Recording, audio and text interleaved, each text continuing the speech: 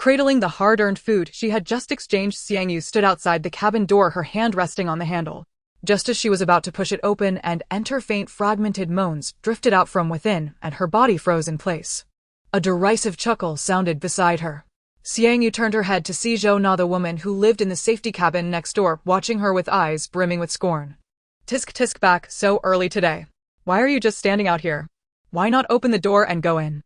Zhou Na's words dripped with ridicule, and many of the people nearby cast Xiang Yu sympathetic glances. Xiang Yu's body trembled almost imperceptibly, yet in the end she twisted the door handle all the way down, slipped quickly into the room, and shut the door. In the instant before it closed, she could still hear Zhou Na's triumphant laughter. Inside, not a single ray of light pierced the darkness. The windows were sealed shut, and the room was a pitch-black void. Her eyes quickly adapted to the gloom. Xiang Yu took 2 steps forward when something soft yielded beneath her foot. She lowered her gaze, and her face instantly darkened. The last fragile thread of hope in her heart snapped, and a surge of fury rose violently from within. Bending down, Xiang Yu picked up the undergarment beneath her foot and strode toward the bedroom door that stood slightly ajar. As she drew closer, the moans from within grew clearer, more distinct. Through the half-open door, Xiang Yu could make out 2 blurred figures entwined on the bed. Mingo, when are you going to tell Sister Xiang Yu about us? You promised me last time. Don't touch there, you're terrible. The woman's voice was painfully familiar. Xiang Yu froze for 3 seconds as recognition struck, then her right leg snapped up and she drove a kick hard into the half-closed door. Changming, how could you do this to me? Xiang Yu hurled the food in her arms at the pair on the bed, tears glimmering in her eyes. Her shout jolted the man and woman from their passion in an instant. Good. Very good. Xiang Wan, you've really done right by me. The 2 of you, you filthy pair. I must have been blind. When have I ever wronged you for you to treat me like this? Xiang Yu reached down to her calf and drew out a dagger still stained with tacky blood. Madness and hatred burned in her eyes as she raised the blade and lunged toward the 2 on the bed. On the bed lay the man who had been her boyfriend for 2 years and her companion through 5 years of the apocalypse, Chang Ming, and her dear cousin Xiang Wan. As Xiang Yu's dagger thrust forward, Xiang Wan let out a shrill cry. Ah! Minga! Chang Ming reacted quickly, yanking the terrified, stupefied Xiang Wan toward him with his right arm while his left hand shot out, clamping around the gleaming dagger. Metal clanged sharply. Xiang Yu lowered her gaze, locking eyes with the half-loathed Chang Ming. His left arm had once been amputated, and now his left hand was a mechanical prosthetic. Xiang Yu, stop making a scene. Chang Ming's tone was impatient, the same infuriating way he had always spoken to her. Cousin, Xiang Wan whimpered from behind him, her voice aggrieved. Looking at Xiang Wan's fair-skinned, delicate features and the pitiful expression she wore as she spoke, Xiang Yu knew that in the past she would have fallen for this act without hesitation. But now, with Xiang Wan and Chang Ming lying together in the same bed, she could no longer treat her as she once had. Steely resolve flashed in her eyes. Xiang Yu tried to tug the dagger free with her right hand, but Chang Ming's mechanical arm clamped so tightly around the blade that she could not wrench it away. Her left hand darted to the small of her back, producing a handgun. Without hesitation, Xiang Yu raised the weapon and fired at Chang Ming. Panic flickered through Chang Ming's eyes. He instantly released the dagger and brought his mechanical arm up as a shield. With a deafening bang, the bullet slammed into the prosthetic. Metal rang, the shot was deflected, and the warped bullet tip clattered to the floor. Minga, she's trying to kill us. Xiang Wan shrank behind Chang Ming, her head tucked down, yet her eyes glittered with malice. Chang Ming himself had been rattled by Xiang Yu's attempt. Had the bullet not been blocked, he would likely have been lying dead already. Regaining his composure, he swung his mechanical arm in a brutal arc, slamming it into Xiang Yu's abdomen.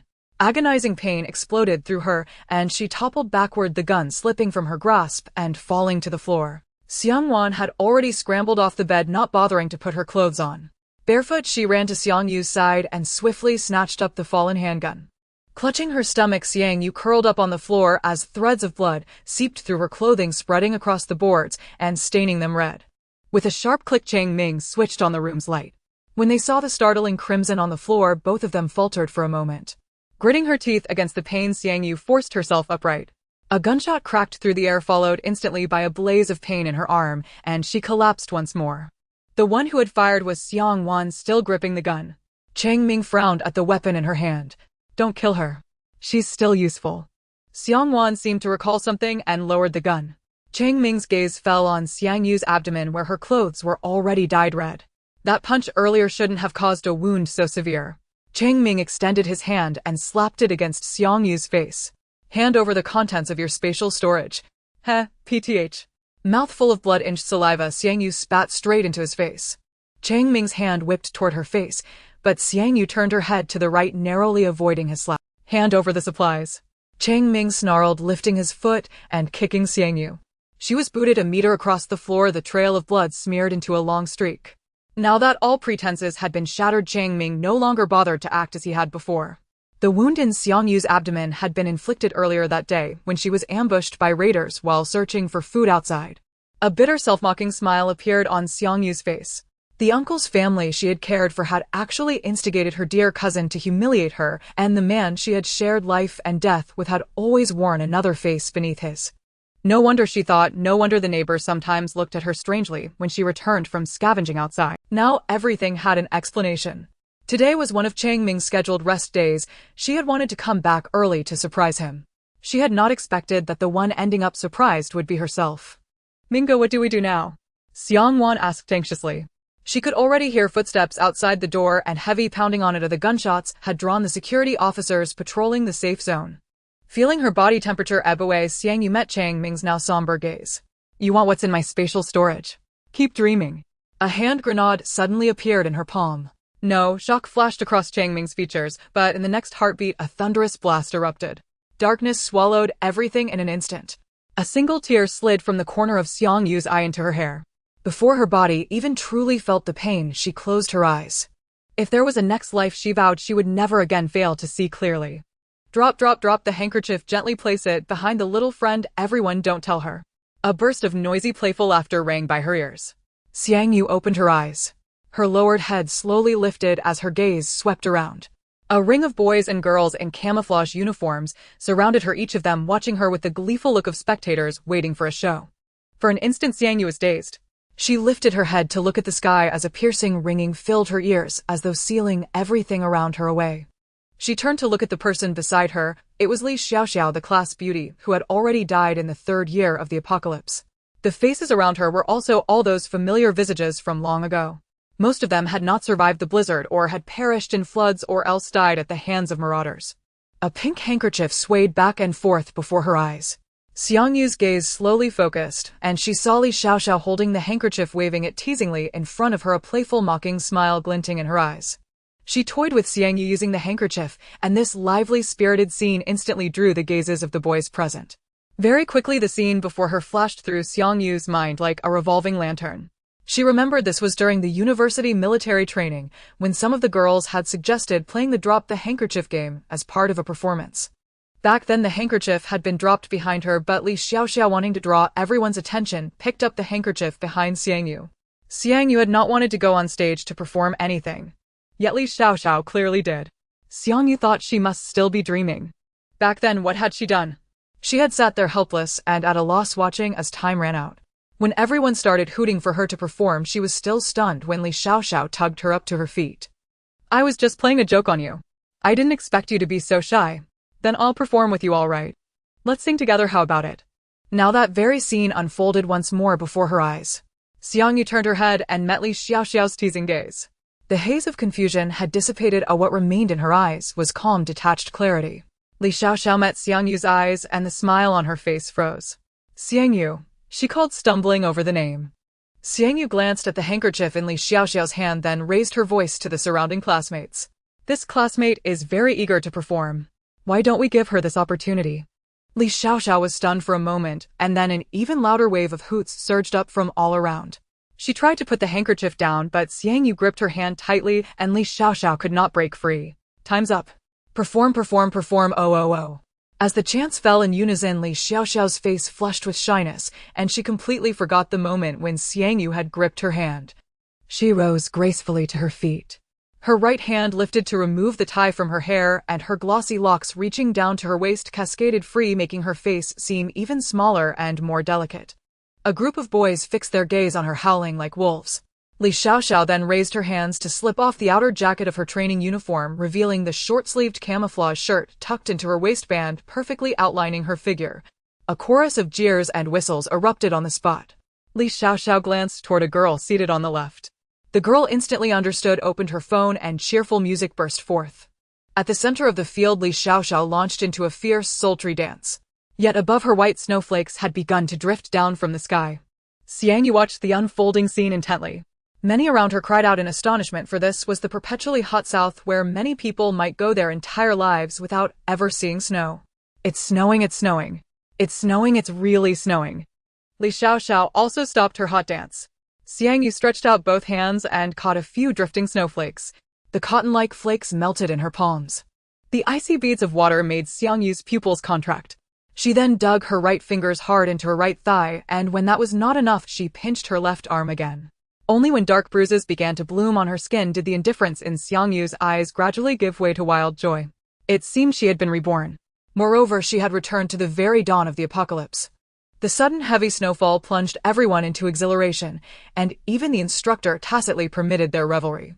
In the midst of this frenzy, Xiang Yu quietly slipped away. Xiang Yu found her counselor in the infirmary and produced her soon-to-expire ID card to request leave. She had never expected that this nearly expired card would end up saving her life. At that time, she had just entered university and had not bought many things for the dormitory. After tidying her bed, she packed up everything she owned and sent it all directly home. Just as she was about to leave, she ran into her 3 roommates coming in through the door laughing and chatting, each of them playing with a snowball wrapped from a handful of snow. Xiang Yu had long since forgotten their names. Seeing the large bags in her hands, the 3 of them stared in surprise. Xiang Yu, where are you going? Why are you moving everything out? Xiang Yu looked at the 3 before her about to say something when one of the girls suddenly blurted, Xiang Yu, since you're moving everything out, can I have your bed? Do as you please, Xiang Yu replied coolly. She brushed past them with her bags, walked through the long corridor, and as she did, scenes of gore flickered before her eyes. She watched the unfamiliar classmates currently horsing around in their rooms. In the not-too-distant future, this place would become a living hell. The 20-day military training would trap these people inside the campus. When the snow completely blocked all the roads and food could no longer be supplied to the school, the riots here would be even more brutal than those outside. The corridor beneath her feet had once been stained red with blood, the stairwells piled high with bones. Some classmates she had only met a few times now passed before her eyes as if in the moments before their deaths, their bodies drenched in blood, terrifying beyond words. After 5 years of surviving the apocalypse, Xiang Yu knew that her mind was no longer whole. In that world where humans devoured humans, whose heart could possibly remain unsullied. Leaving the dormitory building, Xiang Yu looked up at the sky where snow fell endlessly in thick fluttering sheets. As time passed, the snowfall seemed only to grow heavier than before. After storing her belongings at the parcel depot, Xiang Yu wrote down the address where she wanted them sent, then scanned a shared bicycle and rode out of the campus. Halfway along the road, someone stepped out to block her path. Xiang Yu, where are you going? The one who stopped her was Chang Ming. Xiang Yu looked at that young, unlined face. At this time, she was still in a relationship with Chang Ming.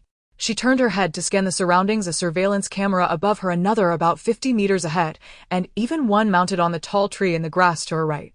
This was only the very beginning of the apocalypse. Even 2 months of blizzards would not yet have collapsed order. Countless methods of disposing of a corpse flashed through her mind, and in the end, she rejected them all. Xiang Yu, it's almost lunchtime, where are you going? Chang Ming wore a gentle smile, his eyes filled with endless tenderness, as he looked at Xiang Yu as if they could drip with water. Xiang Yu met his gaze, and the next moment she nearly felt nauseous as a camera hidden in the branches of a tree on her left turned slightly, pointing in their direction.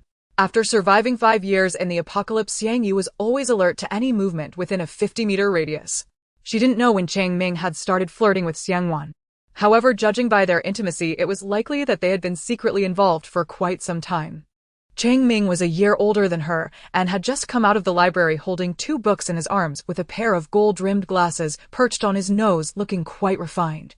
Many girls passing by cast admiring glances at Chang Ming. The snow was falling heavier and heavier, piling up on their shoulders. Chang Ming took a few steps forward to stand beside Xiang Yu, extending his hand to brush off the snow on her shoulder. In the past, Xiang Yu would have been touched by his thoughtful gesture. Seeing Chang Ming's hand about to rest on her shoulder, she subtly leaned away, avoiding his touch. Chang Ming was taken aback, and after a moment of hesitation, he withdrew his hand. Xiang Yu, did I do something wrong? Chang Ming asked in confusion. Xiang Yu's attitude towards him was too strange. She had always been warm when she saw him, but now she was so cold. Xiang Yu looked up at the falling snow, realizing she had no time to waste with Chang Ming. She only had one. The most urgent matter at hand was to gather supplies as quickly as possible. Xiang Yu, next month is my birthday. I booked a private room at the Venus Hotel. You will come, right? Chang Ming wanted to continue to pursue Xiang Yu, even hinting that she should buy him a gift. For example, a watch he had always liked but couldn't afford.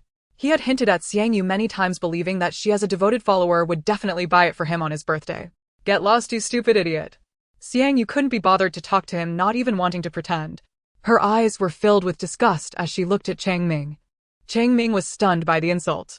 Did he hear her wrong? Xiang Yu actually scolded him. Meeting her gaze, his smile froze. Did Xiang Yu know something? In the next moment, Xiang Yu rode away on her bicycle without looking back. As she neared the corner, she turned her head and cast a heavy glance at Chang Ming. There would be plenty of time in the future, as she wouldn't let Chang Ming and Xiang Wan die so easily. She wanted them to experience the endless pain, despair, and unwillingness brought by the apocalypse. Ending their lives would be too easy. Making them live in agony was the true torment.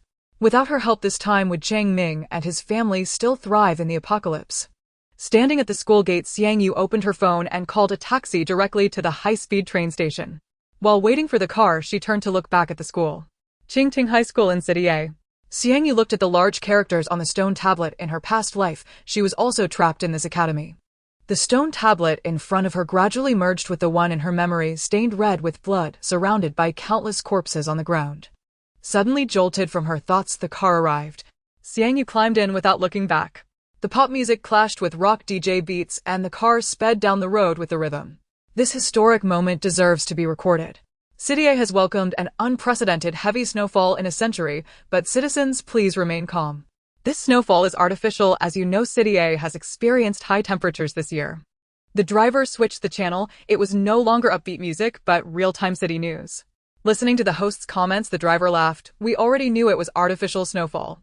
He said this while chatting with the man sitting in the passenger seat. Their conversation suggested they were well informed about national affairs, while Xiang Yu quietly listened from the back seat. The driver occasionally engaged Xiang Yu in conversation, lightening the atmosphere in the car. After dropping her off at the high-speed train station, he helped her take out her luggage. Little sister, please give me a 5-star rating. Thanks. The train ticket was from City A to City K. City K was her home. After the chaos began in her past life, she never had the chance to return to her hometown. On the way home on the high-speed train, Xiang Yu felt excitement in her heart. She took out her notebook and began to compile a list of supplies for the apocalypse. After the heavy snow, there would be no shortage of water resources for a long time. Of food was of utmost importance, followed by medicine. A month after, the blizzard temperatures would plummet. The coldest period would last for 6 months, with sub-zero temperatures, and many would die from the freezing. She needed to prepare for cold-resistant supplies. Thinking of the various things she encountered in her past life, during the apocalypse, Xiang Yu wrote down everything she had missed. After checking for any omissions, she finally turned her gaze to the window. The man sitting next to her occasionally glanced at the notebook on the table, his eyes filled with curiosity. Just a moment ago, he seemed to have seen that it mentioned 20 tons of rice. This person couldn't be a wholesaler, could he? Outside, the snow continued to fall. Not only City A, but also several cities along the way were completely covered in snow. City M and City N are also snowing. Look, this snowfall seems to be nationwide. The project is just a bit large. Yes, I saw the news too. The authorities said this is a nationwide artificial snowfall. The 4 people in the back seat were conversing. Xiang Yu listened to their discussion, understanding that this was merely a delaying tactic to postpone the chaos. When the stored food runs out and panic ensues, these statements will be overturned by their actions. By the time they reached City K, it was already the afternoon of the next day. After exiting the high-speed train station, Xiang Yu saw sanitation workers sweeping snow on the streets. Almost every 50 meters a worker could be seen clearing the snow. Snowmen of various sizes were piled up on both sides of the street, with several children playing snowball fights under the supervision of their parents. Nearby vendors had even set up stalls selling Christmas items. A girl in a Christmas outfit linked arms with her boyfriend as they emerged from an alley, and the dessert shop had rolled out snowman-themed cupcakes. This warm scene seemed like 2 different worlds compared to the apocalypse in Xiang Yu's memories. Dragging her suitcase, she quickly left the bustling street. Yangdang Community. Xiang Yu took out her access card, entered the community, and headed straight for Building 3, Room 401. When she inserted the key into the lock, a massive bookshelf greeted her at the entrance, and the scent of cedar filled her nostrils. The shelves were stocked with a lot of materials, and at the back, Xiang Yu could almost see herself writing fervently. Qingting High School in City A was considered one of the top universities in the country. She had worked hard for a long time to get in. On the wall of the bookshelf hung 2 portraits of elderly people, their expressions stern and serious, looking quite strict. However, Xiang Yu knew that they were the only ones who had treated her the best in the world. After closing the door, Xiang Yu's first action was to head straight to the bedroom, kneeling down to rummage through the wardrobe. After pulling out all the clothes inside, she finally spotted what she was looking for at the bottom of the wardrobe. Xiang Yu picked up the wooden box with both hands, found the key in the bedside cabinet, and opened the box. Inside the box were the items left to her by her grandmother, gold and silver jewelry. Xiang Yu dumped the contents of the box onto the bed and began to search through them anxiously. Not this, not this. Found it. Xiang Yu picked up a black jade piece, her eyes filled with excitement, her fingers trembling slightly as her right hand moved towards her neck. When she touched the slender chain, Xiang Yu pulled hard on her wrist, and the white jade pendant hanging around her neck was yanked down. She held the black jade piece in her left hand and the white jade piece in her right. However, it seemed as if there were a magnetic force between the two jade pieces, slowly drawing them closer together. Xiang Yu pressed them together, watching their changes intently. In her previous life, due to carrying the white jade piece after an injury, her blood flowed onto it, awakening a still storage space the size of 3 bird nests. But by that time it was already the 3rd year of the apocalypse, where even tree roots and grass were dug up and consumed, leaving no food to store. Carrying a massive treasure yet unable to use it, she ended up storing firearms in the space after feeling a fleeting joy. This jade piece was left to her by her grandmother. As a child, she used to play with them as if they were magnets. Looking at the jade piece in her hand, Xiang Yu picked up a hairpin and pierced her fingertip, letting her blood drip onto the jade. Xiang Yu closely observed the changes before her, watching as the 2 jade pieces slowly absorbed her blood. Suddenly a dark flash passed, and the 2 jade pieces in her hand turned to dust. Almost instantly, a sharp pain surged in her mind. Xiang Yu swayed and fainted completely. When she woke up again, it was already 2 in the early morning. Xiang Yu rubbed the dust left by the jade piece with her fingertips.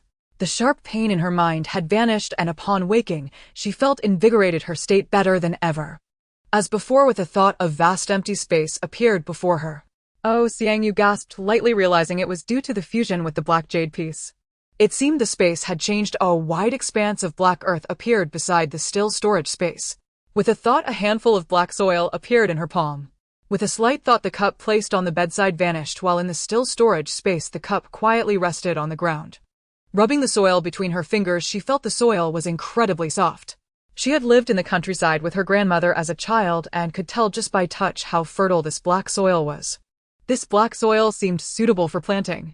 A wave of immense joy overwhelmed Xiang Yu as the world faced a prolonged cold air era following a blizzard, making it impossible for many plants to survive.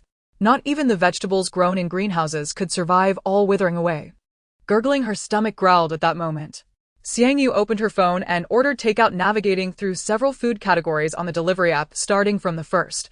For each restaurant listed below, Xiang Yu placed an order, and with each payment her phone chimed incessantly. To avoid drawing attention, Xiang Yu ordered only 10 portions from each restaurant and noted that it was for a gathering of friends, asking the owners to make the portions a bit larger.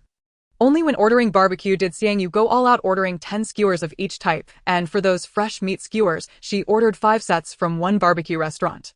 As the heavy snow turned into a blizzard, these restaurants would also close one after another, and it would be impossible to eat when that time came.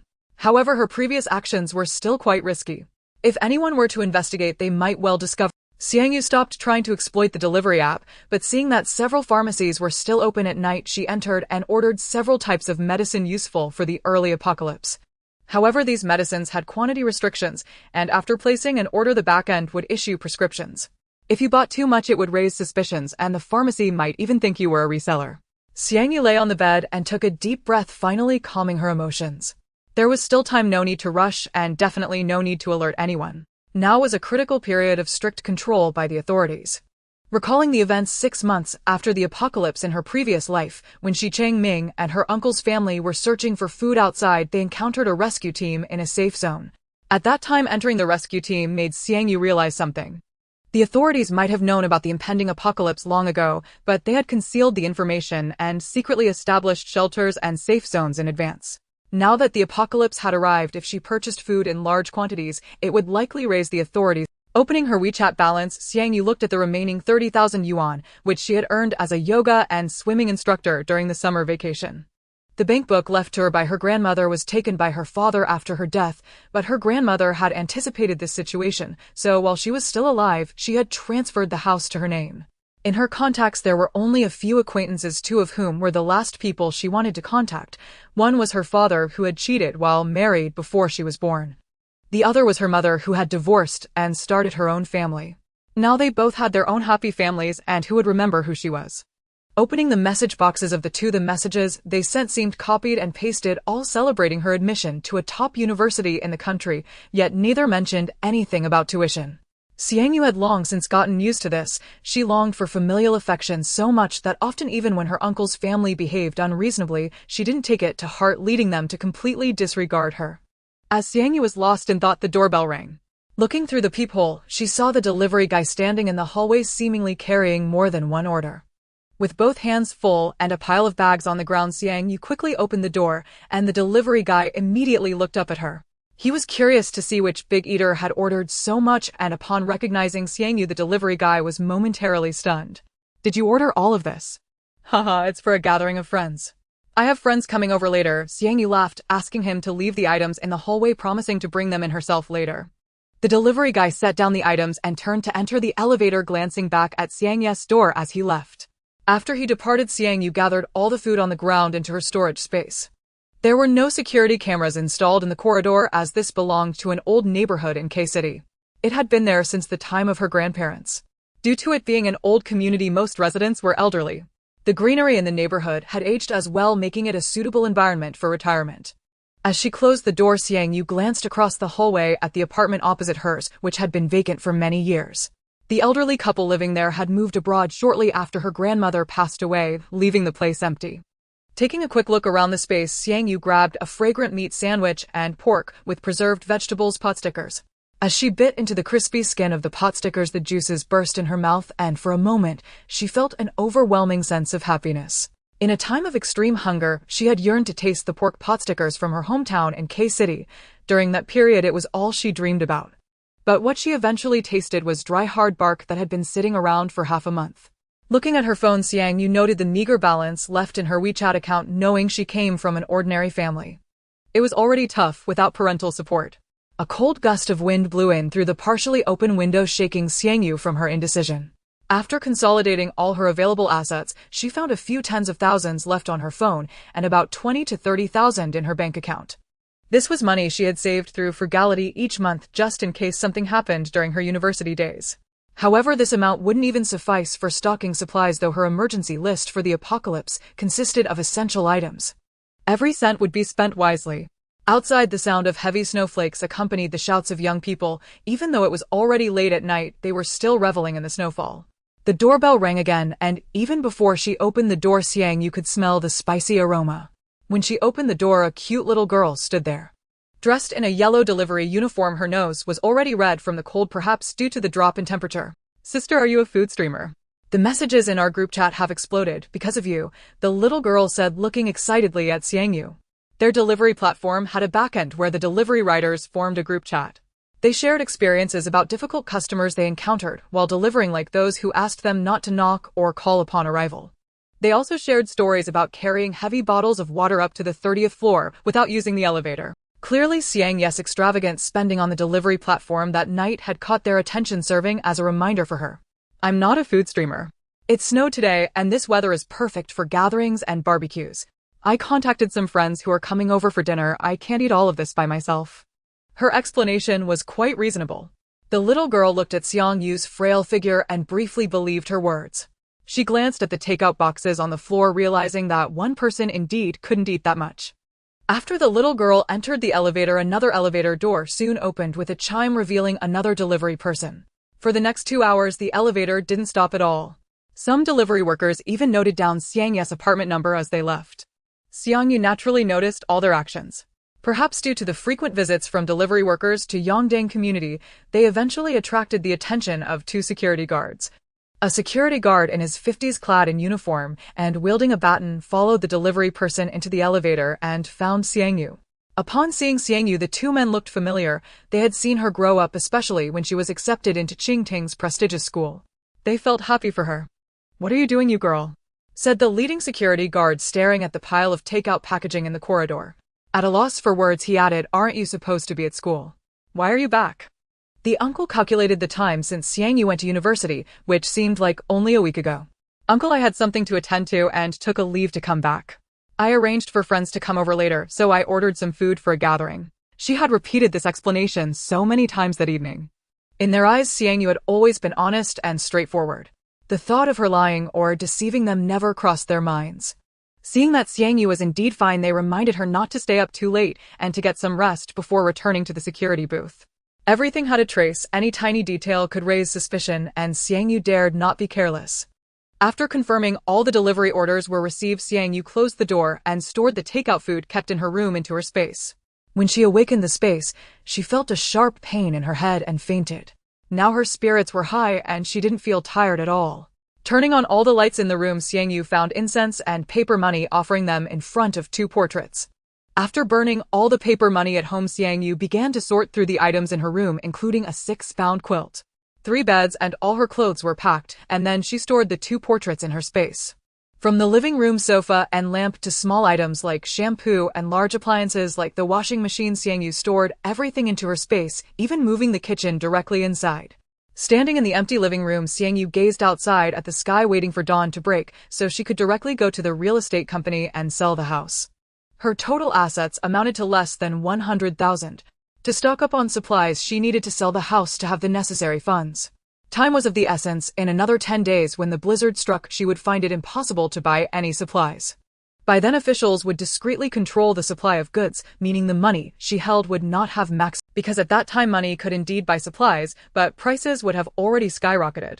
A bag of rice that originally cost 50 would likely cost 500. By then it would be difficult to purchase anything at all.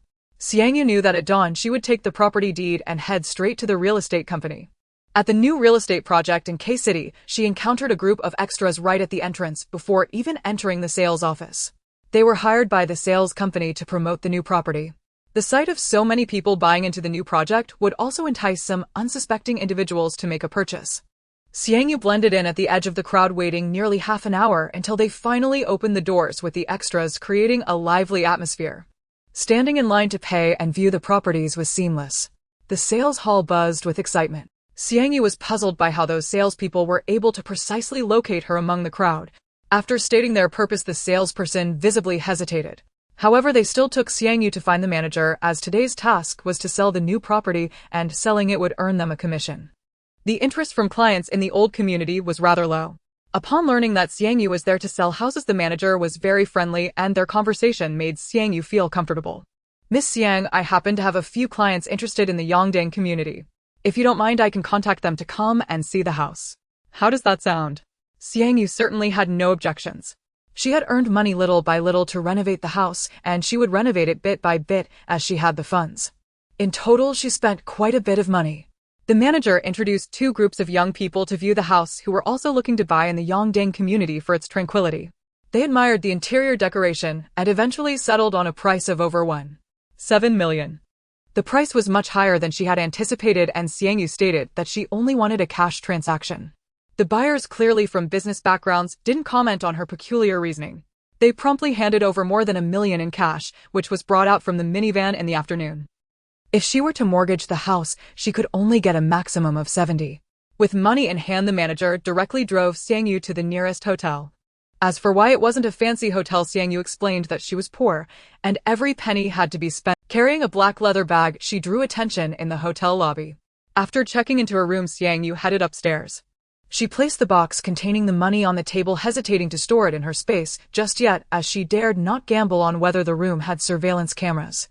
Looking around the room, Xiang Yu observed the large mirror above the bed, the television facing the bed, and the socket glowing with red light. As darkness approached, Xiang Yu lay down on the bed with the box of money beside her. Even while sleeping, she only managed a light slumber, and as soon as it grew dark, she took the box and left the room. Once in an empty alley, Xiang Yu stored the box of money in her space. She found a rental car agency and, armed with her C license, realized a large truck was out of the question. On the staff's recommendation, Xiang Yu rented a business vehicle, specifically one with the back seat removed, making it easier for her to store her. The vehicle was quite old, but the rental cost was low.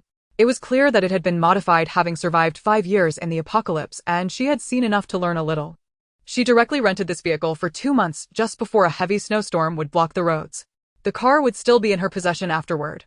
The staff momentarily froze as Xiang Yu pulled out over 3,000 cash from her pocket, as mobile payments had become very common these days. Seeing someone pay in cash out of the blue was somewhat novel to them. Driving the car out of the rental agency, Xiang Yu grasped the steering wheel, feeling that a common citizen suddenly becoming wealthy would attract official attention. Moreover, she would be making multiple transactions with this money over the next few days. If she used online banking or went through a bank, her purchases would raise suspicions during the official scrutiny. Xiang Yu couldn't afford to take any risks. If it were after the riots, she might not have so many concerns, but with some time left before the chaos, she didn't want to be noticed. Being targeted by the authorities meant that everything she did would be under surveillance, leaving her feeling restrained. The snow on the roads was cleared swiftly almost immediately after accumulating to a finger's thickness thanks to the sanitation workers on standby. Groups of children huddled by the street, and as the sanitation workers cleared the snow to the sides, they rushed into play. With gloved hands, they grabbed snowballs and began a snowball fight building snowmen. As evening approached, the snack street began celebrating Christmas. In advance, the cheerful Christmas songs, creating a lively atmosphere throughout the entire street. Due to the heavy snow, the designated parking spaces on the street were rendered unusable, disrupting Xiang Yu's original plans. In the end, she had no choice but to park the car in the alley. After walking around to ensure there were no cameras, Xiang Yu finally felt relieved. The snack street was bustling, and the heavy snow didn't hinder their nightlife. The street surrounded a small river where many couples leaned against the railing, enjoying the evening snow scenery after buying snacks. The left side of the river was the snack street, while the right side housed massage and foot spa shops where red and green lights flickered, revealing moving shadows inside. Xiang Yu blended into the crowd, marveling at the speed of the vendors as they prepared fried rice, as if on a fast-paced assembly line. Xiang Yu ordered 10 portions of fried rice, almost from across a stall, and with the crowd bustling, no one seemed to notice her. The vendor's wife, having a moment of free time, asked the young girl taking the order, "Sister, you ordered so much, are you bringing it to someone else? Our food tastes best when it's fresh out of the pan." Xiang Yu smiled and replied, "Yes, my dad is inviting some workers over for a meal at home. They live nearby and they say your food is delicious, so it should still be warm when I get home." "Oh, so you're an old customer. Working on the construction site uses up a lot of energy. I'll make you a little extra," the vendor's wife added, scooping an extra generous portion each time. After loading her things into the car, Xiang Yu stepped out with a scarf wrapped around her neck, covering most of her face and leaving only her eyes visible. Ding, ding, ding. The sound of her phone rang out in the empty alley. Xiang Yu took out her phone and saw the name Chang Ming displayed on the screen. Xiang Yu quickly hung up the call. Just as she was about to block Chang Ming, her phone rang again. It was Xiang Wan. These two just wouldn't let up. After a moment's hesitation, she answered Xiang Wan's call. At the moment the call connected, Xiang Yu didn't speak. The other party clearly knew she had answered, but remained. She could only hear the other side intermittently saying, "Brother Chang Ming, perhaps Sister Xiang Yu is going through something lately and hasn't been replying to you. Don't be too sad. Wan, do you think I treated her poorly? When she said she was hungry, I made her porridge myself. Brother Chang Ming, don't be like that. I feel heartbroken watching you like this." Xiang Wan gazed affectionately at Chang Ming. On the other end of the call, Xiang Yu felt utterly disgusted by the two. "Brother Chang Ming, it seems Sister Xiang Yu has picked up the call." Seeing this, Chang Ming, who had been feigning melancholy, stiffened instantly. He didn't know if Xiang Yu had heard what he had just said to Xiang Wan. "Hello Xiang Yu, why aren't you replying to my messages or answering my calls? Did I do something wrong? Just tell me directly, please don't treat me like this." Standing in the alley, Xiang Yu leaned against the wall, her hand holding the phone already stretched far away as her right hand casually scratched her ear. As for the words that Chang Ming had just said, she hadn't heard a single one. "Are you done?"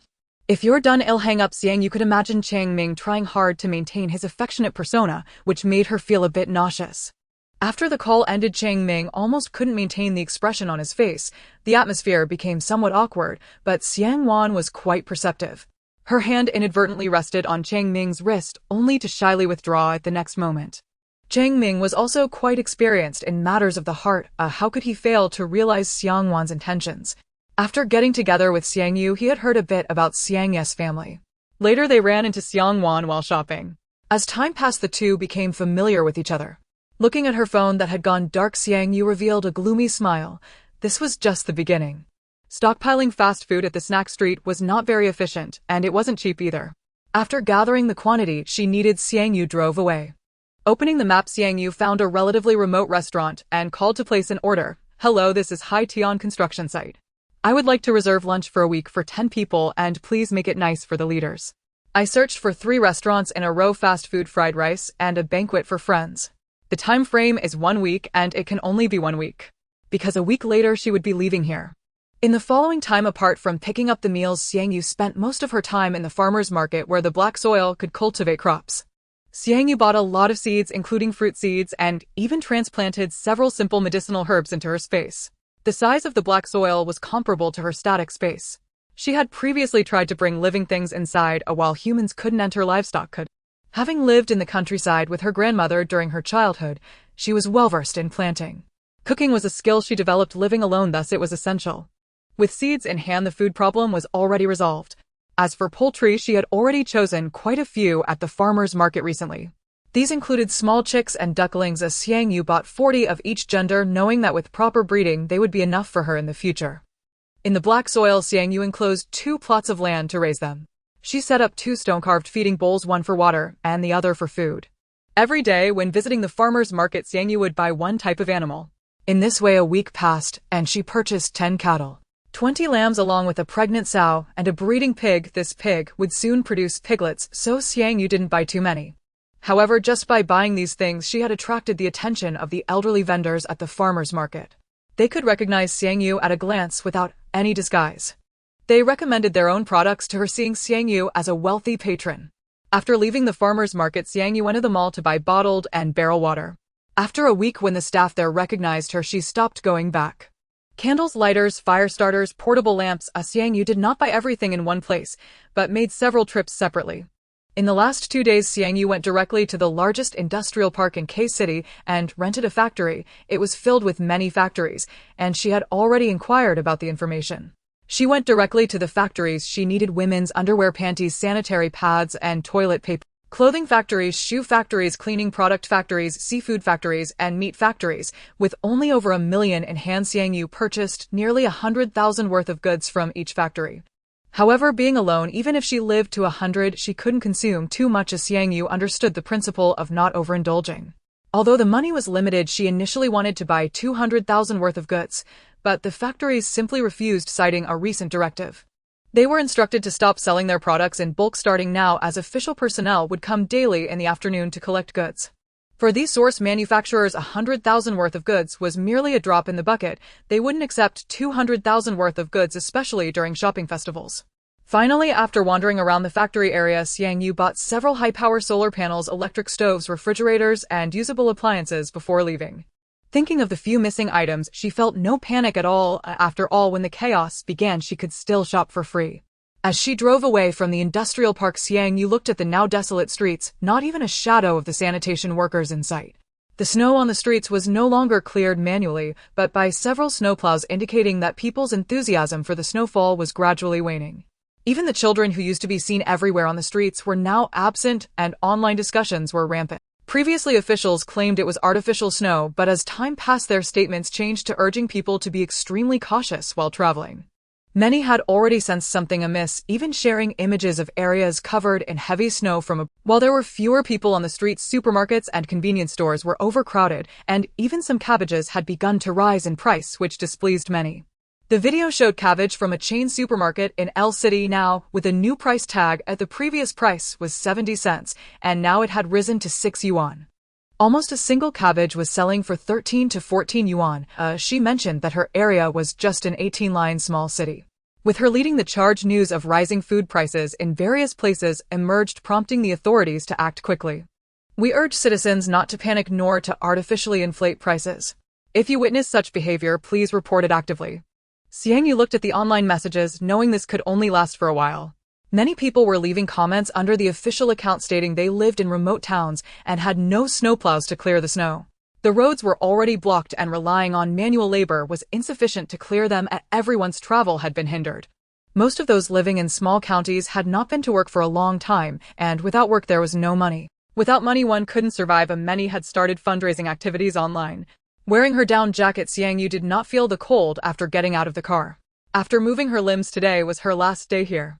If she left any later, she might not even make it out of the city. Opening the online shopping platform, Xiang Yu looked at the delivery updates. She spent the remaining tens of thousands in her card on high-quality jackets and cold-proof clothing. Her means of transportation aside from her small oil-burning motorcycle was a rented, modified business vehicle. Looking at the thick snow falling outside, it was time to leave, and she followed the navigation along the old route. The highways were no longer passable, and even subways and planes had ceased operations. The place she was heading to was the countryside where she had lived with her grandparents. She often traveled this route when returning for ancestral worship, and it was so familiar that she could drive there with her eyes closed. There is a rice and flour shop in a small town outside City K. Xiang Yu glanced at the navigation and took a slightly longer route to get there directly. The town only had one snowplow, and as she drove onto the town street, she happened to encounter a man operating the snowplow who was in a heated argument with several women. The snow had already piled up on several of them, indicating they had been standing there for a while. Xiang Yu honked the horn, snapping the arguing people back to reality. The women looked furious, their faces flushed as they huffed and made way for Xiang Yu. When she arrived at the rice and flour shop, the large warehouse inside was already crowded with townspeople. Xiang Yu opened the car door to get out, but her phone rang. It was her counselor. Xiang Yu, the roads are blocked at the moment, don't come to school yet. Wait for further notice. After the counselor finished speaking, she hurriedly hung up. Xiang Yu knew that panic had spread through. Those students stuck at school were either leveraging connections or getting money from home to hire black cars to take them. However, it was often the first batch of people to leave the school who were the wisest. The warehouse was filled with noise, and rice and flour were stacked in different areas. Please make an exception for us. We have over 10 mouths to feed at home, and this little rice will likely run out by next month. Besides, who knows when this heavy snow will stop. Could you sell me 2 more bags of rice? The man said as he took out a pack of cigarettes from his pocket and handed one to the old man selling tobacco. The old man took it and lit it up. It's not that I don't want to sell to you, but there are regulations from above. We can't dare to do that, especially with so many eyes watching us. Xiang Yu listened to the old man's words to the man, realizing that after the snow began, the authorities had strictly controlled these goods. Even if one wanted to buy, it was calculated per household. The reason she hadn't rushed to buy these supplies was that Xiang Yu was already well aware of the situation. When it was Xiang Yu's turn in the long queue, she avoided the gazes of the crowd and slipped 1,000 yuan in cash into the old man's sleeve. The old man felt the stiffness of the paper at his wrist and gave Xiang Yu a meaningful look. Each household can only buy 1 bag. He retracted his hand into his sleeve, feeling the thickness of the money. Just 1 bag is fine, thing. As the old man handed a 20-kilogram bag of rice to Xiang Yu, he whispered in a voice only they could hear, "Come back at 9 tonight." Then he smiled and called over the next customer. Xiang Yu understood and maintained a natural expression. Money could indeed work wonders. She had spent nearly 10,000 yuan to open a path here. After placing the items she bought in the car, Xiang Yu checked the time. It was only 4:33 p.m., and there was still some time before 9. After having a meal in the car, Xiang Yu, wearing a mask, headed towards the town, planning to make another purchase inside. However, there would likely be restrictions, and buying too much would raise suspicion. Fortunately, the black land in her space could still be planted, solving the food issue. She found a farm machinery store in the town, but unfortunately the door was closed. Xiang Yu called the number on the sign. Upon hearing there was business, the boss braved the heavy snow to come. "Hey girl, there's heavy snow everywhere lately. The fields can't be tilled. What do you need the machines for?" he asked casually. Xiang Yu casually fabricated a reason. "We're growing vegetables in greenhouses at home. Everything has frozen recently and the machines broke down, so we're just replacing them with new ones." Upon hearing this, the man immediately guessed Xiang Yu's identity. "Oh, you're from the west side of the village. It's a bit far to come here. By the way, boss, I want to buy a rice milling machine, a few tillers, a grass cutter, a corn thresher, a grinder, a generator, and an old stove. Do you have those snake skin bags?" The boss was taken aback. "We have those." The farm machinery Xiang Yu wanted was almost a complete set. "I just received a batch of goods before the snow fell. Do you need jars?" "Yes, do you have large jars?" Xiang Yu didn't expect the boss not only sold farm machinery, but also jars, which she was struggling to find. Even if she could buy more oil and soy sauce tonight, it would be limited, and she didn't have time to run back and forth. She had already made plans in her mind. She could grow vegetable seeds to press oil and beans to make soy sauce. All she was missing were the tools. While the two were selecting jars, the boss's phone rang. After he answered, his face showed a look of urgency. Xiang Yu vaguely heard a woman on the other end say something about needing to go to the hospital due to bleeding. "I'm sorry, but how about this? You come back tomorrow to pick up the goods. I need to hurry back. It seems an elderly person at home has fallen. How about this, boss? Can you help me move the machines I just bought outside your store and cover them with waterproof cloth? I drove here and can load them myself." As she spoke, Xiang Yu took out 4 stacks of thick cash from her coat. This was the previously agreed price, and she even gave a little extra. She just hoped the boss would help move a few items. Seeing this, the boss gritted his teeth and rolled up his sleeves to help Xiang Yu move the items out. The two worked quickly together, and soon they had moved everything out. Xiang Yu went a drive, and the boss covered the farm machinery with waterproof cloth before leaving in a hurry. After driving the car to the front of his store, Xiang Yu loaded the items onto the car, slowly storing them in her space. After some inquiries, she found a place in town that sold coal. Fortunately, there was no limit on the quantity purchased at over 1,000 yuan per ton. Xiang Yu bought about 15 tons, and he had several vacant coal caves. She placed the coal inside, saying she would come to haul it at night. Girl, come early to haul it away. I don't have cameras here, and it's too cold lately at night. They aren't on night shifts, so if anything gets stolen, don't blame me. Upon hearing there were no cameras, Xiang Yu promised to find someone to come and haul it away as soon as— Girl, do you want coal ash? The boss looked at the workers unloading nearby. After thinking for 2 seconds, Xiang Yu also bought 2 tons of coal ash, and the boss even threw in some extra. Even if she burned these things every day, they would last her for over 10 years. Moreover, the extreme cold after the blizzard would only last half a year. The rest was kept for emergencies. After having a snack in the car, it quickly became 9 o'clock at night, and Xiang Yu drove towards the grain and oil warehouse. The door to the storeroom was tightly shut, and beneath the white haze a figure could be seen standing in front of the door, holding a half-burnt cigarette between 2 fingers. Xiang Yu drove the car over, and the person glanced at her before turning sideways to push the door open a crack, allowing Xiang Yu to slip inside. Inside the storeroom, it was noticeably quieter than during the day. About a dozen people were haggling with the vendor, as they had received quite a few benefits during the day to ensure their cooperation. As they conversed, they kept their voices very low. Xiang Yu walked straight to the rice vendor, who smiled upon seeing her. After all, she was the most generous among them. Xiang Yu did not haggle, as she could still purchase at the original price. In another week, the price would more than double. What's the limit?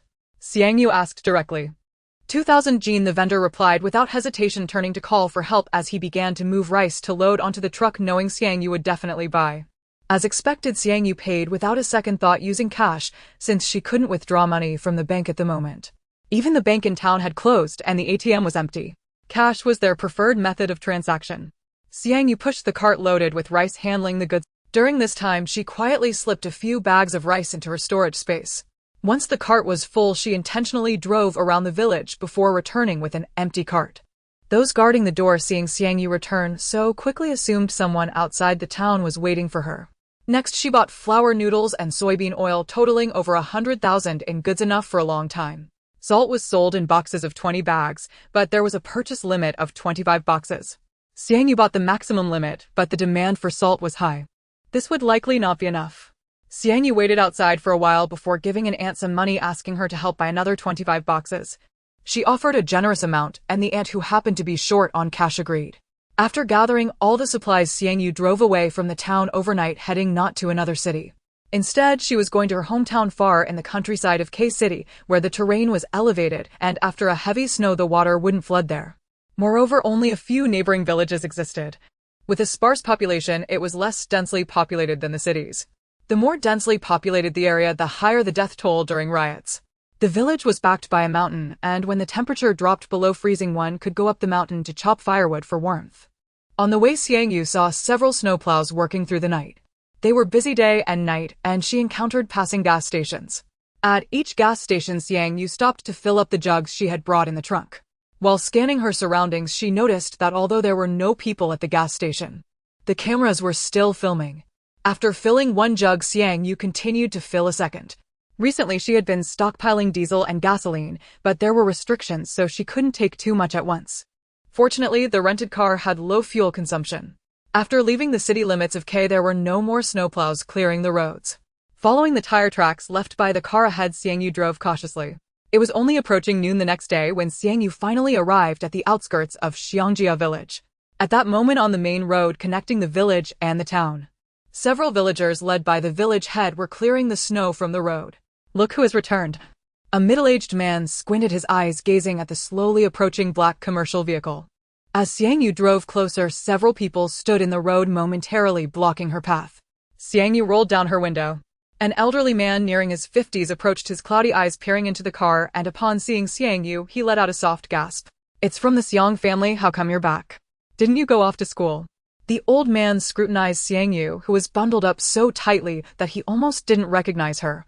There were children in the village who had been accepted into prestigious schools, and their faces were aglow with pride. At that time, they nearly organized a celebration for Xiang Yu.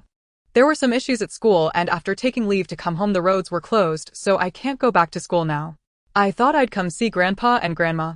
Both of them are buried here, and Xiang Yu returns every year during the new year to pay her respects, so the villagers are somewhat familiar with her. The others with shovels moved closer, standing outside the car window. So it's the granddaughter from the Xiang family who's back. She's even driving a car now. Hello, Uncle and Aunt. Xiang Yu greeted them, and after they cleared the road, she drove on to the old house. Along the way, Xiang Yu saw several young people, shovels in hand, clearing the snow from the main road in the village. Upon seeing Xiang Yu's car, they all stopped their work, moved to the roadside, and peeked inside. However, the dark glass obscured their view, and they could not see who was inside. Xiangcheng, could it be your dad and them returning? Your dad's car seems to be black. A young boy nudged his companion with his elbow. Xiangcheng glanced at the approaching car. My dad's car isn't this one, it's probably not them. Do you know them? Xiangcheng looked at the others nearby, and they all shook their heads. Heavy snow had blocked the roads, and even the signal was affected. It had been a while since he had contacted his parents. Xiangcheng watched the black car carrying Xiang Yu drive away. Several households in the village had left behind children. Their parents were working outside, leaving the elderly and children in the village. The cement path had piled up solid snow on both sides, widening the road considerably. Xiang Yu parked the car in front of the old house. This was a single-story rectangle house, not very large, surrounded by a 2-meter-high wall. At this moment, the house was buried in snow. Perhaps hearing the sound of the car, the tightly shut door next door opened and 3 small faces appeared at the window, all looking at Xiang Yu. An elderly woman came out with her hands behind her back. Xiang girl, back to see your grandparents again. Yes, Grandma. It's cold and snowy outside, you should go back inside. Xiang Yu exchanged a few pleasantries with the elder, then opened the trunk, took out a shovel, and began to clear the snow from the yard. 2 cars were parked in front of the neighboring door, indicating that Grandma's son had likely returned and the whole family was back. Just as Xiang Yu was halfway through shoveling the snow, she heard footsteps behind her. Turning around, she saw a young man she didn't recognize, appearing to be about 25 or 26. He was wearing a fleece hoodie with a cotton vest over it, and on his long legs were a pair of sneakers. The young man held a shovel, his expression indifferent. My grandma sent me to help you clear the snow. No need. Xiang Yu stopped him, but the young man didn't leave. After Xiang Yu took the shovel from him, he pushed the cart that was already full of snow aside. Seeing that he was determined to help, Xiang Yu did not stop him any longer. The 2 of them worked together, their efficiency significantly higher than that of one person. After more than an hour, the snow in the yard was cleared. The young man said nothing and turned to leave with the shovel in hand. Thank you. Xiang Yu drove the car parked outside into the yard. The furnishings inside the room were the same as they were when she left years ago. An old television was placed in the center of the main room. Below it was a wooden cabinet with a broken door and a gray coarse cloth spring sofa. Next door was her grandparents' old room, and behind it was the kitchen. Her room was at the back of the main house. Each room was not large. Xiang Yu took out an old stove she had bought at the farm machinery store, plugged in the exhaust pipe, and lit the stove. The coal was smoldering inside, and after a few minutes, sparks began to appear. Warm air wafted from above the stove, dispelling the cold in the room. After adding fuel to the stove, Xiang Yu drove to the village committee where her previous packages had been stored. They included cold-resistant clothing, a rubber raft, and some self-defense knives, daggers, and folding knives. On the way, seeing the small supermarket and mobile phone store opening, Xiang Yu bought 5 electric blankets, 10 mobile phones, and 5 tablets. Returning home, the stove was burning vigorously. Xiang Yu opened her packages. She had bought 4 sets of cold-resistant clothing, which were more than enough to rotate through. Additionally, she had purchased several thousand cotton jackets from the factory previously, so wearing one and discarding another was more than sufficient. As evening approached, Xiang Yu drove around the village asking house by house and bought 2 bags of rice and some dried vegetables. After all, she had arrived empty-handed.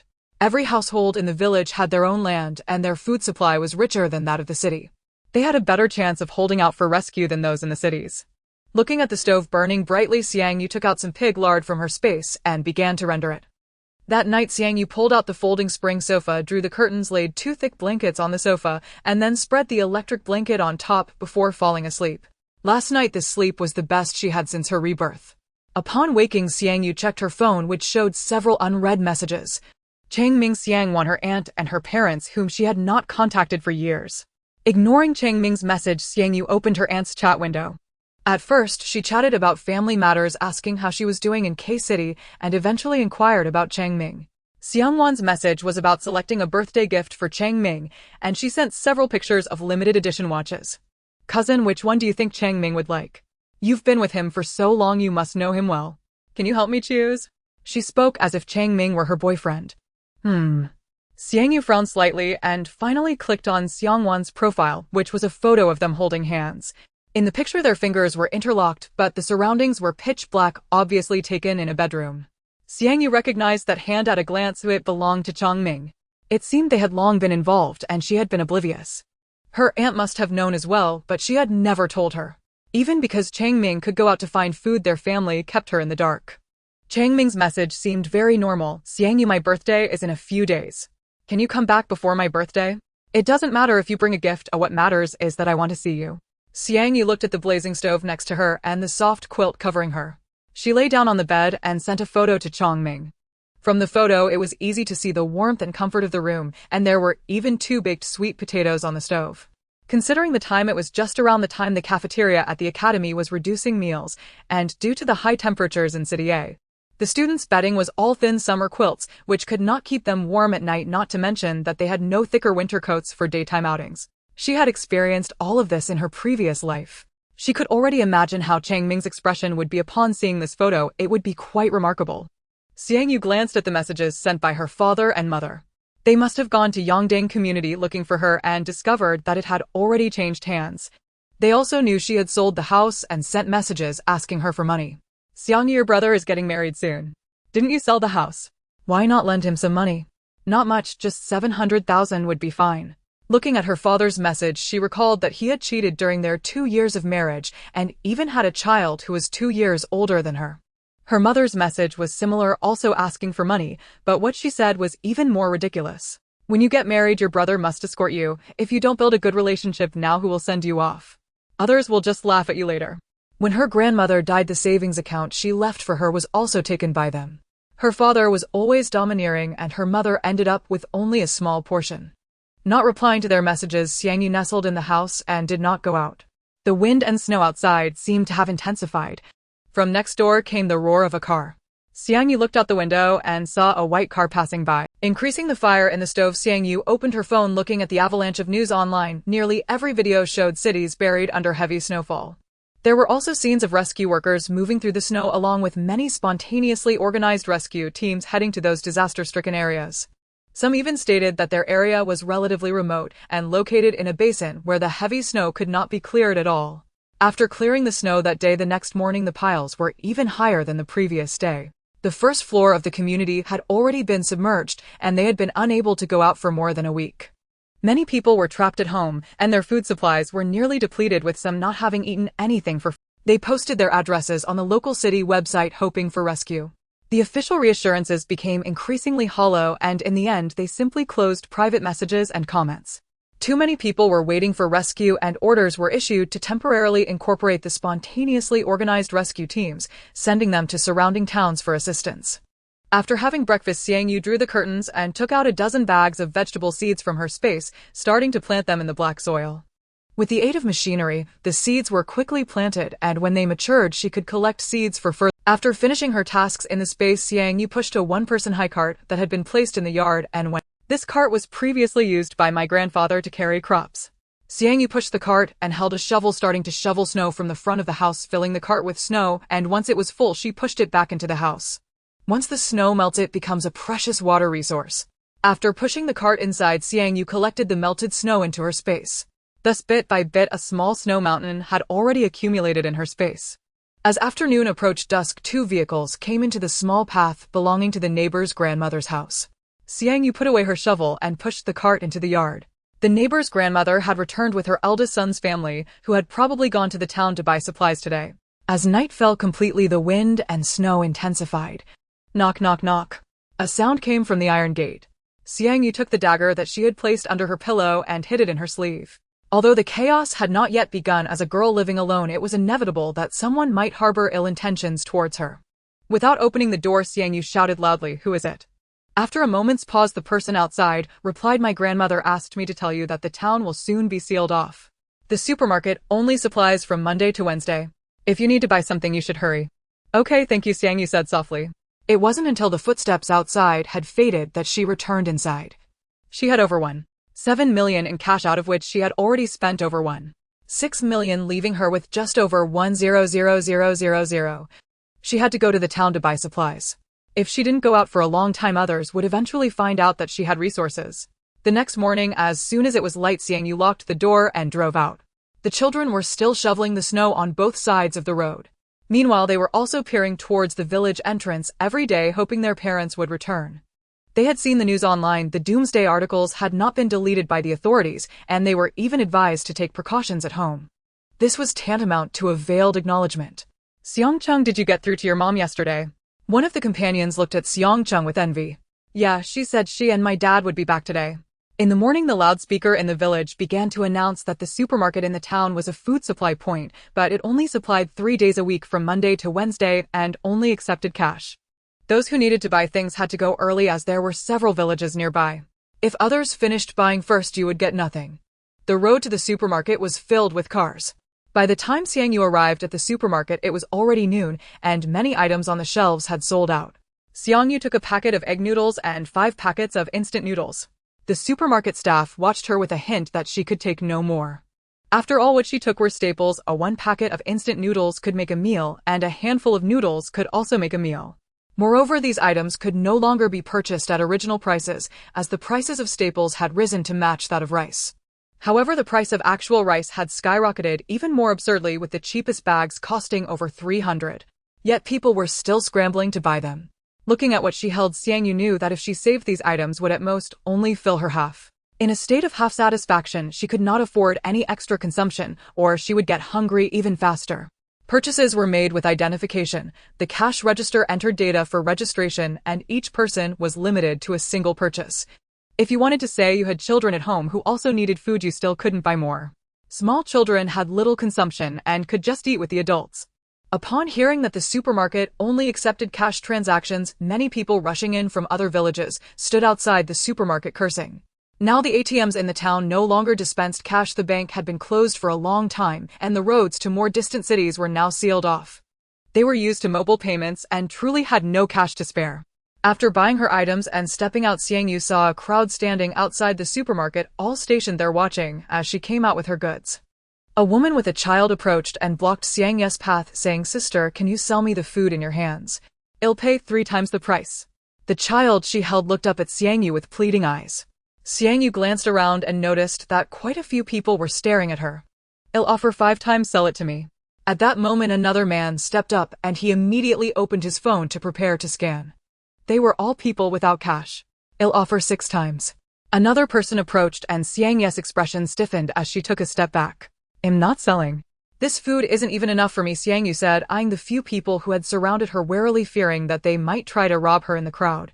Seeing that Xiang Yu wouldn't sell, the people showed reluctance in their eyes, but still made way as there were still others watching not far from the supermarket entrance. Xiang Yu quickly got into her car. Just as she was about to start the engine and leave, someone knocked on her window. She turned her head to see a man pressing his phone screen against the car window. It read that he would buy the food in her hands for 10 times the price. Xiang Yu did not stop, almost instantly starting her car and driving away, while the man outside stood there stunned, cursing under his breath. In a fit of rage, he kicked the nearby car tire hard. When Xiang Yu returned to the main road leading to Xiang village, she saw the village head, who was over 50, still shoveling snow with a dozen villagers. Seeing Xiang Yu's car, the village head walked over and said, "Xiang girl going to the town to buy things." "Yeah, there are too many people." Xiang Yu parked her car on the side of the road, and several people approached, peering through the window to see the noodles and instant noodles on the passenger seat. Xiang Yu had just arrived from the city 2 days prior, and there was no longer any food grown in the countryside, so they were not surprised she would go to the town to buy supplies. "At Xiang Lao's place, we still have some potatoes from our harvest this year. When you pass by my house later, come and take a few to eat." An old man shouted beside the car window, and Xiang Yu smiled and replied before driving away. As evening approached, while Xiang Yu was collecting snow on the small path, she heard the joyful shouts of children at the village entrance and looked up. A black business car was driving into the village from the small path. Just as Xiang Yu was pushing the cart into the small courtyard, the iron gate rattled twice. She turned to see a young man standing by the courtyard gate. "This is for you from my grandmother." The young man was the grandson of the neighbor's grandmother, whom she had seen over the past few days.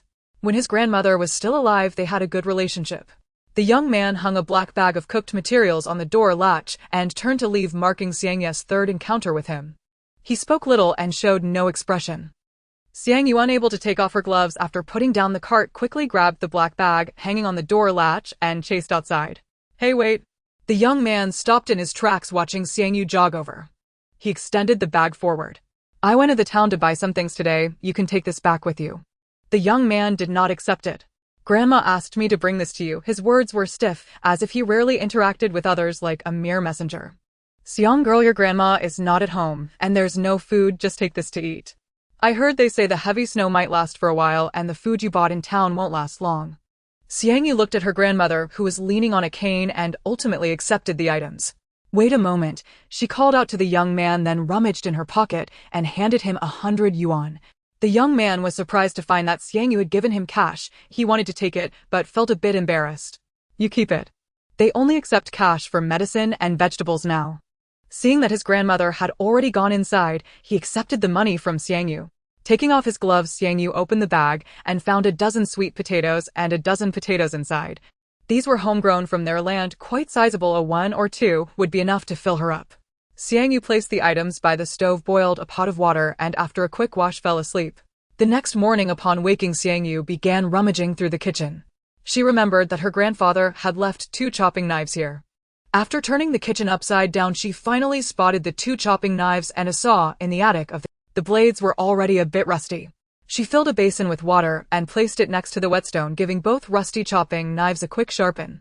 These chopping knives were forged by the old blacksmith from the village. Simply sharpening them revealed their extraordinary sharpness. The blades gleamed with a cold light. After sharpening the knives, Xiang Yu pushed the cart up the back mountain and discovered that there were already quite a few villagers there. They were wielding their chopping knives, chopping wood. Xiang Yu found a large tree that she could wrap her arms around and spent over 10 minutes chopping it down, sweating lightly. Propping the large tree against a stump, she took the saw and began to saw it. The coal she had bought earlier was enough to last her through the snowstorm and the extreme cold. However, since she had just arrived in the village, she still had to put on a show. With so many people on the mountain, Xiang Yu didn't dare to store all the firewood in her space. After sawing the firewood into small bundles, Xiang Yu transported them back in trips, not leaving even the branches behind. It took her 3 trips to carry it all back. After placing the firewood in the yard, Xiang Yu turned on the news while chopping wood. Heaven is ruthless, but humanity is kind. Just yesterday, 2 elderly people in Guangming Community B City were trapped in the snow for nearly 3 hours. A few passing students, disregarding the danger, rescued the 2 elderly people. We urge the citizens that when you see such situations on the road, please extend your helping hand. Think of your family members working outside. Think of your children being left at home. If they encounter such a situation and no one extends a helping hand, will you regret your coldness when you are separated forever? At that moment, the phone rang. Xiang Yu glanced at the screen. It was Chong Ming. After pressing the speaker button, she answered his call. Xiang Yu didn't speak. After a moment of silence, Chang Ming called out, Xiang Yu, are you back? His voice sounded weak, clearly indicating that he had been hungry for some time. Calculating the time, it had been nearly 4 days since the school reduced meals. I'm getting ready to head back. I brought you a lot of food. Chang Ming's face instantly lit up with surprise on the other end of the line. Great, I'll wait for you. Given Xiang Yu's dependency on him, he believed that, even in the heavy snow, she would definitely come to his side. After hanging up the phone, Xiang Yu couldn't help but smile, clearly in a good mood. She quickly chopped the firewood and moved it indoors, placing it in the room where she had previously stayed. Now that Chong Ming had her promise, he thought she would really bring him food, likely looking forward to it every day. If he knew she was deceiving him, he would probably experience a breakdown. During the day, she chopped wood and rested. At night, Xiang Yu lived each day to the fullest. On the 3rd day at noon, while Xiang Yu was still chopping wood, a voice called from outside the iron gate. Xiang Yu opened the door with a chopping knife in hand. Standing outside was an unfamiliar middle-aged man who peered inside as the door opened. Is the adult in your house there? I want to buy some food, the man stammered, dressed in a coat that didn't provide much warmth. Underneath it, he wore a gray turtleneck sweater, the collar of which had turned black, evidently having not been changed or washed for a long time. Many villagers were aware of her return to the village. The man before her was likely not from their village. It's just me here. I just moved here from the city and have no food. You might want to ask someone else. Xiang Yu could see the disappointment in the man's eyes. Upon hearing that Xiang Yu had just come from the city, the man turned to leave and knocked on the door of the neighbor's house where the old lady lived. A few children opened the door. Is the adult in your house there? The children ran inside, and soon a middle-aged man emerged. He looked somewhat familiar, he should be the old lad's son. After chatting for a while, he went inside and came out holding a black bag. The man wanted to give him some money, but he refused. "Thank you, big brother," the man kept thanking him. "Brother, hurry back. Every family has children. Adults can go hungry for a few days, but it's a problem if the children starve and cause trouble later." The man ran towards the village entrance with the items. In the following days, people from the town frequently ran to the surrounding villages. They attempted to buy some food from the villagers, because the little food bought from the supermarket was hardly sufficient.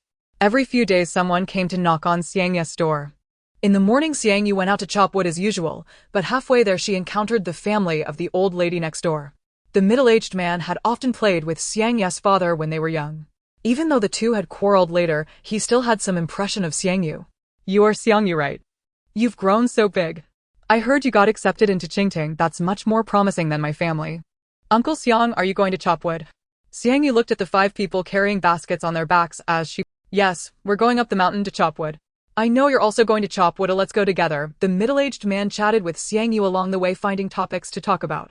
Originally, their family had come back to see the sick old lady, but unexpectedly, they got delayed for half a month. Later, the heavy snow blocked the road, and they couldn't return, so they stayed here. Uncle Xiang introduced the others to Xiang Yu.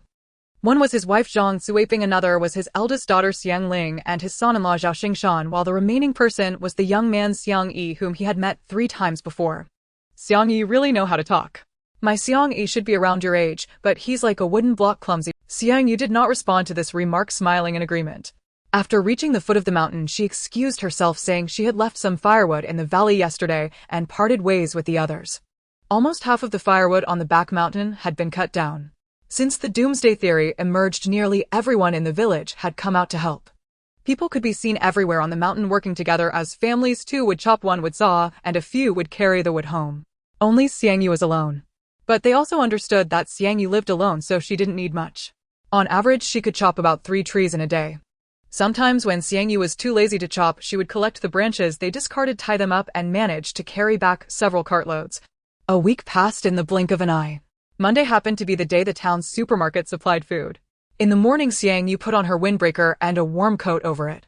It seemed she wasn't wearing much, but in reality it provided excellent insulation against the cold no wind could penetrate. Wearing her plush hat, Xiang Yu heard the iron gate being knocked on. "Xiang Yu, are you going to the town?" It was Xiang Uncle's daughter, Xiang Ling. When Xiang Yu opened the door, she saw that Xiang Ling's nose had turned red from the cold, and she was wearing an old-style cotton coat, likely belonging to her grandmother. "My dad said if you're going to the town, we should go together. It's safer for a girl like you to have someone to look out for you." Xiang Yu felt the dagger tucked at her waist and nodded. In truth, she was confident that she could manage on. After all, having survived for 5 years in this apocalyptic world, she was confident in dealing with a dozen ordinary people.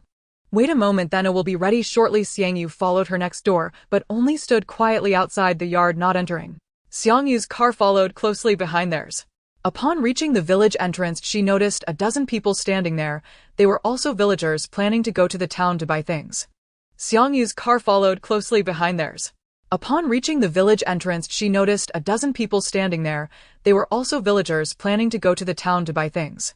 Even though there was still some food at home, who wouldn't want more? Many of them had no cars, so they waited at the village entrance hoping to catch a ride when Xiang Yu and the others came out. Xiang Uncle's car was already full, but Xiang Yu's car had its back seats removed, leaving only the driver and passenger seats. The village chief pulled 2 people over to Xiang Yu's car, saying, "Can you give me a lift for 2? This is my son and daughter-in-law." "No problem, Uncle." Village chief let them hop in. "Just so you know, there's only 1 seat left, so one of them might have to squat down." "No worries, I can squat, and my wife can sit," the village chief's son immediately replied. They had been waiting there for nearly half an hour. Villagers usually took their whole family to the town, and since they hadn't been able to catch a ride, they were grateful that Xiang Yu could take them both, even if one had to squat. Previously, when she got accepted into Qingting University, the village chief thought she couldn't afford to go, and even considered hosting a graduation party to collect some cash, which Xiang Yu remembered vividly. "Wife, you sit, I'll squat behind you," the man said as he got in, grabbing hold of the armrest behind the passenger seat. After the woman fastened her seatbelt, Xiang Yu set off. "You must be Xiang Yu, I've heard you're the top student from our village." The woman was trying to make small talk, so Xiang Yu quickly changed the subject. "Auntie, what are you planning to buy today? Did you bring your ID?" The woman rummaged through her pocket, saying, "Yes, I brought it. But I heard that rice prices have skyrocketed now. A bag of 10 pounds costs 500 yuan. It's outrageous. Yes, fortunately we live in the countryside and every year we plant rice at home. I heard that those city folks are already struggling to make ends meet. How terrible. The couple engaged in a back-and-forth discussion as Xiang Yu reflected on her experiences at school in her previous life. Was it tragic? Worse was yet to come. Upon arriving at the mall, Xiang Yu casually found a parking spot. The couple planned to take her car back later, so they noted where she parked and dashed into the supermarket. Today there were more people waiting outside the mall than last time. It seemed half the people from the town had come, including villagers from several nearby settlements. Xiang Uncle's family had already entered the mall and lined up while Xiang Yu stood a few people behind them with the village chief's son and his wife at the front. While waiting to enter the supermarket, Xiang Yu occasionally heard shouts of "Catch the thief," followed by heartbreak. Damn it, that was our family's food money. Without it, how are we going to survive? I have 3 kids. Wait, who took my money? Please return it to me. I won't pursue it further. I just want my money back. My elderly and children are waiting for food. Please help me. The wailing was heart-wrenching and many women around discreetly shed tears. Who among them didn't have several children to feed? The person who had their money stolen was already in despair and several others were accusing anyone in sight. Did you steal my money? Is it you? Is it you? A woman with eyes swollen like balloons rushed towards Xiang Yu. Pointing her finger at Xiang Yu, she accused her of being a thief, but Xiang Yu didn't concede. Sister, I just saw you crying over there. We're far apart. How could you see that it was me? She was already wildly accusing, and when Xiang Yu pushed back, she went mad, screaming in despair. Soon it was Xiang Yu's turn to enter the supermarket. As the gate opened, the people standing by the railing rushed into the supermarket, and Xiang Yu blended into the crowd. During the chaos, Xiang Yu felt a hand sneak into her pocket, and a sewing needle appeared in her right hand. Xiang Yu lunged towards that hand with the needle, and immediately a howling scream like a pig being slaughtered rang out. Many people turned to look at the woman, while Xiang Yu took advantage of the confusion to enter the supermarket. The woman searched for Xiang Yu's figure among the crowd, but she couldn't even catch a glimpse of her. The spot on her hand where she was pricked throbbed painfully. Once inside the supermarket, Xiang Yu headed towards the daily necessities section. Most people were buying food and hardly anyone was purchasing items like flashlights and other essentials. Xiang Yu picked up several batteries, 5 or 6 flashlights, and 2 military tents. The portions of food seemed to have become smaller compared to before. Instant noodles and such could still be purchased, but now there are only some compressed biscuits, a bit of flour, and small bread rolls. According to head count, it's still enough for a week. Xiang Yu bought 3 jeans of flour and 6 packs of compressed biscuits. These items wouldn't even last a week, and they were purchased at 3 times the previous price. Food has already started to become scarce, and there are many people outside who cannot find anything to eat. Uncle Xiang's family waited for Xiang Yu at the entrance of the supermarket. When Xiang Yu came out, Xiang Ling stepped forward, her face showing a hint of worry. Xiang Yu, we need to leave quickly. Just now Xiang Yu said that someone outside is robbing people. Xiang Ling didn't understand why things had turned out this way, panic evident in her eyes. They were afraid that Xiang Yu, being a girl, would attract unwanted attention, so they waited for her after seeing such a situation outside as they had come together. Xiang Yu raised her eyes to look at the crowd and noticed that many of them were indeed casting greedy glances at them. All right, let's go. Everyone was carrying items, and the number of security personnel outside the supermarket had sharply decreased since the last time. Sister, can I exchange WeChat money for cash with you? 500 for 100. A man stopped Xiang Ling, leaning forward with his WeChat balance. Seeing him surround Xiang Ling, a few people who had been waiting nearby also stepped forward. Sister, I'll give you 1,000 for 100. Just exchange with me. Xiang Ling had always been a housewife at home and had never witnessed such a scene. Just now Xiang Yi told her that there were people robbing outside, which frightened her. Uncle Xiang and Zhang Suiping, who were ahead, quickly moved over. The two of them stood in front of Xiang Ling. Brother, we have no money on us. We spent it all on buying things, and the prices inside are not what they used to be. All we have left is this. Uncle Xiang took out a few scattered 50 yuan notes, but seeing this, the group did not let them leave. Is it just the 50 in your hand? If you're willing to exchange, I'll transfer the money to you right away. Brother, let's exchange the 50 you have. I have 2 elderly people above me and 2 children below me. My whole family is waiting for a meal. Please, let's exchange. Xiang Yu looked at a few people in the crowd who were stealthily edging closer, a glint of ruthlessness flashing in her eyes as her hand slowly moved to her waist. Xiang Yi, standing at 6 feet tall, stood out in the crowd. He clearly saw the situation, took the money from his father's hand, and as he walked he handed some change to one of the men. Thank you. The man took the money and squeezed back into the crowd, afraid of being robbed by others. While Xiang Yu was handing out money, the group followed him out. Xiang Ling was obviously very scared. She tightly grasped Zhang Kuiping's hand. Once they exited the mall, more people surrounded them. This time equipped with experience, Xiang Yi and Uncle Xiang said nothing. Gripping their belongings tightly, the group headed towards the parking area. When Xiang Yu reached her car, she saw the disheveled son of the village head and his wife squatting in the gap between the two cars. Seeing Xiang Yu come out, they stood up and sighed in relief. Xiang Er's family, you finally came out. Let's hurry up and leave, it's too scary here. We almost got robbed just now. Aunt, you two get in the car quickly. The two shivered as they got in. Xiang Yu pressed the gas pedal and sped away with Uncle Xiang's car leading the way. After they got in, they started to complain to each other. Honey, just now in the mall someone touched my bag. I was too scared to say anything, you know. I was also touched. Luckily Dad told me not to keep money in my pockets before. I never expected that a compressed biscuit could be sold for such a high price. It would have only been worth a few bucks before. There were only a few items, and it seemed everyone bought about the same things heading down the main road leading. At this time there were still many people carrying baskets along the road heading towards the supermarket, as they had no vehicles and could only walk. The car in front suddenly braked. By the time Xiang Yu wanted to stop, it was already too late. Gripping the steering wheel tightly, she turned right, barely managing to stop by the roadside. The two people squatting behind weren't so lucky. With a yelp, they both collided with the car door. What happened? The two got up and looked at the windshield, and suddenly two gasps sounded in their ears. Oh no, how awful. This is too tragic. They saw a long streak of blood appear on the snowy road ahead, the blood staining the accumulated snow red. Some internal organs and pieces of meat scattered on the main road. A severed limb lay in the middle of the road, and as the car door opened, Xiang Ling squatted by the roadside and started to vomit. Zhang Suiping's complexion wasn't any better.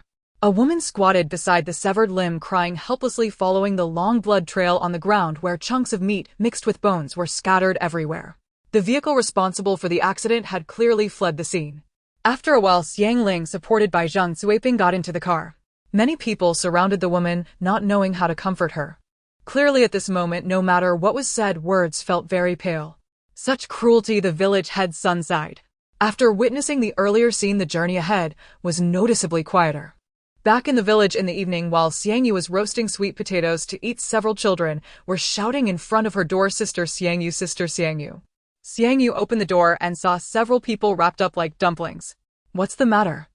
Sister Xiang Yu, the village head, said that the recent snowstorms have been getting worse, and each household in the village needs to send one person out to clear the snow every day.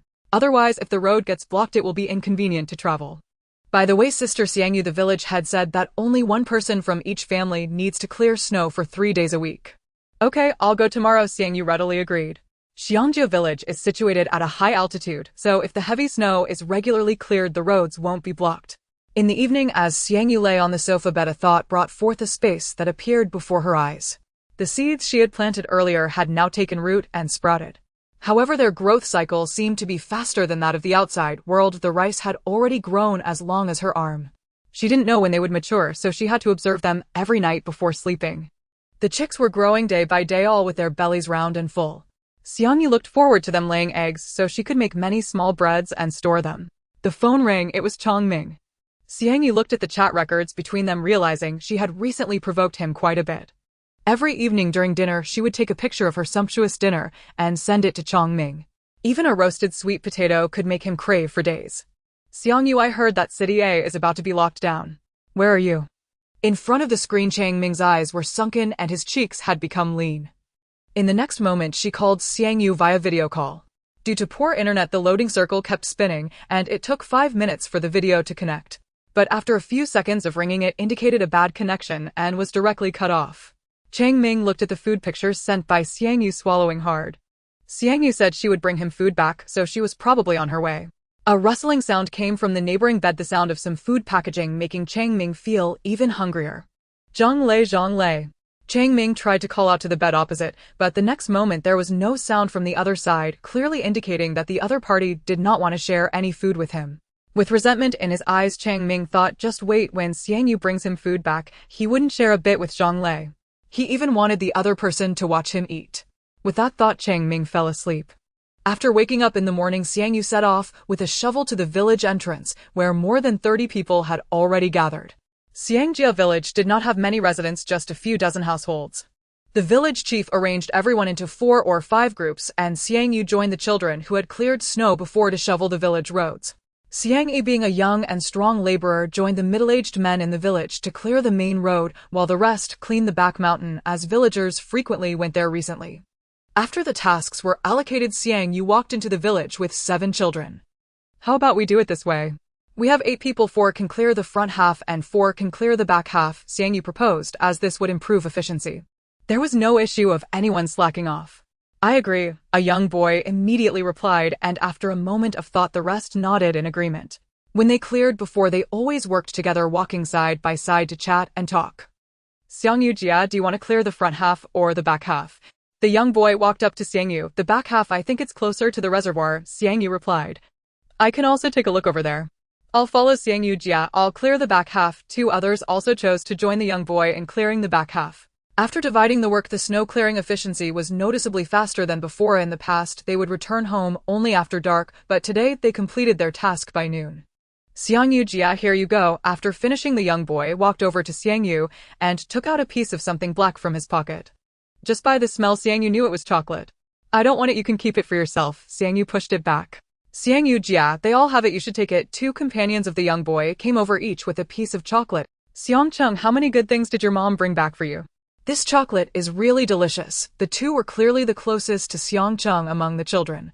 Xiang Yu could not refuse, and in the end she accepted the chocolate. After the 3 of them went back, Xiang Yu walked along the path leading to the back mountain towards the reservoir. Along the way she encountered Xiang Yi and others who were clearing snow on the back mountain. The reservoir on the back mountain was a large lake with clean and clear water. Xiang Yu climbed over the fence and walked towards the lake.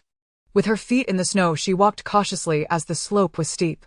Squatting by the lake, Xiang Yu reached her hand into the water. A sudden sound of hurried footsteps came from behind, and a somewhat familiar voice called out, Xiang Yu, don't think. The person chasing from behind was Xiang Yi. Seeing Xiang Yu walking towards the back mountain, he had quietly followed her as there was a reservoir there. He had learned some things about Xiang Yu's background from his grandmother. She was a person with a tragic life. Xiang Yu stood up, shook the water off her hand. You think too much, I just came here to take a look. Xiang Yi looked awkward for a moment, but still regarded Xiang Yu with suspicion. After all, who would come here to take a look on a cold day? It wasn't until Xiang Yu came back from the reservoir that Xiang Yi turned to leave. Opening her phone, Xiang Yu looked at the signal bar displayed on top. The continuous heavy snow had worsened the signal as a first step. Next, there would be power and water outages. The city's paralysis would happen overnight. Soon 3 days passed, and Xiang Yu's snow-clearing task was completed. After waking up in the morning, Xiang Yu didn't go up the mountain to chop firewood, but instead first wandered around the village before finally heading towards the reservoir. Xiang Yu, Jia, where are you going? A farmhouse was located halfway up the mountain, and as the door opened, it was Xiang Cheng. Following him was a woman in her 30s. The woman was carrying a wooden basin filled with water. With a splash, she poured the water from the basin onto the roadside. Just taking a stroll nearby, Xiang Yu's figure quickly disappeared around the corner, and the woman frowned at the sight of Xiang Yu leaving. Xiang Cheng, whose wife is she? I've never seen her in the village before, the woman asked softly. She looked quite beautiful and had an aura about her that didn't resemble the villagers at all. Mom, that's Xiang Yu, Jia. She is the granddaughter of Xiang Er. After Xiang Cheng finished speaking, the woman thought for a moment and instantly remembered. Oh, so it's her. The snow near the reservoir on the back mountain was untouched. Xiang Yu looked around and walked down towards the reservoir. Recently she had dug a huge water pit next to the black land, drawing water from the reservoir to fill it, and no one would notice. Reaching the reservoir, Xiang Yu stretched out her hand, placing it in the water. Suddenly a suction force appeared in her palm, and water flowed continuously towards her hand. Soon Xiang Yu noticed that the water level was gradually decreasing, and even a watermark appeared around it. After filling the pit in her space, Xiang Yu withdrew her hand. Now her daily water needs were resolved. All that was left was to wait for the chaos to begin before visiting the K-City Water Research Center. There they had processed drinking water. The world was blanketed in white, even the large trees were buried in the snow. The heavy snow obscured visibility, and when the snowflakes landed on her winter coat, she could still hear the rustling sound. As Xiang Yu returned along the route, very few people in the village ventured out in such heavy snow. On the once lively cement path, she could now only see her solitary figure. Ha ha ha, Mom, do you see the snowman I made? Mine is the biggest, look at this, Mom. Passing by next door, Xiang Yu saw Xiang Ling with 3 bundled up children playing in the yard building a snowman. Zhao Xingshan had a 4 or 5-year-old child sitting on his shoulder, and that child kept shouting for his dad to lift him higher. After entering the courtyard, Xiang Yu ignited the charcoal left from burning firewood and set up an iron rack above, placing the barbecue he had bought from the snack street on top. While enjoying the barbecue and admiring the snowy scenery, memories of the scenes from recent snow-clearing activities brought a slow smile to Xiang Yu's lips. Even the simplest of mountain dwellers, when faced with hunger, who could resist taking action? Taking a picture of the barbecue with his phone, Xiang Yu sent it to Chang Ming as usual and soon received a reply. He asked her where she was, mentioning that City A seemed to have been locked down, and inquired whether Xiang Yu could still return. Xiang Yu continued to mislead him, merely saying she was almost there. A rustling sound came from the neighboring bunk, and a corner of Chang Ming's curtain was lifted. A hand slipped in, moving along the summer quilt and the disheveled clothes on the bed. Due to the cold, Chang Ming had moved all his clothes onto the bed to spread them out, which could also serve as a blanket. The hand quickly found its way onto Chang Ming's body, the icy touch startling him awake as he sat up and ripped open the curtain. He found Zhang Lei standing by his bed, grinning broadly. "What are you doing?" Chang Ming, feeling a surge of anger, flushed with excitement. Zhang Lei said nothing, merely watching Chang Ming, but the smile on his face sent chills down Chang Ming's spine. Zhang Lei rummaged in his pocket and finally pulled out a piece of compressed biscuit, extending it towards Chang Ming while his other hand reached for him. In an instant, Chang Ming understood his intention, recoiling. "I don't want to take it away." The look in his eyes no longer held the previous warmth. Instead, it was replaced with disgust. He had no idea Zhang Lei harbored such thoughts towards him.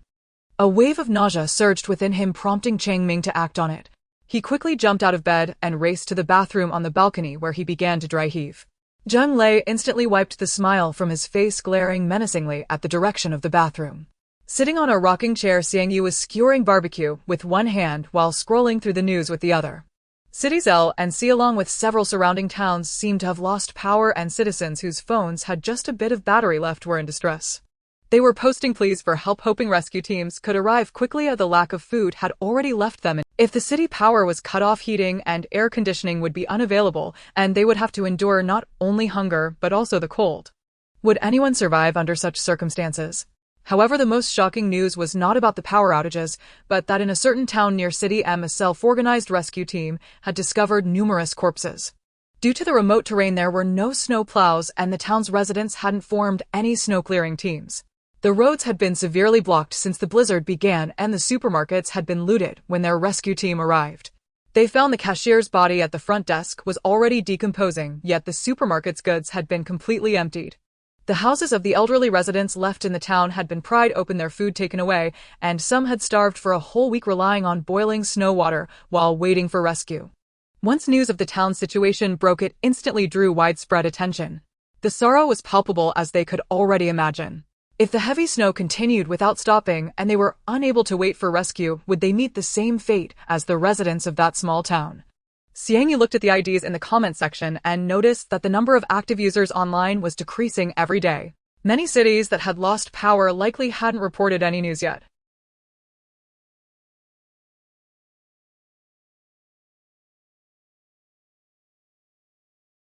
She found that the counselor had left the academy shortly after she did, taking advantage of the time before the lockdown to pack and leave. Many classmates were complaining in the group. Initially, the counselor had tried to calm their emotions, but since last week the counselor had been inactive in the group. "I'm starving to death. Does anyone have food to spare? I'm also so hungry. I can't fill up at the cafeteria. Every day it's just a steamed bun with pickled vegetables, and there are even stones in the pickles. What's the big deal about stones? I found a dead mouse in the pickles yesterday. I'm envious. So envious." The responses below all echoed envy, leaving the person bewildered. What was there to be envious about finding a dead mouse? In the new student group, there were wails of despair. The school had previously notified local students from City A to return home if they could. Students living in surrounding cities were advised to return home as quickly as possible while taking necessary precautions, while the remaining students were those living far away. Xiang Yu looked at the several phones beside her. Recently, she had connected to the neighbor's Wi-Fi and had downloaded many videos as well as movies and TV shows onto them. The storage was nearly full, and she had also downloaded thousands of completed novels. This would be enough to pass the time. With 3 days left until the town's supermarket opened, Xiang Yu set off from her doorstep in the morning, jogging around the town to exercise. "Xiang Yu, the snow is too heavy. Why not stop running and rest? What if you catch a cold?" Xiang Ling stood at the gate with her youngest child in her arms watching Xiang Yu. It's fine, the snow isn't that heavy. I'll just run a lap and head back, Xiang Yu replied before running 2 more laps around the village before returning home. Looking at the axe placed beside the sofa bed, Xiang Yu took it and sharpened it on the whetstone, listening to the soft grinding sound, feeling an immense sense of tranquility in her heart. The knife was already honed to a razor-sharp edge, and when she wielded it, Xiang Yu felt it was perfectly balanced.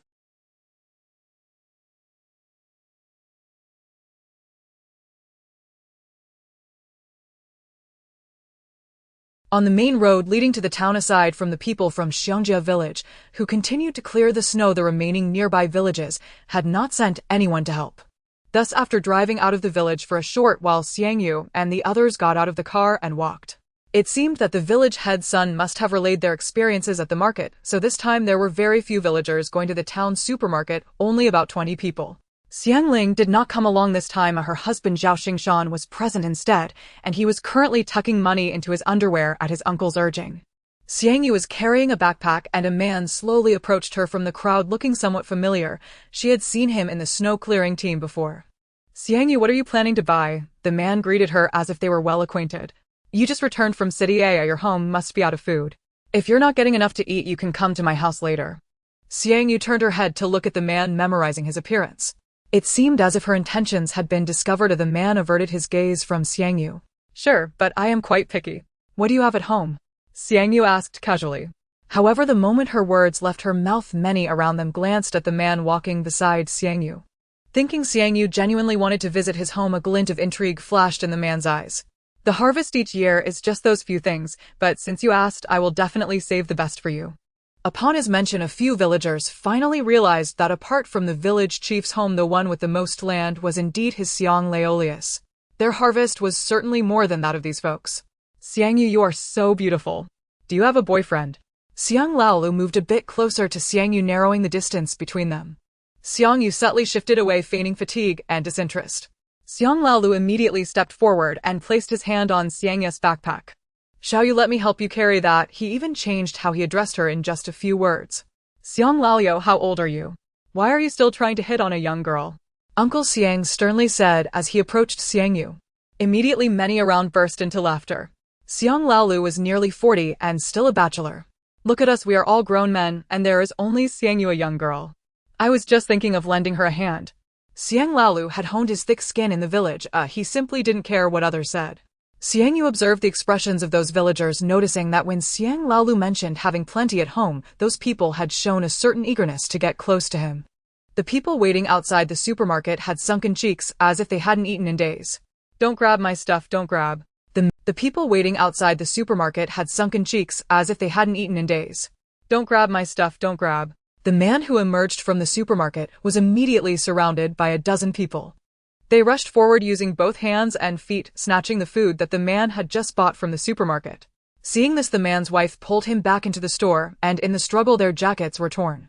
The food in their hands spilled all over the ground, and the crowd around rushed forward to grab the scattered items. Fearing that if he hesitated, he would get nothing, the man tried to break free from his wife's grip and rushed out. Don't take my food, that's for my children. I beg you, please spare me. Yet the surrounding people remained unmoved, seemingly deaf to the man's cries, retreating with the food they had. What should we do? Zhao Xingshan muttered as he looked at the scene before him, and those from Xiangjia village behind him wore similarly grim expressions. Xiang Yu glanced at the people standing outside the supermarket, some of whom had come to buy food, but due to the overwhelming number of people fighting for supplies, they didn't dare to enter. Xiang Yu observed the crowd outside the supermarket and chose not to enter. There were too many people, and dealing with over 20 individuals was her limit. She did not want to take that risk. However, Zhao Xingshan, with 3 children waiting at home for a meal, could no longer sit still. He glanced at the others and headed toward the supermarket. Xiang Yi, however, reached out to stop him. Don't go. Are you all going in? Xiang Laolu looked at the group. He was so accustomed to being a rogue that he was completely unafraid of such scenes. Sister, do you want to come in with me? I'll protect you, Xiang Laolu said to Xiang Yu, but she had already moved 10 steps away from them. After Xiang Laolu and the others went in, Uncle Xiang brought Zhao Xingshan to Xiang Ye's side. They too did not dare to take the risk of entering. But they also felt unwilling to return home just like this. Dad, what should we do now? Zhao Xingshan asked as he looked at the supermarket entrance, where the back door was also blocked. Moreover, there were only a dozen security personnel at the supermarket, and they merely watched coldly as those squatting at the entrance snatched food, showing no intention of intervening.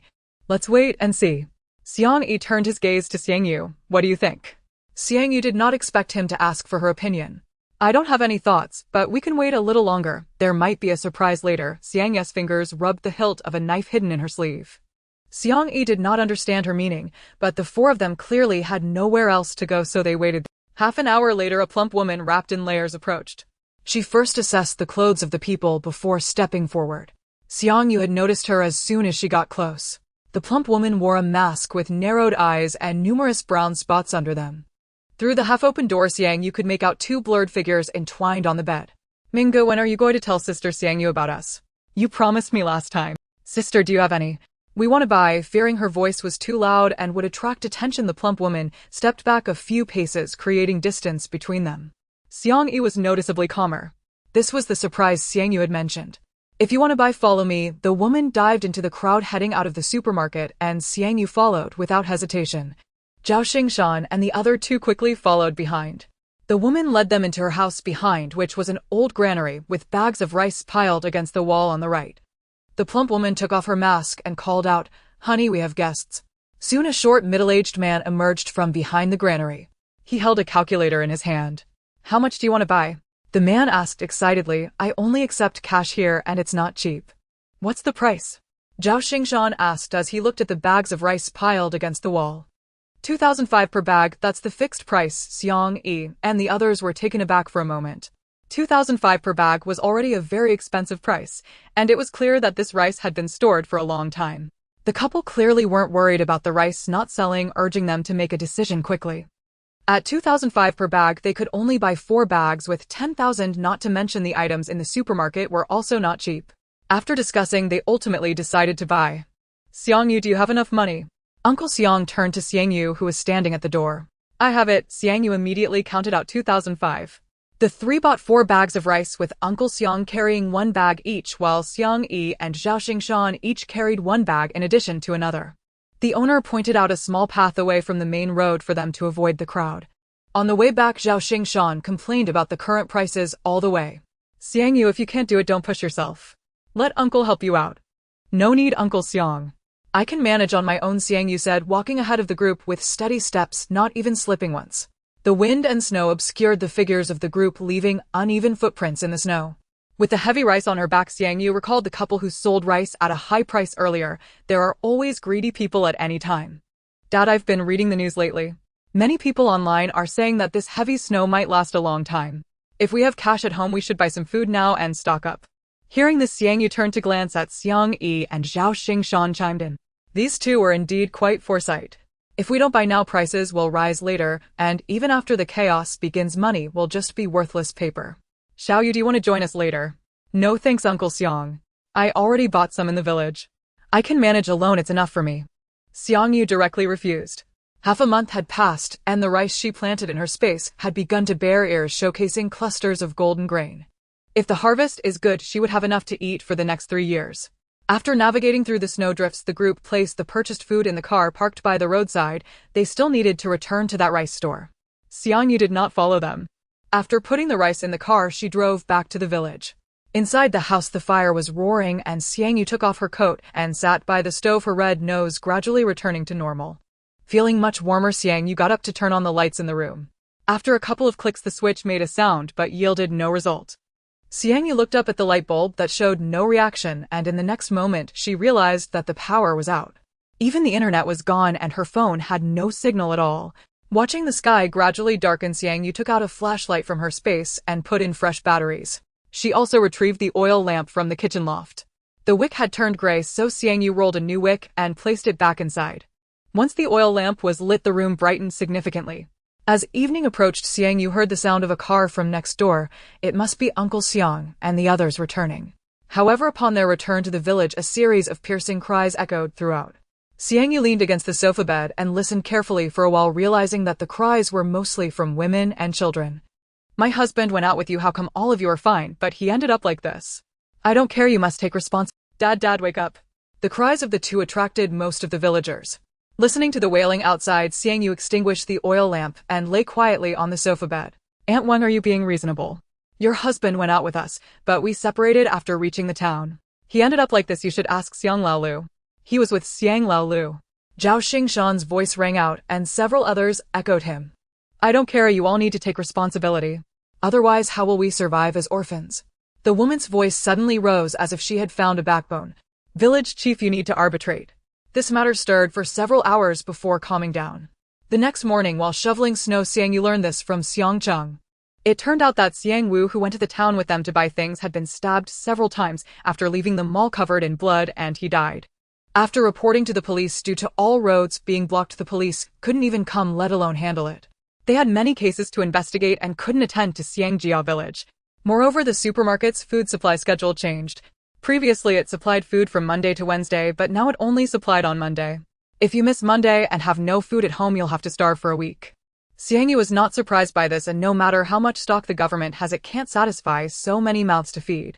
And this was in a small town near the countryside. The food supply in the cities was likely even tighter. Due to the increasing heavy snow lately, the villagers who were shoveling snow gradually began to voice their complaints. At first, one person from each household could come out to shovel snow. Now there were only a dozen people left. After the power outage yesterday, the villagers carried baskets to the back mountain.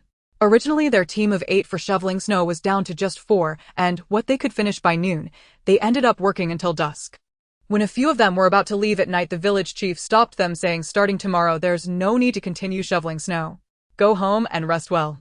The village chief said helplessly there was truly nothing more they could do, as several surrounding villages and the town were without power. Furthermore, the temperature had dropped significantly recently. After staying outside for a while, he felt his body temperature gradually dissipating.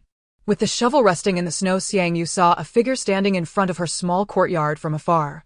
It was too far to discern whether it was a man or a woman, but the figure seemed a bit thin. As she got closer, she realized it was a woman who looked somewhat familiar.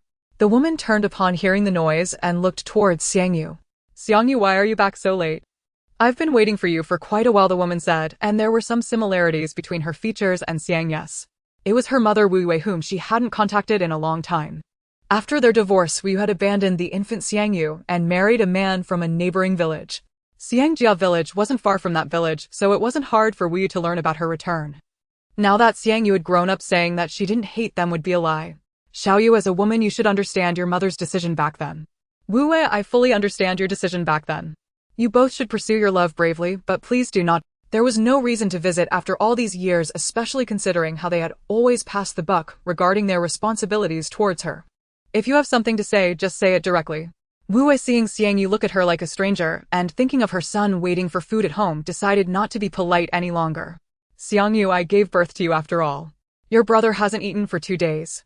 Didn't you go to the town to buy something today? Share some with your brother. Her tone was so assertive, as if Xiang Yu owed her money.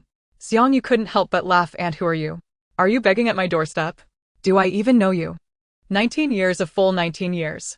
Wu Yu's village was only an hour's drive from Xiangjia village, yet she had never come to see her. Even when she needed money to get into a good university, her parents treated her like a venomous snake, and when she fell ill, they were unreachable. Having grown up, Xiang Yu was almost at peace with it. From now on, they could be strangers, as long as they did not disturb. What are you talking about? I am your mother, and you are flesh of my flesh. Did your grandmother not teach you how to speak? This is so uncultured. Xiang Yu's gaze darkened as she walked towards Wu Yu. What? What do you want? Wu Yu's voice trembled, blaming Xiang Yu's terrifying gaze at this moment. With a clang, the gate of the neighbor's yard opened and 2 figures emerged, followed by 3 small children. Xiang Yu, why aren't you coming inside this late? Uncle Xiang's voice called out. In the dark night, one figure approached her with an umbrella. Judging by the figure, it should be Xiang Yi. Wu Wei, seeing this, turned and ran down the small path to the right, while Xiang Yu coldly watched her retreating back. Wu probably had her eye on her and might come back soon. If you need something, just shout to the neighbor. Xiang Yi stood beside Xiang Yu. He didn't see who had called for Xiang Yu. However, it was normal for a single girl like Xiang Yu to be targeted in the current environment. Thank you, but I can handle it myself. Xiang Yu remembered the care from the old Lattice family. Not long after Wu Yu left, a flashlight lit up on the path in the fields, indicating that Wu Yu was not alone after all. Xiang Yi had already become accustomed to Xiang Yu's estrangement. Though it seemed she could converse with anyone in the village, in reality, she was distanced from everyone, her attitude cold. After the snow was cleared, Xiang Yu continued to run to the back mountain every day. Even though the heavy snow had buried half the mountain, the villagers still continued to ascend. Half of the trees on the back mountain had already been cut down. Not long ago, they wouldn't even take small branches, but after the village started experiencing power outages, they even dug out the tree roots. In the morning, she would exercise at home, and in the afternoon, she would go to the mountain to chop wood. Approaching dusk, Xiang Yu encountered Xiang Cheng and his two little friends.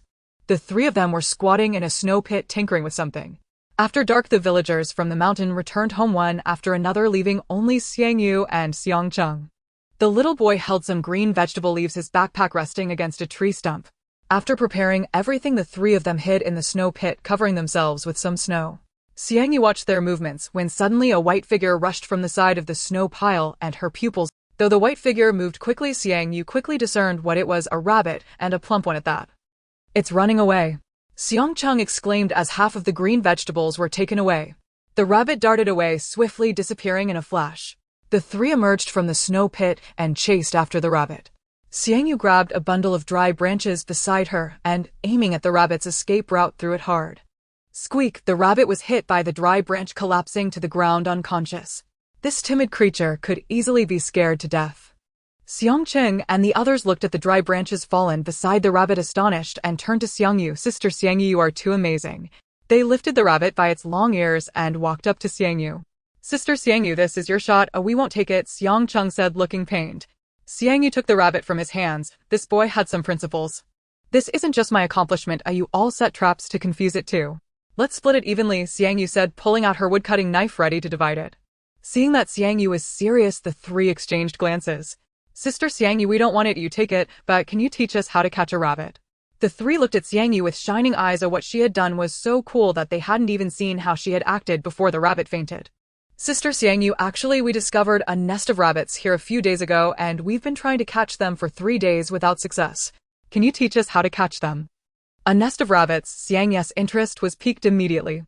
Rabbits reproduce rapidly. If she could catch 2 to raise, she wouldn't have to worry about having rabbit meat in the future. Recently, due to heavy snow, the rabbits must have been unable to find food, which is why they were coming down the mountain. After agreeing to teach the three how to catch rabbits, Xiang Yu set a meeting for the next day at 3 in the afternoon. The next afternoon, Xiang Yu took out the compound bow she had previously purchased online, which had cost her several thousand. At 3 in the afternoon, everyone was busy hauling firewood home, so naturally no one paid attention to Xiang Yu and the kids. "Sister Xiang Yu, is this the bow and arrow mentioned in the books?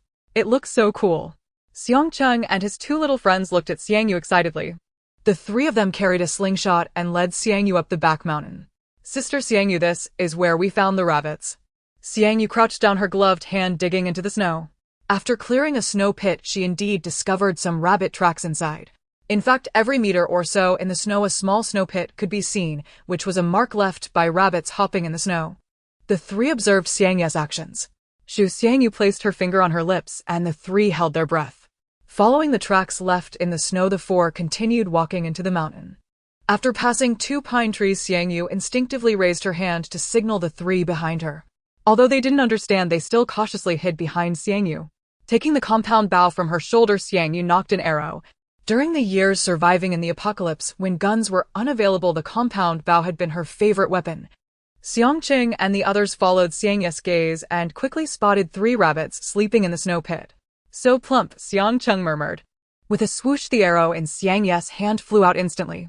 Due to the close range and full draw, the arrow pierced through 2 rabbits. The remaining rabbit, waking up, leaped high and darted into the woods, its snowy white figure quickly disappearing into the... "Sister Xiang Yu hit too."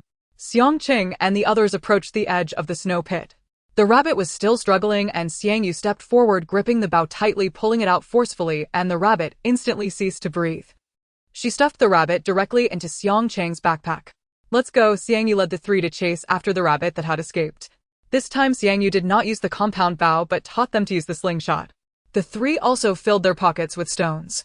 Xiang Yu successfully hit the right leg of a rabbit with his slingshot, capturing a living mother rabbit that was... Xiang Cheng and the others looked at the slingshot in Xiang Yu's hand. It seemed ordinary in their hands, yet he managed to hit a rabbit with it. In the following time, Xiang Yu taught them some methods of using the slingshot, and when it came to dividing the rabbits, he took the pregnant mother rabbit with him. He gave them 3 parts of the 2 rabbits he had hit earlier, and Xiang Cheng and the others had no objections. On the afternoon of the fourth day, Xiang Cheng brought his parents to Xiang Yu's place. 2 days prior, he had taken a rabbit home. They were pleasantly surprised, and upon learning that it was Xiang Yu who helped catch the rabbit, they made a hat from the rabbit's fur and brought it to him. I heard my son say that you live here alone and haven't planted any crops. The vegetables in the field are almost frozen because you can't eat them all, so we brought you some greens. The woman had a layer of ice on the leaves of the greens in her hands, and fearing that Xiang Yu would refuse, directly placed them behind his iron gate. Reluctantly, Xiang Yu had to accept them. The rabbit in her space had been whelped, and it wouldn't be long before it would give. Ever since Xiang Yu taught them the portable method of using the slingshot, the three practiced in the woods every afternoon. On Monday, Uncle Xiang's family still decided to go to town. I won't go, Uncle Xiang. I can eat alone. The food I bought before is enough for a while. Xiang Yu declined to go to town with them as there was no snow removal in the village, and the roads were blocked by heavy snow. They wanted to go to town, but the vehicle was unusable, so they could only walk. Xiang Yu watched the three figures walking in the snow, this time accompanied by Uncle Xiang's daughter Xiang Ling and Xiang Yi. Zhao Xingshan seemed to have not been seen for a long time. Without internet, her phone was almost useless except for the movies she had previously downloaded. Taking out a rocking chair from her space, Xiang Yu lay on it watching the heavy snow outside the window. After waking up from her afternoon nap, Xiang Yu took a shovel and cleared the snow from around the house, and she stored the cleared snow in her space. Snowflakes landed on her eyelashes, and Xiang Yu blinked, looking up at the snow-filled sky, thinking of Chang Ming in the academy, a smile curving her lips. Currently in City A, besides Chang Ming, there was also her good cousin Xiang Wan, as well as her uncle's family, who ran a store near the academy. Calculating the time, it was likely that even steamed buns and pickles could not be supplied at the academy, and the cafeteria aunties had run off with the remaining food. Knock, knock, knock. The iron gate was knocked on. Is anyone there? If you have no work, could you please help at the west end of the village? A man's voice came through. Xiang Yu looked at the iron gate without speaking, and after a moment the person outside left. Around 10 o'clock at night, she was awakened by the cries of a child from next door, mixed with the voice of an elderly woman. Don't cry, Grandma will give you candy, and your mother will be back soon. Xiang Yu turned over in bed, knowing that the supermarket only supplied on Mondays. It was likely that the market today was even more dangerous than before, as those gathered there had been hungry for at least. At night the wind howled fiercely, and the sound of a swona echoed from the west end of the village, preventing Xiang Yu from sleeping. She got up and added some coal to the stove. The swona continued until the early hours of the morning. In the morning, Xiang Yu routinely ran 2 laps around the village, and as she passed by Grandma's small courtyard, she was called by the elderly woman. Xiao Yu, can you help Grandma with a favor? The old woman leaned on her cane with a layer of snow piled on her hat, clearly having stood there for a long time. Xiang Yu did not agree immediately. 3 children stood behind Grandma, looking at her timidly. Grandma, let's go inside to talk. The snow is too heavy. Xiang Yu looked at the elderly woman's frail body, thinking of the care she had received over the years, ultimately deciding not to refuse her immediately. The interior arrangement was still the same as before, with 2 sofas in the room and an old stove in the middle where the coal was burning brightly. You went to town yesterday with Uncle Xiang and haven't returned. I was planning to look for them, and I was wondering if you could help watch these 3 children. After the 3 children entered the room, they quietly sat on the sofa, their eyes fixed on Xiang Yu. Undoubtedly, after experiencing several years of the apocalypse, even her previously cheerful character had turned selfish. Helping others in the apocalypse is a form of cruelty to oneself. If you help someone with a big face, they would cling to you forever. Xiang Yu had encountered this in her previous life. While lost in thought, her gaze was heavy, and Grandma sat silently by the stove. Grandma, you stay at home to watch the children. I'll go help you find Uncle Xiang and the others. By the way, where's Brother Zhao? I haven't seen him lately, Xiang Yu asked casually, knowing that Zhao Xingshan was the father of the 3 children. How could he leave the 3 children behind in their current situation? Last time you all went to town, you bought a lot of food. Xingshan has 2 elderly people at home. He went to pick them up, which is in City J, and the roads here have been blocked recently. He probably won't be back for another 2 days. Xiang Yu chatted with her a bit more. Grandma, I'm going to pack some things and check the town. After leaving Grandma's house, Xiang Yu felt more alert as the cold wind blew against her neck. Whether in the past or now, Grandma had always taken care of her, and she had her own bottom line. After returning home, Xiang Yu drew the curtains, tying a dagger to her arm. After putting on her clothes, it was hardly noticeable. She sharpened the firewood chopping knife and stored it in her space, making it convenient to take out at any. With the compound bow on her back, Xiang Yu headed out. Xiao Yu, thank you. Be careful on the road. Grandma said, her murky eyes filled with concern. Her worries for the 3 children and for Xiang Yu, now in her 80s, she understood many things better than the younger generation. Xiang Yu walked along the country road, but she was not the only one on the path. There were others from the village.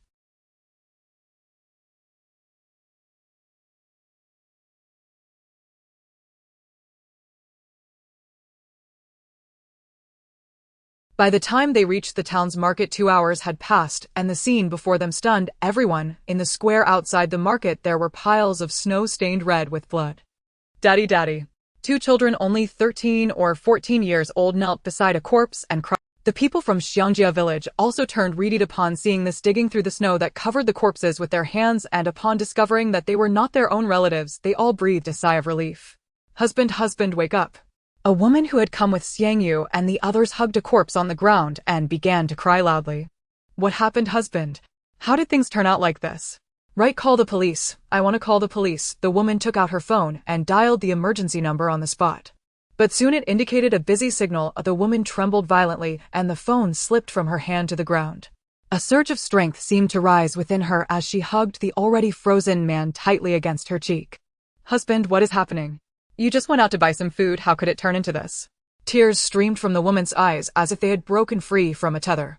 Holding tightly onto the already cold body, the few people from Xiangjia village who had come with her were at a loss for how to comfort her. Worrying about their loved ones, they carried the dozen or so bodies from the square and laid them together, questioning, if they're not here, where could they have gone? One person murmured softly, glancing at the bodies on the ground. Not finding Uncle Xiang's family, they entered the supermarket. The blood on the ground at the supermarket entrance had already congealed, but due to the not-so-low temperature, a thin layer of ice merely coated the surface. Stepping on it, a crack echoed as the ice shattered and blood splattered onto the soles of her shoes. Xiang Yu paid it no mind and looked towards the supermarket entrance. Upon seeing the scene in front of the supermarket door, Xiang Yu's pupils constricted, and she gripped the dagger on her right arm tightly, ready to draw it at a moment's notice. There lay a dozen bodies at the supermarket entrance, deliberately piled together to block the entrance. A piercing scream erupted from behind, and the sight before Xiang Yu even made her, who had experienced 5 years of the apocalypse, gasp in shock. This was just the beginning. How could anyone employ such a brutal method of murder? The perpetrator had the audacity to pile the bodies together. Looking at the footprints on the ground, it was clear that this was not the work of a single person. This area was either a small town or a village, and the rural folks were generally simple and honest. Even if there were a couple of bad apples, it was hard to believe that anyone could lack all humanity. Turning over the bodies and not seeing Uncle Xiang's family, Xiang Yu felt not relief, but an overwhelming heaviness in her heart. The wounds on the bodies were caused by repeated lacerations, and on 4 of the corpses a severed neck wound revealed what appeared to be a large Adam's apple that had slipped out. The assailant was clearly not an expert, yet their hands were dark and their strikes decisive. It was evident that this person had either served time or was a serious criminal on the run. After 5 years of the apocalypse, Xiang Yu understood that for an ordinary person to kill it required a psychological transition, and even then they would have their own moral boundaries. She had encountered murderers in the apocalypse, individuals who acted without restraint, deriving pleasure from torture and killing devoid of any moral compass. Together with Xiang Yu, they moved the bodies aside. Son, who did this to you? The elder cried out as they moved the body, breaking down halfway. It seemed that Uncle Xiang and the others faced grim prospects. Ordinary people had never witnessed such horrors, and the members of Xiangjia village were too frightened to even approach, some maintaining their composure.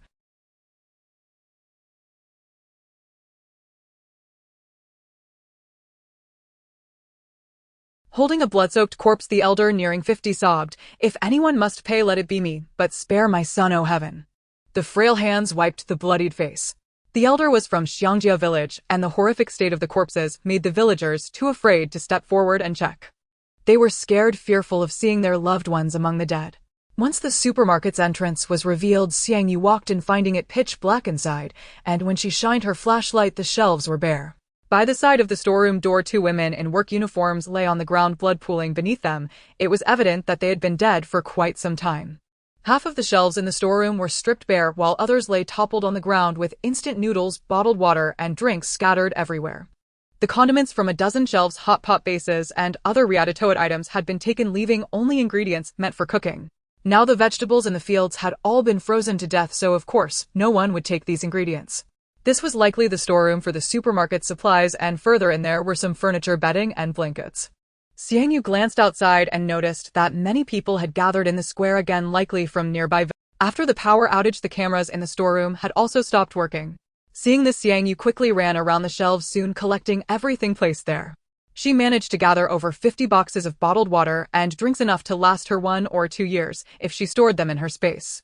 After checking the entire mall, she still did not find any sign of Uncle Xiang and the others. Where could they have gone? After pondering for a moment, Xiang Yu headed out of the mall. In the square, a woman had found a piece of curtain fabric from somewhere and covered her husband's corpse, saying, "Husband, are you cold? I will take you home right now." Tears still hung on the woman's face, while the other end of the curtain fabric was wrapped around herself. She tried to prop her husband up into a semi-sitting position, but couldn't lift him. Seeing this, Xiang Yu slipped her hands under the man's armpits and lifted him off the ground, placing him on the woman. "Thank you." The woman deeply gazed at Xiang Yu carrying her deceased husband as she trudged. Her steps were steadier than before, as if she were filled with boundless strength. Xiang Yu did not know where Uncle Xiang and the others had gone, but since there were not many bodies here, they should be safe. The last time they came, it was not to shop here, but to visit a merchant in town who had plenty of supplies. If Uncle Xiang and the others did not come here, perhaps they had gone there. With this thought, Xiang Yu hurried in that direction. As for the weapons she had, these were all she possessed. Firearms were prohibited in the country, and she had no permit to carry one abroad. It seemed it would take some time. Following the town streets, Xiang Yu made her way to the granary. The town was eerily quiet, with every household drawn their curtains, making it impossible to see inside. Were it not for the faint smoke rising from some chimneys, Xiang Yu would have doubted whether anyone still lived in this town. They should have been aware of the events that transpired at the mall yesterday, otherwise they wouldn't have all closed their doors tightly. Before she could approach the granary, Xiang Yu heard a series of cries and approaching footsteps. Quickly reacting, she scanned her surroundings. She turned and darted into the alley on her right, crouching down and hiding completely behind a garbage bin. Soon the footsteps passed by her, and Xiang Yu peeked out from behind the garbage bin to see 2 middle-aged men in black cotton jackets walking straight out of the alley. Listening closely, Xiang Yu realized that the cries were coming from the granary where the rice was stored. Listening closely, it seemed there were quite a few people inside. Xiang Yu glanced towards the back and stealthily approached, bending down to sneak around the rear of the granary. The blizzard obscured everyone's view. Xiang Yu successfully made it behind the warehouse, lying flat in the snow as the falling snow buried her beneath its cover. At this moment, she was positioned less than 50 meters from the back door of the warehouse. The composite bow on her back was too conspicuous, so Xiang Yu stowed it away. Uncertain of how many people were inside, Xiang Yu hesitated to approach recklessly. She raised her eyes to the back door and saw 2 men smoking.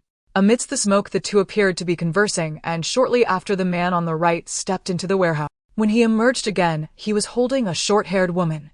Her clothes were disheveled and her exposed arms were already frozen and bruised. The short hair obscured the woman's expression. The man behind her kicked her left leg, causing her to stumble and fall to the ground. Immediately, she scrambled back to her feet, and under the man's urging, they both entered the granary owner's. Xiang Yu had been observing for a while and immediately stood up from the snow, sprinting quickly towards the corner of the 2. The first floor had only 2 windows. Xiang Yu peered inside and saw the granary owner's plump body lying at the corner of the staircase. Next to her lay a corpse, which appeared to be her husband. They had clearly been dead for some time, with rigor mortis and livor mortis already set in. With her hands propped on the windowsill, she pushed herself up, feet landing on the ledge. In a swift motion, Xiang Yu grasped the edge of the upper window. Swinging her body, she hooked her feet onto the clothesline hanging from the window ledge, fluidly twisting her waist as her hands climbed to the half-open window above. From the sound, it seemed the man had brought the woman into the room upstairs. Xiang Yu looked through the narrow 3-finger-wide gap of the window. Cautiously using her dagger to pry it open, she looked inside. In the center of the room, the man was on top of the short-haired woman. The woman was crying and struggling. With a loud slap, the man struck her face, saying, "You think you can act like this? If it weren't for me, would you even see the sun today?" The slap turned the woman's face to the left, and she caught sight of Xiang Yu crouching by the window, looking at her with a pleading expression. The man noticed her strange behavior and turned to look at the window. Xiang Yu thought quickly, pushing herself up with all her strength as the window opened. In an instant, she leaped into the room. Just as the man was about to shout, Xiang Yu took 2 quick steps forward and plunged her dagger into his mouth. Then she twisted the dagger before pulling it out, slicing the man's neck. Blood sprayed all over the short-haired woman. After a brief moment of shock, she instinctively wanted to scream, but Xiang Yu almost immediately covered her mouth. "Don't make a sound. I'm here to save you," Xiang Yu whispered, placing her finger to her lips. The woman trembled, but after confirming she wouldn't scream, Xiang Yu released her. Almost instinctively, the woman distanced herself from Xiang Yu. Seeing this, Xiang Yu said nothing. Instead, she used a wet wipe to clean the blood on her face and hands. After wiping her face, she cleaned the dagger. How many people are in the granary? Xiang Yu asked as she stowed the dagger. There are 8 people inside along with some others they've captured. Their boss left earlier, the short-haired woman replied, anxiously fearing that angering Xiang Yu would lead to her own death. Are you a police officer?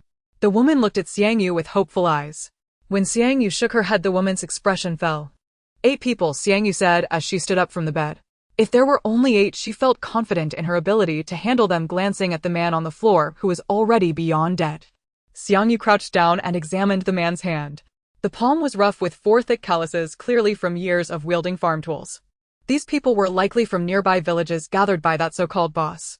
Apart from him, they were probably just simple farmers. How long ago did that boss leave? He left in the morning. It should have been over 2 hours ago. Ignoring the woman shivering on the bed, the dagger slipped from her sleeve. The moment her palm touched the hilt, Xiang Yu gripped the dagger firmly. This was a motion she had become accustomed to over 5 years. Pulling out a mask to cover her face, Xiang Yu walked straight towards the granary. Strolling as if she were wandering in her own backyard, there were 3 men at the front door of the granary, and one entering through the back door should save her a lot of trouble. The man smoking at the back looked at the approaching figure in the snow, squinting his eyes. After realizing it was a woman, he smacked his lips, saying, "Hey, which village are you from?" The next moment, he saw the figure rushing towards him through the heavy snow. Xiang Yu took off running and jumped, driving her knee into the man's chin with a loud thud. Due to her strength, the man fell backward, his back crashing into the warehouse's metal siding. As his body rebounded, Xiang Yu brought her dagger down hard onto his head, the hilt striking his temple, and the man instantly fell unconscious. Standing at the warehouse door, Xiang Yu moved her neck and limbs, then kicked the back door with a loud bang, causing everyone inside to turn their heads. In the center of the empty space in the warehouse sat over 30 people, all bound with thick ropes. After a quick glance, Xiang Yu spotted the 4 people she was looking for among the crowd. The 4 people seated at the card table saw this, and picked up the steel pipes, beside them, approaching Xiang Yu with fierce expressions. Yesterday's blood oath, each of them was at least burdened with a life. Xiang Yu casually tossed her backpack onto the ground. Oh, a reckless one has come. The next moment, he could no longer smile. The man closest to Xiang Yu raised the steel rod longer than a meter and smashed it towards her head. Xiang Yu sidestepped to avoid it, the steel rod brushing past her clothing and falling to the ground. In the next moment, she slashed at the man's wrist holding the rod. These farmers obviously had brute strength but lacked any skill. The dagger cut through the sleeve of the man's padded jacket, and he was startled by Xiang Yu's knife, causing the steel rod to clatter to the floor. Xiang Yu's right hand with the dagger quickly rose the hilt, striking the man's throat, and he fell to the ground, clutching his neck and wailing. Still a fighter, let's all go together. The remaining few looked at Xiang Yu's face, no longer showing the previous disdain, and the man replaced the steel bar with a machete, a vicious smile on his face. Xiang Yu picked up the steel bar that the man had dropped at his feet, estimating it to be about 1.2 meters long, quite handy. What are you all dawdling for? Get on with it, the man shouted sternly, and the others stepped forward to surround Xiang Yu. The few people guarding the front door heard the commotion and entered the warehouse. Upon discovering it was a girl, they looked at Xiang Yu with amused expressions. Just a frail woman, even if she had some skills, how could a few large men with iron rods not subdue her? The villagers tied in the center of the warehouse could hardly bear to look at the scene before them, as the brutal methods of these people in killing outside the mall yesterday were too bloody. Moreover, the one before them appeared to be a young girl. But in the next moment, everyone was dumbfounded as they watched the 3 slowly surround the girl, who remained completely calm, attacking the middle-aged man on the right with the steel bar. After a quick glance, Xiang Yu noticed that the man on the right seemed to be injured, his movements somewhat sluggish, making him the perfect target for her to exploit.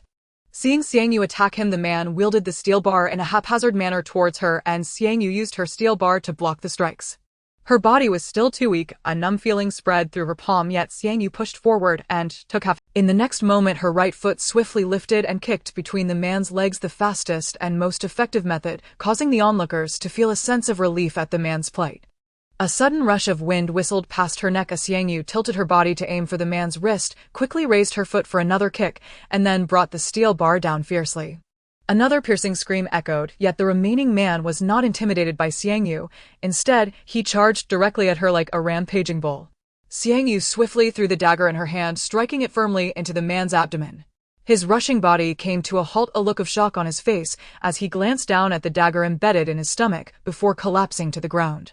The three who had rushed in from the front door retreated in unison, looking at Xiang Yu as if she were a monster.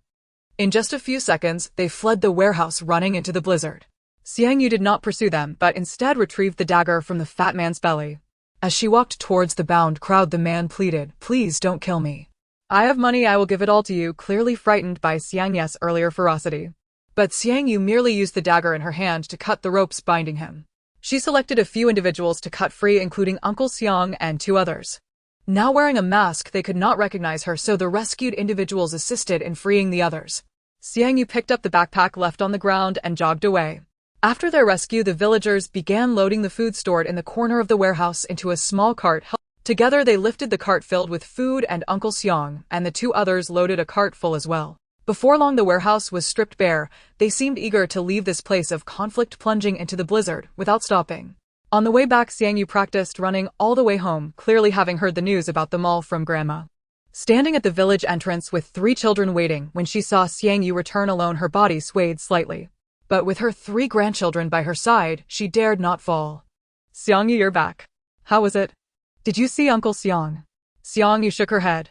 "Grandma, I didn't see Uncle Xiang at the mall." She did not tell her the whole truth.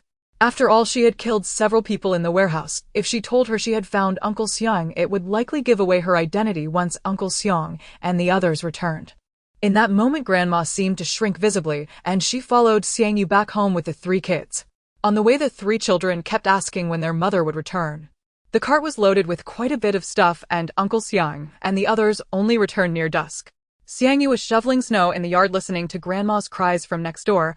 "As long as you come back safely, we have enough food at home. You all don't need to go out anymore." During the day, when she was waiting with her three grandchildren at the village entrance, she saw many people carrying bodies into the village. At that moment, she was truly terrified to hear any bad news about them. This outing left a significant shadow in Xiang Yu's heart. In the following days, they did not venture. Instead, they went to the back mountain to chop firewood. Time passed slowly, and soon it was time for food supply in town, but no one in the village dared to go out. At noon, the sky over Xiangjia village resounded with a series of booming sounds. It was airplanes. One after another, the tightly closed doors opened, and the villagers who had been hibernating started to emerge. Xiang Yu watched the camouflaged planes circling above a long rope extended from inside, and then two dark figures dropped from the sky. After the parachutes deployed, the two landed on the ground and quickly grabbed the rifles they wore. The villagers dared not approach and watched from a distance. The two wore army green fur coats and wool hats. Seeing the two land steadily, the people in the airplane flew towards another village. As they walked through the snow, the heavy snow had buried the original roads of Xiangjia village. One of them took a megaphone from his backpack. "Do not be afraid, we are military personnel here to deliver food to you. We are aware of the situation at the mall, and the villains have already been dealt with. Who is the village chief? Could you come over to talk?" They looked at the scattered houses in the snow, and after three announcements through the megaphone, there were still no villagers coming out. In the end, they had no choice but to knock on each door. Xiang Yu glanced at the rifles in their hands, opened the courtyard gate, and stood by the roadside. Uncle Xiang and the others from next door also appeared. Soon the villagers whose doors were knocked upon stood in front of their homes, looking at the two with some apprehension. Before long, the village chief arrived with his son's support, and the villagers gathered around. "Comrades, why did it take you so long to arrive? I am the village chief of Xiangjia village. May I ask what the matter is?" The village chief led the two into his home. The villagers followed to watch the spectacle. They were originally there to deliver food to the town, and today happened to be Monday, but when they arrived at the mall, they discovered several corpses inside. Upon investigating further, they discovered that there was actually a wanted felon on the run in the small town who did not act alone, but had even gathered many nearby street thugs. In the past, if this had been exposed, it would have certainly been a shocking case that stunned the entire nation. However, at present, with power and internet cut off, no news can be sent out. While they have executed the people, the losses inflicted on the nearby villagers are irreparable. From now on, you no longer need to go to the town to buy goods. Every Monday, we will airdrop supplies to the village, and you just need to organize people to retrieve them. The village chief listened to the two chewing on his welding cigarette when suddenly a rotten egg was thrown and splattering on the two. The stench spread in an instant, causing the villagers to retreat. The two stood up and looked at the rotten egg on them, gazing towards the villagers standing in the yard. Another rotten egg was thrown from the back of the crowd towards the two. However, the two, evidently well-trained, not only dodged it, but also caught the woman who had thrown the egg. The woman had her hair disheveled, her expression vacant, with dark circles under her eyes, appearing mentally exhausted. The crowd scattered, leaving a vacuum around her. The village chief tapped the welding rod in his hand. "Aunt Chuanhua, what are you doing?" The woman screamed and charged at the two, seemingly ready to fight. "My husband was killed. You must return my husband. He was executed, and you speak so lightly of it, but my husband is already dead. Why didn't you send more people to watch over the market? If you had taken action, perhaps my husband wouldn't have died and that murderer wouldn't have had the chance to kill. Woo, the emergency number doesn't even connect. What exactly are you doing?" The woman collapsed to the ground. The village chief stepped forward to help her up, while several family members of the victims in the crowd looked at the two with anger. The two were momentarily speechless. They had already anticipated the scene and were not angry, allowing the villagers to vent their grievances. "You all go back. There are dozens of villages, big and small, around here. How can they manage to come?" The village chief tried to soothe their emotions. He also felt sorrow for the few villagers who had died. Finally, under the instructions of the two, the village chief compiled a list of the deceased's family members, preparing to provide additional compensation. Each person received a warm military coat, warm shoes, snow boots, and enough food to fill their stomachs. However, these compensations meant little to those who had lost loved ones as they stood in the crowd watching. They might dismiss it now, but as the snowstorm continued and the extreme cold set in, they would be thankful for this portion of food. One person took out a walkie-talkie. "It's all set here, but we need to add 7 sets of cold weather gear." Soon a plane flew in from the sky, and after reaching above Xiangyu village, a huge box was pushed out of the plane. The parachute opened and the wooden box slowly descended onto the snow. After the two left, the village chief organized several young men to pry open the box and retrieve its contents. Inside the box were some canned meat, 2 boxes of instant noodles, some fresh vegetables, and starched sausages. At the bottom of the box were a few jars of fruit. The village chief's family sorted these items and recently recounted the number of people in the village. Looking at these items piled on the ground, the village chief frowned inwardly. Although the volume seemed substantial, if distributed per person, each would only receive a little. It might not even be enough to fill their stomachs, especially since most families in the village were farmers. They lived by farming year-round, and every household likely had some surplus grain. It seemed they calculated this when distributing food to the village. The villagers lined up directly outside the village chief's door. He placed the items in the yard and distributed them in front of the villagers to avoid raising suspicion. Now a month had passed since the first day of the snowstorm. As everyone queued, they whispered among them, "Who knows when this heavy snow will stop? All the vegetables in my field have frozen to death. There's nothing to eat." A woman complained. "I harvested mine early, but part of it also froze and spoiled after a couple of days. What a disaster. How can there only be this little? Who can eat this?" "Village chief, you know there are over 10 people in—" "Yes, village chief, this is far from enough. You know my son, he has a bigger appetite than I do." Of course, everyone was dissatisfied with the food they received. For fairness, the village chief even poured out the fruit from the jars and distributed it in disposable cups to ensure everyone could get a bite. Soon it was Xiang Yu's turn. In her cup was a small piece of fruit, enough for about 2 bites, along with 4 starched sausages, 3 bags of noodles, and 2 jeans of vegetables. The vegetables looked like they had been grown in a greenhouse and were quite fresh. If saved, this should last about 3 to 4 days. After eating, it would be best to find a place to lie down and avoid any exertion, otherwise they would get hungrier faster, as this food wouldn't fill them up at all. Although everyone complained inwardly thinking about the dwindling food at home, they still took it. The village chief advised everyone to stay home and minimize outdoor activities, especially for children. Around 10:30 at night, Xiang Yu was cutting pork by the fire in the living room with various seasonings placed on. A small barbecue grill beside a rocking chair at the door had a lively charcoal fire. Xiang Yu skewered the marinated meat onto metal sticks and placed them on the grill. A handful of the small vegetables she received earlier had been cleaned and skewered, just enough to fill her. Sounds came from outside the iron gate. Xiang Yu glanced at the time. It was already 10 o'clock at night. Who could be looking for her at this hour? Outside stood Uncle Xiang and his son Xiang Yi. When Xiang Yu opened the door, they caught a whiff of the faint barbecue aroma in the air. Instead of stepping out directly, Xiang Yu just peeked her head out, looking at them in confusion. Xiang Yi had a basket on his back. Seeing Xiang Yu open the door, he put the basket down and took out 3 frozen cabbage heads to hand to her. "All the vegetables in the field have frozen to death. This is what Xiang Yi and I cut down at night when no one was around. We can't finish so much, so take these 3 heads and quickly bring them inside." Uncle Xiang glanced around anxiously, fearing being seen. Soon Grandma and Xiang Ling returned with another basket from the back mountain, both covered in snow. In the village, every household knew how much food each family had planted. They must be worried about someone stealing their vegetables, hence the late-night harvest. Grandma said you went to town to find us last week. It was so dangerous, yet you went. Just take these 3. Although Xiang Yu could not find them, she still went to the town despite the dangers at that time, and now she had nothing to express her gratitude. Grandmother and Xiang Ling hurriedly left after leaving 3 cabbages with Uncle Xiang and headed towards the back mountain. Xiang Yu had no choice but to accept the items. After finishing the barbecue, the 3 cabbages had thawed, now limp and soft. If not dealt with promptly, they would likely spoil by tomorrow or the day after. Xiang Yu took a kitchen knife and immediately sliced the cabbages into shreds, placing them in a basket. Before going to sleep, she put the basket of shredded cabbage near the stove to dry. Although the vegetables had lost most of their nutritional value, once dried they could be cooked with porridge. Perhaps it was due to the long period of hardship in her past life.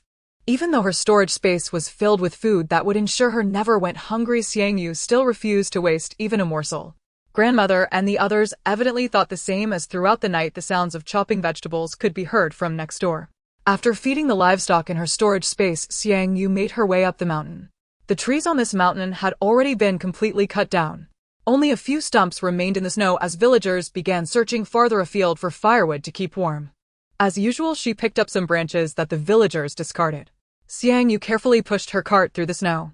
This path was the villagers' regular route up the mountain, and the snow on the ground had already been trampled into a trail. Ouch, how can a girl like you do such heavy work? Let me help you push. Which way are you headed? The man wore a knee-length black cotton coat, his oily hair hanging in strands over his forehead, and he looked to be in his 30s. With his hand resting on the cart's handle, he approached with a familiar demeanor. He tried to push the cart a few times, but failed, causing the smile on his face to freeze instantly.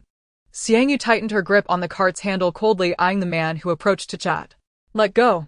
In the recent period, she had not forgotten to strengthen her training and had been eating well every day. Her strength was considerably better than those in the village who barely ate enough. You are just a girl, how can you manage without a man? Let me help you, he persisted, seemingly undeterred, holding onto the cart's handle.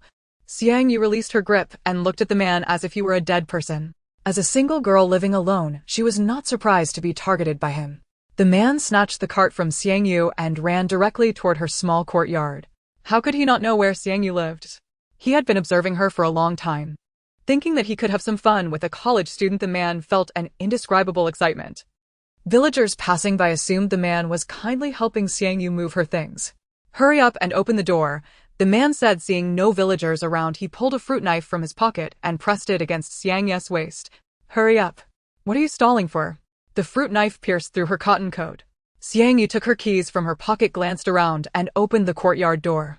The man retracted the fruit knife upon seeing this, placed his hand on Xiang Yu's back, and pushed her into the house, eagerly shutting the courtyard door behind them. Up until this moment, he still thought Xiang Yu was just an ordinary woman, a lustful glint shining in his eyes. However, when he turned around, he was taken aback. He saw an axe already poised at his throat. Had he not reacted quickly to step back, he would have likely bled out on the spot. The man immediately raised both hands. I was just momentarily foolish.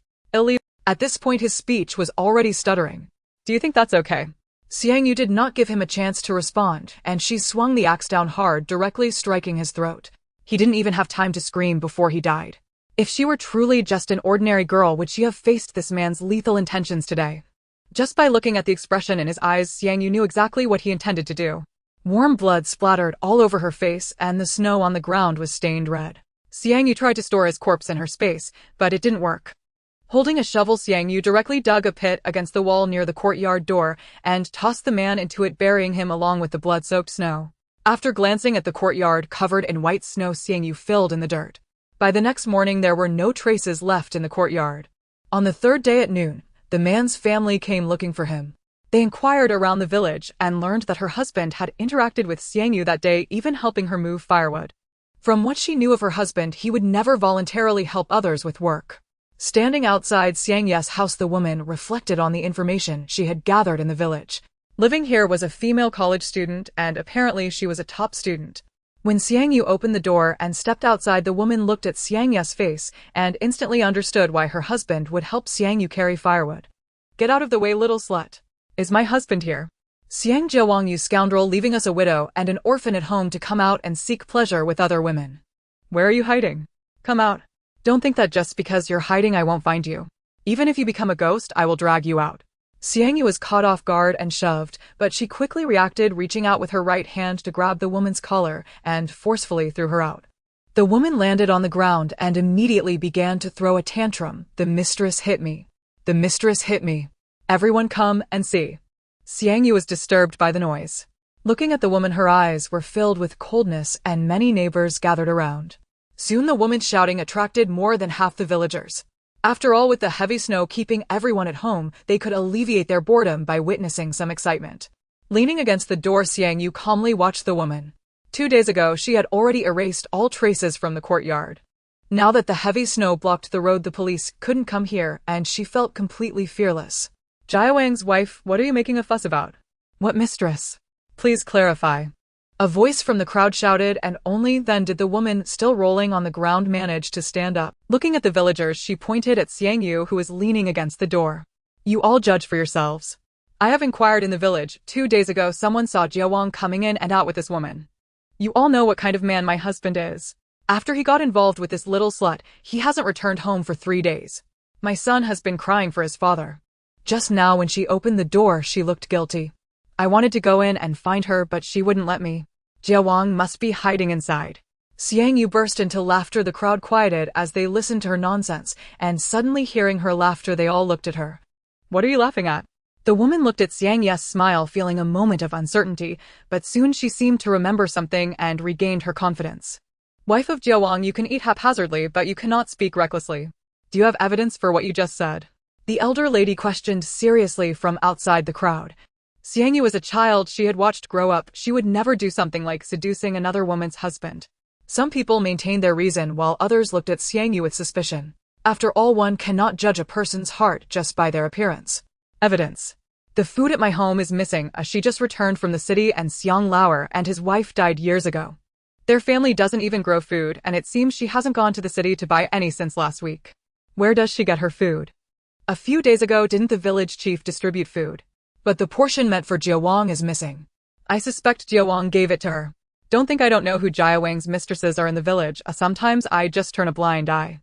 After she finished speaking, she glanced at the crowd, and Xiang Yu with her keen eyes noticed several women in the crowd, quickly averting their gazes. Noticing the change in the crowd's expressions, the woman immediately laughed. Oh, now she's trying to seduce men. What a shameless tramp. If Jiawang could sleep with someone for just a bit of food, could they also? After all, she was a university student, the only one in the village to get into a prestigious school. Noticing the change in the crowd's expressions, the woman immediately laughed. Oh, now she's trying to seduce men. What a shameless tramp. Xiang Yu stepped forward and grabbed the woman's collar, raising her hand to slap her face repeatedly, causing several of her teeth to fall out. "Is your mouth a feces machine?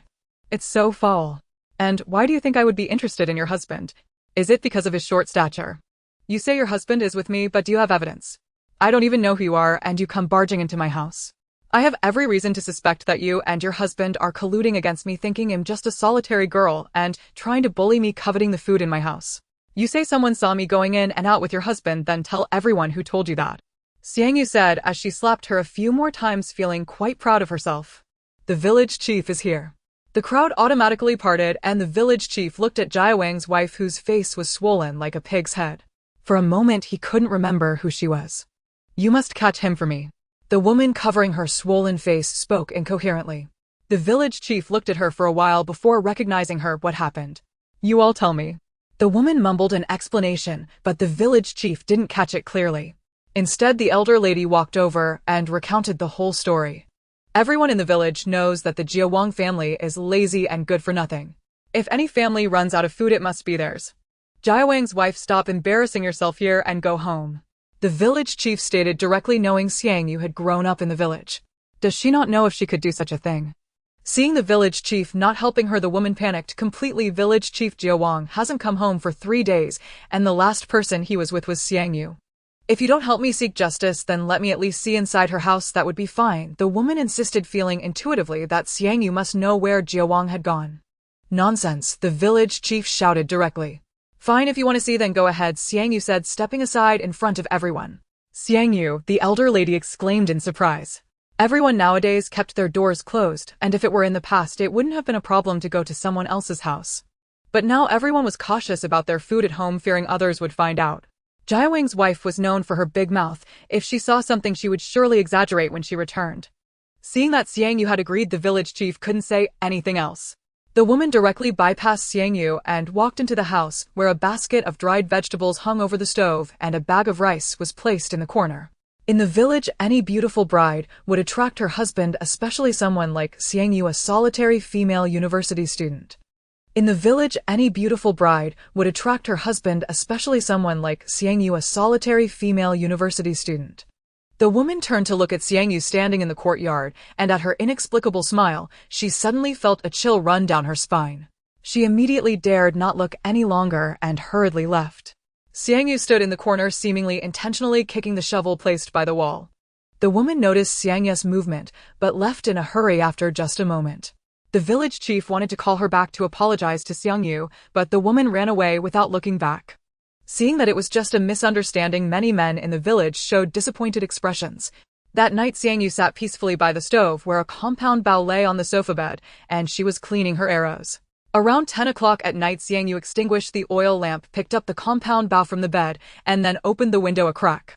Cold air rushed into the room through the gap as she stared intently out the window, and soon a shadow climbed over the courtyard wall. Xiang Yu immediately set the bow, pulling back hard and aiming at the shadow's head just as it picked up the shovel from the corner. With a whoosh, the shadow fell into the snow without making a sound. Xiang Yu closed the window, stepped outside, and stood in front of the shadow, not needing to check who it was, as she already knew the identity of the person. It was Jiawang's wife, the woman who had come to make a scene during the day, and the arrow was firmly embedded in her. Stubborn as she was, her life was fragile. Stepping on her head, Xiang Yu pulled out the arrow lodged in her skull. During the day when this woman was searching in the house, she had given her a hint. Picking up the shovel from the corner, Xiang Yu dug a hole in the small courtyard and buried the body inside. "Now you two are reunited," Xiang Yu said while looking at the thermometer, which showed -2 degrees. In the following time, the temperature would continue to drop, so there was no need to worry about the body rotting and smelling. After a night, any trace in the courtyard was covered by the heavy snow, and Xiang Yu routinely pushed her cart up the mountain to gather firewood. Xiang Qing and his two friends had been practicing with slingshots in the woods recently and could now successfully hit rabbits. When Xiang Yu returned home in the afternoon, Xiang Qing and his two friends were standing outside her door. Xuanqing stood up with excitement on his face, wearing a thick cotton coat. "Sister Xuan Yu, you're back," he exclaimed. "You all came to find me," Xuan Yu said as she took off her gloves and opened the door. The three of them hesitated, finally taking out a cloth bag and handing it to Xuan Yu. "Sister Xuan Yu, this is for you." Xuan Yu opened the cloth bag and saw a dead rabbit inside, still warm, clearly having died not. "Did you catch this?" Xuan Yu looked at the half-grown boy in front of her, surprised that he could hit a rabbit with a slingshot in such a short time. He was indeed a good prospect. "Sister Xuan Yu, if it weren't for your teaching, I would still just be playing around. I brought this to thank you." The two friends beside Xuanqing were equally excited about his catch. "Since you caught the rabbit, you should take it home and eat it. As for teaching you how to use the slingshot, we squared that away last time," Xuan Yu replied, not to mention that his current success was due to his own diligent practice. No matter what Xuan Yu said, Xuanqing and his friends insisted she accept the rabbit. They had come to deliver the rabbit meat, hoping Xuan Yu could teach them a bit more. Understanding their intentions, Xuan Yu finally accepted the rabbit. As they headed up the mountain, three little tails followed her. Uncle Xiang's family had harvested all the grain from the fields and clearly planned to stay indoors for a long time. They could often see them at home grinding cornmeal in stone bowls, likely preparing to conserve food for the future. At 1 o'clock in the afternoon, Xuanqing and his friends appeared at Zuania's store on time. They had discovered traces of wild boars in the mountains yesterday, and the three of them were clearly excited about today's expedition. After helping Xuan Yu gather some firewood, they headed into the forest. Wild boars were very sensitive to various sounds in the woods. "Stay quiet and follow my signals," Xuan Yu instructed, and the three nodded. With the compound bow in hand ready to shoot at any moment, Xuan Yu led the way. The three carefully followed her footprints in the snow, being cautious. At the entrance of a 2-meter-wide cave, a group of dark wild boars lay sleeping inside. There appeared to be 7 or 8 of them, and Xuanqing's friends couldn't hide their joy, but Xuan Yu frowned. Wild boars were not only sensitive, but also very aggressive. A collision could leave someone bedridden for 10 days or more. With 7 or 8 of them here, if they became enraged, it would be quite challenging to deal with. "Climb the tree." Xuan Yu carefully climbed onto the trunk, followed by the three who also ascended the. Crouching on a branch, Xuan Yu drew her bow while the three loaded stones into their slingshots. "Aim for the one on the far right," Xuan Yu signaled to the three. With a whoosh, her arrow struck directly into the eye of the wild boar on the right. The wild boar let out a miserable howl, waking the others, who fled the cave in panic. As the struck wild boar attempted to stand and escape, 3 stones were shot at its right leg. Unable to hold itself up, the wild boar collapsed to the ground. Xiang Yu watched the wild boar that had run out of the cave and seized the opportunity to shoot again. Aim for the one with white fur on its back. At Xuanya's command, 3 stones flew out once more, but the wild boar was too fast. The others, taking advantage of the distraction, had already run far away. The previously shot wild boar crawled out of the cave, shaking off the arrow lodged in its eye and growling. The one at the entrance was twitching on the ground. Xuanya's arrow had clearly injured its vital points. Sister Xiang Yu, it's coming this way. Xuanqing watched the wild boar charging towards them, the arrow in its eye swaying terrifyingly as it ran. If only I had a gun, Xiang Yu sighed again. If she had a gun, none of these pigs would escape today. It's fine, don't go down yet, Xiang Yu said, her eyes showing no signs of panic. The wild boar charged towards the big tree and slammed into it violently. Instantly, a rustling sound echoed as the accumulated snow on the branches fell and landed on the wild boar. Shoot! Xuanqing hit its other eye with a stone from his slingshot. The other 2 also acted quickly as the wild boar was buried under the snow and had no place to hide. As its screams gradually subsided, Xiang Yu was the first to jump down from the tree. The 3 followed suit and surrounded the wild boar. Xiangming, go drag the one at the entrance over here. The little boy immediately ran over. The one at the cave entrance was only about 100 pounds. The one under the tree was a bit fatter. It seemed that with the recent food shortage, they hadn't been able to find anything to eat. Xiang Yu drew her arrow and washed it in the snow before reloading. This area belonged to the deep mountains, and very few villagers came here to chop wood. Xiang Yu took out a chopping knife. Let's process it here before taking it back. If we just carry it back like this, the villagers will see it. The 3 of them nodded in agreement with Xuanya's suggestion. Xiangming, shall you 2 dig a pit here. It doesn't need to be too big.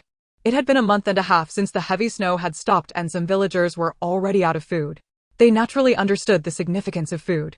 Holding the chopping knife, Xuanqing gritted his teeth and made a cut across the wild boar's belly. The few of them had no tools to catch the boar's blood, so it was wasted. Xiang Yu didn't intervene but instructed the 3 to do it. The oldest, Xinteu, was already 16. If they couldn't handle the scene, they would face even harsher realities ahead. Moreover, these 3 kids always brought her many snacks, claiming it was to show their filial piety. Xuanqing and Shantao had decent mental fortitude, while Xiangming occasionally felt nauseous. His condition improved somewhat while they were butchering the second pig. The 3 had no experience slaughtering pigs, just swinging the chopping knives. Xiang Yu directed them putting the strong-smelling entrails into bags. They packed snowballs into the bags to cover up the smell. The 4 of them evenly divided the 8 pig legs, 2 each, and each got half a side of pork. Xiang Yu took 1 pig head for herself, while the other was shared among Xuanqing and the others. They packed some meat into their backpacks, but they couldn't carry too much. In the end, 2 stayed behind to watch while the other 2 went down the mountain to bring Xuanya's cart back up. They loaded all the pork into the cart, covered it with a layer of snowballs, and finally placed a pile of dry firewood and branches on top. They pushed the cart down the mountain boldly. Recently, since Xuanqing and the others often hung out with Xiang Yu, the villagers who saw them on the way down didn't suspect anything. There was too much pork to carry back at once. The 3 of them gathered a lot of dry branches on the mountain and tied the pork in the center of the branches. It took 4 trips to finish transporting it. After everyone in the village had gone to bed around 9 o'clock at night, the parents of the 3 from Xiangcheng seemed to have made an agreement and all came to visit. After everyone in the village had gone to bed around 9 o'clock at night, the parents of the 3 from Xiangcheng, after asking, they understood the situation. They were no longer children and were aware of the ways of the world, so they immediately cut a piece of pork to send to Xiang Yu. You can take the pork back. I've already taken my share. Regarding the matter on the mountain, don't mention it in the village. Now the 3 families knew the situation well, and they certainly wouldn't be foolish enough to say anything. We won't say anything. You should rest early. We won't disturb you. The few of them exchanged glances and left. Before long, it was time to distribute food again. Recently, due to the low temperature of -15 degrees, the villagers stopped going up the mountain to collect firewood, and very few people could be seen walking around the village. As soon as she opened the door, a wave of cold air rushed in, causing her head to throb as if pierced by needles. Xiang Yu quickly pulled her scarf up to cover half her face and felt a bit better. On the way, a few people were seen heading towards the village chief's house. When they arrived, dozens of people were already gathered outside the small courtyard. The crowd huddled together, seemingly trying to reduce the cold as they chatted while shivering. In the courtyard, the village chief, his wife, his son, his daughter-in-law, and 3 little grandsons were organizing supplies from the wooden boxes. Is it ready yet, village chief? We are almost frozen stiff. Yeah, it's been half a day. Why is it still not ready? A few people shouted loudly while rubbing their hands. Almost there, the village chief replied vaguely. After about 10 minutes, it was finally ready, and everyone scrambled to position themselves at the front to quickly receive their supplies. This time the supplies were even less. Last time they could still get a few fresh vegetables. Xiang Yu looked at the food. She obtained 2 bottles of over 500 milliliters of drinking mineral water, 2 packets of starch sausages, a pack of pickled vegetable instant noodles, and 3 packs of compressed biscuits. Is that all? No vegetables, an ant in the crowd questioned. Didn't we have vegetables last time? Why are there none this time?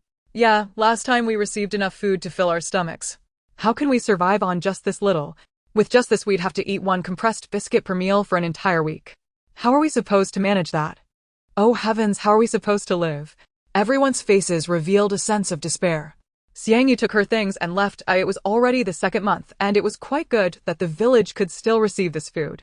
In her previous life at the academy, being in the city center of City A, where people gathered, there were even the most densely packed low-rent apartment buildings in the country.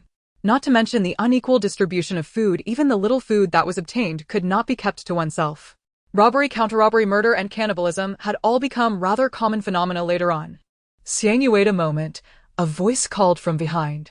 Xiang Yu turned her head and saw a person all wrapped up tightly running toward her. It's me, Xiang Ling. The newcomer pulled down the cloth that was wrapped around her face. Sister Ling, what's the matter?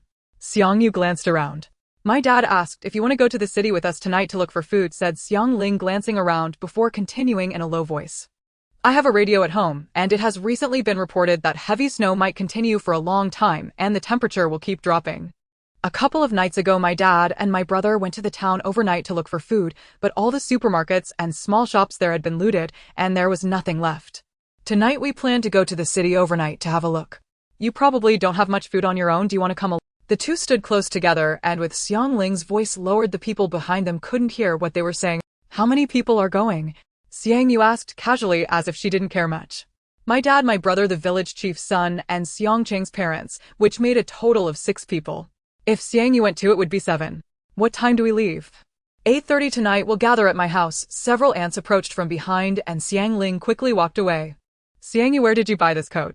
It looks much warmer than ours. One of the ants recognized Xiang Yu, having eyed her coat for quite some time. And I just bought it at a street stall. It's not as good as you say.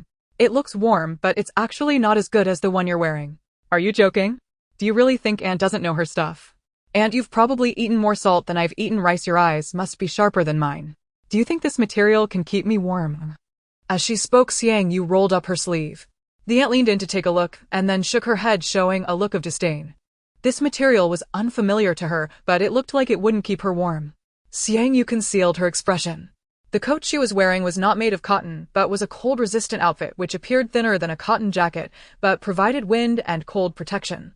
After returning home, Xiang Yu put the things she received today into her storage space and casually glanced at the vegetables and rice planted in the space. The rice had all turned yellow, likely ready for harvest in the next few days. The other vegetables had matured and could be picked, and they were all large and fresh. With this piece of black land, she could be completely worry-free about food in the future. Next to the vegetable garden, she opened up another piece of land and planted some fruit seeds, including apples, pears, strawberries, and blueberries. After finishing the orchard, Xiang Yu casually picked some cabbage and put it into the pig's feeding trough, looking at the already plump piglets. Xiang Yu smiled with satisfaction. Eat more. Braised, steamed, roasted suckling pig. The chicks and ducklings she bought at the farmer's market were also growing, their yellow feathers fading. Xiang Yu picked some fresh corn to feed them. The corn husks and stalks were cut into pieces to feed the cows and sheep, leaving no waste at all. Soon it was evening, and Xiang Yu packed her things, slinging her compound bow, which was powerful enough to have dozens of pounds of force, onto her back. By adjusting the short string, it could become even more powerful, able to pierce through even fire extinguishers, making it a deadly weapon that brought her a sense of security. In her backpack, she packed several bags of compressed biscuits, 2 bottles of water, a pack of instant noodles, and some luncheon meat, along with an alcohol stove. Xiang Yu glanced at the remaining items in the room, directly putting the burning stove into her storage space, and also storing the rice that was in the corner. The room was empty, with nothing left. At 8:30 in the evening, Xiang Yu went directly to the courtyard. The temperature at night seemed to drop even lower. Xiang Yu, come in, Uncle Xiang said, recognizing the slender figure in the snow. I won't go in. Xiang Yu stood outside the courtyard, and soon both he and Xiang Yi came out. The two carried large backpacks on their backs while Zhang Suiping and Grandma looked worried as they sent them off. Xiang Ling held a child in her arms following behind. Deshan, be careful outside with Xiao Yi. It's okay if you don't find food. Safety is the most important thing. Come back early. Deshan was Uncle Xiang's nickname. Husband, if there's danger you must run quickly, understand? Zhang Suiping urged the two as the incident that happened last time in the town had left a shadow in her heart. It's cold outside, you two should go inside. We will be back soon, Uncle Xiang comforted them, gently pushing them towards the house. Grandpa, hold me. The child in Xiang Ling's arms kept trying to get down. Dad, be careful with that. After the two came out of the courtyard, they saw Xiang Yu standing under the street lamp. Earlier it was too dark for them to see clearly, but now they noticed that Xiang Yu seemed to be carrying something on her back. Xiang Yu, what kind of toy is this? Uncle Xiang asked with confusion, as he had never seen a compound. The bow had two rollers on its sides, giving it a mechanical look. Dad, stop talking, this is a compound bow. Xiang Yi looked at Xiang Yu in surprise, not expecting her to know how to use this, and it seemed like the one on her back was specifically made for hunting in foreign fields. There was a time when he enjoyed watching videos from foreign hunting grounds where he once saw a foreigner use a compound bow to shoot an antelope, killing it instantly. He just didn't know if Xiang Yi's bow had that kind of power. When the three reached the village entrance, the village chief's son and his wife were already waiting there, but Xiang Cheng's parents had not arrived yet. When did you all arrive? Uncle Xiang asked, looking at the snow on their clothes. We've been here for a while. If you didn't come soon, my wife and I would have left, the village chief's son said, shivering, then started moving his body to warm up. After waiting for about 5 minutes, Xiang Cheng's parents finally arrived, but instead of his mother, it was temporarily replaced by Xiang Cheng. Sister Xiang Yu, I didn't expect you to come too. Xiang Cheng was surprised to see Xiang Yu here. Originally, his dad and mom planned to go to the city tonight to look for supplies.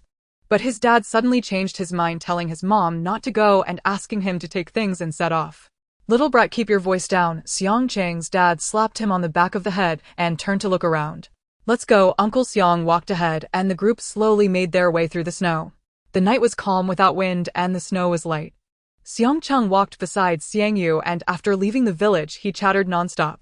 With his voice, the journey was not boring. However, walking on foot in the snow was still too slow. The group walked and stopped, encountering people from other villages along the way. Everyone was bundled up so tightly that even familiar faces were unrecognizable. As they passed the town, everyone tacitly chose to bypass it, finding the fastest route to the city. If they walked quickly, they could arrive before dawn. At 6 in the morning, they finally reached the outskirts of the city. They only needed to walk for another half-hour to enter the city. However, the small town was already so dangerous, what more in the densely populated city. They decided to rest first to regain their strength and go out in the afternoon to look for things. Otherwise, if they encountered danger with their current exhaustion, they wouldn't be able to escape. They found a hotel and checked to ensure no one was inside before entering. To be safe, they climbed to the... Without a room card, they couldn't open the door. The village chief's son forcibly pried it open. They agreed to meet at 3 in the afternoon, so they closed the door to rest. The room contained a large bed, a kettle, and 2 bedside tables, simple and clean. Xiang Yu set the alarm, slept until noon, and then got up. The doors of the neighboring rooms were tightly closed, and Xiang Yu carefully closed the door and went downstairs. She did not come to the city to look for food, she came to find medicine. After her rebirth, she discovered that the government seemed to have sensed the abnormal weather long ago. During the time of stocking supplies, she learned from those merchants that the government had been very strict in controlling all supplies during that period. Especially with medicines, she had stocked up a bit of everything but only had a little medicine. Even if she had money at that time, she couldn't buy any. As she stepped into the snow, almost half her legs sank in. Xiang Yu looked ahead. Amidst the blizzard, she could still see a few tall buildings. Most of the other houses were buried under the heavy snow. A sound came from the alley on the right, and Xiang Yu turned to look, seeing a child about the same height as Xiang Cheng rummaging through a trash can. He was wearing an ill-fitting cotton coat, revealing 2 frostbitten ankles below. His greasy hair hung down in clumps over his forehead, and when he noticed Xiang Yu looking at him, he froze for a moment and sniffled. Then he continued to rummage through the trash can. Several other trash cans on the street had already been visited by him, and a pile of garbage could still be seen swirling in the snow. On both sides of the road, rows of 2-story houses had been built, but every family's door was tightly closed, showing no signs of habitation. The child should have found something in the trash, hiding it in his clothes, clutching it tightly, and quickly ran past. Hey, wait a minute. Xiang Yu took a few steps forward and quickly caught up with the little boy who was wearing a pair of ill-fitting shoes. Xiang Yu easily caught up with him. When she grabbed the collar of the little boy's shirt, he immediately turned around and tried to bite Xiang Yu's wrist. With her left hand quickly extending out, Xiang Yu pinched the little boy's mouth shut. Let me go. The little boy kicked at Xiang Yu. I just want to ask you something. I won't take your stuff. Xiang Yu released his collar and pretended to rummage in her pocket with her right hand. In the next moment, a pack of compressed biscuits was brought out. The little boy said nothing, immediately reaching out to snatch the object from Xiang Yu's hand. You cannot. Which way leads to the street? Can you show me? Xiang Yu looked at the time. It was already 12:30. She had 2 hours left. You go straight ahead from here and you will see a river. Cross the elevated bridge, and that will lead you to the street. Okay, thanks. Xiang Yu turned to leave, but was called back by the little boy. If you are going over there, I advise you not to go. Hey, it's dangerous over there. The boy called out, watching the retreating figure of Xiang Yu without so much as a glance back. In reply, a pack of compressed biscuits plummeted from above. Snatching it off the ground, the boy dashed into the alley. Weirdo. Beneath the elevated highway, the river lay frozen, solid, its surface thickly blanketed with snow. 8 lanes stretched across the bridge, each lined with endless rows of motionless vehicles. All surveillance cameras had long since failed. Still, as a precaution, Xiang Yu checked her current appearance in a mirror. Perfect, so thoroughly concealed she could barely recognize herself. She pulled out her tools, pried open each vehicle's fuel tank, and siphoned every drop of gasoline. It took her over half an hour on the bridge. Only after draining fuel from all those vehicles did Xiang Yu deem the expedition worthwhile, even without locating a pharmacy. Beyond the elevated highway, she spotted 2 colossal bird nests. Ahead loomed towering skyscrapers, and from one nest emerged 2 men clad in knee-length down jackets. They strode towards Xiang Yu, cigarettes dangling from their lips, smirks curling at the corners of their mouths. Looks like a girl. Xiang Yu paid them no mind. Her attention had already locked onto a pharmacy beside the road. In this nascent apocalypse, everyone hunted for food. A few spared a thought for medicine. Though the pharmacy's glass door bore signs of forced entry, its interior remained visible through the cracks. Shelves inside gleamed with abundant pharmaceuticals. Xiang Yu's eyes flickered with quiet triumph. The 2 men now stood before her. Hey, little sister, wanna play with us? One crushed his cigarette, but beneath his boot. A sharp hiss rose as the ember melted snow at his feet. Xiang Yu studied the man, blocking her path, her brow furrowing faintly. Branded gear. The other man's gaze swept over her thermal suit and lit up with sudden avaricious intensity. What brand? His companion asked, puzzled. This coat alone costs over 40,000 yuan. Ever heard of thermal suits? He advanced, his expression resolute, certain of possession. Seeing she was a woman, they lowered their guard. After all, how many women in the real world could truly... They'd encountered dozens of women in the city, every one subdued, compliant, broken. MPH. A guttural groan escaped the man's throat. Seizing the opening, Xiang Yu drove a precise strike into his carotid. Human anatomy offered only a handful of fatal points. He collapsed to his knees, clutching his throat, voice utterly silenced. The second man recoiled, then bolted. Help! Xiang Yu gave him no chance to cry out. An arrow pierced his skull mid-stride. He crumpled 10 meters away. Xiang Yu scanned the surroundings, then swiftly dragged his body back. After extracting the arrowhead, she hurled both corpses off the bridge. Snow exploded outward, then swallowed them whole. Leaving the highway, Xiang Yu approached the pharmacy with deliberate caution. The apocalypse had barely begun. Though desperation drove some to crime, civic order still held. Most dared not yet act with brazen impunity. Inside, she first disabled every surveillance camera, then emptied every visible shelf into her spatial storage without hesitation. To eliminate risk, she moved to the rear warehouse, rows of brown cardboard boxes stacked high. Inside lay more medicine. She scanned the inventory and claimed a portion. 5 minutes later, another pharmacy appeared along the street, its glass front shattered. Medicines littered the floor, evidence of prolonged desperate searching. Xiang Yu slipped through the broken pane and gathered what remained. Most looted stores were bakeries or maternity shops. In one maternity store, hundreds of yuan still rested atop shelves, left behind by whoever had taken the rest.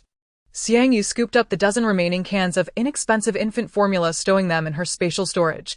A single cup properly prepared could sustain vital nutrients.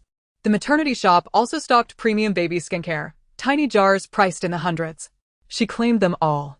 She'd saved them for gradual use. Her own cosmetic reserves were meager. Just as she began gathering baby wipes and toilet paper, 3 sharp reports cracked the air. Gunfire. Instantly alert, Xiang Yu fled the shop, racing toward the source. 3 more shots echoed, then 2 figures burst from the left side of the crossroads ahead. They sprinted, glancing back in terror, 4 massive wolfhounds lunging close behind, jaws snapping, throats rumbling with savage growls. At the sight of the hounds, Xiang Yu pivoted sharply, ducking into a nearby bubble tea shop.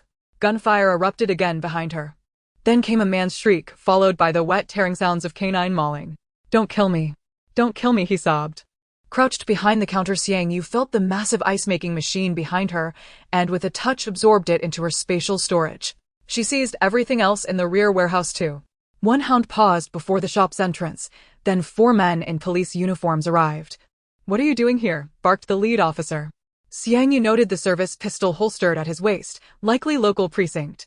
"Officer, I'm from a town where rations ran out. I came to the city hoping to find food." Her voice trembled, her posture shrank, as if genuinely cowed. "Officer, I'm from a town where rations ran out.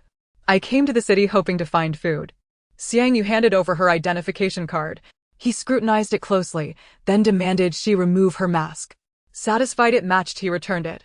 "Stay away from that area. Search only here." "Understood." She nodded. Once assured she posed no threat, the officers departed. Snow had buried entrances to underground malls along both sides of the street, rendering them invisible. Before a sign resembling a restaurant, Xiang Yu entered, only to find the space hollow, 2 empty industrial freezers, nothing more.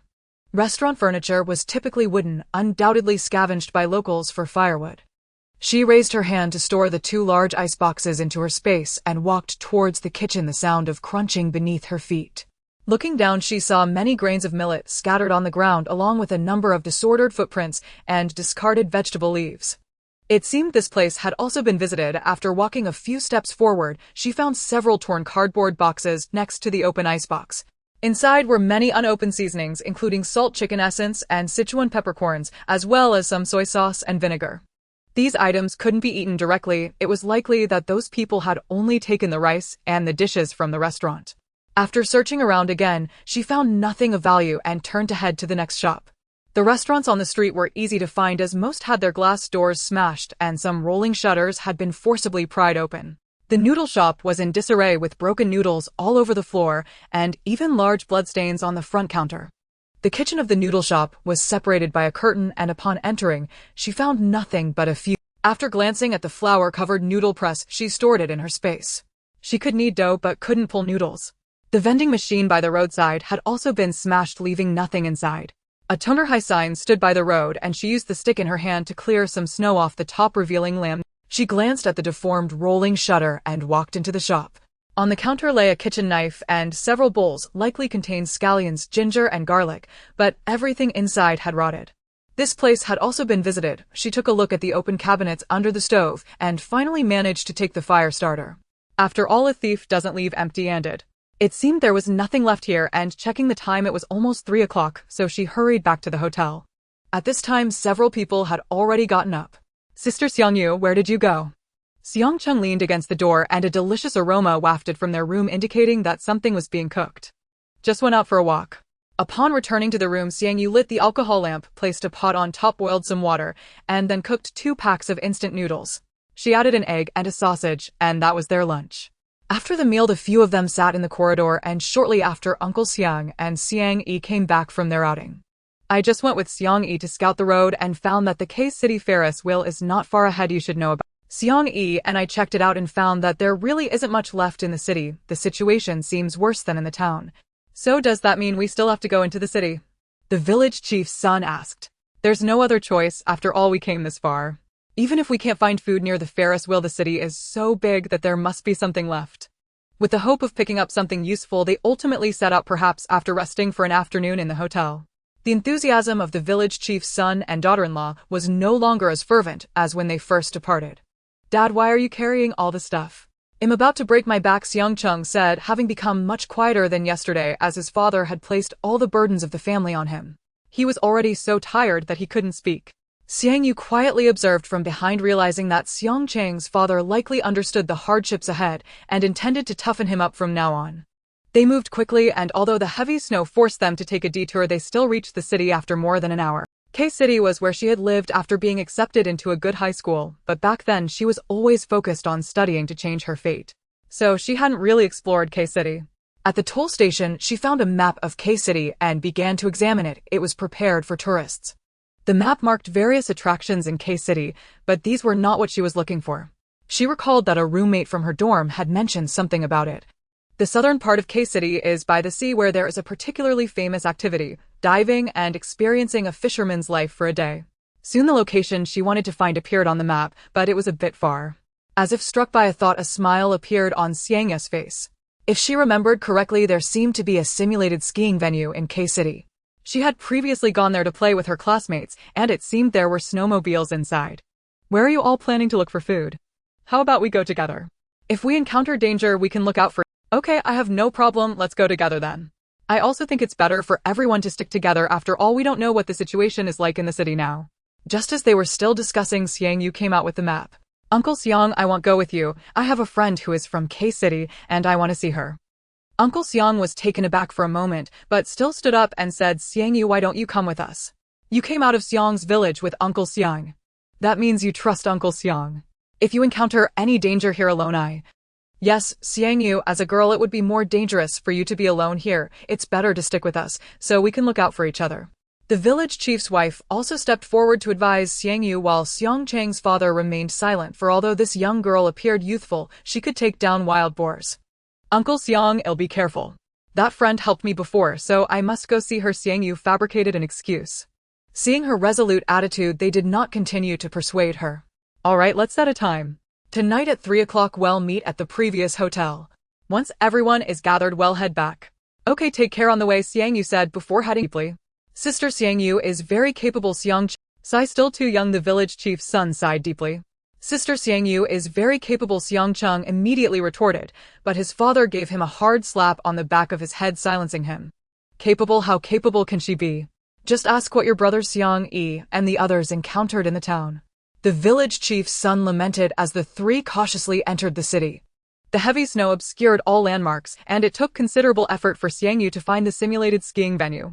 The glass doors outside the venue had been smashed, and she scanned her surroundings, ready to pull out the dagger from her sleeve at any moment. By now it was completely dark outside.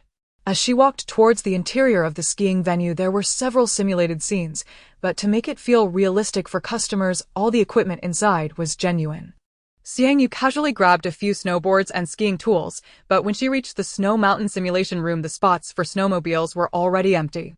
Clearly what she could think of was also thought of by others, but after searching around, Xiang Yu found 2 snowmobiles However, the vehicles were abandoned here because they were out of fuel, so Xiang Yu took some oil from her space and refueled the snowmobiles.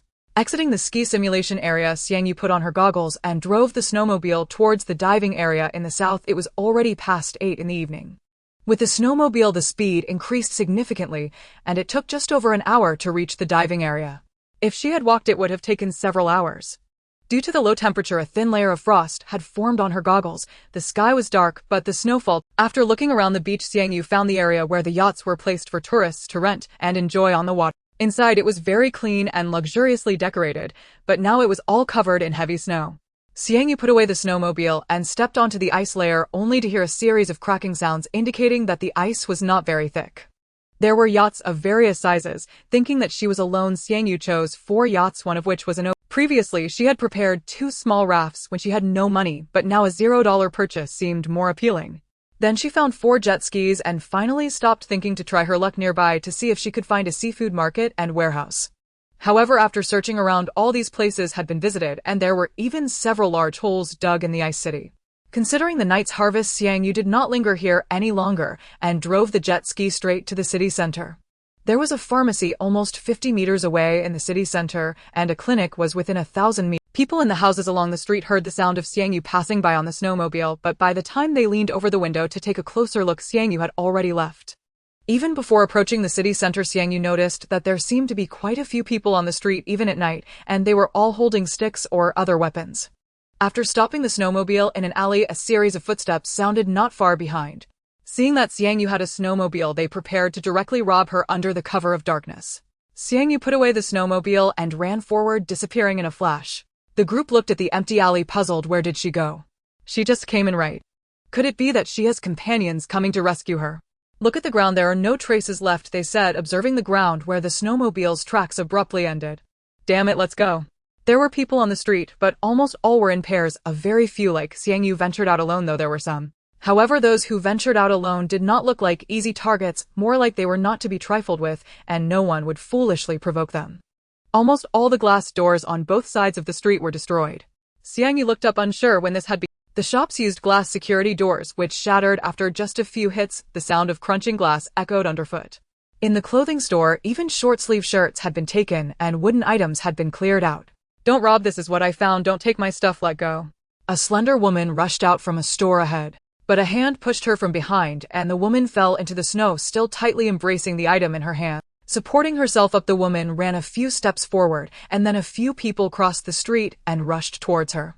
They frantically pried open the woman's wrist, snatching the item she held, which was a bag of noodles. But it wasn't over yet. Hearing the commotion, many people began to gather around, and when they saw that bag of noodles, they went wild. Xiang Yu immediately pressed against the wall to avoid conflict. The woman who had her noodles stolen was now on the ground crying, may you all die a horrible death." The woman loudly cursed, using the ugliest words possible, but those people seemed not to hear. Soon the coldness that came from the ground snapped the woman back to reality. She stood up, leaned against the wall, and left. Xiang Yu observed the scene before her. The temperature had already dropped to -17 degrees, and it wouldn't be long before these people became even more desperate. There was no food to be found in the city center, not even the pharmacy, which had been ransacked, leaving piles of white pills on the floor. Some bottles and jars were thrown on the ground. Clearly not much could be taken away, so those people destroyed the items in the pharmacy. There was a 4S store, the largest in City K, seemingly nearby. Xiang Yu stood in the alley, taking out her map and flashlight. After locating the position, she went to the 4S store, which was completely unattended, unlike the stores on the street that had been smashed. Finding the RV exhibition area, Xiang Yu stored 4 recreational vehicles in her space, along with 2 off-road mountain bikes. Once everything was ready, Xiang Yu left the city center, following the route she came from, but she was followed by a few small tails. She paid them no mind and headed to an uninhabited corner. She took out the snowmobile and rushed out. The few people who had been following her ready to act watched the departing snowmobile, regretting their indecision. If only they had acted sooner. That snowmobile could have been theirs. There were fewer people outside the city, but most were still in pairs. They dragged what they found from who knows where to take back for warmth. Xiang Yu had enough medicine stored in her space, and moreover, she wouldn't let herself fall ill easily, so she did not continue looking for pharmacies. Instead, she searched for a few restaurants and finally found a bundle of dry noodle strips in a sack, which should last her a week once soaked. This was an unexpected gain. Glancing at the time, it was already 1:23 a.m., and she sped away on the... Upon arriving at the hotel, it was exactly 2 o'clock, an hour earlier than the agreed time. Xiang Yu glanced at the adjacent rooms. She guessed that Uncle Xiang and the others were still in the city searching for supplies. After tidying herself up, Xiang Yu went to sleep. In the vast 30-story hotel, she was the only occupant. Listening to the howling wind outside the window, Xiang Yu felt no fear at all. Often this was what made her feel safe. Was there anything more terrifying than humans? In a daze, a loud rumble came from downstairs. The moment Xiang Yu opened her eyes, she immediately got out of bed, moved close to the window, and pulled back the curtains. It was too dark and the blizzard too heavy. She could hardly see what was happening downstairs. Holding the compound bow she had placed by her pillow, she jogged quickly down the stairs. Listening to the rumbling sound, it resembled a snowmobile.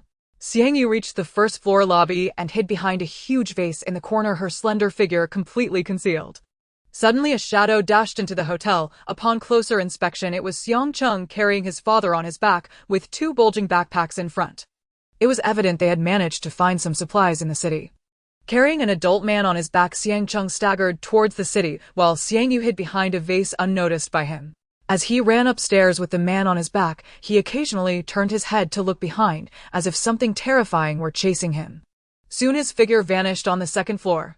Moments later, Xiang Yi and Uncle Xiang rushed into the hotel, with Xiang Yi appearing relatively fine while Uncle Xiang was already exhausted. Soon his figure vanished on the 2nd floor.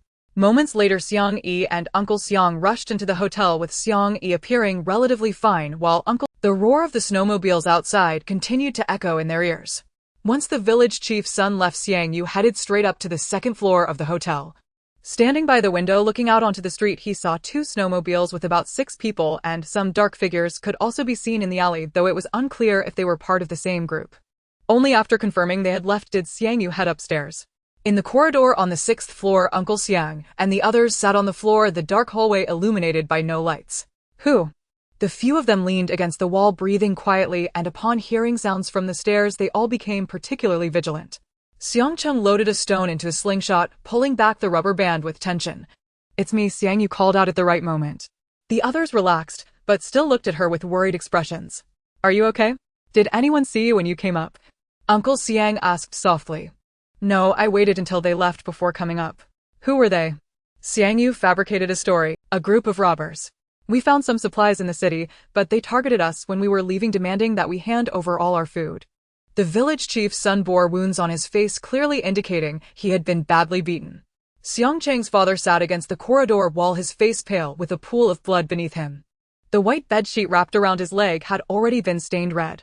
"Dad, how are you?" Xiang asked anxiously. The others quickly gathered around. "Why don't we head back overnight? Uncle Lao Wu was injured while buying us time to escape." "Yes, we need to hurry back.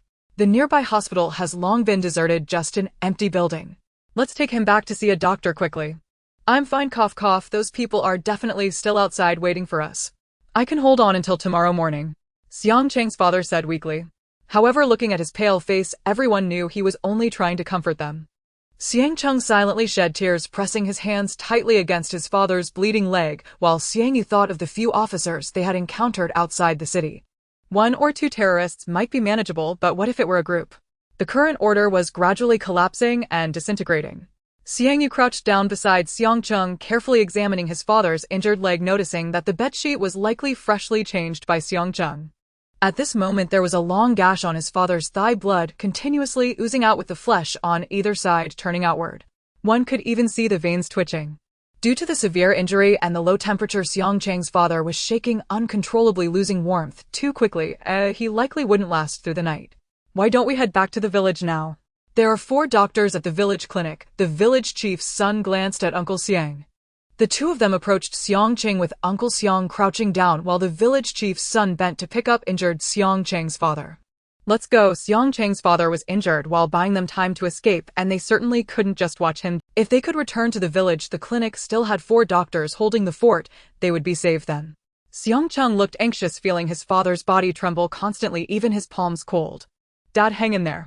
Mom, Grandma, and my sister are all waiting for us at home." Xiang kept talking. The village chief's daughter-in-law brought a blanket from the hotel room, and Xiang hurriedly took it to cover his father. The few of them were momentarily flustered. Xiang Yu followed them downstairs. Earlier he seemed to have seen a few dark figures in the alley to the right and instinctively looked in that direction after leaving the hotel. He saw 2 red lights flickering back and forth. There were people there. Xiang Yu extended his left hand, grabbing his compound bow. Then with his right hand he pulled an arrow from the opening of his backpack. Xiang Yi and the others seemed to genuinely believe that those who had chased them had already run away. At this moment the group walked calmly along the street, discussing which direction would lead them back to the village faster. Little did they know that danger had already descended, for powerful flashlights shone at them from the alley on the right, and they instinctively raised their arms to shield their eyes. TSK Tisk brother Xiao truly has an uncanny ability to predict. He knew they were definitely hiding nearby, a man holding a flashlight said. He flashed the light towards Xiang Yi's eyes. "Run, aren't you good at running? If you'd handed over the supplies earlier you wouldn't have been in trouble." 4 of them wielded long watermelon knives, one of which was stained with blood. The village chief's daughter-in-law was so frightened that she collapsed to the ground. Being a woman who worked in the fields for years, she had never witnessed such a scene. How could it have turned into this? "What you're doing is illegal." She looked at them with terrified eyes, unsure when everything around her had changed. Everything had become unfamiliar, instilling fear in her. "Ha ha, illegal." The others laughed, as if they had heard a joke. Xiang's body also trembled uncontrollably. No matter how mischievous he usually was, he was just a 15-year-old boy. Looking at the gleaming watermelon knives, it would be a lie to say he wasn't scared. "Here, take the supplies and let us go." The village chief's son took off the backpack from his shoulders. But the 4 clearly had no intention of letting them go. "Why didn't you do this earlier? Now you have to give us double the supplies if you want to leave." "Ha ha." They burst into laughter. Xiang Yi blocked the person on the left. "Don't look back, just run, understand?" Uncle Xiang said to the others in a low voice, his face resolute. Xiang's father, supporting his injured body, said, "Let me down. I'll block the one on the right." "Xiang, come here." Xiang was already in tears, reaching his father's side. "Dad, is there any way? I don't want you to die." Xiang looked at the heavy snow falling. The world was not supposed to be like this. How had it ended up like this? With a thunderous roar, two snowmobiles approached from the distance down the street belonging to those who had previously robbed them. The expressions of Xiang Chang's father and Uncle Xiang were filled with despair, as they had originally intended to use their lives to buy time for escape. Earlier, they had managed to shake off their pursuers by running in different directions and hiding inside houses. Now trapped in the middle of the road, escape seemed impossible. Xiang Yu stood next to the village chief's daughter-in-law, whose sobs were close to her ears. She could take out the two men behind her within 10 seconds. The two men in front were about 10 steps away. After dealing with them, she could use her compound bow to take out the man on the right first. After pondering for a moment, Xiang Yu decided to take action. "What's with you staring at me? Do you want to die?" The man wielding the bloodied watermelon knife stepped forward, and the knife was quickly pressed against the village chief's son's neck. "Brother, let's talk this over. My eyes are just like this by nature." A scent of urine arose as the village chief's son, terrified, wet his pants. The man with the knife had clearly killed before. His movements were exaggerated and reckless. "Ha ha ha, he actually peed himself, ha ha ha." The snowmobiles were approaching rapidly. Now was the moment. The man standing closest to the village chief's son was within reach, and Xiang Yu kicked him squarely in his protruding beer belly. Caught off guard, the man felt a sharp pain in his stomach and vomited, pulling out a dagger from his sleeve. Xiang Yu swiftly slashed his throat. Within 5 seconds, the man fell to the ground lifeless. "Run to the right," she shouted. The remaining 3 reacted at that moment, but Xiang Yu had anticipated their response and kicked the bloodied watermelon knife. As the knife was kicked, it bounced up from the ground. Xiang Yu reached out to catch it and swung it at the person beside her. That man clearly lacked combat experience, wielding his knife without any strategy. He was taken aback by Xiang Yu's attack. He instantly tried to retreat, but Xiang Yu had no intention of letting him go. While he created distance, she threw her dagger at him. The dagger flew towards his knife-wielding arm, piercing it. The watermelon knife fell to the ground, and with no time to waste, Xiang Yu ignored him. She turned and drew her compound bow. Looking back, she saw a man in front of Uncle Xiang swinging his knife towards them. With her bow fully drawn, she released the arrow that pierced through his chest. In this brief moment, Xiang Yi and the others had already dashed into the alley on the right. In less than 20 seconds, 2 had died and 1 was severely injured. The remaining man looked at Xiang Yu in terror, realizing that despite their initial appearance as weak, they had a formidable fighter among them. Though they were stained with blood, they had never encountered someone so fierce and killing. The man instantly urinated in his pants and turned to flee towards the approaching snowmobiles. Xiang Yu quickly moved forward, pulled out the arrow she had just shot, and reloaded. With a swift whistle, the man who had tried to escape fell to the snow lifeless. Xiang Yu let out a sigh of relief and turned to run into the alley where the others had left, but unexpectedly, she found that Xiang Yi and the others hadn't left. They were hiding there, and upon seeing Xiang Yu approach, their expressions were complex. "Let's go," Xiang Yu said simply before turning to rush into the alley, but she quickly stopped in her tracks upon hearing gunfire. "Xiang Yu, why aren't you leaving?" Xiang Cheng asked, puzzled, but the others looked even more terrified than before as they too had heard the gunshots. "Are we going to die?" "I don't want to die yet."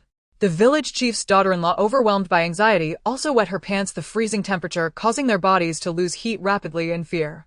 "Xiang Yu, what should we do?" Xiang Yi asked Xiang Yu, clearly relying on her as their pillar of support. Yet Xiang Yu said nothing, merely unzipping her backpack, revealing over 100 arrows inside. There was no doubt that this group was not the police, but they were armed. As long as they weren't the police, she would seize the opportunity. After all, what she needed most now was a gun. "You all go ahead, don't mind me," Xiang Yu said, glancing at the wall in front of her. With her compound bow on her back, she easily climbed over it. Once on the wall, her view opened up significantly. Xiang Yu crouched behind a snow pile, cautiously making her way towards the eaves on the left. The corners of the eaves were piled with over a meter of snow, just enough to conceal her.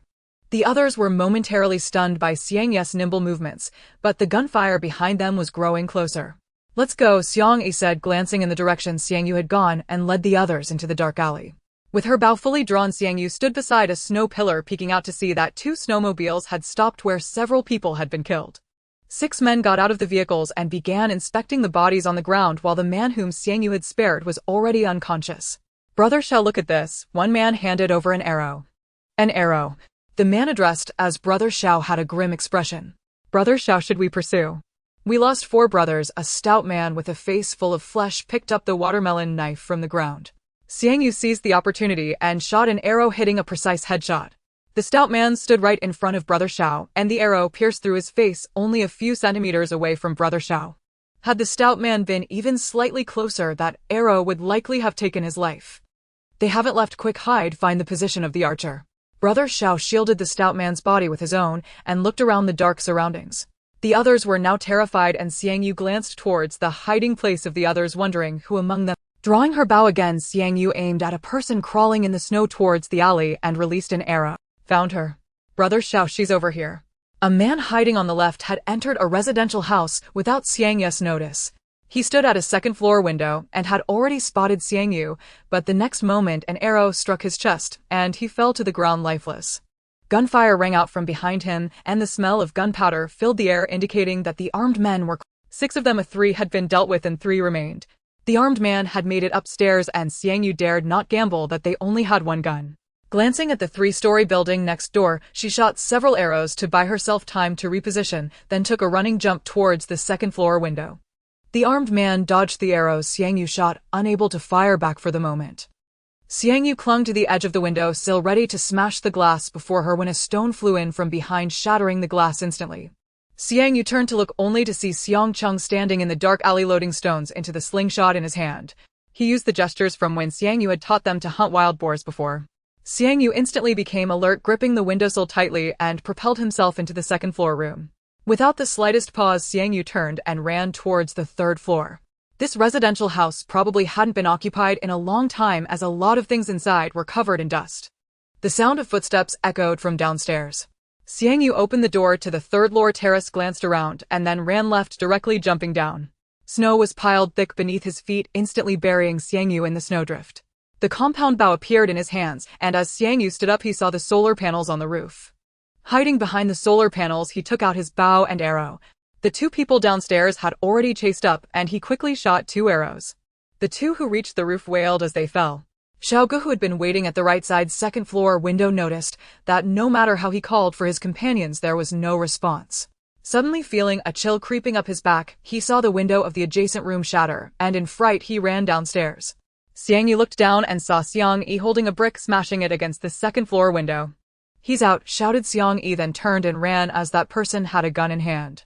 After Xiao Gu ran out, he headed towards the direction of the snowmobiles, firing 2 shots in the direction where Xiang Yi had fled. With a whoosh, an arrow flew out, piercing through Xiao Gu's body and shooting towards the ground, while Xiao Gu initially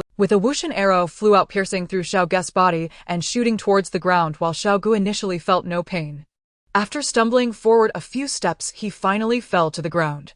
Xiang Yu looked at the 2 on the neighboring roof, climbed up, and pulled out the arrows from their bodies, as her arrows were as scarce as bullets. If she didn't use them sparingly, having the compound bow in hand would be like having a bicycle without wheels. How could she run?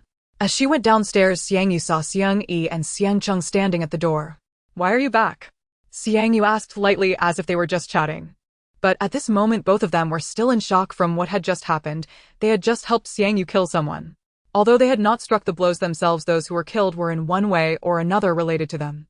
Since it was their first time killing someone, they naturally couldn't stay as calm as Xiang Yu.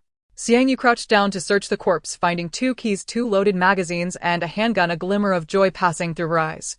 Xiang Yu flipped him over and continued to search, eventually finding a soft package underneath the holster where he had kept his gun. Grade.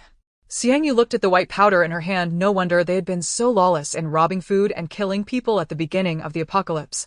Picking up the arrows from the ground and placing them in her backpack, Xiang Yu continued to search the corpse. These few men must have come out temporarily, as they didn't carry much supplies. However, she did find several packets of grade. The heavy snow was falling, and as Xiang Yu looked at the 2 figures behind her, she handed one of the keys to them. After all, they had helped her. Xiang Yi was the first to react. He took a couple of steps forward and reached out to take the key from Xiang Yi's hand. This was one of the keys to the 2 snowmobiles. "It was brother Xiang Yi who wanted to come back to help you," Xiang Cheng said at that moment. They had originally been escaping in the alley. But brother Xiang Yi suddenly turned around and said he wanted to come back to help. Their uncle was already very tired, and he had only followed Xiang Yi. Xiang Yu glanced at him, inserting the key into another snowmobile, while Xiang Yi imitated her. After inserting the key into the vehicle, he first fumbled around trying to figure out how to start it, and then quickly got the hang of it. Leading Xiang Cheng, Xiang Yu followed behind them. When they returned to the alley, they discovered that the village chief's son and others had not left. Seeing the 3 come back, they understood that the previous group of thugs had been dealt with. The pressure that had been weighing on their hearts lifted, and the village chief's son and daughter-in-law suddenly felt the chill on their bodies. Their legs now felt numb, shivering as they found a place to change out of their wet clothes, discussing amongst themselves. Xiangqing, his father, and Uncle Xiang took one snowmobile, while Xiang Yu took the village chief's son, and Xiangcheng was frail, lying on the front of the snowmobile, taking up little space. Although it was a bit slower, it was better than walking back to the village on their own two legs. It took a considerable amount of time to arrive. They returned to Xiangjia village overnight, and by the time they got there it was already past 7 in the morning. The snowmobile went straight to the village clinic. When it was first established, this place was meant for villagers from 10 miles around to seek medical treatment, but for some unknown reason construction had halted halfway through, and now it was fully equipped inside, but after the water and electricity were cut off, many doctors had left. Only a few remained here to hold the fort. Doctor, doctor. As Xiangcheng got out of the snowmobile, he shouted loudly towards the hospital, and soon a curtain of a window on the first floor was pulled open. Xiang Yi and Uncle Xiang carried Xiangcheng's father into the hospital. The vast hospital now only had 3 doctors left. What happened? How could he be so severely injured? The 3 looked at the blood-soaked white sheet wrapped around Xiangcheng's father. Put him on this hospital bed, let me examine his injuries. The doctor, wearing a white coat, put on a mask. The 3 used scissors to cut open the strips of cloth on Xiangcheng's father's legs, revealing that the area around the wound had begun to turn white. Due to the low temperature, a thin layer of ice had already formed on the surface of the wound, and the 3 frowned at the "You all wait outside for a bit." The 3 shut the door to the operating room.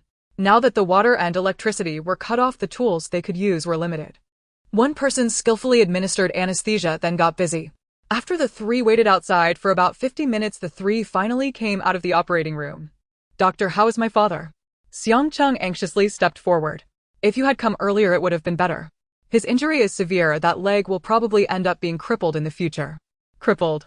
Xiangcheng murmured, but no matter what, his father was alive. As long as he's alive, that's good, that's good. Uncle Xiang looked towards the ward as Xiangcheng's father was injured while trying to save them. Now that the person was saved, the burden in their hearts was finally lifted. In the end, Xiangcheng stayed behind to watch over his father, while Xiang Yu and Xiang Yi returned to the village. The village chief's daughter-in-law went to inform Xiangcheng's family that Xiangcheng and his father were now at the clinic. They had been discreet when they left, and even more so when they returned, and no one in the village knew they had been to the city these past few days.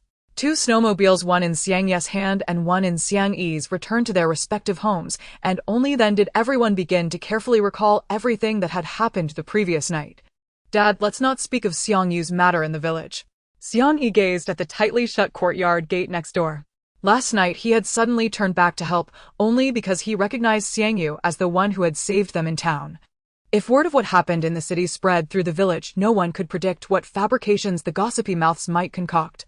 Don't worry, I know where to draw the line. Xiang Yu stood before the snowmobile parked in the courtyard. With 2 more stored in her spatial ring, she now possessed 3 snowmobiles in total. She had also stockpiled a considerable quantity of gasoline and diesel, enough to last several years. In due time, she would venture out again. She planned to visit nearby gas stations to secure additional fuel reserves.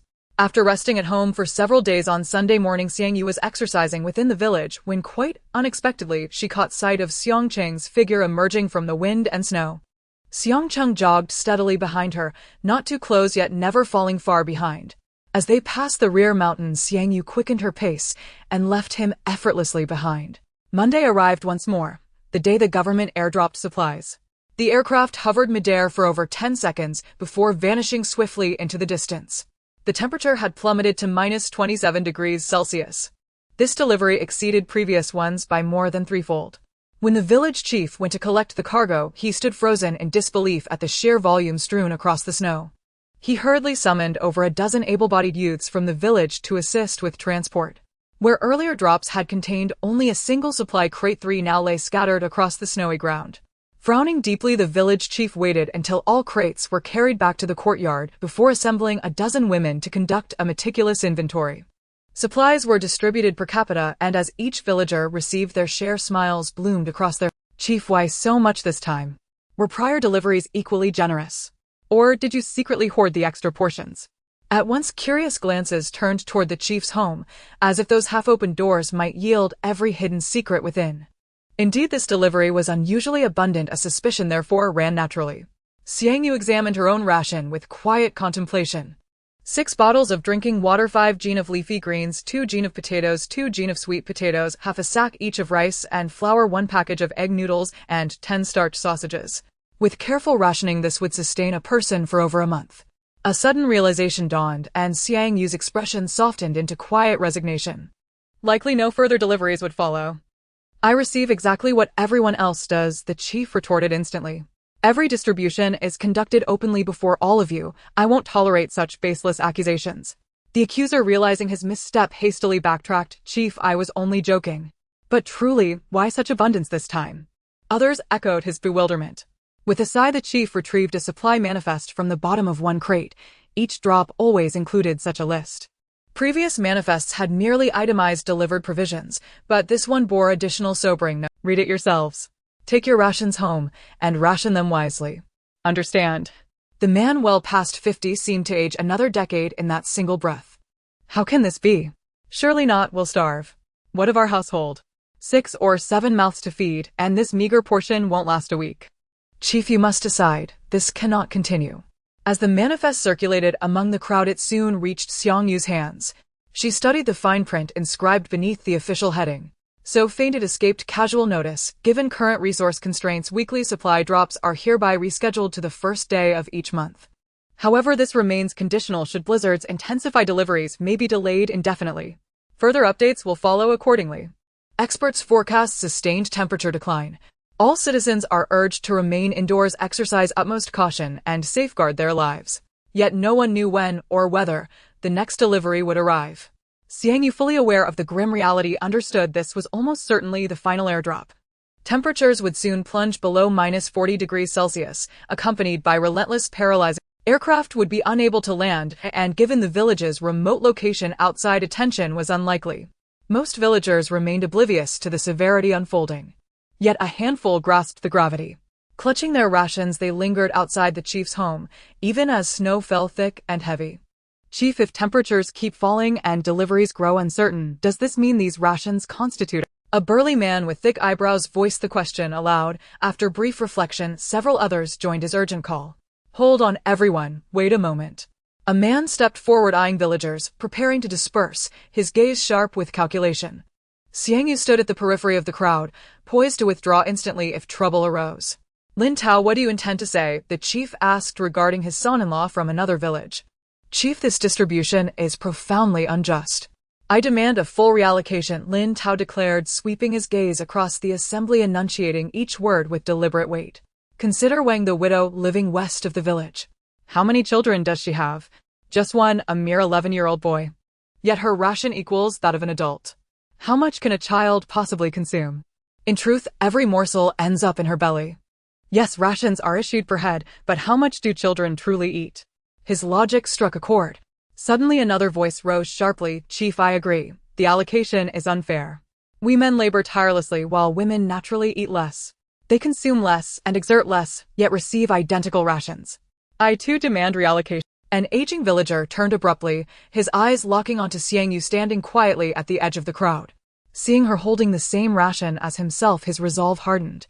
Chief, I support reallocation. How much can one woman possibly eat? In that moment, dissent coalesced, unified, unyielding, and dangerously cohesive. The village chief sat motionless upon his chair, puffing slowly on his tobacco pipe, coughing intermittently as clamor swirled around him. Privately, he wished to prioritize the elderly, infirm, and mothers with young children. Yet confronted by such fierce collective outcry, he hesitated, uncertain where justice truly lay. The village chief sat motionless upon his chair, puffing slowly on his tobacco pipe, coughing intermittently as clamor swirled around him. Privately, he wished to prioritize the elderly, infirm, and mothers with young children. Yet confronted by such fierce collective outcry, he hesitated, uncertain where justice truly lay. The village chief struck the nearby utility pole with a welding rod, causing ash to fall into the snow. One woman could no longer hold back and retorted angrily, Xiang Yu, how can you lie with your eyes wide open? I do as much work as you men do. The women in the village were instantly incensed, their faces flushed with anger as if flames were about to burst from their eyes. The supplies allocated by the government are for everyone. Why do you think we don't deserve our share?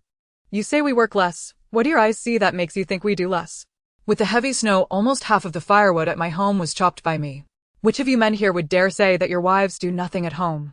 Among the many single men in the village, a commotion erupted in front of the village chief's house. I say you lot who contribute little to the village should feel ashamed taking so many supplies. And you Xiang Yu, you are the loudest of all. You steal from my fields every year. Do you really think I don't know?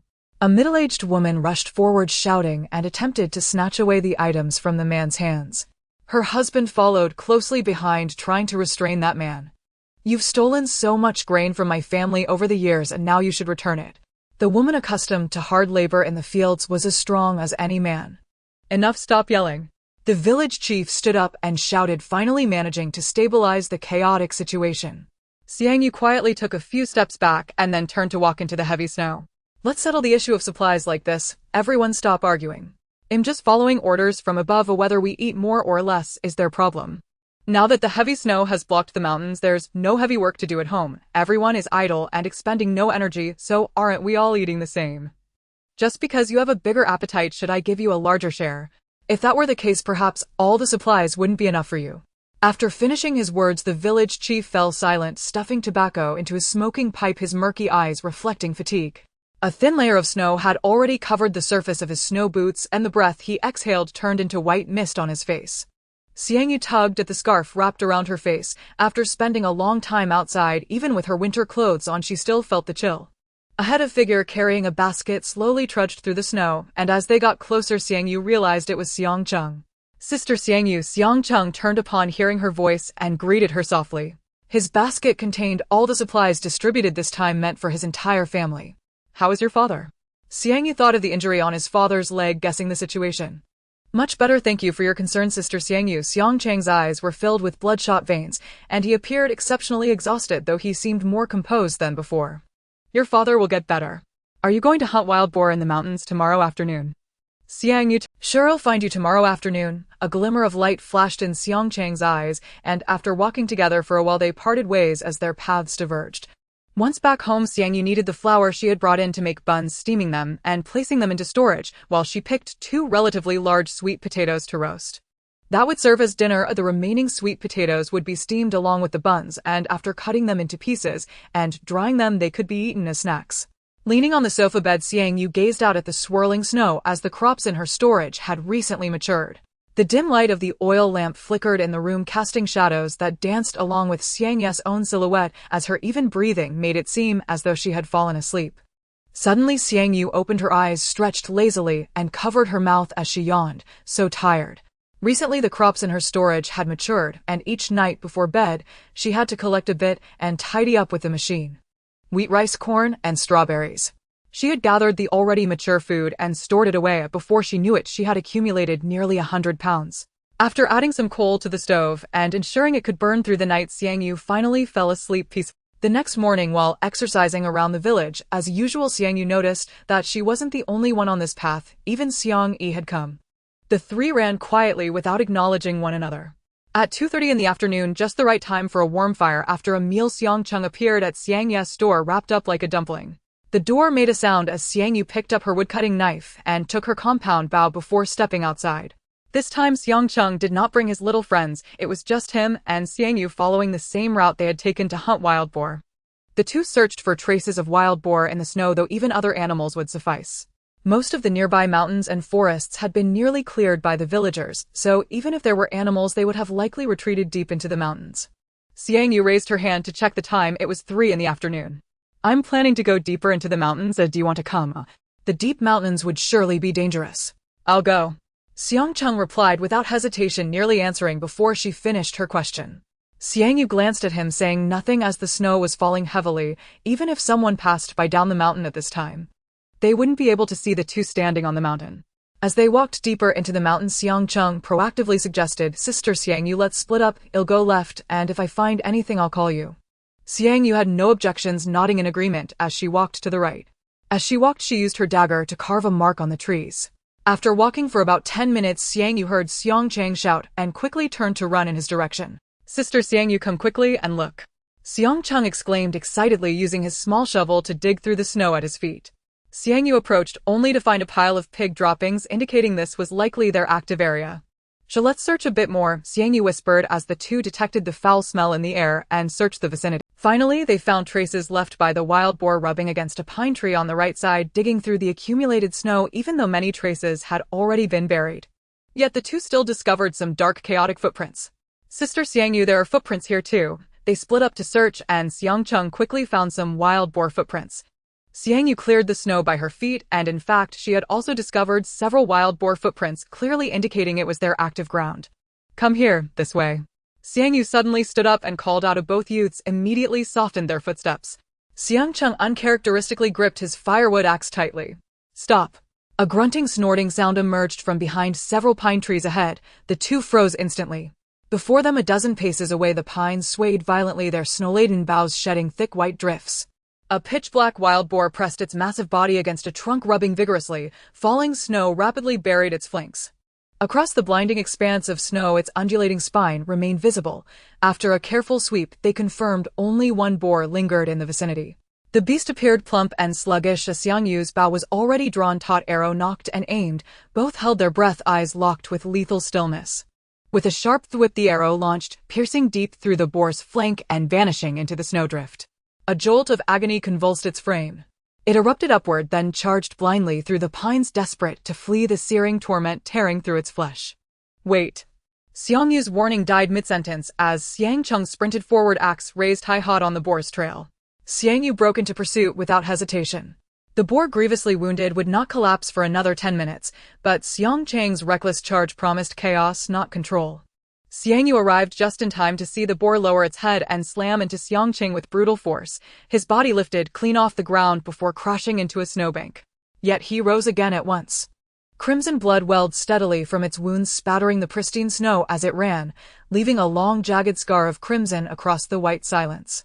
Xiang Cheng let out a guttural cry and brought the axe down in a single decisive arc. The boar shrieked once, a raw, broken sound, then collapsed, overcome at last by unbearable pain. Xiang Cheng sank to his knees, the axe slipping from his grasp to clatter beside his boot. Xiang Yu examined the boar's wounds, deep, overlapping gashes, clearly struck multiple times. Before them, the beast exhaled its final breath. Xiang Cheng scooped snow into his palms and scrubbed his face clean of blood. Xiang Yu watched him, silent, knowing. She had already guessed much about this sudden, fierce transformation. Only the two of them had ventured out hunting today. Xiang Yu drew the firewood axe and slit open the boar's belly, pulling forth its steaming entrails. Warm vapor billowed into the frigid air, thick with the coppery tang of fresh blood and visceral musk. The axe's edge was razor-sharp. Xiang Yu split the carcass cleanly down the center, dividing the meat evenly. They had prepared thoroughly for this mountain hunt. Xiang Cheng retrieved a dozen plastic bags from his pack, hacked the pork into manageable chunks, and packed them tightly inside. The boar weighed over 150 jin, too heavy for a single trip. Once the offal was cleaned and set aside, they made 2 arduous trips back, carrying the meat through the hushed woods in solemn silence. Xiang Cheng, would you trade me the pig's small intestine? I'll give you a slab of pork, Xiang Yu said as he turned to leave. Sister Xiang Yu, if you want it, just take it. No need to trade, Xiang Cheng murmured, glancing around before reaching into his pack and drawing out a plastic bag. Inside lay a coiled length of small intestine. Xiang Yu thrust the pork into his hands. Take it. Otherwise, next time, we won't go together. Xiang Cheng accepted the meat without delay. Back home, Xiang Yu boiled water to scald and rinsed the intestine, then washed the pork thoroughly, separating fat from lean before feeding both through the meat grinder. After marinating, she stuffed the mixture into casings to make cured sausages, hanging them over the hearth to smoke slowly.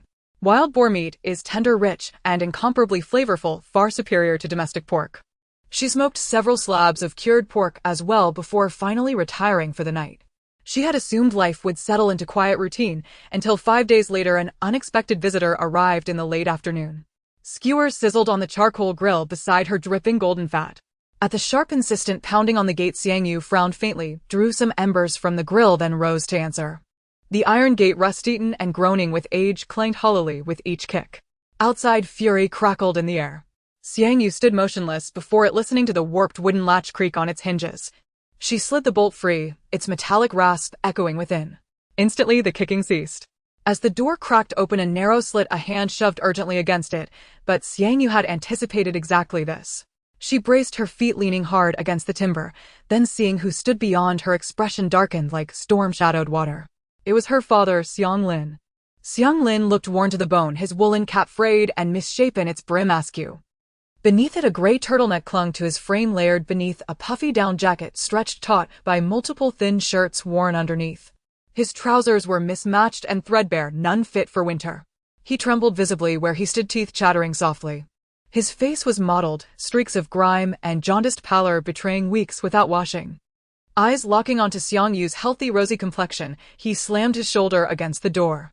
"You're feasting in Xiangjia village, let me in. It's freezing out here. What are you doing here? Weren't you living in the city?" Xiang Yu demanded, then her expression shifted as if a memory had just surfaced. "I came back for you. Someone told me you were thriving here, look at you. You're clearly doing well. Open up, I can't feel my legs anymore." Xiang Lin lunged forward, shoving at Xiang Yu, but she began slowly, deliberately closing the door. "What do you think you're doing? I'm your father. Legally, you owe me filial support. Open this door now." His arm snapped up instinctively, a backhanded slap aimed squarely at her face. Xiang Yu caught his wrist in a swift iron grip. "So you remember filial duty, but you never raised me. How dare you speak such words with that mouth?" Xiang Lin's face flushed purple with rage. He wrenched his trapped hand, shaking it wildly. "You've grown bold, haven't you? Think you can talk to your father like this? Today I'll teach you respect. You owe me your very life. I'll beat it out of you right now." Xiang Lin wrenched his arm free and lashed out with a kick, but Xiang Yu felt nothing for him or Wu Yu anymore.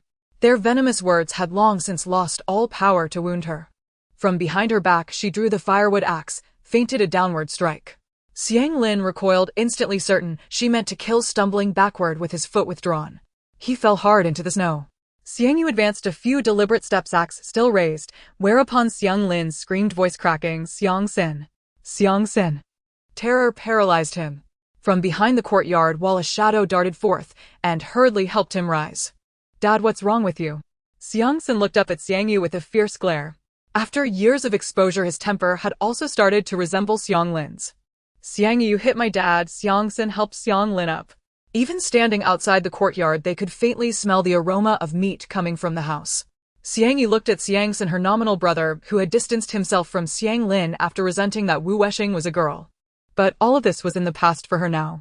After so many years, even without Wu Yu and Xiang Lin, she had grown up. After experiencing her previous life, she no longer held any expectations for familial affection. Xiang Yu had no mood for their antics and directly cut to the chase. "It was we who told you to come, wasn't it? That's your mother, you unfilial daughter." Xiang Lin felt less confident now, as Xiang Yu's transformation was indeed too significant. "What do you want to do, eh?" Xiang Yu asked flatly. Every time they showed up, it was always with an agenda. It was never simply to see her. "Didn't you receive supplies a few days ago? Split your supplies in half and give me some. You need to support me now or I will report you." Xiang Lin spoke confidently, having consulted a neighbor's lawyer before coming. Even if he had never raised Xiang Yu or given her a single penny. But Xiang Yu also had the obligation and responsibility to support him. If she couldn't do that, he could call the police to have her arrested. "Giving half of my supplies to support you? Are you dreaming?" Half of the supplies was nearly equivalent to taking her life. These two remained as selfish as ever. "If you don't want to give supplies, fine. Just get out of here and let us move in. Otherwise, I will come to harass you every day." "Oh, and you can't take anything with you when you leave," Xiang Xin added from the side, and Xiang Yu couldn't help but laugh at. "What are you laughing at?" Xiang Lin clenched his fists, realizing he should have taught that girl a lesson long ago. It wasn't too late to do so now. Xiang Xin grabbed her. He was confident that two strong men could easily subdue Xiang Yu, and then he could properly educate her. After that, he would throw her out. Xiang Yi had long heard the commotion from this side, but only watched quietly. Given Xiang Yu's skills, she would not suffer any losses. Xiang Xin sized up Xiang Yu, his gaze lingering on her face. Xiang Yu was disgusted by his gaze. She was all too familiar with such looks, a chill creeping into her heart as she raised her hand to poke his eyes directly. "If you don't want your eyes, I can help you dig them out." She didn't expect Xiang Xin to harbor such intentions, and Xiang Yu's strike was merciless. Xiang Xin suddenly felt a chill run down his back, pausing as Xiang Yu's earlier demeanor genuinely. Xiang Lin, however, did not care about that. His paternal authority had been provoked, and he was only thinking about hitting Xiang Yu to vent his anger. Xiang Yu did not linger with them. She raised her foot and kicked at the charging Xiang Lin. The supplies were minimal and the food the two ate daily was limited. Naturally, her strength was small, but after easily dealing with the two, she grabbed one of them by the collar and dragged them out. Due to the noise Xiang Lin had made earlier, some villagers had been drawn over watching the commotion. Seeing Xiang Yu hit her father, a crowd shook their heads and pointed at her. She actually hit her own father. Although Xiang Lin is a jerk, he is still Xiang Yu's father. Yeah, how could she bully her own elderly? Xiang Yu seemed to ignore the surrounding whispers, slamming the door shut with a clap after tossing the two out. The skewers in the furnace were already done. Xiang Yu packed them into her space, boiled some ginger water to warm herself, and glanced at the villagers who had returned home. Xiang Yu dressed warmly before stepping outside. Xiang Lin and Xiang Xin had already left for a while. Xiang Lin had always looked down on Xiangjia village, a small mountain village in a remote and impoverished area. Dad, that woman, we shouldn't have lied to us. Xiang Yu definitely has a lot of food.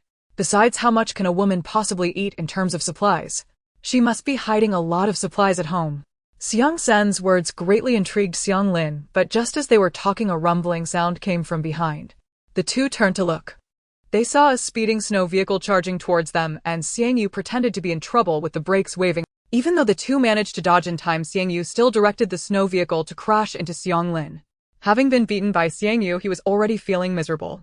Now being hit by the vehicle, he felt an unbearable pain in his calf and couldn't get up from the ground.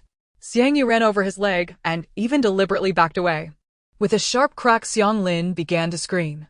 Xiang Yu pressed her voice and kept saying sorry, but the next moment she sped away in the snow vehicle. Xiang Xin cursed from behind, but as soon as Xiang Yu's figure vanished, he looked at his father, who was wailing on the ground, his face showing impatience. Xiang Yu watched from a distance, thinking that now Xiang Lin would be quiet for a good while. The news of her beating Xiang Lin spread quickly through the village, most of the villagers being elderly. They were thoroughly disgusted by the idea of a child beating their own father, each criticizing Xiang Yu. But Xiang Yu felt nothing about it. Taking skewers from her space, Xiang Yu enjoyed a delicious meal. The chicks had grown a lot in 2 months. She had raised them well, and perhaps in another month they would start laying eggs. After enjoying the skewers, Xiang Yu checked the fruit trees she had planted earlier. The growth cycle of fruit trees is much longer than that of crops. Strawberries are the fastest to harvest. Xiang Yu took strawberries from her space, crushed them, and made 10 jars of strawberry jam. Strawberries are also rich in nutrients. As night fell, Xiang Yu took out a bell from her space, tied it to the iron gate, and also tied a thin rope to the gate, attaching a bell to the other end. If someone passed by the iron gate or approached the window, the bell would ring. The clapper inside the bell was carefully selected by her, and the wind wouldn't easily make it sound. After preparing everything, Xiang Yu went to bed. Now entering the 3rd month of the blizzard, she had to start being cautious. Upon waking up in the morning, she sheared the wool from 2 sheep, planning to knit herself a sweater and scarf. Just as she finished washing the wool, a man's voice came from outside the iron gate. "Is anyone there?" the man shouted from outside. "What is it?" Xiang Yu had no intention of opening the door. "Have you seen Xiang Jiawang and his wife?" the man asked outside the door. Xiang Jiawang, the name sounded somewhat familiar. Soon Xiang Yu remembered the 2 people she had buried in the yard. "I don't know, I haven't seen them. The villagers said Jiawang's wife came to find you before. Do you really not know where she went?" The man continued to press on. Xiang Yu opened the door and saw a middle-aged man standing in front of her, resembling Jiawang. The man looked Xiang Yu up and down, noting her neat appearance. She still looked like a university student, and he sighed inwardly. Xiang Yu was unaware of his thoughts. "His wife came to find me before everyone in the village saw it, but she left that day, and I don't know where she went." Xiang Yu lied without blinking. "I am Jiawang's younger brother. If you see my sister-in-law or brother, please let me know. I live at the west end of the village." "All right." After brushing off the snow on her clothes, Xiang Yu went inside and continued her busy work, gradually wrapping wool yarn according to the video tutorial. Another half-month passed. During this time, Xiang Yu and Xiang Cheng went into the mountains again, but did not catch any wild boars, only a few wild chickens and rabbits. Large animals have now retreated deeper into the forest, and only small animals remain active at the outskirts. While plucking feathers, Xiang Yu noticed that many of these animals had seemingly regrown their fur. To withstand the harsh cold, they had surprisingly grown a second coat of fur. She did not discard the rabbit skins, but instead she made a few pairs of insoles on her own, which turned out to be quite warm. After harvesting the rice, she planted a new batch and secretly filled the reservoir with water. She also collected snowmelt water, pouring it into large barrels after melting it each day. In just over an hour, she could obtain a solid block of ice. She stored the ice in her space, which she could use to cool down when the temperature rose. In addition to collecting ice, she also steamed rice and cooked a pot of ribs in the afternoon, packaging it neatly and storing it in her space. She prepared a lot of nutritious ready-to-eat food for herself, with a good balance of meat and vegetables. Time passed, and the 3rd month of heavy snow quietly went by. The village was quieter than usual, and the snow was still falling, but it seemed to be lessening. It had been over a month since the last supply distribution. Knock, knock, knock. The door that had been silent for half a month was suddenly knocked on. Xiang Yu peered out to see several ants standing outside. "You're alive." Look, she came out. The lips of the ants were already cracked from the cold, with a layer of white dead skin stuck to them. Their exposed hands were also covered in frostbite with swollen red bumps bleeding and scabbing. Xiang Yu wrapped herself tightly so they couldn't see her changes. "You're really alive. The young ones are full of energy unlike us." The ants began discussing in front of Xiang Yu. "And is there something?" Xiang Yu pretended to close the door. "Xiang Yu, wait a moment. The ants are here to talk to you." One of them stepped forward, trying to pry open Xiang Yu's eye. But as soon as her hand touched the iron door, it was so cold that she instinctively pulled back. "Xiang Yu, we are planning to ask the village head when the government will distribute food, and we're here to invite you to go with us." After contemplating for a moment, Xiang Yu agreed. Her persona in the village was that of a university student who had just returned home. It was normal not to have supplies. If she did not take a proactive attitude in this matter, the ants would spin tales about the supplies she had. Xiang Yu told them to go ahead and she would follow later. The group laughed as they went off to notify others. "This Xiang Yu, a poor girl, how can she survive on so little supplies? Look how thin she is. Poor thing." Speaking of which reminds me of Widow Wang's family. Do you know? Last time when supplies were distributed, many people were upset. Although the village head resolved the matter at that time, 2 days later, all the supplies from Widow Wang's family were stolen. What? Stolen? How could we not know about such a big thing? You definitely don't know. In this cold weather, it's not convenient for us to visit each other. Aunt Yun, stop keeping us in suspense. Just tell us what happened. This is making me anxious. Aunt Yun smiled, feeling a bit elated by the flattery from the others. She had recently eased some of the stress she had been feeling at home. "I saw it with my own eyes. A widow Wang was at the village head's door with her child, threatening to commit suicide. It was only after the village head gave her some supplies that she left."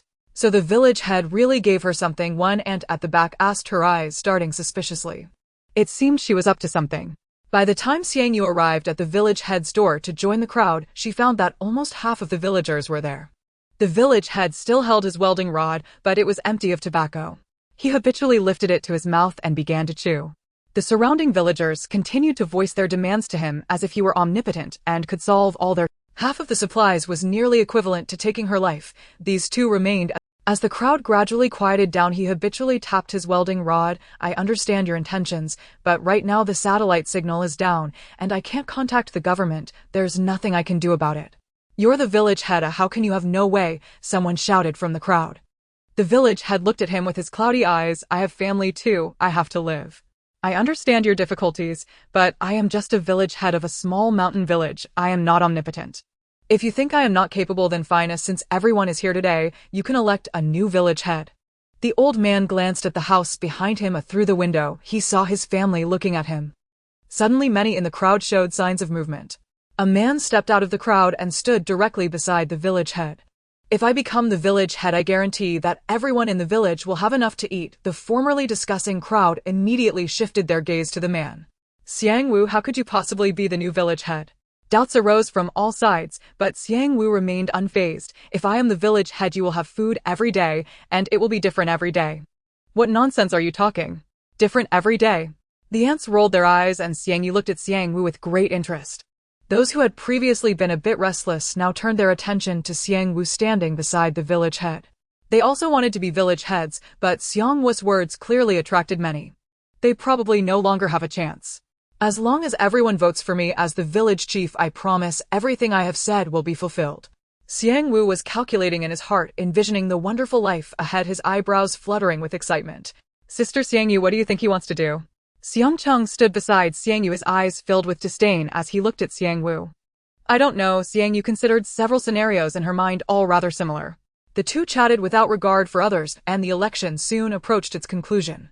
Although a few people wanted to compete, ultimately Xiang Yu's promises were more appealing to them, and he successfully became the village chief. "Thank you all for your support. I will not let you down." Xiang Yu spoke a series of grandiloquent words, but due to the cold temperature, everyone quickly returned home. Feeling exhilarated, Xiang Yu felt much warmer. With the burden off his shoulders, the old village chief felt incredibly relieved, as if he were savoring the taste of a smoking rod devoid of tobacco. "Sister Xiang Yu, be careful, as Xiang Yu is not a good person." Xiang Cheng seemed to recall something, his tone carrying a hint of disgust when he mentioned Xiang Yu. Xiang Yu nodded in agreement, watching Xiang Cheng's departing figure. Ever since her father was injured, Xiang Chung seemed to have shouldered the family's burdens. He acted like a little adult all day. As evening approached, the sky had darkened, and apart from the snow on the ground reflecting a little light, everything else was pitch black. Knock, knock, knock. The rusty iron gate was knocked rhythmically. Xiang Yu put on a loose cotton coat over her pajamas and shouted, "What are you dilly-dallying for? Hurry and open the door, I'm the village chief." A voice outside called out, belonging to Xiang Yu. Xiang Yu stood behind the iron gate, her handgun tucked at her waist, listening carefully to the noises outside. Judging by the sounds, there were about 6 people. Knock, knock, knock. The knocking grew more urgent. "Open the door, I know you're inside." Xiang Yu opened the iron gate, and immediately the eyes of the people behind Xiang Yu were fixed on her face. Xiang Yu remained silent, her gaze fixed on Xiang Yu, trying to discern his true intentions. In the pitch-black night, the others could not see her expression clearly. "Xiang Yu, I have established a new rule for our village. Every household must provide 5 pounds of rice. If you don't have 5 pounds, 3 will do. If there's no rice, sweet potatoes or potatoes are acceptable. As long as it's food, providing 3 or 5 pounds is fine." Xiang Yu looked at him as if he were a fool, thinking he would be persuasive, but to her surprise, he came straight in, wanting to be a tyrant. No. She wouldn't give away even a grain of rice, as Xiang Yu was clearly courting death. His tone suggested he was genuinely considering Xiang Yu's situation, even hoping she would gratefully hand over the food. "The people, I'll make an exception. Just give me 2 pounds, okay? Don't say I'm not looking out for you. Other villagers are giving 5 or 3 pounds. His tone suggested he was genuinely considering Xiang Yu's situation, even hoping she would gratefully hand over the food. The people behind him stepped forward, but Xiang Yu showed no fear as Xiang Yu, however, reached out to stop them. "Think it over carefully. Almost all the villagers have complied. If you don't, I'll have a hard time Xiang Yu gazed at Xiang Yu's sparkling eyes in the night, a lewd expression flashing in his own. The brothers in the village had not found wives and usually gathered together to do nothing productive, and now they finally felt bold. Xiang Yu was known to be the only student from the village to be accepted into the prestigious Qingtung school. He wanted to play with her all to himself. "I won't." Seeing Xiang Yu's resolute attitude, Xiang Yu merely smiled faintly and waved his hand, signaling everyone to leave with him. ZC. Xiang Yu watched the food being dragged by the others, and although everyone was nearly starving, Xiang Yu swaggered about the village collecting food. Was he tired of living? However, Xiang Yu indeed caused quite a stir afterward. The next day, he hired a group of young and strong villagers with the food he collected the previous night. He promised to take care of their families while they went to the city to find food. They believed him, and coupled with the fact that food at home was nearly gone, they set off the next day with their gear. After all the young villagers left, Xiang Yu and his companions completely let loose. They first barged into Widow Wang's home, reveling nightly, not to mention the unmarried sisters of the young villagers also became targets. Yet a small portion willingly participated. Days changed gradually, and life was moving slowly in the direction of her memories. Looking at the heavy snow outside, Xiang Yu felt as if she had returned to her previous life. At that time, there was someone like Xiang Yu in the boys' dormitory at school who would come to the girls' dormitory every day, as if selecting concubines. Whoever he took a liking to, he would take away to play with, and if things did not go well, he would kill them after they were done. The corridor was piled high with decaying, stinking corpses, and the bodily fluids flowed throughout the dormitory hallway, making those days feel like a hell on earth. Just as Xiang Yu was lost in memories, the bell attached to the iron door rang, and she snapped back to reality, getting up from bed and grabbing the firewood chopping knife that was beside her. Knock, knock, knock. There was a faint sound coming from the iron door. Xiang Yu listened carefully for a while, and outside a familiar voice was calling her name. "Sister Xiang Yu. Sister Xiang Yu." It was Xiang Chung. Xiang Yu cautiously opened the door, and Xiang Chung was panting heavily. Seeing Xiang Yu come out, he gasped for breath, saying, "Sister Xiang Yu wants to target you. I overheard it secretly." When Xiang Yu caressed the handle of her knife. "Tonight they are at my neighbor's house. Sister Ahua next door has been violated." Fear was evident in Xiang Cheng's eyes. "Sister Xiang Yu, I have to go back. My mother and sister are still at home. You take care of yourself." Xiang Cheng knew about Xiang Yu's skills. They had gone hunting together up the mountain several times, and now Xiang Yu was the strongest person in his mind. Upon returning home, Xiang Cheng saw 2 figures huddled together in the living room. It was his mother and sister. Too much had happened in the village recently. Even though his sister was young, she understood. "Mom, I'm so scared. Today Uncle Xiang Wu wanted to hug me." The little girl was filled with fear, trembling even more at the sound of Sister Ahua crying next door. Unfortunately, most of the young villagers had gone to the city for supplies. They wouldn't return for 3 to 5. Moreover, the last time Xiang Cheng and his father went to the city, they returned with his father's leg crippled. The city was certainly more dangerous than the village. Whether those people could return safely was another question. Xiang Cheng held his younger sister tightly, feeling her trembling body, dread filling his heart. He wants to hold you. When was that? He came to our house today. Xiang Cheng listened to his sister's words and turned to grab the chopping knife that was resting against the door. Xiang Cheng, what are you doing? Put down the knife. Grandma hurried forward and snatched the knife from Xiang Cheng's hands. But at this moment, Xiang Cheng's mind was filled with one thought: to charge next door with the knife and kill that bastard Xiang Wu. During his absence, Xiang Wu actually had his eyes on his sister. Xiang Cheng, don't be impulsive. Upstairs, their father, wrapped in a blanket, also came down, the family sitting by the stove with worried expressions. After Xiang Cheng left, Xiang Yu walked out of the small courtyard, gazing at the vast white world before her, the howling wind lifting her hair. The cotton jacket wrapped around her was filled with cold air, or in the night the flickering candlelight could faintly be seen from the villagers' homes. Once inside, Xiang Yu changed out of her nightgown and donned a raincoat over her cotton jacket. It seemed that tonight would involve killing. A bloodstains on the cotton jacket would be hard to clean, but the raincoat could simply be rinsed off later. Adding some coal to the stove, Xiang Yu climbed up to the kitchen loft and brought down a wooden ladder. Xiang Wu had 7 lackeys in the village, and it seemed that some new people had recently joined his crew, though the exact number was unclear. She had never undergone systematic training, and her skills were honed through countless battles.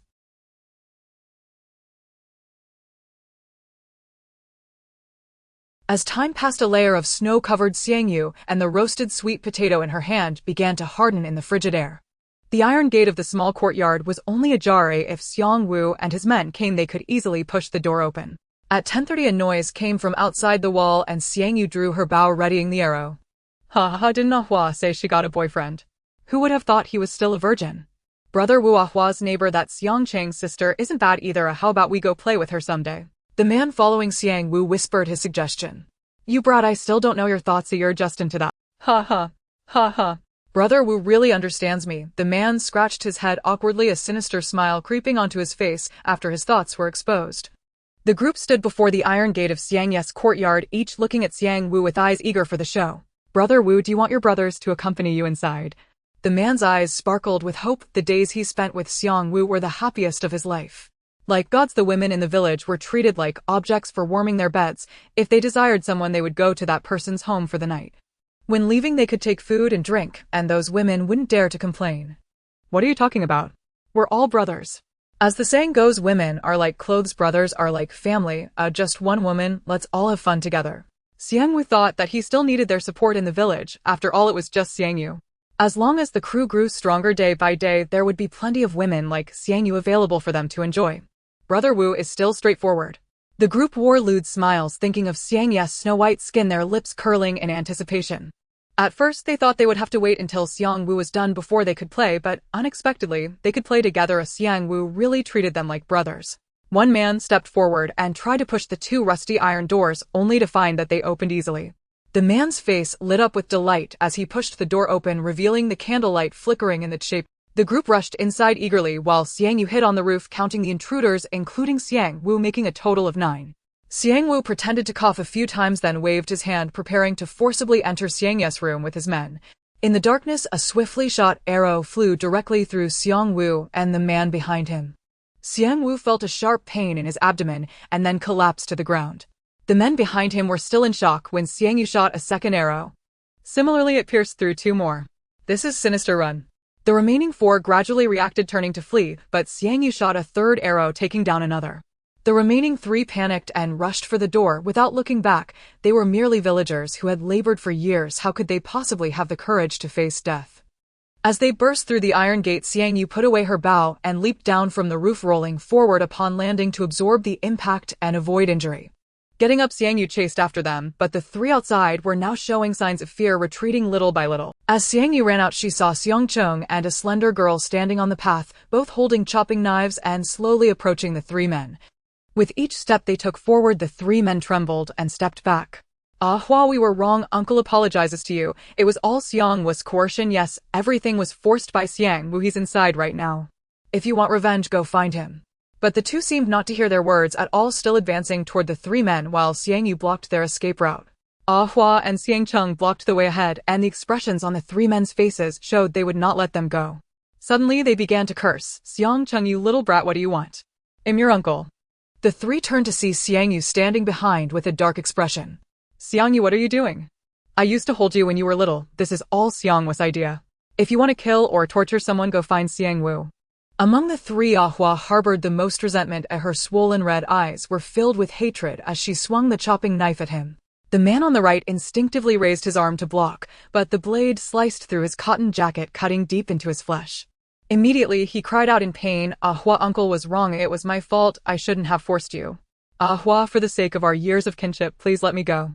Although he spoke these words, his eyes were filled with malice. He couldn't let them live today, otherwise these three little brats would have to die. The other two, upon witnessing Ah Hua's ruthless actions, were momentarily stunned, their faces revealing a sinister expression. It seemed that they had to fight desperately today. Ah Hua forcefully pulled out the axe, then swung it down again.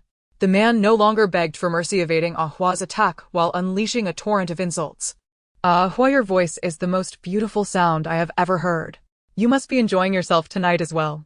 The other two joined in laughter, and as Ah Hua listened to their mocking, her body trembled uncontrollably.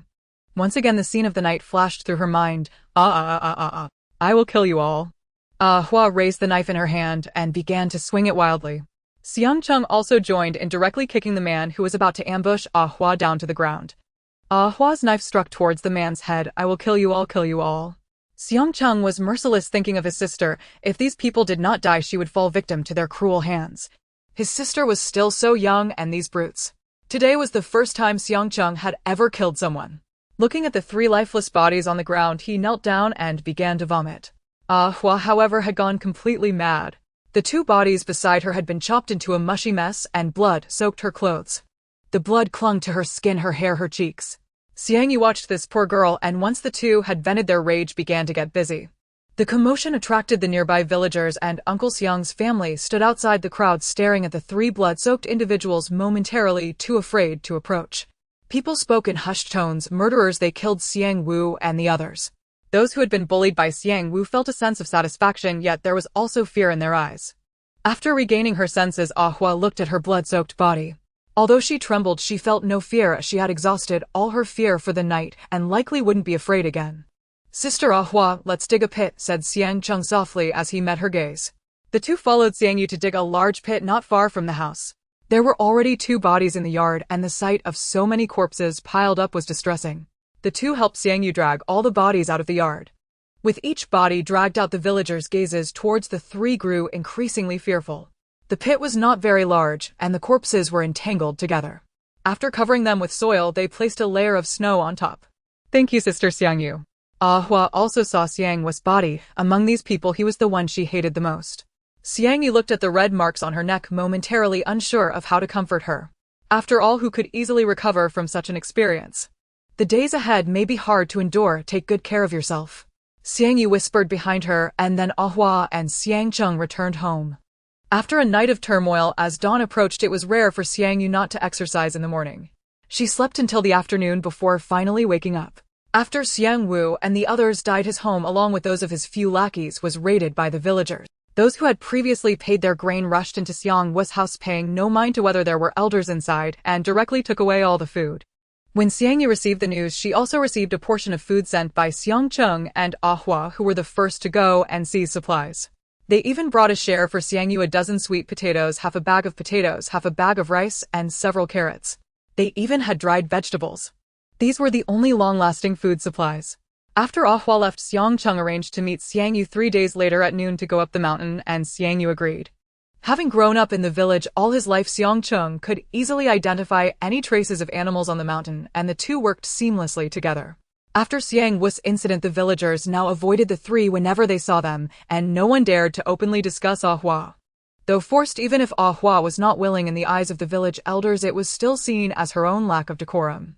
After Ah Hua killed Xiang Wu and his group, the villagers could only gossip behind her back. Soon 2 days passed, and the young adults who had set off to the city for supplies returned to the village. They had left with over 10 people, but returned with only 5. A cloud of sorrow hung over Xiang family village, and each day Xiang Yu could hear the cries of the village elders. Some even dug up the corpses of Xiang Wu and the others to desecrate them. Originally, when the incident did not involve them, they were the ones pointing fingers from the sidelines, but now their own children had been indirectly harmed by Xiang Yu.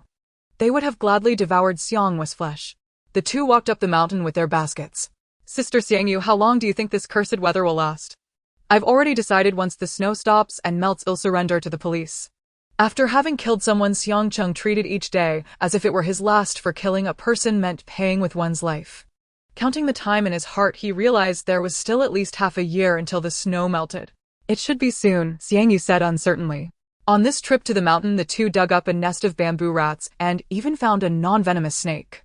However, on the way down they discovered several villagers entering the mountain armed. The two exchanged glances, realizing why the wild boars had not been active around the outskirts recently. They had all fled deep into the mountains for refuge. After covering their find with a piece of wood, they descended the mountain to return home. The firewood they gathered recently was nothing like before. It was all damp wood soaked in snow water.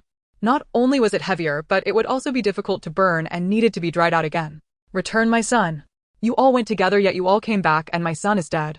Why didn't you die with him? On their way down the mountain, they saw several elders angrily berating two young men with vicious words.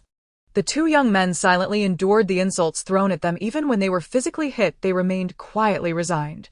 They were one of the 5 who safely returned from the city, but after their return they said nothing. The food they took with them had been consumed, and they brought nothing back. As Xiang Cheng and Xiang Yu passed by them, both understood clearly what they had experienced in the city. Upon arriving home, Xiang Yu saw a frail figure standing at her door, seemingly a woman. Sister Xiang Yu. Xiang Cheng pointed at the woman and Xiang Yu nodded. It's okay, you can go back now. The woman was dressed very thinly, shivering in the cold wind. She stood in front of Xiang Yu's door, glancing around until she spotted Xiang Yu approaching with a bundle of firewood on his back. She struggled to take a few steps toward him, saying, Xiang Yu, Mom is here to help you. Her voice trembled, clearly cold to the bone, her frostbitten hands swollen and red. She raised her hand to remove the strap from Xiang Yu's shoulder. However, after several attempts, she was unable to lift Xiang Yu's burden. A hint of embarrassment crossed her face. Her body was weak from not having enough to eat for a long time. Don't exert yourself. You've come to see me. What is it you need? Xiang Yu took out a key and opened the iron gate, placing the burden on the ground after entering the yard. The bamboo rats that were originally nestled at the bottom squeaked loudly. Wu looked down into the basket and saw several wriggling bamboo rats, instantly swallowing her saliva. Let me take care of this, Xiang Yu. She stepped forward, lifted the firewood from the basket, and piled it against. Xiang Yu stood silently beside her, watching her movements. After removing the firewood that covered the top, Wu discovered several plump bamboo rats and half a piece of snake meat hidden underneath. Oh dear, my little Yu is so capable and can even hunt. Wu said excitedly while Xiang Yu looked at her with a cold expression. Her face revealed no emotion, but her mind was in turmoil. She quickly regained her composure. You and Xiang Lin have never taken care of me since childhood. You only come to me for important matters. Just get to the point today. Xiang Yu picked up the basket containing the bamboo rats and placed it directly into the kitchen. Wu momentarily stiffened, but turned to face Xiang Yu, instantly putting on a warm smile. Xiang Yu, it was all my fault in the past. Please give me a chance. Mom wants to take care of you. I want to make up for the mistakes of the past. We can start anew. It's not too late, is it? Xiang Yu looked at the sincerity on Wu Yu's face, momentarily lost in thought. What is real? Those experiences from her previous life. And those experiences from her earlier years, were they not all real? It's already too late, Wu Yu. I am 19 years old, an adult now, and I no longer need anyone's care. As you can see, I can live quite well on my own. It's too late, far too late. This is the matter of 2 lifetimes. A cold smile appeared at the corner of Xiang Yu's mouth. One must admit this is indeed Wu Yu's forte. She is more articulate than Xiang Lin. When Xiang Lin uses force, she uses softness instead. Wu Yu's smile froze on her face, and for a moment she did not know what expression to show. She originally thought she had Xiang Yu under control. Unexpectedly, Xiang Yu was not swayed by her tactics. Xiang Yu, how can a girl like you manage on your own? Everything is chaotic right now. Come with me, or I can bring your brother here so we can live together. What do you think? Wu Yu spoke softly and gently in a tone she had never used before. In her impression, Xiang Yu had always been someone who longed for familial affection, especially now as she watched Xiang Yu climb the mountain to chop wood and return with some game. She couldn't afford to lose such a laborer no matter what. If I go with you, you will just sell me off once your food runs out so that you can feed your son. Or you can move over and I will take care of your family's needs. Wu Wei, don't disturb me and Xiang Lin anymore, or I will really not be polite. Xiang Yu was directly amused. After breaking Xiang Lin's leg last time, he had been quiet until now, and now that he was gone, Wu was here again. They truly were like lingering spirits. Like a rat with its tail stepped on, Wu jumped up in an instant. What are you saying? Your grandparents are gone and now you are all alone. If you don't mend things with your brother, do you not plan to have a family in the future? If you treat your brother well now, when you marry in the future, I will let him send you off. This way others will think highly of you and won't bully you easily. Xiang Yu was too lazy to continue this useless talk with her. Dealing with Xiang Lin only required knocking him down, so he couldn't get up. But Wu just kept chattering, saying a lot of things that were irritating. Xiang Yu walked up to her and struck her hard on the back of the neck. Wu Wei, who hadn't had a proper meal in 3 months, instantly slumped down. Xiang Yu found a cart. The wheels of the cart had been removed and replaced with 2 ski boards, making it easy to push with both hands. After placing the unconscious Wu in the cart, Xiang Yu looked down and saw her thin shirt inside. The outer cotton coat was nearly unrecognizable in color. Pushing the cart, Xiang Yu placed Wu on the rooftop of a house outside the village, estimating she would wake up in about 3 minutes. On the way, Xiang Yu collected a lot of snow into the space. Passing by the yard of Grandma, she spotted Xiang Yi standing by the gate. Since returning from the city, last time the two had little interaction. Even when they met, they merely nodded at each other. After witnessing Xiang Yu kill for the second time, Xiang Yi's first thought was to keep his distance from her, fearing that she might cause trouble that would affect him. Secondly, he felt that someone who could kill without blinking would not be good company. Xiang Yu naturally understood Xiang Yi's meaning. Even when encountering Uncle Xiang outside, he rarely greeted her anymore. When Xiang Ling was outside playing with the child, upon seeing Xiang Yu, she hurriedly took the child in. Xiang Yu observed their family's estrangement, but felt no particular thoughts about it. Since the beginning, the only person she wanted to thank was Grandma. Prejudice in people's hearts is like an insurmountable mountain, unshakable, just as Xiang Cheng had complained about her on the mountain today. Since he was involved in the killing of Xiang Wu, his 2 friends in the village had distanced themselves from him. They used to climb the mountain together, but now they both avoided him. But if given the chance to do it all over again, he would not hesitate to raise the knife in his hand and kill Xiang Wu. When Wu woke up, she first showed a look of horror, then glanced around. Upon realizing she was in familiar territory, she began to scold Xiang Yu loudly. You little wretch, you're such a mean-spirited and cold-hearted thing. I should have known you would not be raised well. I should have thrown you away back then. A cold wind blew in, causing Wu to shiver and tremble as she stood up and walked towards the neighboring village. Thinking about how she had helped her carry firewood, she felt it was a waste of effort. She should have just stolen a few bamboo rats. That little wretch must have been wary of her. She had already moved her things inside early. Reflecting on Xiang Yi's actions, an endless rage surged in her heart. Upon returning home and opening the door, a cup came flying and smashed at her feet. Wu looked up and saw her precious son, a smile spreading across her face. Wan, who are you angry with? Tell Mom and I'll help you teach him a lesson. I'm hungry, I want to eat. Without electricity and lights, everything seemed to have reverted to its most primitive state. In the evening, Xiang Yu lit the kerosene lamp in the house. She drew the curtains with yellow soybeans and pig trotters simmering on the stove, while rice was steaming on another small burner, the aroma wafting throughout the room. It was not until the pig trotters were thoroughly cooked that Xiang Yu took the pot off the stove, enjoying a delightful meal before washing up and heading to bed. After her morning exercises, Xiang Yu calculated the time. It was now the 3rd month of the apocalypse, and soon they would enter the 4th month, when the chaos would truly begin. For months, and no matter how much food was stored, they were reaching a critical point of depletion, with only rice remaining. Gazing at the display showing -42 degrees, Xiang Yu nestled in her home, having decided not to venture outside. Although the heavy snow had stopped, it was still a true winter wonderland. If one ventured outside without adequate warmth, they risked becoming paralyzed from the waist down. The accumulated snow in the yard was stored away in her space, and now there were over 20 water basins and large buckets filled with frozen ice blocks. After collecting the ice blocks, Xiang Yu went on to pour in the melted snow water to continue the freezing process. She also made many small ice blocks to cool off during the high temperatures, which could be used with drinks and home. Today marked the full entrance into the 4th month of the apocalypse, and the quiet life was about to be disrupted, but there was also good news. The chicks raised in her space were now capable of laying eggs. During her usual morning feeding, she discovered a small white egg in the chicken coop. She was overwhelmed with excitement. Although she had stored some eggs in her space, she had nearly consumed them all over the past 4 months. With dozens of chicks, she only managed to collect 20 eggs that morning, but Xiang Yu felt delighted and promptly boiled 2. After making a few eggs into soufflés, Xiang Yu felt very happy. She had recently begun researching how to make small breads. She prepared some to store, so she could eat them in front of others without raising suspicion. After breakfast, Xiang Yu started watching video tutorials. She didn't have much money to buy a phone, so she had only purchased a handful. But the videos downloaded on each phone were incredibly practical. Following along, Xiang Yu placed her dough on the stove to bake and successfully produced a loaf of bread. After slicing and storing it, she could simply take out what she wanted to eat. Her mood remained good all day, even with the howling cold wind outside. On the sofa lay a nearly finished wool sweater. Xiang Yu tried it on. It was made of genuine materials, though a bit cumbersome to knit. The wool towels had already been knitted and put to use. After organizing the dried goods baked in the stove into portions for storage, Xiang Yu baked some pine nuts. These were grown by her in the space, each one plump. She could use the roasted pine nuts to set traps in the mountains, attracting some wild animals.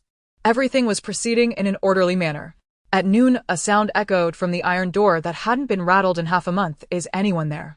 Please open the door." The voice sounded elderly. Xiang Yu opened the door to find an old woman holding a 12 or 13-year-old child standing at her doorstep. Both looked disheveled. The little girl beside her had purple lips, clearly cold and shivering. They appeared truly pitiful. However, the watchful villagers around made Xiang Yu feel a chill run down her spine.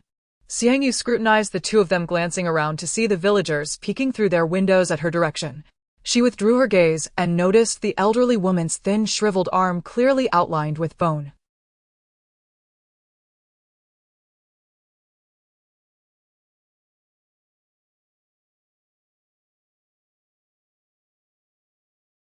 "I don't have any food. You should ask elsewhere." Before Xiang Yu could finish her sentence, the old woman suddenly knelt down, tightly gripping her granddaughter's hand. She forcefully pulled her granddaughter to kneel in front of Xiang Yu. Xiang Yu sidestepped to avoid. "Please just have a little pity. Help us, give us something to eat, would you?" The old woman's eyes flickered as she waited for a long time, seeing that no one inside was coming out. She confirmed that Xiang Yu was a girl living alone and began to act shamelessly. This type of young girl was usually soft-hearted. If she kneeled and begged a bit more, wouldn't she just soften and hand over some food? But it was clear that Xiang Yu was not the kind of girl she had in mind.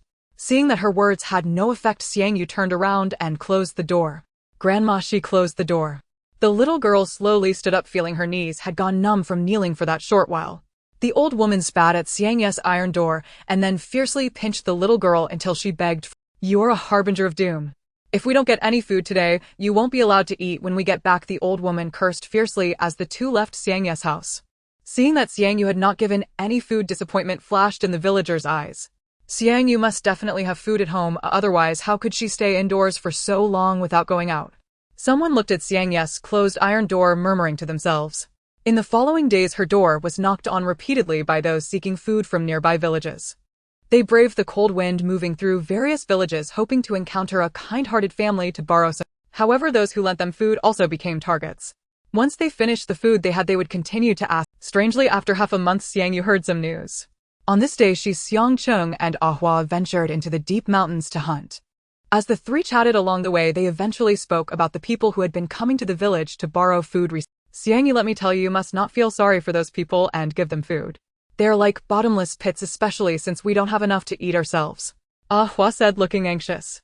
Their family had also been harassed quite a bit. Initially, her mother wanted to give, but she stopped her, and that person then held a grudge against them.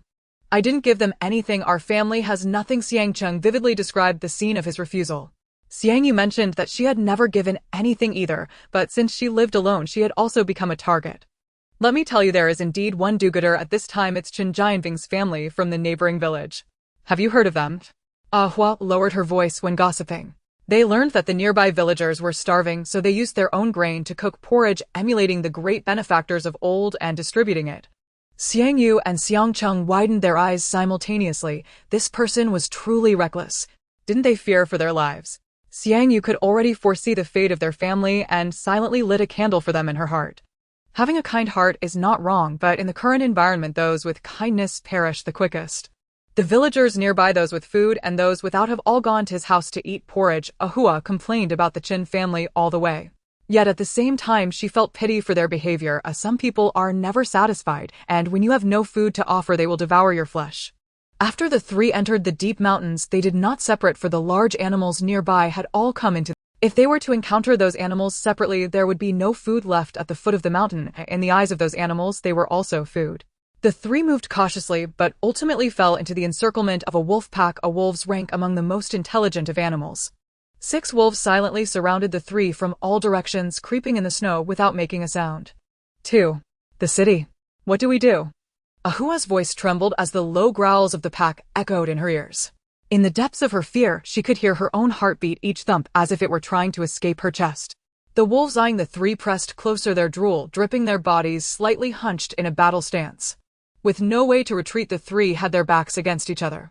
Xiang Yu turned to look at the large tree beside them. When I shout, climb the tree, directly understand. The 2 nodded, gripping their axes tightly. Climb the tree. Xiang Yu shouted, reaching out to grab a drooping pine branch, using it to leap up and firmly grasp the branch. Then lifting their legs, they clung to the branch. Their movements caused large clumps of snow to fall from the branch land. Except for Xiang Yu and Xiang Qing, who remained relatively calm, Ahua used the fastest speed of her life to climb the tree, surpassing the 2 and reaching the middle section of the trunk. The wolf pack attacked the moment the 3 moved. 3 wolves clawed at the trunk, one after another, glaring viciously at the 3 in the tree. Xiang Yu nearly fell from the branch as several wolves leaped up, jaws wide open, aiming to bite Xiang Yu. It must be said they were indeed quite clever. Xiang Yu swiftly flipped over, and a wolf that had leaped up to bite him was struck hard in the eye by Xiang Qing. Enraged from the hit, it lunged at Xiang Qing. Wolves leaped up, jaws wide open, aiming to bite Xiang Yu. Xiang Yu took down the compound bow from his back. Although he had received a gun last time, it only had over 20 bullets, so he aimed to conserve them. Sister Xiang Yu, which one should we shoot first? Xiang Cheng looked at her actions, the one with black fur on its right leg. Then the arrow in his hand flew out, piercing through the wolf's body. Xiang Cheng also pulled back his slingshot, aiming for its eyes. The wolf howled as it stumbled a few steps into the forest before collapsing. Perhaps they had been hungry for a long time. Upon seeing their companion fall, they did not hurry to leave, but instead observed from a distance after pushing away a little. They were waiting for Xiang Yu and the others to exhaust their strength and come down from the tree. Xiang Yu shot out a second arrow, and only then did the wolf pack realize that these 3 could truly annihilate them. The lead wolf prepared to carry away its fallen companion. But it too fell down, and the remaining 3 wolves, seeing their leader dead, tucked their tails and fled. Xiang Yu had been searching for the lead wolf, but never found it, unexpectedly killing it by chance. The 3 waited in the tree for quite a while before coming down. After squatting in the tree for too long, Xiang Yu shook her somewhat numb hands and feet. Xiang Qing dragged the 3 wolves over. He and Ahua had hardly exerted any effort, as all the kills were made by Xiang Yu. You and Ahua each take 1/2 of 1 wolf, and the rest belongs to me. No objections, right? Xiang Yu squatted down, stroking the wolf's fur. Naturally, the 2 had no objections. Ahua expressed her gratitude for Xiang Yu's decision to share a portion with her. Sister Xiang Yu, you're so kinda. I think I've fallen in love, and the rest belongs to me. No objections, right? Xiang Yu squatted down, stroking the After helping Xiang Yu clean up the wolf meat, they all descended the mountain together. How could 2 wolves fit into their backpacks? Xiang Yu, unseen by the others, stored the wolf meat in her spatial pouch. Due to the Qin family's porridge distribution, the number of people coming to borrow food had decreased recently. However, soon after half a month, most of the porridge from the Qin family became mostly water, leading to complaints. The Qin family felt disheartened by their behavior, thus ceased distributing porridge, merely stating that they too had no. But how could those people believe that? They could endure a day of hunger, but what about 2 or 3 days? Eventually, they stormed into Qin Jianbing's house. They turned his house upside down, robbing the little food he had left. Qin Jianbing could only shout for thieves, yet was powerless. There were too many intruders. Almost everyone who had eaten his porridge was there, and when he went to borrow food from nearby villages, he finally realized. Some households that had food had previously gone to drink his porridge, but these people now mocked him with words. Without food, you dare to distribute porridge like others. If you lack the tools, don't take on fragile jobs. Do you really think you are a landlord? Qin Jianbing endured their taunts, inquiring from house to house, seeing those who had once given him porridge now living in the same plight as him. Those people felt extremely pleased with themselves. Hello, can I borrow some food? Even half a bowl of rice will do. Qin Jianbing knocked hard on Xiang Yi's front door. The villagers of Xiangjia village had already heard about Qin Jianbing's situation. Upon hearing it was him, Xiang Yi opened the door under his uncle's gesture. But when he left, he returned empty-handed. In the dead of night, when the village was silent, Xiang Yu heard noises coming from next door. It's me, Qin Jianbing. In front of the villagers during the day, Uncle Xiang had not given him food, telling him to return at midnight. When he left, Qin Jianbing carried back a bag of rice. When buying rice in town, Uncle Xiang's family had made several trips back and forth. Xiang Yu did not know how much rice they had actually bought. Qin Jianbing returned with rice, but after this incident he became more cautious, even though there was food at home. Yet he still begged in the village every day to mislead the villagers' attention. As time passed, fewer people came to borrow food. Soon the 5th month arrived, and braving the cold, villagers went up the mountain to dig for tree roots and grass to cook and eat. Xiang Yu and there were many people symbolically went up the mountain to dig for 2 roots so they could see her. Watching the emaciated villagers fixated by their green eyes made Xiang Yu feel a chill in her heart. Hastily returning home with the roots on her back, Xiang Yu recalled the way the villagers had looked at her earlier. She understood that feeling once when she was starving to the extreme, she had wanted nothing more than to rush at a person and take a bite. The processed wolf pelts were drying by the stove. Xiang Yu took them down and sewed herself a new quilt. For the past several years she had done everything by herself, so sewing quilts and clothes was a piece of cake for her. The fur on the wolf pelts was cleaned very well with no odd smell. Covered by her newly made quilt, Xiang Yu felt her body warm considerably. The snow was slowly melting, but the temperature remained consistently below freezing. The stumps left from tree cutting on the mountain had recently been dug up by villagers, boiled a few times, and then mashed into a paste for eating. Xiang Yu occasionally joined the team digging for roots on the mountain. Soon the house next door, belonging to an elderly woman, was under the villagers' scrutiny. While digging for roots, Xiang Yu overheard 4 people discussing the always closed door of the elderly woman's house. No one from their family has ever come out. Could it be that they have a lot of food? One aunt swallowed hard. The people around her chimed in. I've been observing their family for a long time. Not only have they not come out, but sometimes I can even smell the aroma of cooked food. Is that true? You really smelled the fragrance of food? The others seemed somewhat skeptical. It's true, I really smelled it, she said, and from that moment onward the group tacitly agreed not to discuss it further, each harboring their own thoughts. That night Xiang Yu pondered in bed, ultimately knocking on the door of the house next door where Xiang Yi and Uncle Xiang stood behind. The door opened only a crack and both seemed to be holding weapons. Glancing into the room, Xiang Yu noticed the elderly woman sitting anxiously on the sofa. Seeing Xiang Yu, the expressions on Uncle Xiang and Xiang Yi's faces changed. They were contemplating how much chance they had to win if Xiang Yu decided to attack. Uncle Xiang, if you have time tomorrow, you should go dig for roots on the mountain. Don't just stay at home. After saying this, Xiang Yu turned and left. Her movements were so quiet that even the elderly woman didn't realize someone had visited. Xiao Yi, who was that so late? The elderly woman asked with a worried face, sitting next to 3 quiet little, just a passerby, grandma. You should go get some rest. They didn't tell her the truth, waiting until the elderly woman and the children had gone to sleep. Xiang Ling, Xiang Yi, and the others sat by the stove quietly discussing. What? Xiang Yu wants us to go dig for roots on the mountain. We have food to eat. Oh, why should we dig that stuff?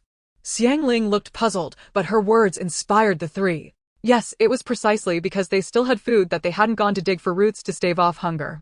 However, now the entire village was digging for this, and they appeared quite suspicious in the eyes of the other. Tomorrow you stay home. My sister, your mother, and I will go to the mountain to dig for roots. I can't rest easy with you here alone, especially if your sister is home with a bunch of elderly and weak women. Of course, Xiang Yi and the others had no objections. The next day, Xiang Yu saw their family on the mountain. Uncle Xiang, the area over there has already been dug up and theirs. Xiang Yu pointed them to a path, but it was clear the others didn't want to get too involved with her. Xiang Yu didn't mind it, mainly there were many people there, allowing the villagers to see them, thus avoiding trouble for the elderly woman. Sure enough, after they passed, the villagers who had been discussing them fell silent. At midnight, when everyone was asleep, a piercing scream echoed through Xiangjia village, calling out for help. The villagers were awakened, all carrying oil lamps as they went outside. After searching the village, they finally found the source of the screaming. However, the scene was so bloody that no one dared to go inside and check. The old wooden door was wide open, and an elderly man dressed in black traditional attire lay on the threshold, head down, his hat fallen beside him with a tangle of chaotic footprints on the ground. The back of the old man's head was a bloody mess with some white brain matter mixed with bright red blood, and his disheveled clothing showed no other visible injuries. Xiang Yu looked at the footprints on the ground, realizing that the murderer's tracks had already been obliterated by the arriving villagers, making them nearly impossible to identify. Old Wang, what kind of heartless person could do this, not even sparing such an old person? Why is old Wang here all alone?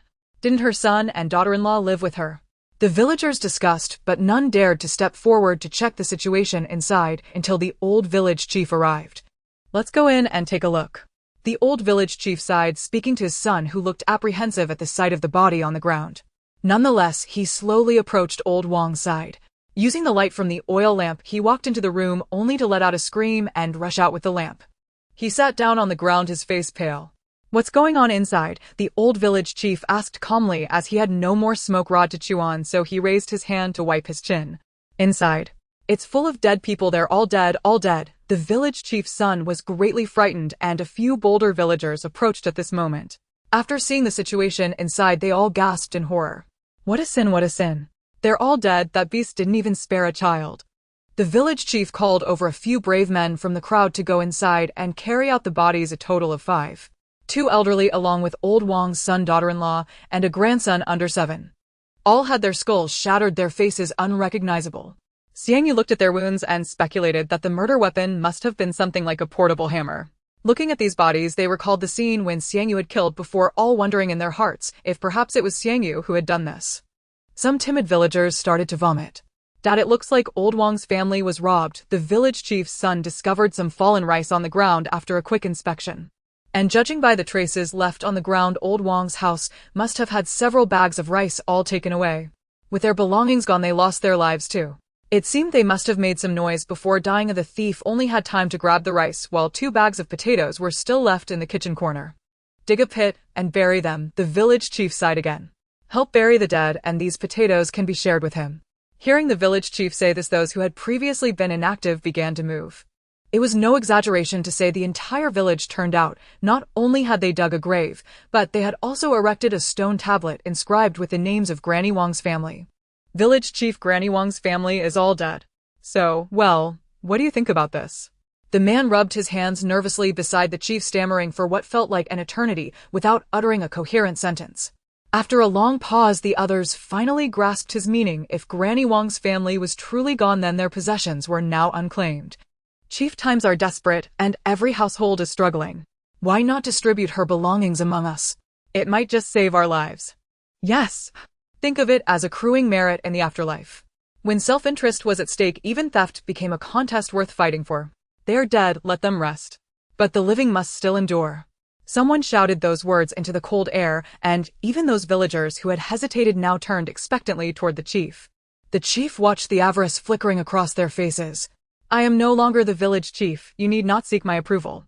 Recalling the day they had elected Xiang Yu in his place, the old chief refused to shoulder that burden again. Seeing his silence as consent, an ant dashed straight into Granny Wang's home.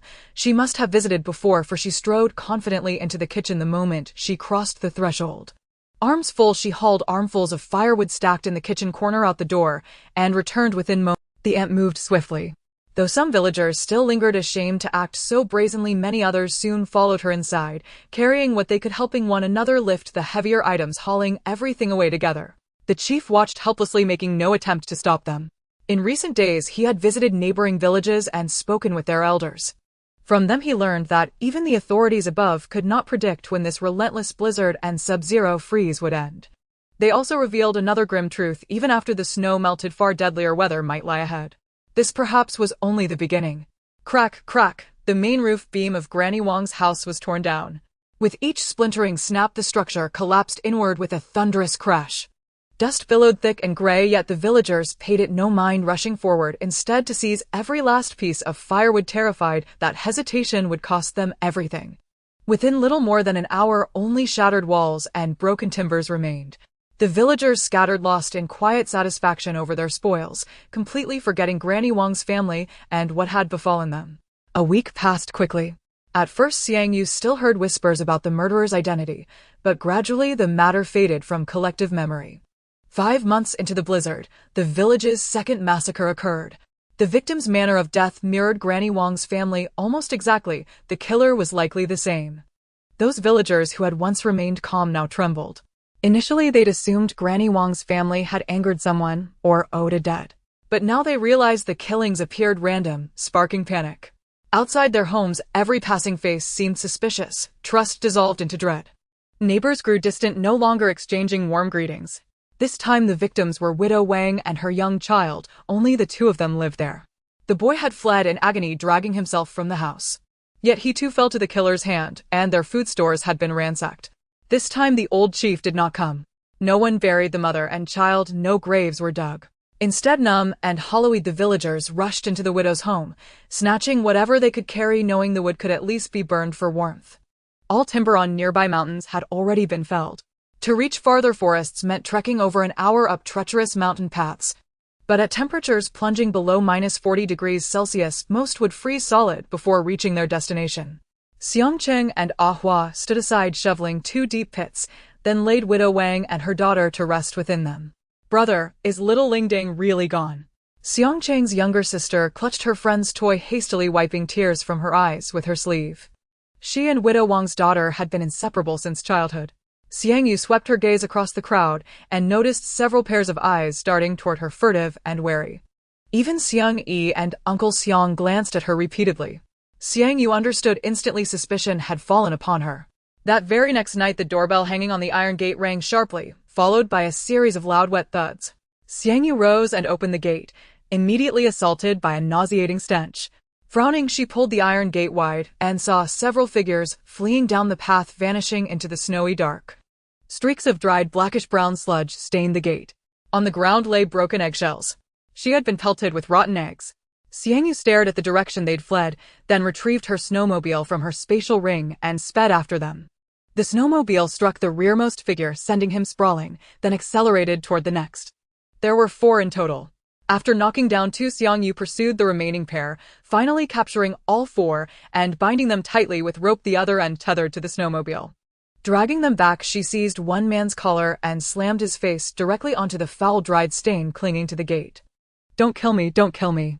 The putrid stench churned his stomach violently. Gloved hands braced desperately against the freezing iron.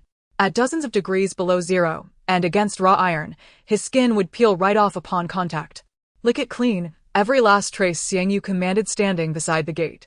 The stench was indeed overwhelming. Trembling at the sight of her knife, one tore off his sleeve and began scrubbing frantically, while the others, seeing his fear, followed suit without protest. Scrub thoroughly. Now tell me, why did you throw rotten eggs? Xiang Yu shone her flashlight across their faces, memorizing each one carefully. People in the village say you're the killer, the one stealing grain. We just wanted to teach you a lesson.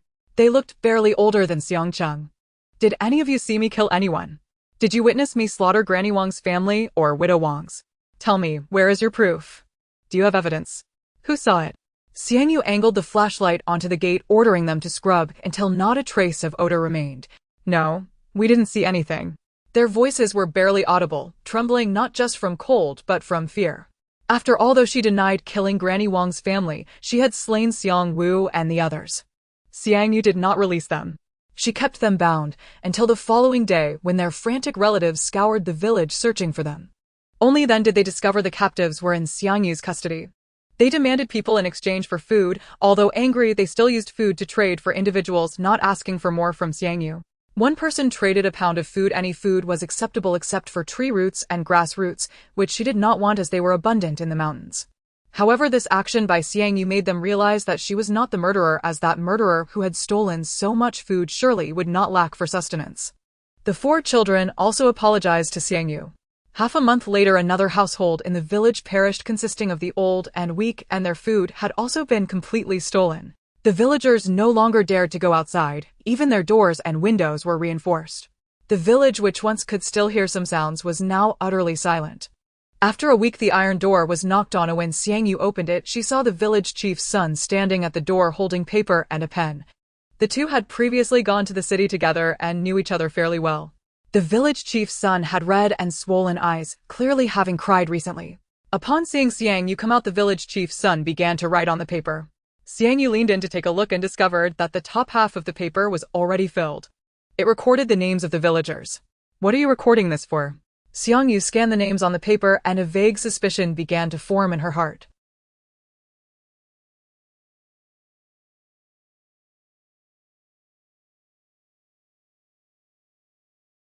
The village chief's son moved his somewhat stiff fingers and then turned to leave. Is the old village chief okay? Xiang Yu called out to him. My dad passed away a couple of nights ago, he said, softly sobbing. However, before he died, he entrusted him with several tasks, one of which was to check on the elders every day. Xiang Yu was not surprised by the old village chief's death, as the temperature gradually dropped. The elderly, with their numerous ailments, likely could not endure. The colder the weather, the more the accumulated issues in their bodies would erupt. At 3 o'clock in the afternoon, the village chief's son brought 3 young men to find Xiang Yu. After a day's visit, he discovered that 4 elderly people in the village had died. All of them had children who were not nearby, and their deaths went unnoticed at home. Since there were truly no people left in the village, he approached Xiang Yu. Please help deal with the bodies of the elderly. I won't let you work for nothing. I can provide food. All right, Xiang Yu agreed and left with the others. With food offered, she was certainly willing to go as her character was at stake.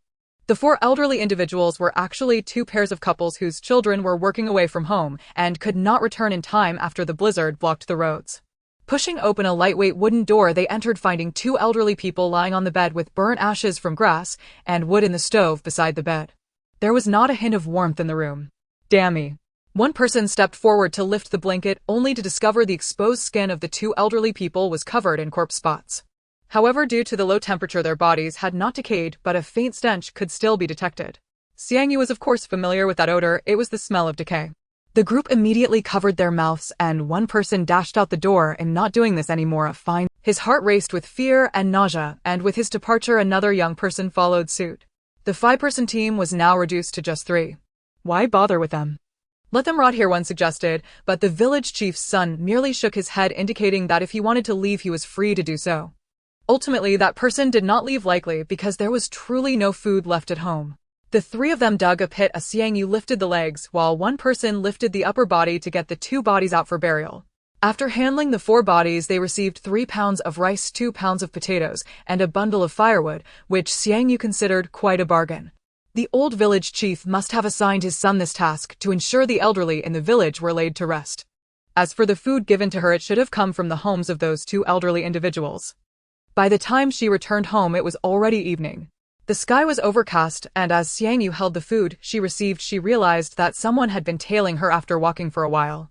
The man followed carefully with strong counter-surveillance awareness, keeping a considerable distance, making it difficult for an ordinary person to notice. However, Xiang Yu was far from an ordinary person. Upon sensing the tracking, she did not pause her steps, but would glance casually towards the direction where the person was hiding every time she turned a corner. Pretending everything was normal, Xiang Yu opened the iron door and entered the house, but did not close the door immediately. Through the small gap, Xiang Yu glanced towards the shadow, but it was too dark to discern the person's features. However, judging by the silhouette, it seemed to be a man, and he was quite muscular. The man cautiously approached Xiang Yu's yard, glancing around warily before circling to the back of Xiang Yu's yard, hiding under the wall. Feigning ignorance, after placing her items down in the room, Xiang Yu randomly picked up a stool and set it down, deliberately creating some noise for him to hear. After lighting the kerosene lamp, Xiang Yu pressed the wick down with scissors, causing the room to darken, yet it remained dim enough to see. Taking out a mannequin from the space, she put on a wig, tucked it into the bedding, and after preparing everything, Xiang Yu deliberately made some water sounds. This made the other party mistakenly think she had begun washing up, but at that moment she was standing behind the door of the room on the right side of the living room. That room was used for storing firewood. After listening carefully for a while, she indeed heard some faint sounds coming from the backyard. It was likely that the man had scaled the wall over 2 meters high. He could easily climb over, implying he had some. Moreover, his counter-surveillance skills during the tracking were not weak, suggesting he was trained. Xiang Yu did not dare to take chances and directly pulled out her gun. Standing in the shadow behind the door, Xiang Yu held the gun with both hands, slowing her breath. Soon half an hour passed. The other party probably could not wait any longer, as she heard slight sounds from the lock at the front door. He could actually pick locks. The oil lamp in the room had long been dimmed by her, and with a creak the front door of the living room was opened. The man quickly slipped inside the house, and the warmth inside began to thaw his frozen body. Looking at the bulge on the sofa bed, he gripped the hammer in his hand and cautiously approached the person on the bed. With a bang, he brought the hammer down heavily onto the long hair, but the scene he had anticipated of brain matter splattering did not occur. Instead, a sharp pain surged through his back. It was bad. He had been tricked. His reaction was swift, and he almost instantly turned to look at the place where Xiang Yu was hiding. Gun. His eyes filled with shock. His steps did not falter as the hammer in his hand swung towards. At this moment, Xiang Yu also recognized the man's appearance. He looked familiar, likely someone from the village whom she had seen before. However, she couldn't recall exactly when.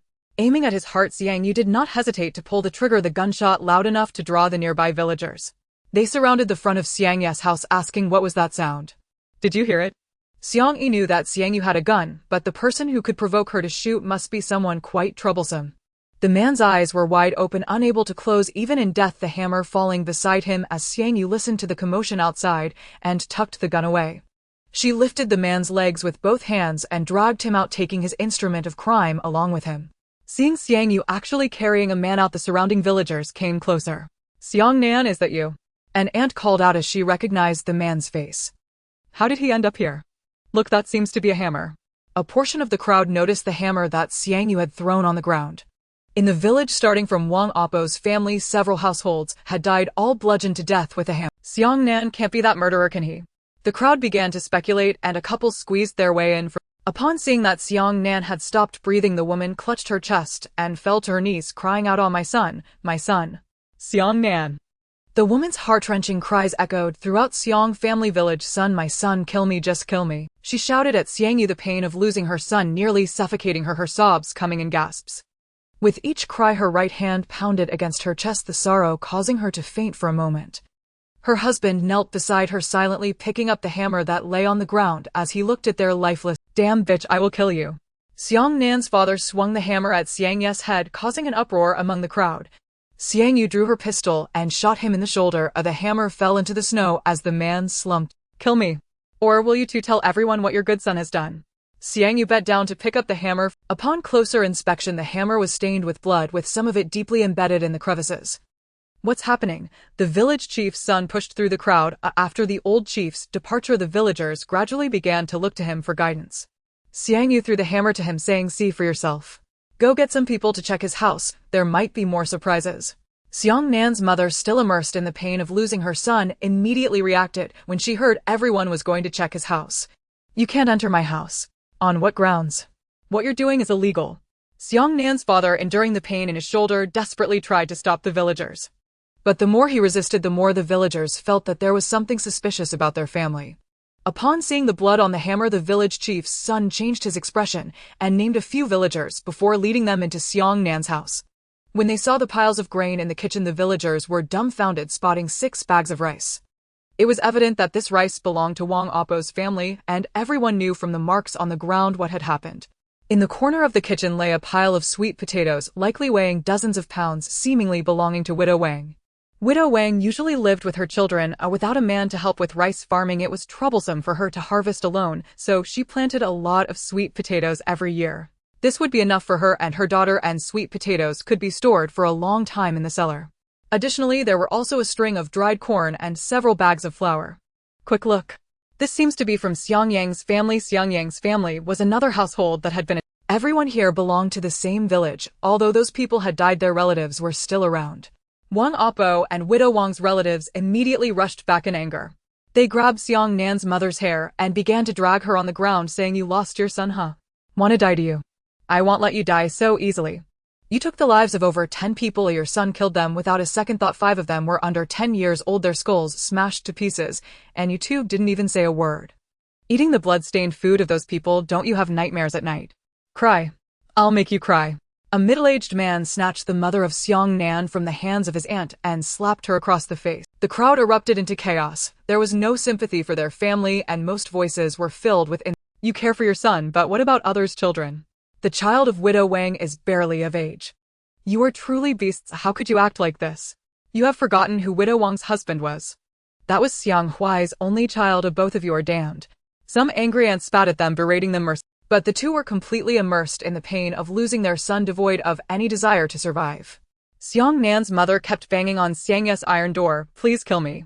Yet Xiang Yu didn't even spare her a glance, shutting the door and heading straight home, while the village chief's son led a group to ransack Xiang Nan's house. They discovered that the family had likely robbed more than one household, as there was a considerable amount of grain piled in the kitchen loft. Xiang Yu entered the house and began searching Xiang Nan's room, eventually finding a radio under the bed. Taking advantage of no one being around, Xiang Yu stashed the radio into her spatial storage. Piling all the grain in the yard, the village chief's son took out the notes he had made during his visit earlier.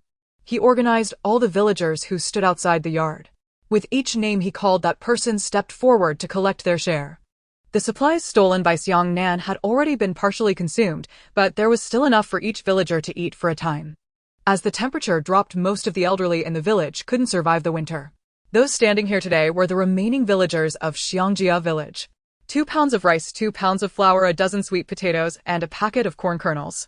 This was what Xiang Yu received. The villagers showed no concern for the survival of Xiang Nan's parents. Outside the crowd, Xiang Nan's father carried his son's corpse. He coldly stared at the villagers, but his gaze was mostly fixed on Xiang Yu, confronting her with eyes filled with murderous intent. Xiang Yu showed no sign of panic. After a while, Xiang Nan's parents did not leave, but followed behind her seeking revenge for their child. Placing the items on the wooden table, Xiang Yu donned a raincoat from her spatial storage, realizing she had to deal with the two outside. They would likely continue pestering her while the villagers had all returned home. She opened the door to see the two outside, almost like statues, especially Xiang Nan's mother, whose gaze seemed like it could consume her. To eliminate the root of the problem, Xiang Yu moved towards them, noticing that Xiang Nan's mother had picked up a chopping knife from somewhere. With the knife in hand, she charged at Xiang Yu, taking 2 steps forward, and a dagger slipped from her sleeve. After dodging her attack, Xiang Yu retaliated. With one swift motion, she sliced at the wrist holding the knife. The cotton jacket was torn, and some stuffing spilled out. A searing pain shot through her arm. The knife dropped from Xiang Nan's mother's hand. She was indeed heartbroken over her son's death, but now faced with her own mortality. Fear crept into her heart. She did not want to die. Xiang Yu acted swiftly, and before she could fully process what was happening, blood gushed from her neck as her body collapsed to the ground, her eyes filled with unwillingness as she looked at Xiang Yu. Those involved in the murder probably include you as well, Xiang Yu said, looking at Xiang Nan's father, the silent man who perfectly embodied a saying. A dog that bites doesn't bark. She had closely examined the murder scene at Widow Wang's house. 5 people had died, each in different positions, clearly not something one person could accomplish. His right shoulder had been shot previously. Due to the prolonged delay, his injured arm had gone numb from the cold. Facing Xiang Yu, he lacked the strength to fight back.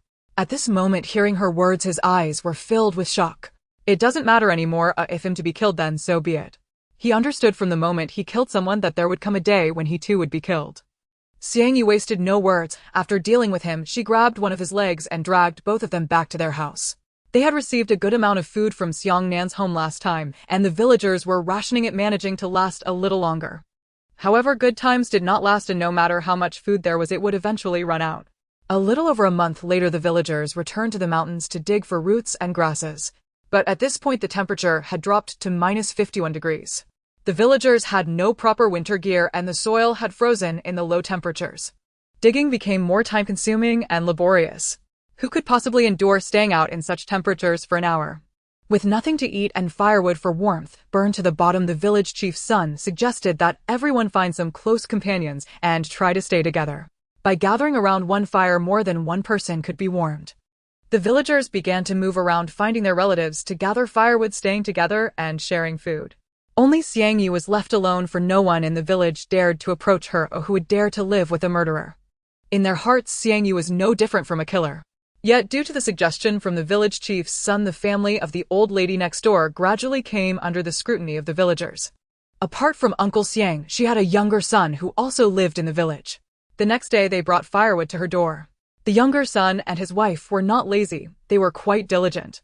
They brought a large amount of firewood, which Xiang Yu calculated roughly. If they used it sparingly, it should last for another 2 months. By then, they could hold on a little longer and wait for the scorching heat. However, Uncle Xiang refused to let his brother's family in, expressing that he did not wish to live together. Xiang Yu understood his intentions well. They had bought so many bags of rice before, and during a time when everyone was struggling to fill their stomachs if others knew they still had food. The situation they would face was easy to imagine.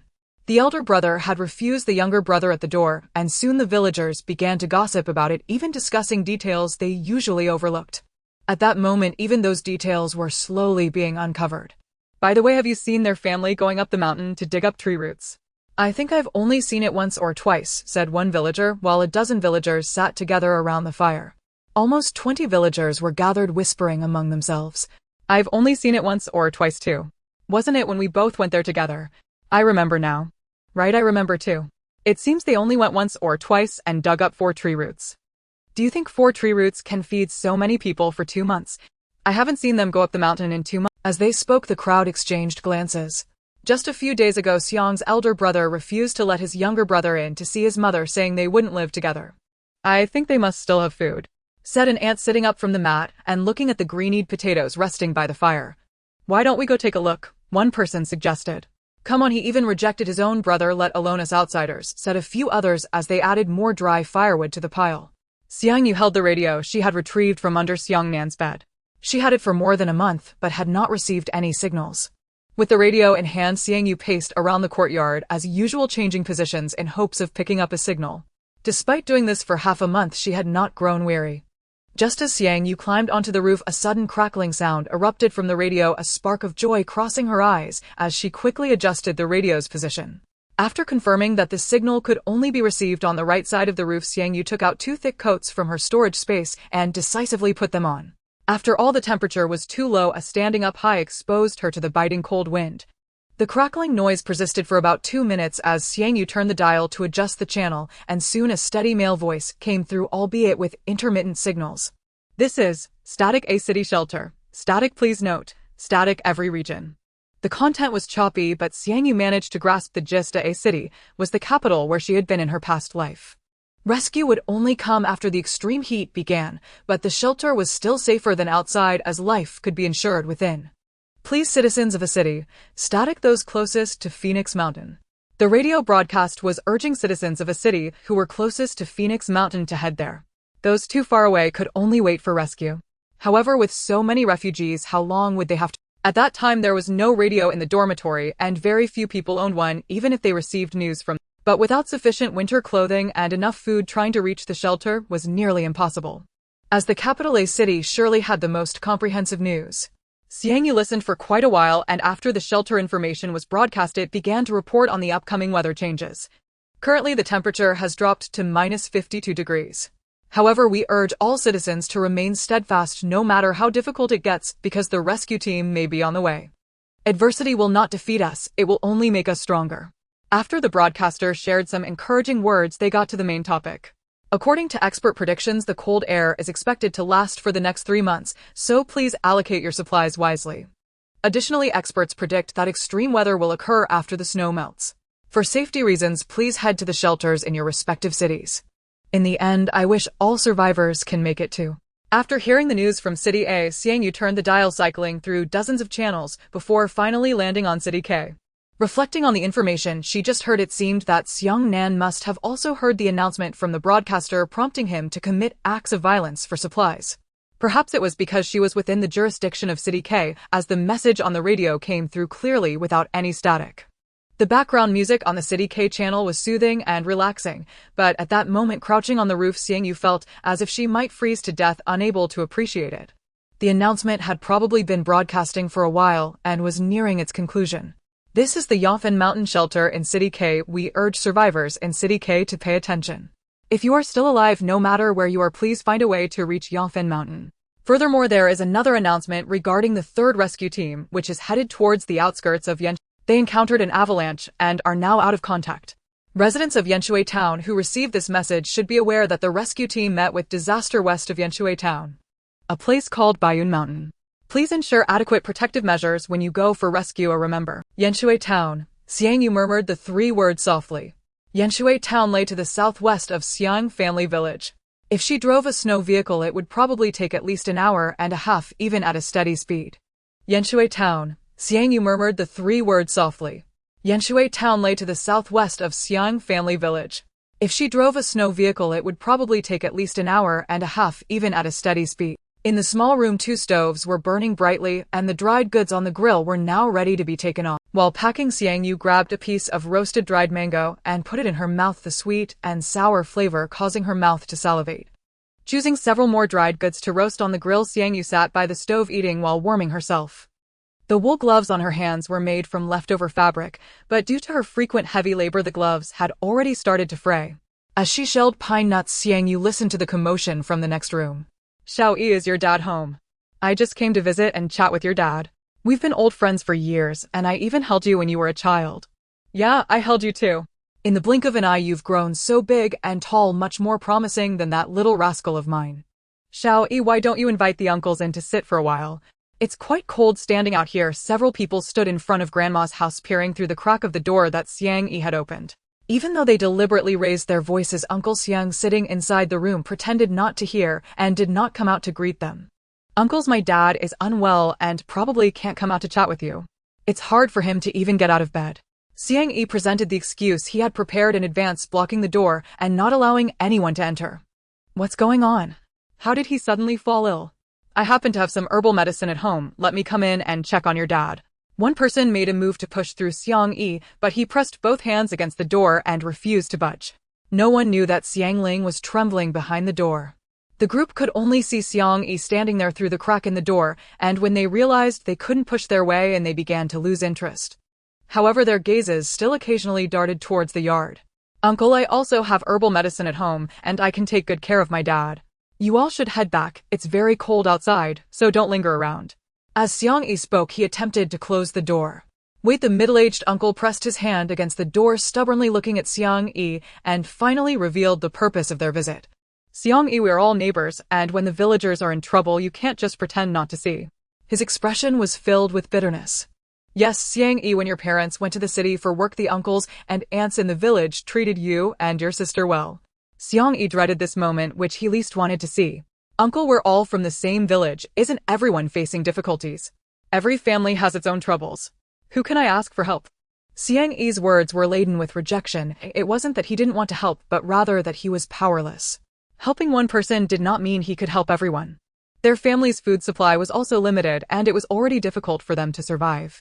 Moreover, they had developed the habit of listening to the radio, which had announced that the temperature would continue to drop over the next 3 months. And this was just the beginning. Just the beginning, yet their food could only last a little over a year. If they handed out supplies to everyone, they would not even last 3 months. Xiao Yi, you can't say that. Are you really going to watch everyone die? A high hat was metaphorically placed on Xiang Yi's head. Xiang Yi momentarily fell silent. Uncle, I won't send you off.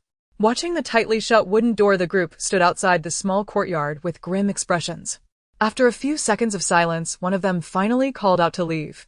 Although the few people were reluctant, they did not dare to force their way in, as their family had a good reputation in the village. Xiang Yu, eating nuts, listened to the commotion next door, and she heard their conversation clearly. Xiang Yi did not handle this matter well. Based on past experience, it was likely that these people would come knocking again after some time. Due to the extremely low temperature, her recent workouts were all done at home, and she did 1,000 push-ups as usual every morning. This was the task she set for herself, and now that she had become accustomed to this routine, 1,000 push-ups each day was merely a small feat for her. In the room, the fire blazed brightly, and Xiang Yi's tank top was soaked with sweat, her long hair cascading down her arms. Strands of hair mixed with sweat clung to her cheeks. Standing up, she lifted her tank top to wipe the sweat from her face, revealing her well-defined waistline. Glancing out the window, Xiang Yu pulled the curtains closed, retrieved a basin from her space, and washed her body with the heated water. After getting dressed, she collected the frozen ice blocks in the yard, chopped a bit of firewood, and placed it in an iron bucket to turn into charcoal. This charcoal could be used later for barbecuing, as barbecued food needed that smoky flavor to be truly enjoyable. Since most people in the village were starving, Xiang Yu did not dare to eat anything too flavorful. In such cold weather, having a pot of hot pot would be perfect. Not getting the hot pot did not discourage Xiang Yu. Instead, she stewed some lamb chops in her space and cut a bit of chive flowers. The lamb chops dipped in chive flower sauce tasted almost as good as hot pot. Sure enough, on the night of the 7th day, those who had come to find Grandma before came knocking again. This time there were 8 or 9 of them, and they were not as easy to deal with as last time, choosing to come at night. This time it was Uncle Xiang who opened the door. Xiang Lauda, didn't your son say you were so ill that you couldn't even get out of bed? You seem to be just fine. However, Uncle Xiang did not engage with him, instead looking at the few people behind him. What do you want? Uncle Xiang had already guessed their intentions. What do we want? We want to borrow some food. We're all neighbors, please help us out, one of them said as he attempted to push his way inside. Seeing the sticks in their hands, Uncle Xiang felt uneasy. Are you here to borrow or to rob? It depends on you, one person replied. If Xiang Lauda could lend them the food, then everything would be fine. If not, then they would have to resort to robbery. Xiang Yu was awakened by a series of urgent knocking on the door, accompanied by the piercing cries of a child. Mom, don't beat my mom, you are all bad people. I will kill you. Hearing the commotion next door, Xiang Yu glanced at the time, 1:45 a.m. The iron door still echoed with banging sounds. After getting dressed, Xiang Yu opened the door and the cold night air rushed in. A little girl stood outside, her face filled with fear. Xiang Yu remembered her. She was Xiang Ling's child. Sister, so many bad people rushed into our house. Mom and Grandpa were hurt and Grandma was killed. The child began to cry upon seeing Xiang Yu. Who sent you to find me? Xiang Yu sensed something was off in her words. It was Uncle. He left a few days ago and said if bad people came to our house, I should come find you. The little girl reached out to grab Xiang Yu, but she dodged. Going inside to grab her compound bow, Xiang Yu stepped out. You stay here and hide, don't go over, she instructed before running towards the next door. They were all villagers. They shouldn't go as far as killing Grandma. Before she even entered the house, Xiang Yu heard Zhang Kuiping's curses and Uncle Xiang's weak cries for help. Kicking open the courtyard, Xiang Yu saw a chaotic scene in the small yard. Xiang Ling lay unconscious by the big door, flanked by 2 crying children. Uncle Xiang was surrounded by 6 people who were relentlessly striking him with sticks. Zhang Xueping was held back by 2 others wanting to rush forward to save Uncle Xiang. Xiang Yu's arrival stunned everyone in the small yard, causing them to halt their actions, but Xiang Yu ignored them. Instead, she took a few steps and directly entered the house, where the stove was nearly extinguished due to the cold air outside. The room was not warm. Grandma lay face down on the ground, her hat fallen to the side, revealing her graying hair. Xiang Yu stepped forward to help her up. Grandma and her were very good friends, and Grandma had always taken care of her since she was young. When she had just returned to the village, Grandma had sent her food numerous times. To her it was a common occurrence, but to Xiang Yu it was a kindness she would always remember. Feeling her faint breath, Xiang Yu pinched her acupoint until she woke up. "Xiao Yu, why did you come here?" The old lady had a poor memory and forgot what had just happened. Xiang Yu adjusted the nearly extinguished stove, adding a few pieces of already burned coal into it where she was out of sight. The stove began to slowly ignite. "It's okay, Grandma. I just came to check on you. It's too cold, I'll close the door for you." After adding fire to the stove, Xiang Yu closed the door and went outside. If she had come a moment later, Grandma would have been gone. The villagers in the yard had already stopped their actions, all eyes turned to Xiang Yu. If she were to intervene, could they overpower this murderer? "I will count to 3. Get out of this yard and remember, leave rolling." Xiang Yu drew an arrow from her bow, pulling it back full strength. The vibrating sound of the bow and arrow was particularly loud in the quiet night. There were many people, yet none dared to be the first to step forward, for after all, Xiang Yu had killed quite a few in the village. They pushed a middle-aged man forward to confront Xiang Yu, but as he was shoved to her side, he saw the cold gleam of the arrowhead slowly aimed at him. His eyes were filled with terror. "Don't kill me." And then he quickly dropped to the ground, rolling out toward. Seeing this, the others felt reluctant yet dared not advance. "Xiang Yu, I just wanted to borrow some food. I absolutely did not mean to harm." 2. The bow was aimed at the one who spoke, and Xiang Yu's emotionless gaze fixed upon him. Leave. He remembered the expression in Xiang Yu's eyes when she killed Xiang Wu and quickly rolled away. But just as he was halfway out, a roaring sound echoed from outside the courtyard, followed by a dozen soldiers in olive green uniforms charging into the yard. They held guns in their hands and shouted as they rushed in, "Cover your heads, squat down, and don't move." The villagers in the courtyard were paralyzed with fear, their sticks dropping to the ground as they hugged their heads and squatted down, not daring to move. Several guns were also aimed at Xiang Yu, who calmly put away her compound bow and hung it on her back, slowly raising her hands.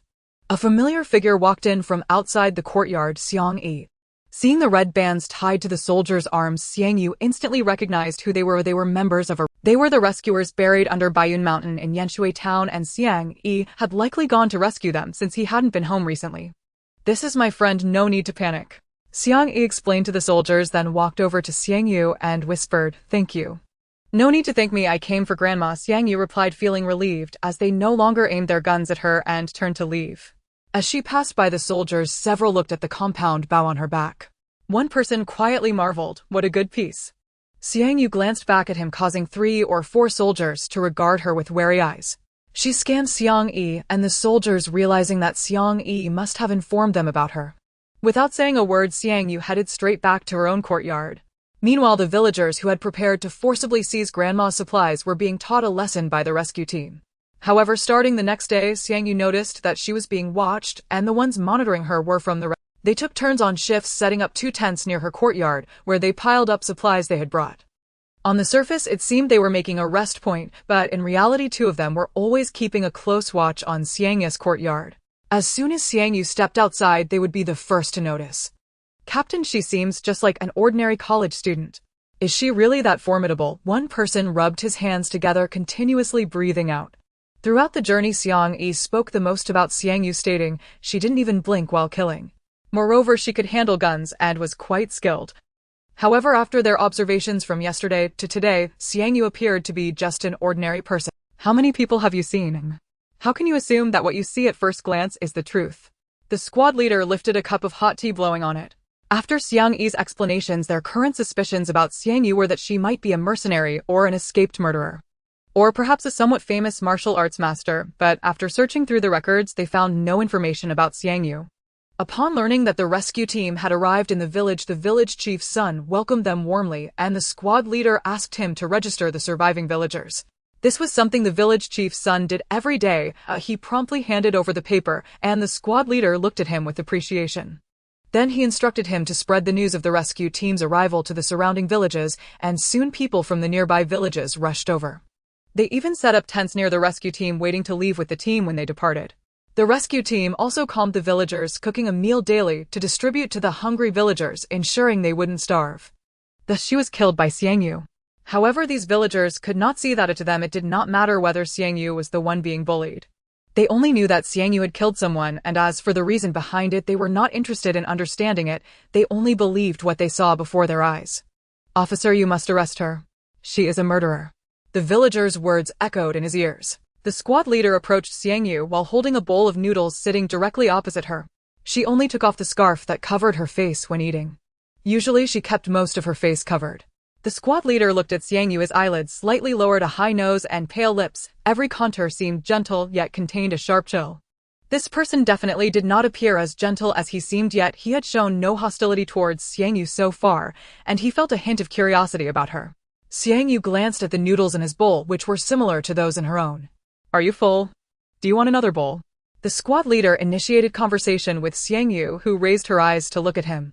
With a calm expression in her placid eyes, she replied, "No, I'm already full," and noticing the gazes around her, Xiang Yu stood up and walked back to her small courtyard.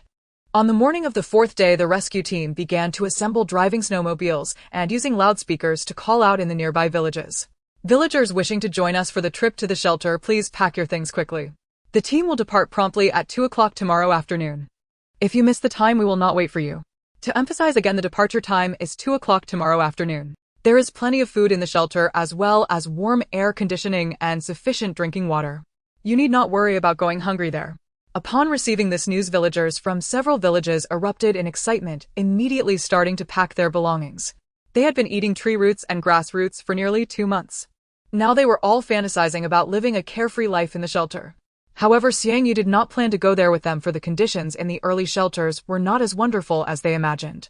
The shelter was still under construction, and in the eyes of the higher-ups, these villagers were no different from ordinary. When she first encountered the rescue team, she also chose to go to the shelter where her life was guaranteed. But from that day on, not a single day went by without feeling exhausted.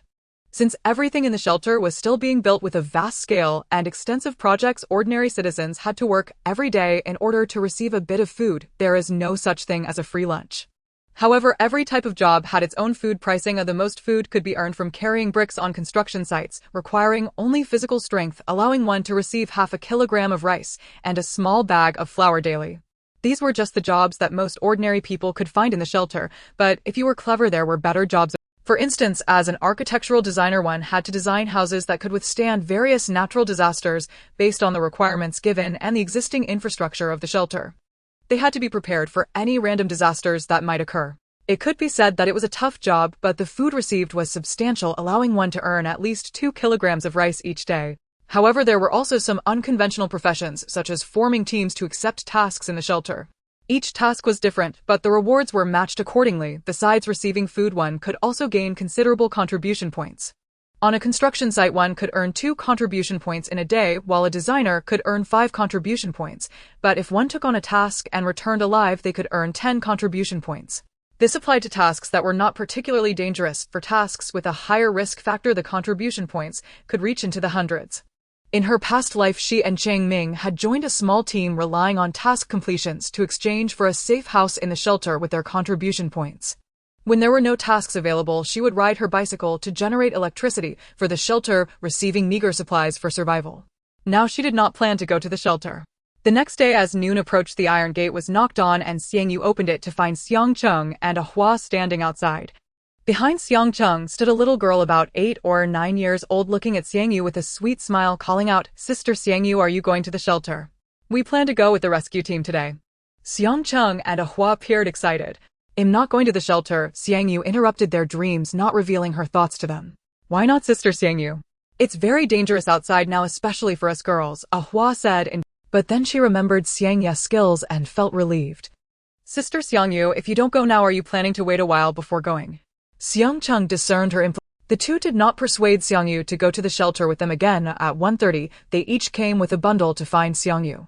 Sister Xiang Yu, these things are for you. Xiang Cheng and Ahua placed the two bundles at Xiang Yu's feet. Xiang Yu squatted down to take a look and found that it was filled with food. She immediately declined their offerings. But the two remembered how Xiang Yu had previously led them into the mountains to hunt. Sister Xiang Yu, if you don't go to the shelter, the food you have will eventually run out. The rescue workers said there's food at the shelter. We have already brought some along, and this is for you to share. Just seeing that she could not refuse, Xiang Yu finally accepted their things. Wait for me a moment. She called to the three who were about to leave. She entered the house, took out 3 thick cotton coats from her space, and felt their thickness, which could even serve as blankets. Xiang Cheng's sister did not expect to receive such a gift from Xiang Yu and held the heavy cotton coat tightly. Thank you, Sister Xiang Yu. Ahua and Xiang Cheng expressed their heartfelt gratitude. In this biting cold weather, Xiang Yu was truly a timely help. However, for Xiang Yu, who had once experienced hunger, their ability to share food with her at this time made those cotton coats well-deserved. Although she had many items in hand, she could not give them anything too conspicuous lest it endanger the two. The bitter cold would last for 3 more months, as they said there would be food available at the shelter, but warm clothing would cost even more there. These clothes should help them get through the next 3 months. As the rescue team was stationed near her small courtyard, more villagers gathered as time slowly approached 2 o'clock. The snow outside had been trampled flat by them, and the noisy sounds continuously reached their ears as the villagers gathered chatting and laughing. Everyone please be quiet, I just have a few words to say. The crowd fell silent instantly, especially since they were about to depart. The rescue vehicle is at the foot of Baiyun Mountain. Everyone needs to walk there to take the vehicle to the shelter. Xiang Yu recalled the news she had heard on the radio and guessed that the rescue vehicle must have been buried in the snow after the villagers walked to Baiyun Mountain. They might have to help clear the rescue vehicle before they could leave. The people from Xiangjia village were very familiar with Baiyun Mountain. Going alone would be difficult to withstand the cold, but together they could share the burden of the wind and snow. Soon it was 2 o'clock. Xiang Yu stood at the door looking at the crowd before her. Almost everyone from the nearby villages had arrived. However, a glance showed that most of the crowd consisted of middle-aged and young people as well as children. There were very few elderly people. Xiang Yu had previously buried several pairs of elderly people with the village chief's son, so she understood what these elderly people were thinking. Most elderly people in the countryside believe in the saying that no matter how far you go or where you end up, when you die you must die in the place that raised you. They were all of advanced age. Traveling to Baiyun Mountain on foot would be difficult, and dying halfway would be their final resting place. Most elderly people chose to stay in the village and spend the remaining time of their lives slowly. A horn sounded at the village entrance, and the crowd marched toward it while the elderly stood at their doorsteps. They watched their children and grandchildren leave, knowing that this departure would be a final farewell. A snow vehicle stopped in front of Xiang Yu, and Xiang Yi got out looking at Xiang Yu with a complex expression. From the very first time he met Xiang Yu until now, he clearly remembered how many people she had killed, how their relationship had shifted from familiarity to estrangement. He had told the rescue team every incident involving Xiang Yu, but he did not expect that she had not received any corresponding punishment. Xiang Yi, have I ever harmed you? Xiang Yu's expression was cold. When she sensed the inexplicable hostility from the rescue team, she had already contemplated how to kill Xiang Yi.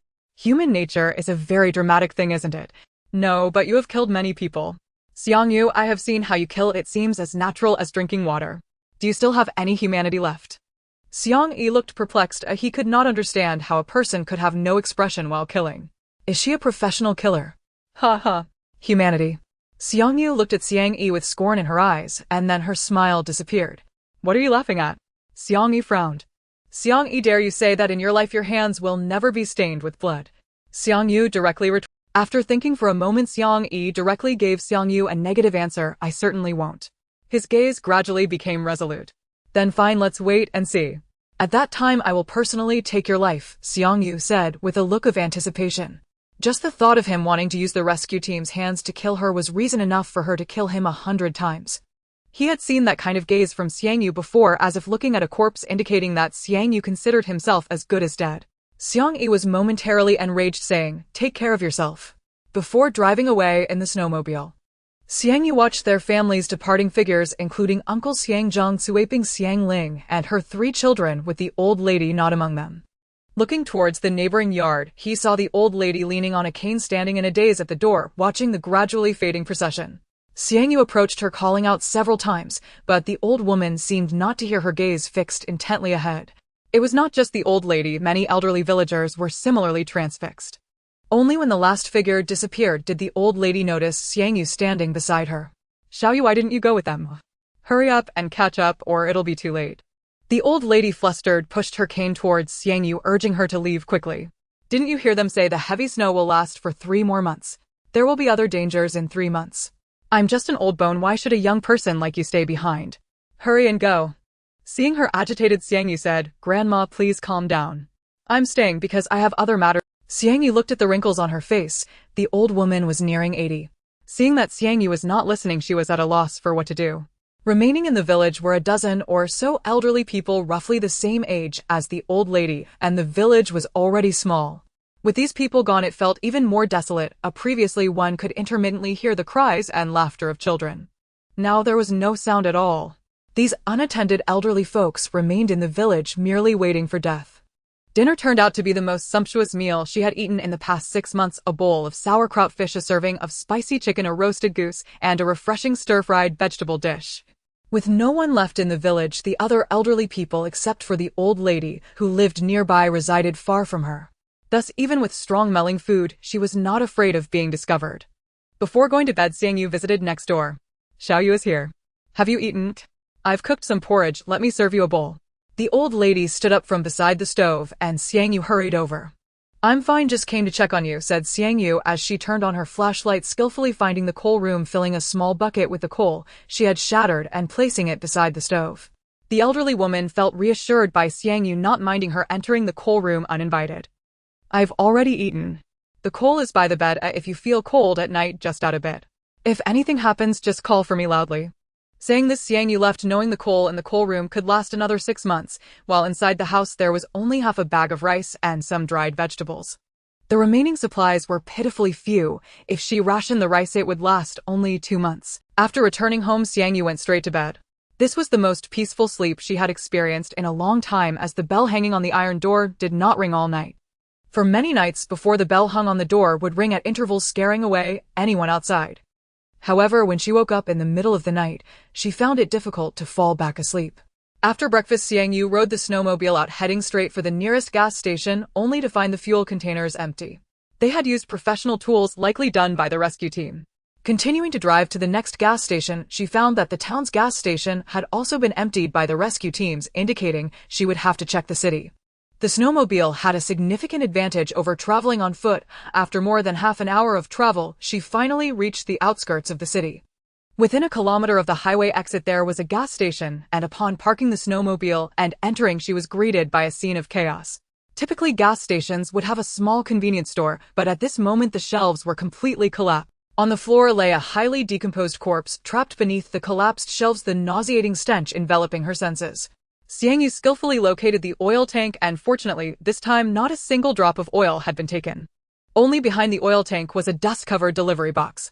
Xiang Yu sniffed it and detected no foul odor, so she crouched down and used her dagger to slice it open.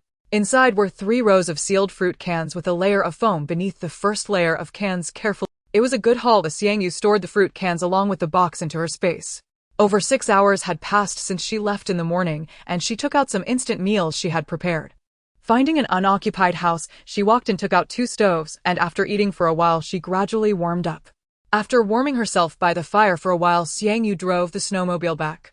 Dinner was eaten on the way home. She picked a yellow peach and a mixed fruit can for her grandmother, and throughout the day she collected fuel from 3 gas stations, and with the supplies she had stored, it would last her for several years.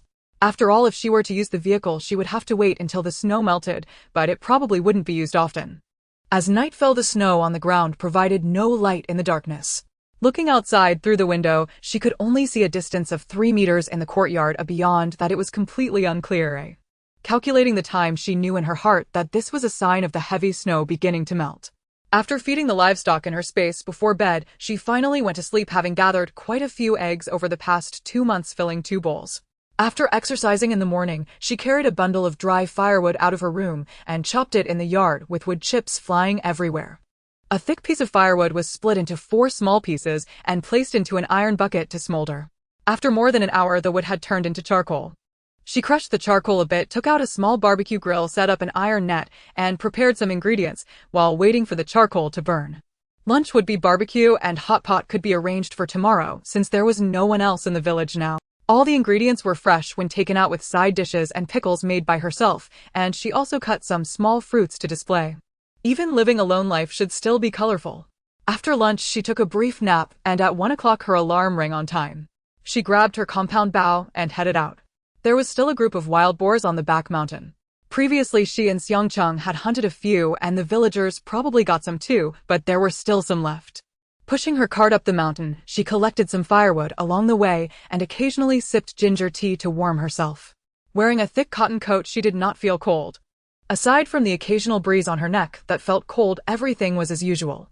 Once she entered the deep mountains, she put away the cart, holding her compound bow in one hand and an arrow in the other, ready to strike at any moment. After walking deep into the mountains for over half an hour, she finally discovered traces of animals passing by, but they were only small animals. Based on the animal marks left on the tree trunks, she found a nest of squirrels, but perhaps there was nothing left to eat in the forest. These squirrels were so hungry that they were nothing but skin and bones with no meat left. They seemed quite excited upon seeing her. A dozen squirrels stood in a row on the tree trunk, looking down at her, their limbs firmly grasping the trunk in a defensive posture.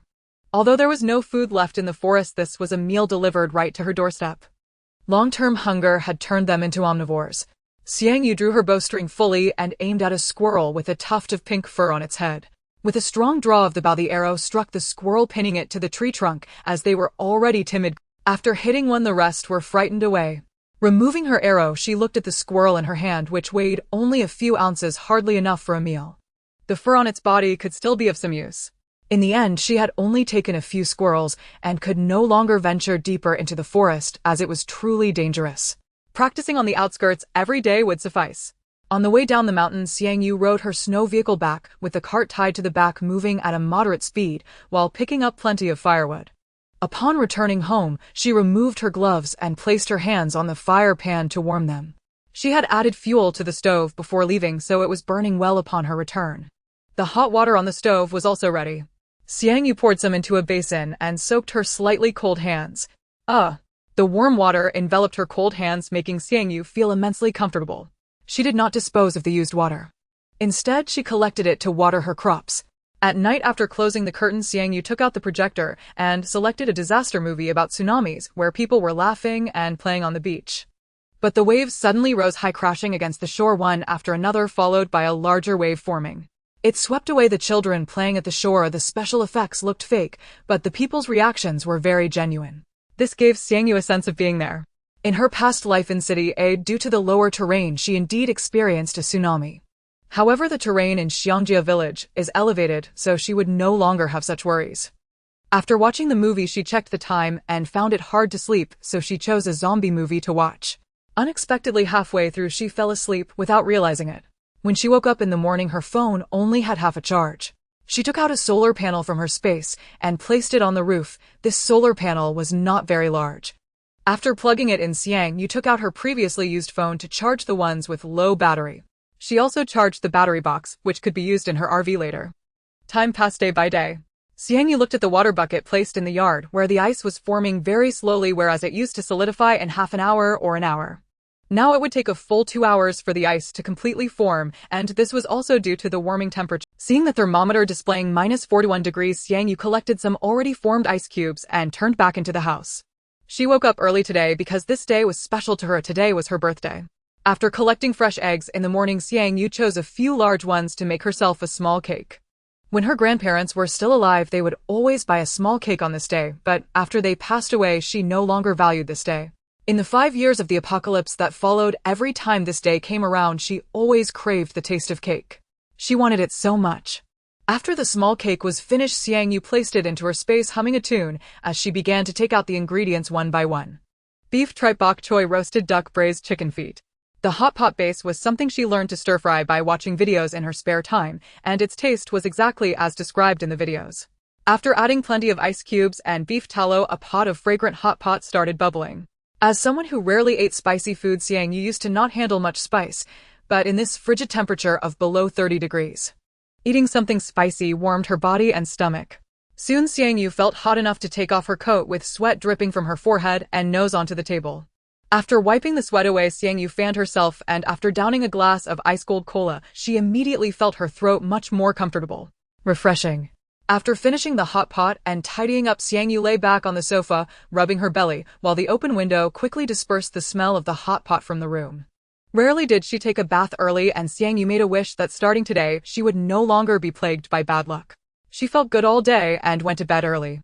As usual, she practiced archery on the mountain in the morning, returned home for lunch, and collected some ice cubes and snow in the afternoon. A month passed in the blink of an eye. Seeing the thermometer showing a low temperature of -33 degrees, Xiang Yu got up, dressed, and stood at the door to stretch her limbs. Seeing the thermometer showing a low temperature of -33 degrees, Xiang Yu got up, dressed, and stood at the door to stretch her limbs. House together. They were all of similar age, and upon meeting they could chat about various topics, often spending the entire day together sharing stories from the village's past. Xiang Yu carried an iron bucket in her hand and opened the door to see 3 elderly visitors. "Xiao Yu, where are you going?" "Just wandering around the back mountain," she replied, exchanging a few pleasantries before leaving. Following the winding mountain path, Xiang Yu took out her snowmobile and headed straight towards the reservoir.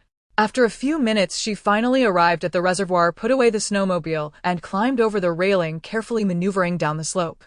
The water surface had already frozen into a thick layer of ice. Xiang Yu took out the electric saw she had prepared and cleared the snow off the ice layer. Then she used the electric saw to draw a circle on the ice layer and gradually sawed through it. Once all the connecting points were cut, the broken ice blocks floated and sank on the water surface, which she then stored in her space. After taking out a thick rope, Xiang Yu tied it to the iron bucket, leaving a hole at the top for the fish to enter and exit. Once everything was ready, she tossed some scraps of meat into the bucket and then threw it into the water.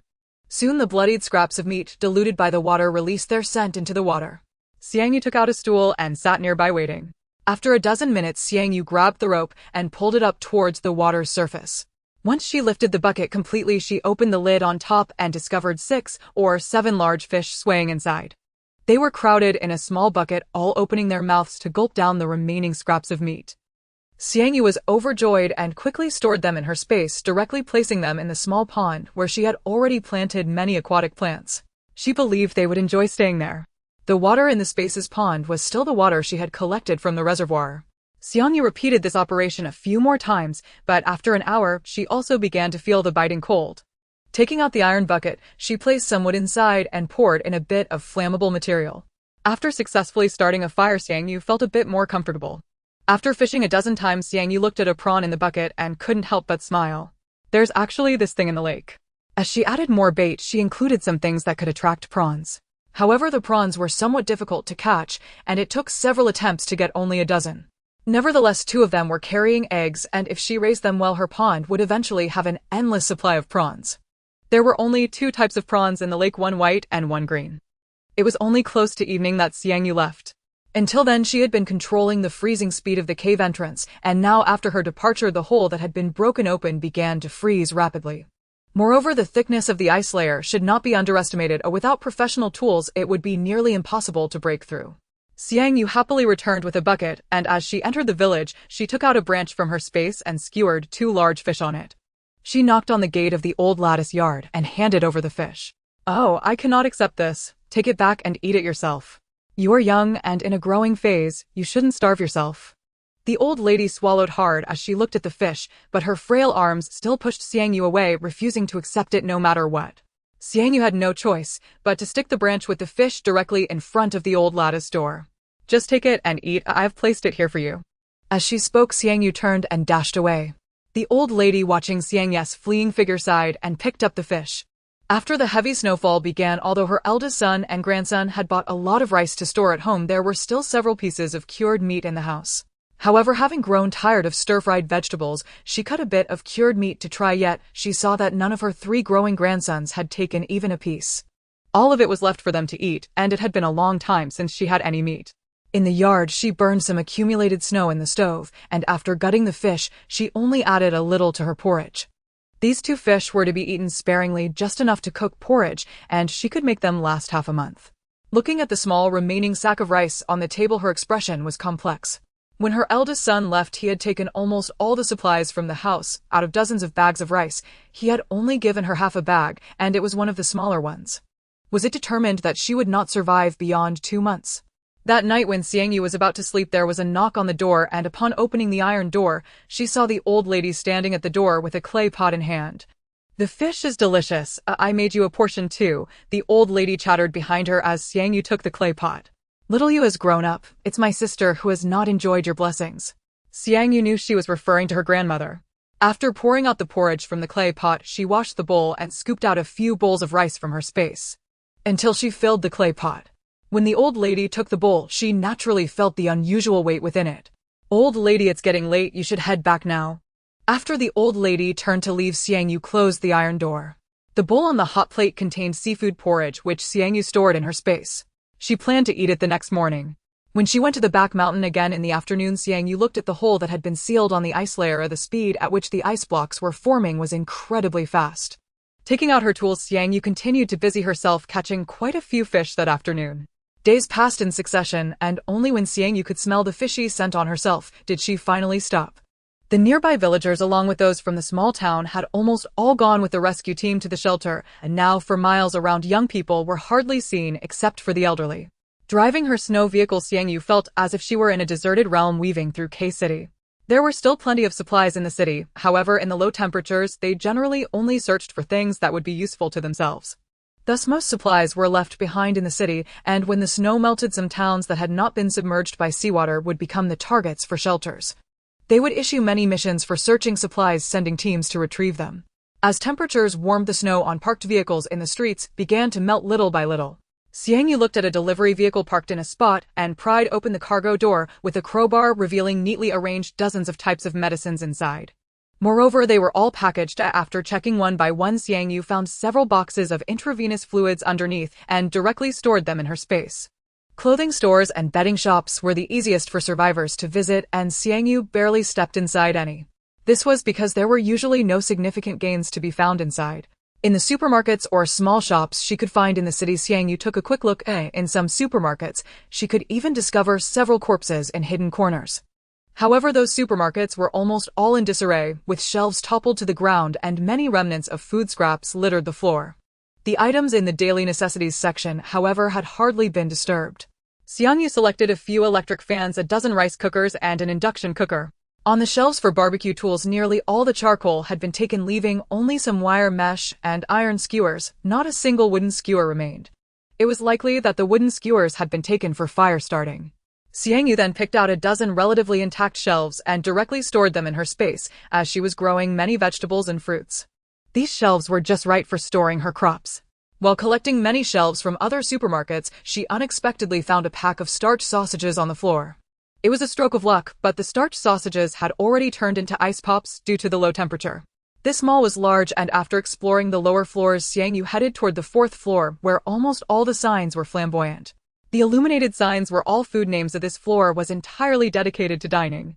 However, most of the shops were decorated with wooden materials, resulting in their windows being smashed, and the tables and partitions inside were dismantled.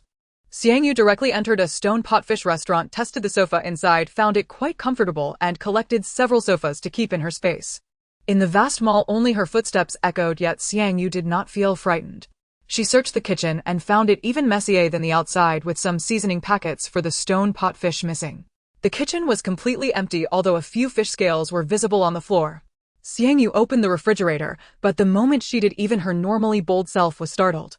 Inside the refrigerator lay some severed limbs covered in a layer of white frost. Beneath one arm was the head of a man, his hair somewhat long with several strands sticking to the limb. The cuts on those severed limbs were jagged as if hacked haphazardly with an axe, yet several limbs still bore marks of their former lives.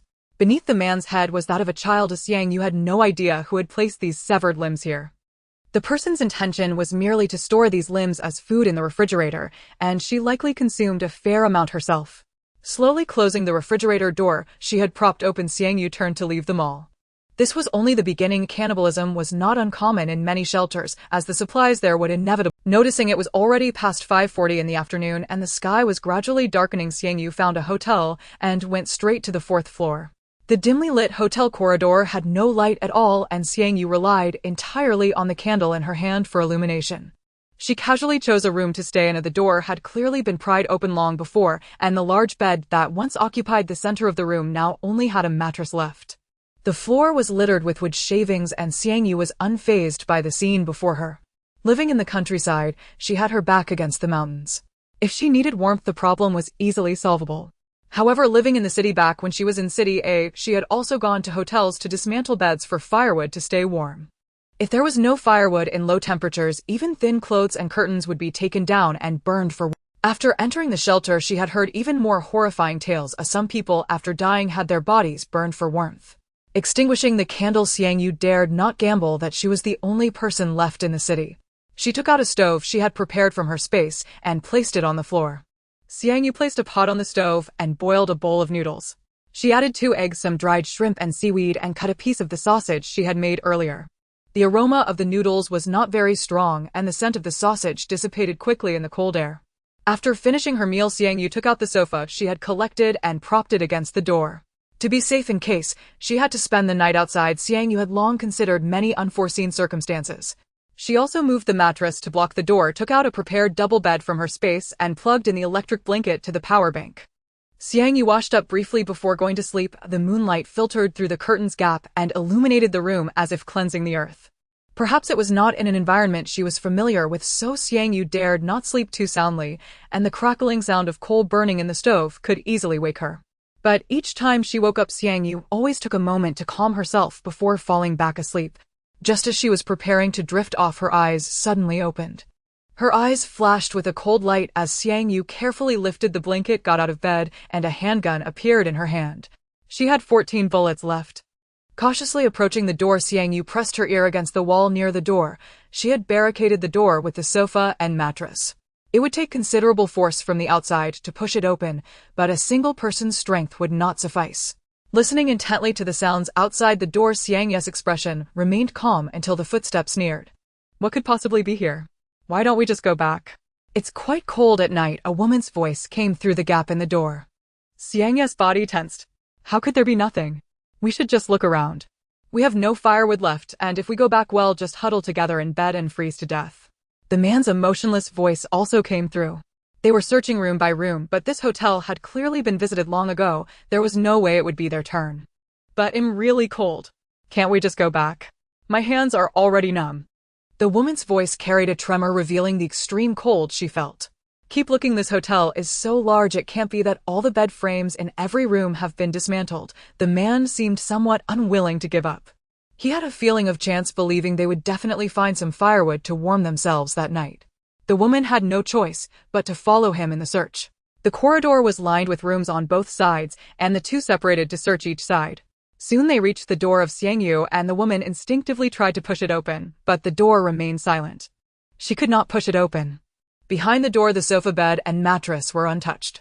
The woman tried to push again twice, but still could not open the door, her eyes flashing with a hint of surprise. Then she turned to her companion and called out, "Come quickly, I found a door that hasn't been opened yet." A look of astonishment crossed the man's eyes as he turned to see the woman forcefully banging on the door, quickly walking over to her side. The man's eyes were sharper than the woman's. After glancing at the lock on the door, he stopped her from continuing to bang on it. He pressed his ear against the door, listening carefully for any sounds inside, but there was no noise at all. "Why are you stopping me?" "Hurry and help me break down the door," the woman complained. "Don't bang, there's someone inside." The man's voice was loud, intentionally meant for the person inside to hear. Xiang Yu skillfully loaded the gun, her expression impassive. The woman looked on in disbelief, but for safety's sake, she took 2 steps back until she stood in a spot she felt was secure. "Hello, my girlfriend, and I mean no harm, we are just looking for something to warm ourselves. Would you kindly let us in to warm by the fire? It's really very cold outside." He asked deliberately, mainly to see how the person inside would respond. "Not convenient." Xiang Yu replied softly, playing with the gun in her hand, but the moment she spoke, a glimmer of joy flashed in the man's eyes. He was certain the person inside was a woman, and from her voice she sounded quite young. He signaled to the woman beside him, and she quickly stepped forward. "Miss, my boyfriend and I are good people, please don't be afraid. It's really cold outside, can you let us in to warm up? My hands and feet are nearly frozen. I'm begging you, just let us in. As soon as we warm up, we'll leave immediately. Please, it's really cold outside, just let us in." The woman was filled with excitement tinged with a hint of malice. It was indeed very cold, but the true intentions of her and her boyfriend remained unknown. "Miss, my girlfriend is pregnant. If you are worried about my intentions, you can simply let her in, and I won't go in myself." From the initial request to now a compromise, this tactic of retreating to advance also aimed to garner Xiang Yu's sympathy. Unfortunately for them, their plan fell flat as Xiang Yu had no intention of letting them in. Let alone that she was pregnant. Even if she were kneeling outside begging with a child, she would not let them in. The man's eyes darkened as he cast a glance at the woman, who immediately understood. Soon footsteps echoed in the corridor, and the woman immediately claimed that her boyfriend had left, leaving her alone in the hallway. Let alone that she was pregnant. Even if she were kneeling outside begging with a child, she would not let them in. The man's eyes darkened as he cast a glance at the woman, who immediately understood. The sofa bed to another spot. The room door creaked open, and the woman's eyes filled with joy as the man at the staircase ran over in an instant. He forcefully pushed the door open, and a gust of warm air rushed out, causing the woman to unconsciously step forward. They had used this trick on many women, and those who opened the door for them were usually easy to deceive. They could not only con food and drink, but also directly drive the women away. Feeling the warmth inside the room, the woman pushed away her boyfriend's arm and tried to enter. In the pitch-black room, Xiang Yu stood at the door, her dark gun pressed against the woman's forehead. The hairs on the woman's body stood on end, and almost instinctively she raised her hands, retreating. Feeling the cold metal against her forehead, her body trembled even more. Xiang Yu shot a sideways glance at the man standing off to the side, and as the woman retreated, she slowly stepped out of the room. Standing in the corridor, Xiang Yu looked at the two of them, took a few steps back, and directly drew a dagger, throwing it to the ground. You two can only let one leave alive. If you don't decide the winner within 3 minutes, then both of you will die. Xiang Yu's gaze remained as emotionless as ever. The two looked at the dagger on the ground simultaneously, but did not immediately bend down to pick it up. Xiang Yu glanced at her watch. There are still 2.5 minutes. The two raised their eyes to gaze at each other, and in that moment it was the woman who first panicked. Young Fan, don't listen to her, we can kill her together, the woman thought, rapidly devising a strategy. In terms of physical strength and martial prowess, she was no match for Young Fan. Even if she managed to get the dagger, she would surely perish at his hands. The only solution was to stabilize Young Fan first, and then together eliminate the woman before them. That was the most perfect plan. Young Fan, calm down. The gun in her hand must be fake. We are on the same side. Listen to me, if we join forces, we can definitely kill her. But Young Fan frowned as he looked at the gun in Xiang Yu's hand. He recognized it and believed it to be real. You have 1.5 minutes left. Xiang Yu's icy voice rang out, sounding like a death knell in the ears of the two. Soon one figure moved, and the man quickly bent down to pick up the dagger. You have 1 minute left. Xiang Yu lazily announced the time, leaning against the wall, coldly observing the two. Shasha, I'm sorry. The man raised the dagger in his hand and lunged towards the woman, but she had been contemplating countermeasures ever since Xiang Yu started the countdown. She had been acutely aware of the man's movements, and upon seeing him truly pick up the dagger, her eyes were filled not only with disappointment, but also a hint of panic. She managed to dodge the man's thrust, but the cotton jacket around her waist was still sliced open. 30 seconds left. Xiang Yu's cold voice echoed once more, and a look of panic appeared on the man's face. He didn't want to die. Young Fan, don't be foolish. If we team up and kill her, both of us can live. But the woman, having just evaded, fell directly to the ground. If Young Fan took this chance to attack her, she would surely die. Young Fan's dagger feigned a stab at his girlfriend, but he was actually observing Xiang Yu's. Watch of the moment was now. He slashed the dagger towards Xiang Yu's neck, and 2 gunshots echoed in the corridor. Xiang Yu looked at the 2 corpses on the ground with an indifferent expression. In truth, she never intended for both of them to leave alive, as she had encountered such lowly, deceptive tactics in her previous life. The faint smell of gunpowder lingered in the air, but Xiang Yu paid no mind to the bodies and returned to her room to continue sleeping. After having breakfast in the morning, she left the place. After a night had passed, the bodies in the corridor had frozen stiff. Xiang Yu drove back to the village in a snowmobile. Now the temperature had warmed to below 10 degrees Celsius, so there was no need to wear such thick cotton clothing. After getting up in the morning, Xiang Yu routinely exercised around the village, and the snow on the ground was slowly melting. Sometimes when she returned from exercising, her shoes would still be caked with yellow mud. The food for the old lady had long since run out, and since the 13th of this month, she had completely relied on Xiang Yu's support to survive. Having consumed so much food from Xiang Yu, she felt guilty. After all, food was so precious now. When she had free time, she used yarn from home to knit soles for Xiang Yu, creating several pairs of woolen shoes and stuffing them with some cotton for warmth. When Xiang Yu returned from her morning exercise, she saw the old lady waiting for her at the door, holding a black bag of cooked materials. Upon seeing Xiang Yu approach, she waved her hand. Xiao Yu, these are a few pairs of cotton shoes I knitted for you. Take them quickly. Xiang Yu accepted without hesitation. After dinner, she looked at the time, lay back on the sofa, and let her thoughts wander. Among the remaining elderly in the village, the only ones still alive were the old lady and old Xiang from the west end of the village. Although there was no visible change on the old lady's face, Xiang, you could see a hint of grayness in her eyes. Her time was likely running out. The elderly who had passed away were mostly friends she had known since childhood, and now she was watching them die one by one before her eyes. Her desire to survive was not strong, especially since Uncle Xiang's family had also gone to the shelter, most likely they would not return to fetch her. Afterwards, Xiang Yu delivered supplies to her, twice chatting with her until the evening when the sound of firecrackers suddenly echoed from the west end of the village. This sound was the most familiar to Xiang Yu, as she had heard it many times recently. There is a custom in the village when an elderly person passes away, firecrackers are set off to signify their departure. But those old people's children had already left far away, and upon realizing they were about to die, they set off firecrackers for themselves. Firecrackers are something that almost every household in the village keeps a little of. Hearing the sound, the old lady dropped the cup in her hand, and Xiang Yu brought a broom to clean it up simply. It's good to leave a living is also suffering, the old lady murmured softly, but her figure stooped. Xiang Yu observed that her condition worsened day by day, knowing that the old lady's time was likely near. With 3 days left until the new year, Xiang Yu looked at her condition and arranged the courtyard with some items. In the following days, although the old lady's body moved, there was no spirit in her. She simply sat in the yard watching Xiang Yu's actions. Over the course of 3 days, Xiang Yu wrote couplets and pasted them on the door, the red paper with black characters appearing exceptionally festive, and red lanterns hung on the door. Xiang Yu also placed a half-burnt candle inside. Shall you stop busying yourself? Let me measure your waist. The old lady had been knitting a red sweater for Xiang Yu recently. The sweater was nearly finished. Xiang Yu stood quietly in front of the old lady, her frail arm wrapped around Xiang Yu's waist, and the old lady sighed. You've lost weight, you must eat more.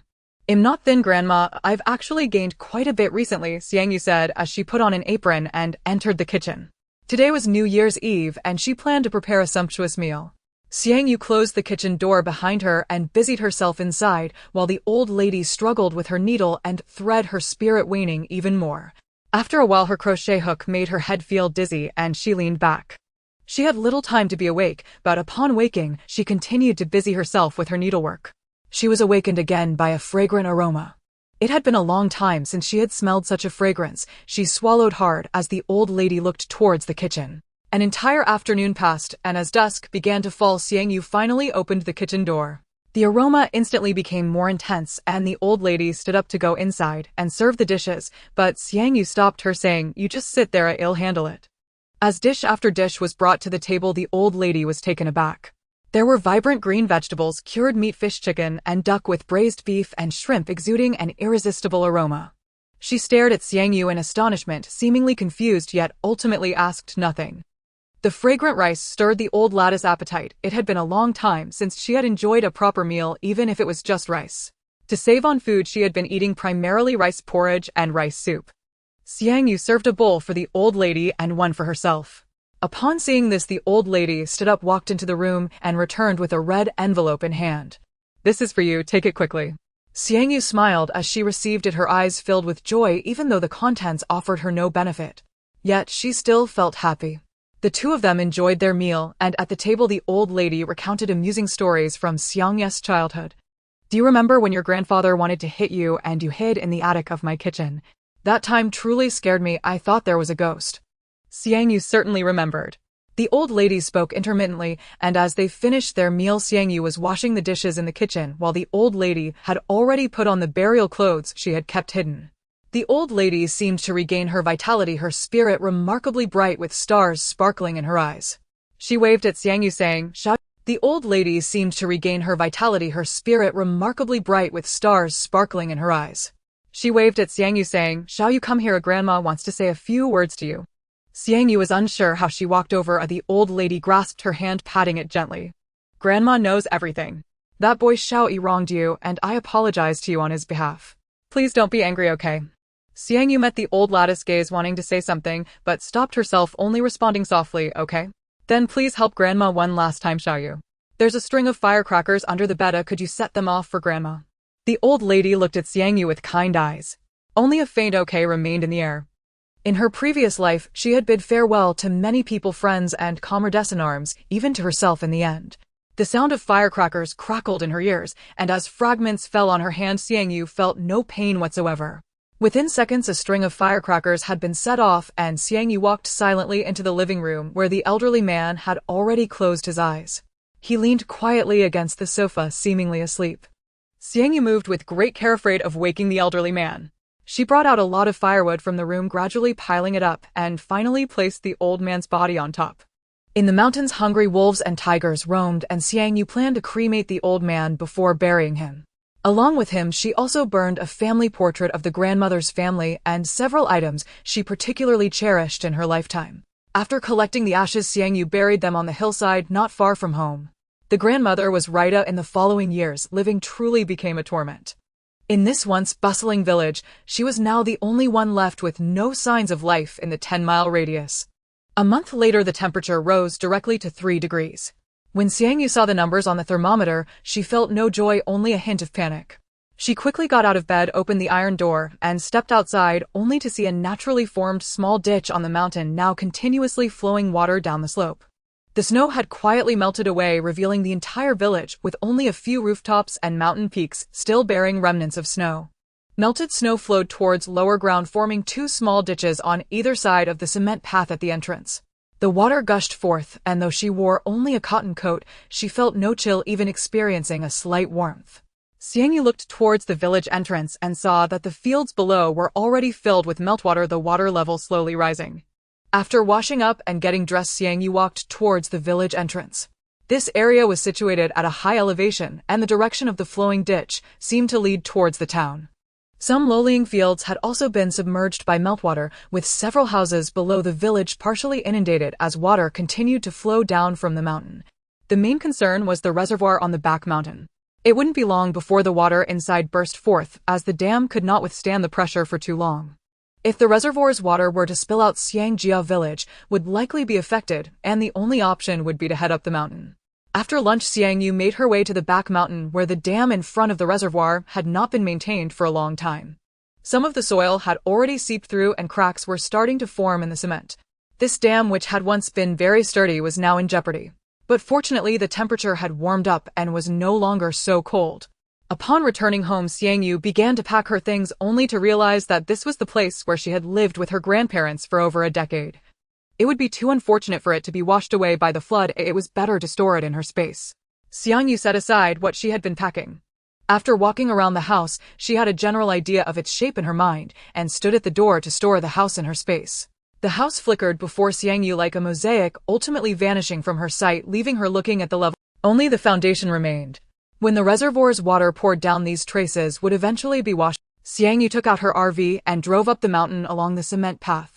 A farmer's family on the mountain had planted many bayberry trees, and they funded the construction of a cement road leading to the mountaintop. In past years, when the bayberries ripened, townsfolk and city dwellers would come to pick them. The last time the rescue team came, their family had gone to the shelter with them, which had now been vacant for over 3 months. Half an hour later, Xiang Yu finally arrived at the bayberry grove, where the trees had been well taken care of even during the frigid temperatures. They had not allowed the villagers to cut them down for firewood. Looking around, the entire mountain was filled with bare trunks of bayberry trees. Upon entering the bayberry grove, a barbed wire fence appeared ahead, completely blocking the road. Xiang Yu had no choice but to get out of the car to check. Using pliers, she broke the large lock on the wire fence, then opened the iron gate and drove the RV along the winding mountain road.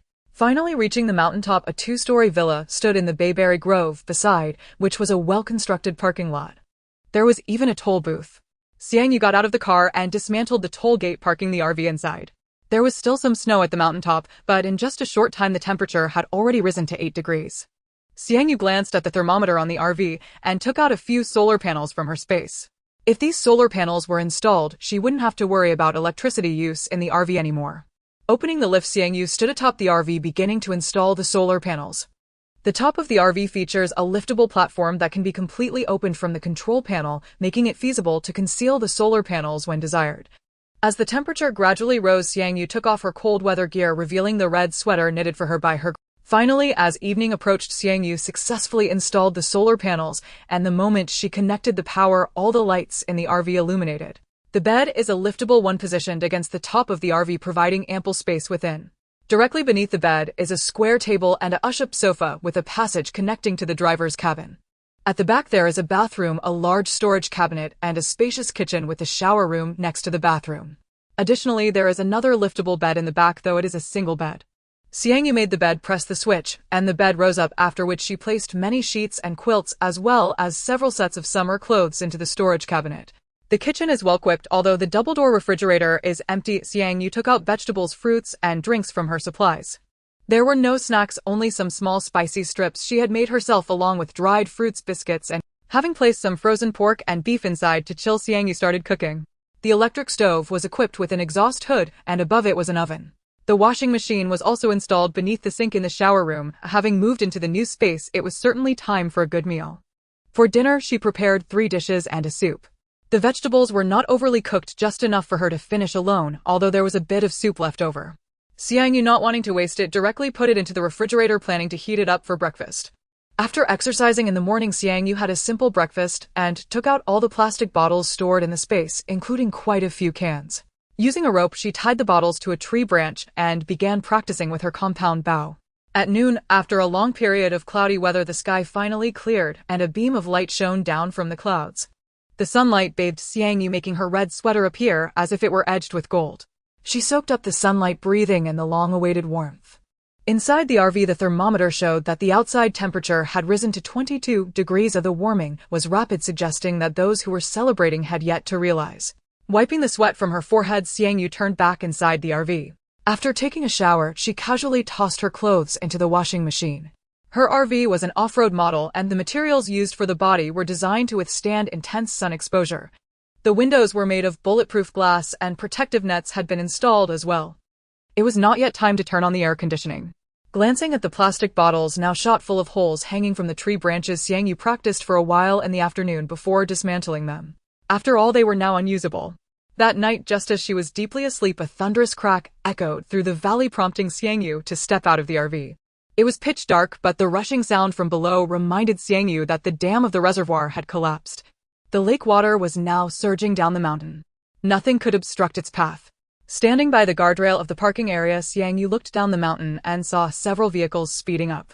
They were moving quickly, and it was too dark for Xiang Yu to see anything but the glaring headlights. A few minutes later, the vehicles arrived. They were momentarily stunned upon seeing Xiang Yu standing in the parking area. Their vehicles were also RVs parked not far behind Xiang Yu. The parking area on the mountaintop was quite spacious.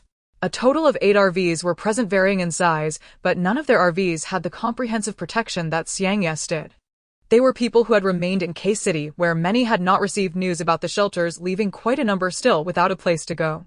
Xiang Yu continued to gaze at the rushing lake water when a small boy ran up beside her, resting his hands on the guardrail and exclaiming about the vast amount of water. Xiang Yu looked towards the site of the old house, which was already submerged beneath the lake. On the small concrete path below, several flashlights were lit, their beams revealing numerous figures. They were all running at full speed towards the mountaintop.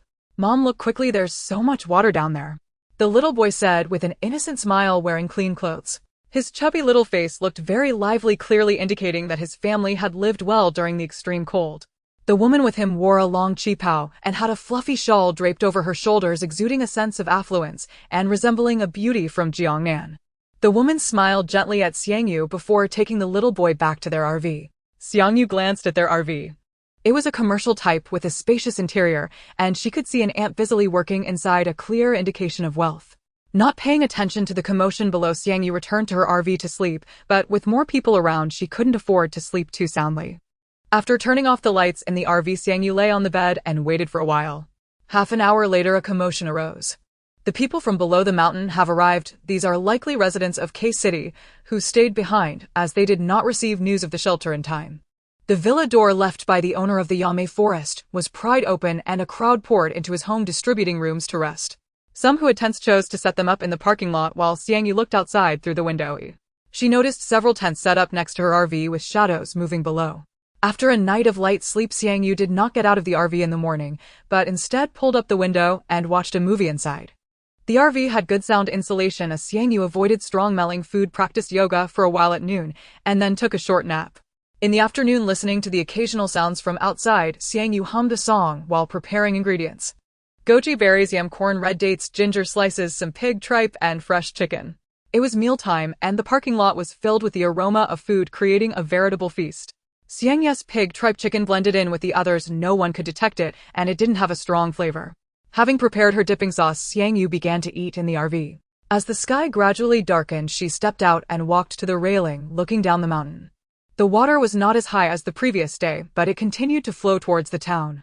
The reservoir's water connected to an underground river likely to keep flowing for several days. To her left lived a young couple, both appearing to be around 18 or 19. To her right was a middle-aged couple with 2 small children. At that moment, the couple was having dinner, sharing a plate of pasta, each taking half. Meanwhile, the woman was trying to soothe the children to sleep, while the man, visibly tired, rested against the folding table. Xiang Yu went back to the RV and went to bed early that night. In the morning, there was a knock on the RV door accompanied by laughter. Xiang Yu opened the iron door, but the security screen was still closed, and she looked at the few people standing at the door with a puzzled expression. The man in the front leaned his head to look behind Xiang Yu, as if searching for something, and finally asked, Yes, it is. Is there a problem? Xiang Yu replied coldly, looking at the 3 men and 1 woman. No problem, just found your car pretty cool. Didn't expect the owner to be a girl. Let's get to know each other. He wore a confident smile, believing himself to be handsome. Leaning against Xiang Yu's car, with one hand he flashed a grin he thought was charming, dressed in a loose black t-shirt. The girl beside him blushed at his demeanor. Xiang Yu slowly closed the door, and with a loud bang the boy remained stunned. Damn. He felt even more challenged. Looking at Xiang Yu's car, a playful smile appeared in his eyes as the group lingered by her vehicle chatting.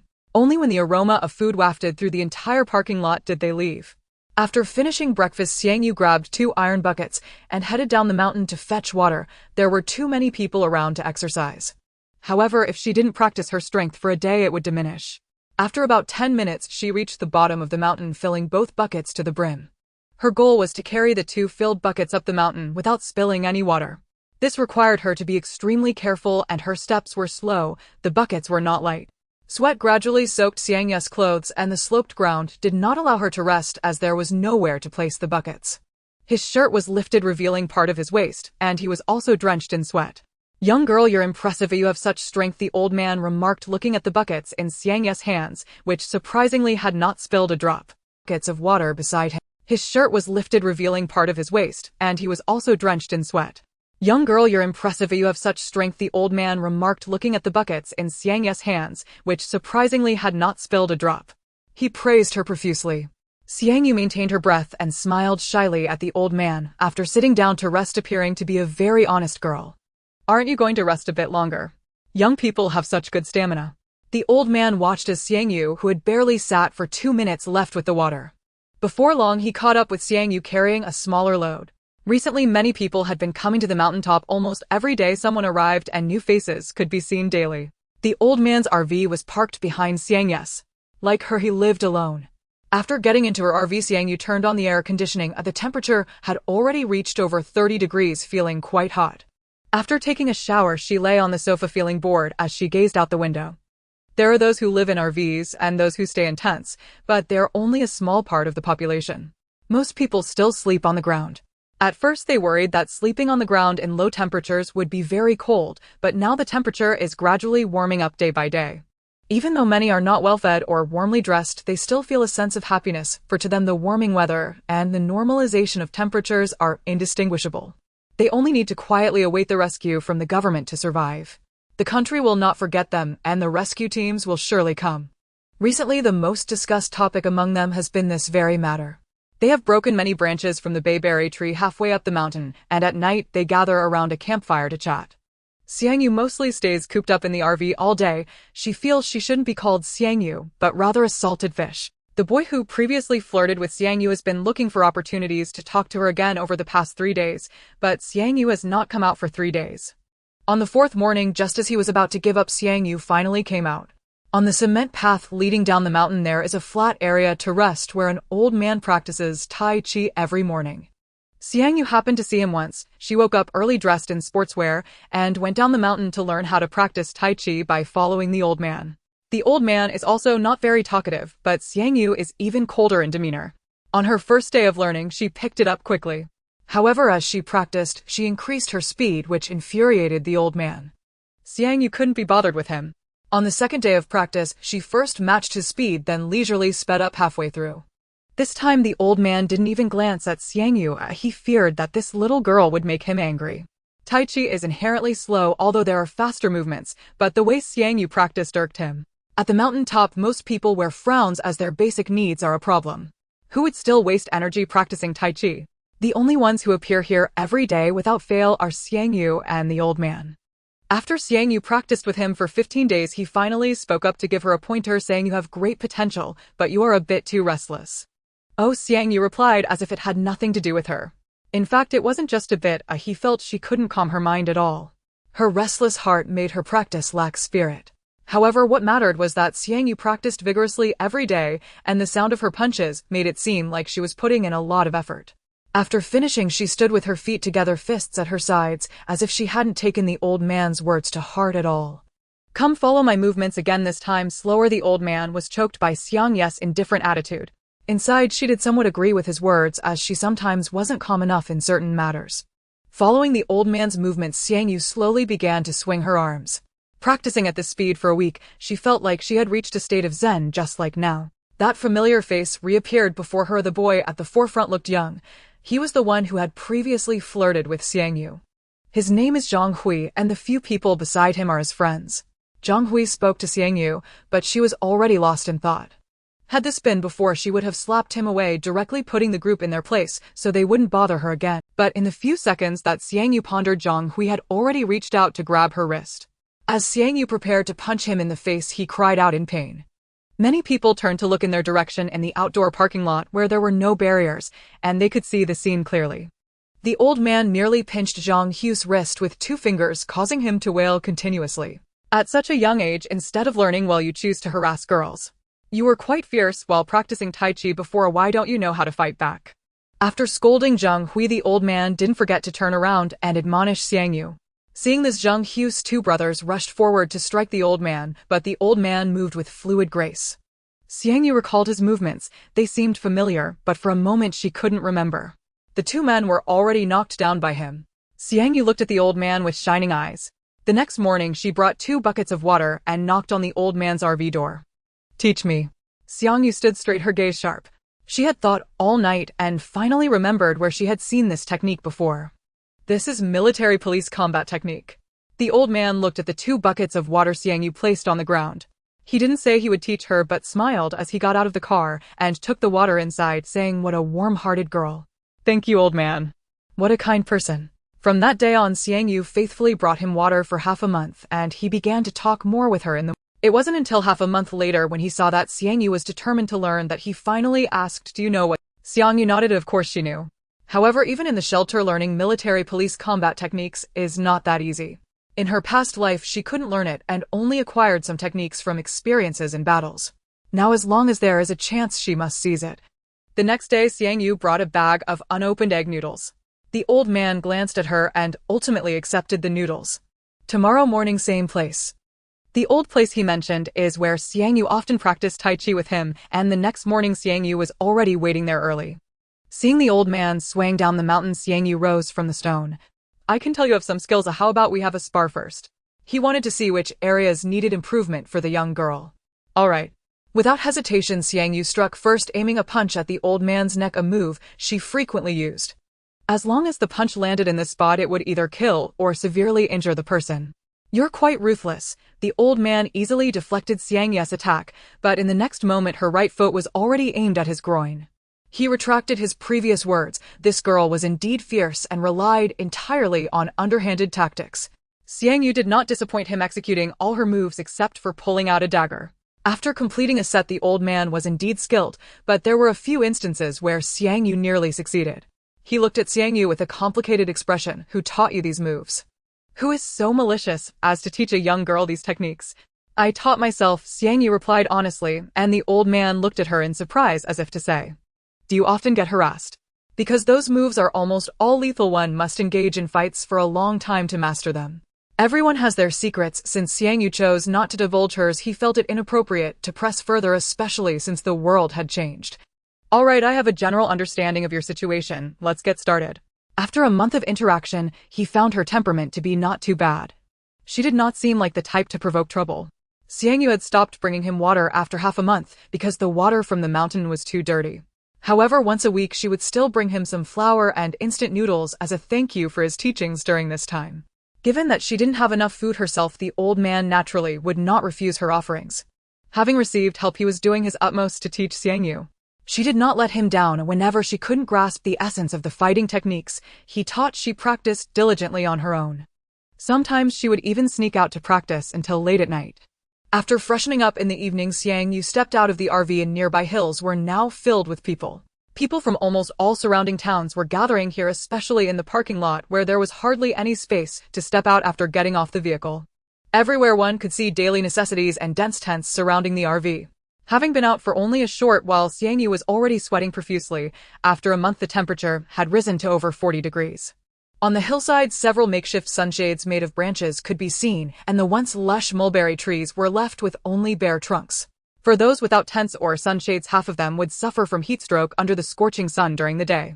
The water in the reservoir had stopped flowing into the town, but after a month a small ditch had formed at the foot of the mountain. Currently, the water in the small ditch was stagnant, contaminated by survivors living in the mountains who frequently disposed of waste and garbage into it. The water had become as filthy as a periodic table of elements.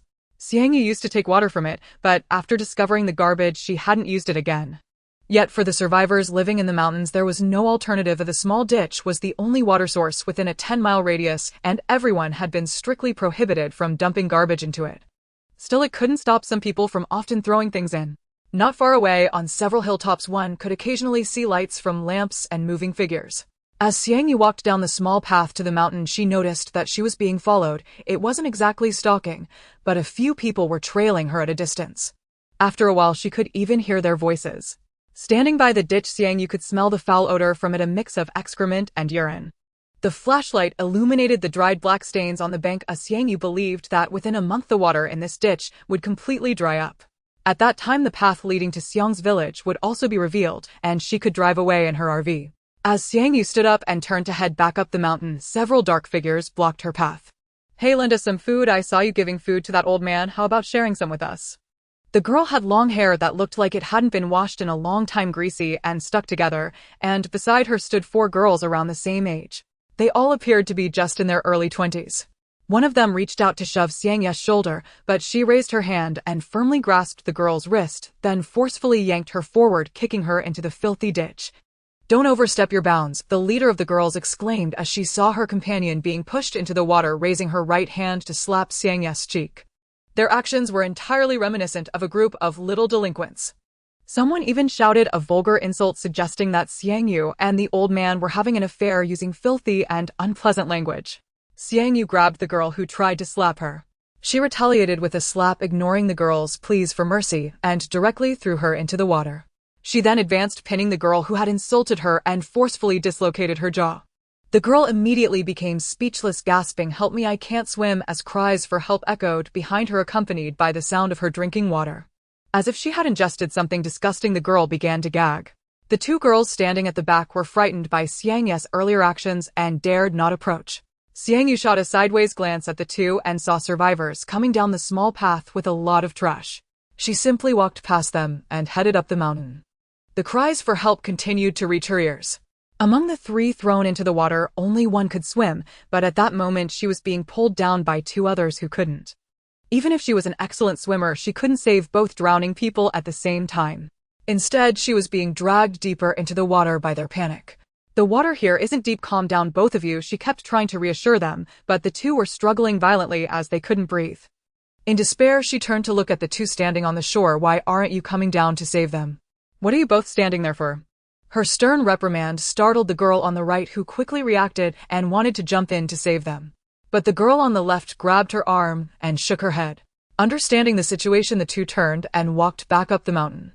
The next morning, survivors discovered 3 bloated corpses in the ditch at the foot of the mountain, all showing signs of having been gnawed on. They were 3 girls, and after some recognition, people identified them, but everyone's expressions were subtle. How could it be them? Aren't they usually together with 5 people? They got what they deserved. A few Duman, an older lady in the crowd, scolded, casting a fierce glance at the man beside her. "We should burn these 3 corpses quickly, otherwise in this hot weather they'll start to smell in just a couple of days." Several people suggested this, and everyone agreed. The small ditch at the foot of the mountain was already stinking enough, adding these corpses would just make it worse. However, when it came down to it, no one wanted to put in the effort to find wood to burn the bodies, so they hastily dug a pit to bury the three. Xiang Yu looked at the spot where they buried the bodies, fearing that within 5 days the stench would permeate the entire mountain. After practicing with the old man for a week, Xiang Yu kept observing the ditch at the foot of the mountain, which was now... It dried up a bit earlier than she expected, as she thought it would take a month, but now it should only be about 10 days. When she turned to head up the mountain, she encountered the old man, who immediately knew why she was there. This girl was always clever. I need to leave soon, you should hurry up too, the old man reminded Xiang Yu, explaining that the longer she stayed, the more dangerous it became. Among those living in RVs, he was the oldest and the most likely to be targeted. Recently, many people had been inexplicably approaching his RV. His intuition told him it was time to leave. Okay, Xiang Yu had no intention of staying longer. Ever since the number of survivors increased, she had been planning to leave. The couple that had originally lived next to her RV had been replaced by 5 burly men. Meanwhile, another couple had been driven away, and their tent had been occupied. As Xiang Yu returned to her RV and prepared to enter, she heard a whoosh behind her, as someone was trying to take advantage of the darkness to attack her. With a dagger in hand, Xiang Yu dodged the attack and turned, stabbing down without hesitation. She was already quite skilled, especially after training with the old man for a while. If she had thought she could handle 20 before, now she felt capable of taking on 30 and still escaping unscathed. After the dagger plunged in, the man cried out in pain, and Xiang Yu glanced at the shadows behind her, not pausing as she stepped forward. She weaved through the group, the dagger in her hand resembling the Grim Reaper's scythe, while the others underestimated. They hadn't expected Xiang Yu, who seemed delicate, to strike so fiercely, aiming for lethal points. Many people nearby heard the commotion, but merely sat up to look over, none daring to come forward to help. The group had stolen the couple's tent, and now seeing Xiang Yu deal with those men, the couple quickly returned, dismantled their tent, and fled. Without a tent, they had had enough of the scorching sun that made them dizzy. Xiang Yu was busy dealing with the corpses on the ground and paid no attention to the 2 people setting up the tent. The tent had clearly been unable to withstand the scorching sun for much longer. Holding a corpse in one hand, Xiang Yu walked down the mountain, throwing the bodies of several people at the foot of the mountain. This place was sheltered from the wind, so even if the corpses rotted, the smell would not drift up the mountain. The next morning, Xiang Yu did not go outside. She made herself a lot of fruit tea in the RV and added plenty of ice cubes. After storing the prepared fruit tea in her space, Xiang Yu opened the fridge to pick ingredients for lunch. Then she faintly heard a woman's cries from behind the RV, "Let my son go. I will give you whatever you want, just don't kill him." The woman screamed in panic. Xiang Yu opened the lift and stood on top of the RV, looking in that direction. She saw a little boy she had met before being choked by someone. His face had turned purple, and he was on the verge of passing out. The man holding the little boy was clearly doing this for the first time. He was even more flustered than the woman, and the grip in his hand was gradually tightening. The boy's eyes began to roll back and his feet kicked involuntarily. "Son, my son," I said, "I would give you whatever you want. Please let him go. He is just a child, I beg you." The woman's face had lost its previous lushness and had clearly thinned out. She knelt on the ground, repeatedly bowing her head, blood seeping from her forehead. In his panic, the man was very strong. He tightened his grip on the little boy and shouted, "Give me your RV. Everything in the car is mine." The woman immediately pulled out her keys and threw them at the man's feet. "Here, take it all. Just let my son go, please." In the next moment, a dozen figures surged out from the crowd, frantically grabbing the keys on the ground. The man also threw the little boy to the ground. Bending down to pick up the keys from the ground, the little boy's body lay there like a rag doll. He showed no reaction upon hitting the ground. The woman frantically picked up the boy. "Wan, wan, wan, wan, mine, wan, wan." But no matter how the woman shook him, the little boy kept his eyes closed.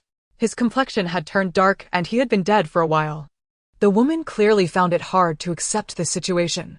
She raised her hand to wipe the dust from the boy's face, brushed aside his hair, and held him tightly. An old man squeezed through the crowd, looking at the woman holding the child with an expressionless face, his eyes filled with a hint of pity. He easily dealt with the people fighting over the keys, finally returning them to the woman and squatting down to whisper a few words in her ear. Xiang Yu was too far away to know what the two had said. Days passed and many people's food supplies had already run out. They originally had very little. Much of it had been saved from the extreme cold. Even without leaving the RV, Xiang Yu could see that many survivors in the crowd were silently staring at her through the window. Looking at the thermometer reading 47 degrees, Xiang Yu put on some protective clothing and stepped out of the RV. She had bought insulating clothing, but wearing it would attract too much attention. The ditch at the foot of the mountain was almost dry under the scorching heat, and the road surface was beginning to show. Xiang Yu decided to leave within the next couple of days. She could no longer wait. If she did, these people would resort to cannibalism. Back in the RV, Xiang Yu cut a piece of chilled watermelon, but throughout lunch a woman kept crying outside her RV. The woman was banging on Xiang Yu's RV door, pleading for her to let her in. In the temperature of over 40 degrees, her child had been fainting from heatstroke for quite some time. She begged Xiang Yu to let her child in to cool off with the air conditioning. She often wandered near these RVs and naturally knew that they had air conditioning inside. But most RVs had families in them, and many of them were occupied by several men. She had observed for a long time. Only Xiang Yu and the old man were alone. She had previously sought help from the old man, but he had ignored her. He even told her to take her child down the mountain to fetch water to wash off. She cried out in front of Xiang Yu's door, "Little girl, please show some compassion and save my child. I promise that as soon as he wakes up I will leave with him." Some parents could not bear to see this and began to criticize Xiang Yu, cursing her for being heartless and lacking compassion, claiming she did not deserve to have children in the future. Women understand the difficulties of other women. How can she just watch a child and a mother pleading, "Hey, open the door. Are you even human? They've been begging you for so long." Xiang Yu looked at the survivors gradually approaching through the window.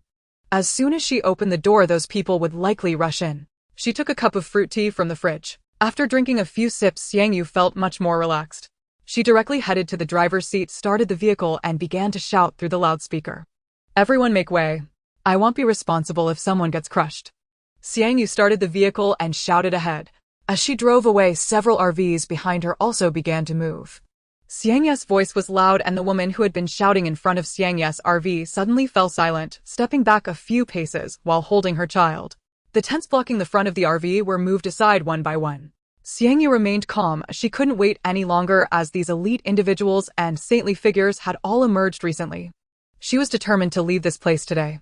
Her RV was an off-road model, and it should be able to cross the ditch at the foot of the mountain. "Make way, or I won't be responsible for any accidents," Xiang Yu continued to shout. The woman holding the child had a look of reluctance in her eyes. She was unwilling to accept that Xiang Yu could just leave, and things had exceeded her expectations. She thought Xiang Yu would open the door under the pressure from those around, welcoming the two of them inside, but to her surprise, this young girl simply drove away. Those who had previously criticized Xiang Yu were also left dumbfounded at this moment. As the survivors moved the tents aside, Xiang Yu drove straight down the mountain. Among the dozen RVs, 4 followed Xiang Yu down the mountain. The old man was among them. Looking at the ditch below, Xiang Yu pressed on without hesitation. The water did not reach the tires, yet she drove through. The wheels of the few RVs behind were not as high as Xiang Yu's, but they followed her path and successfully made it out. After parking by the roadside, Xiang Yu looked back, and the old man also got out of the car. He gestured to the few RVs behind, and they too came to a stop. 6 people stepped out of one of the RVs, 2 women and 4 men. Upon seeing them emerge, the old man said, "I know the location of the K-City shelter. I will be heading there next. If you want to come with me, just follow my lead." As soon as the old man finished speaking, many people's gazes turned towards him. Confirming that they would follow him, the old man got back into the vehicle, and several RVs moved forward until they left the borders of Xiang's village. The old man then realized that Xiang Yu's RV had not followed him. He parked at the side of the old house, and Xiang Yu looked at this place that had nurtured her in her memories. Ultimately, she turned to leave, perhaps never to return here in this lifetime.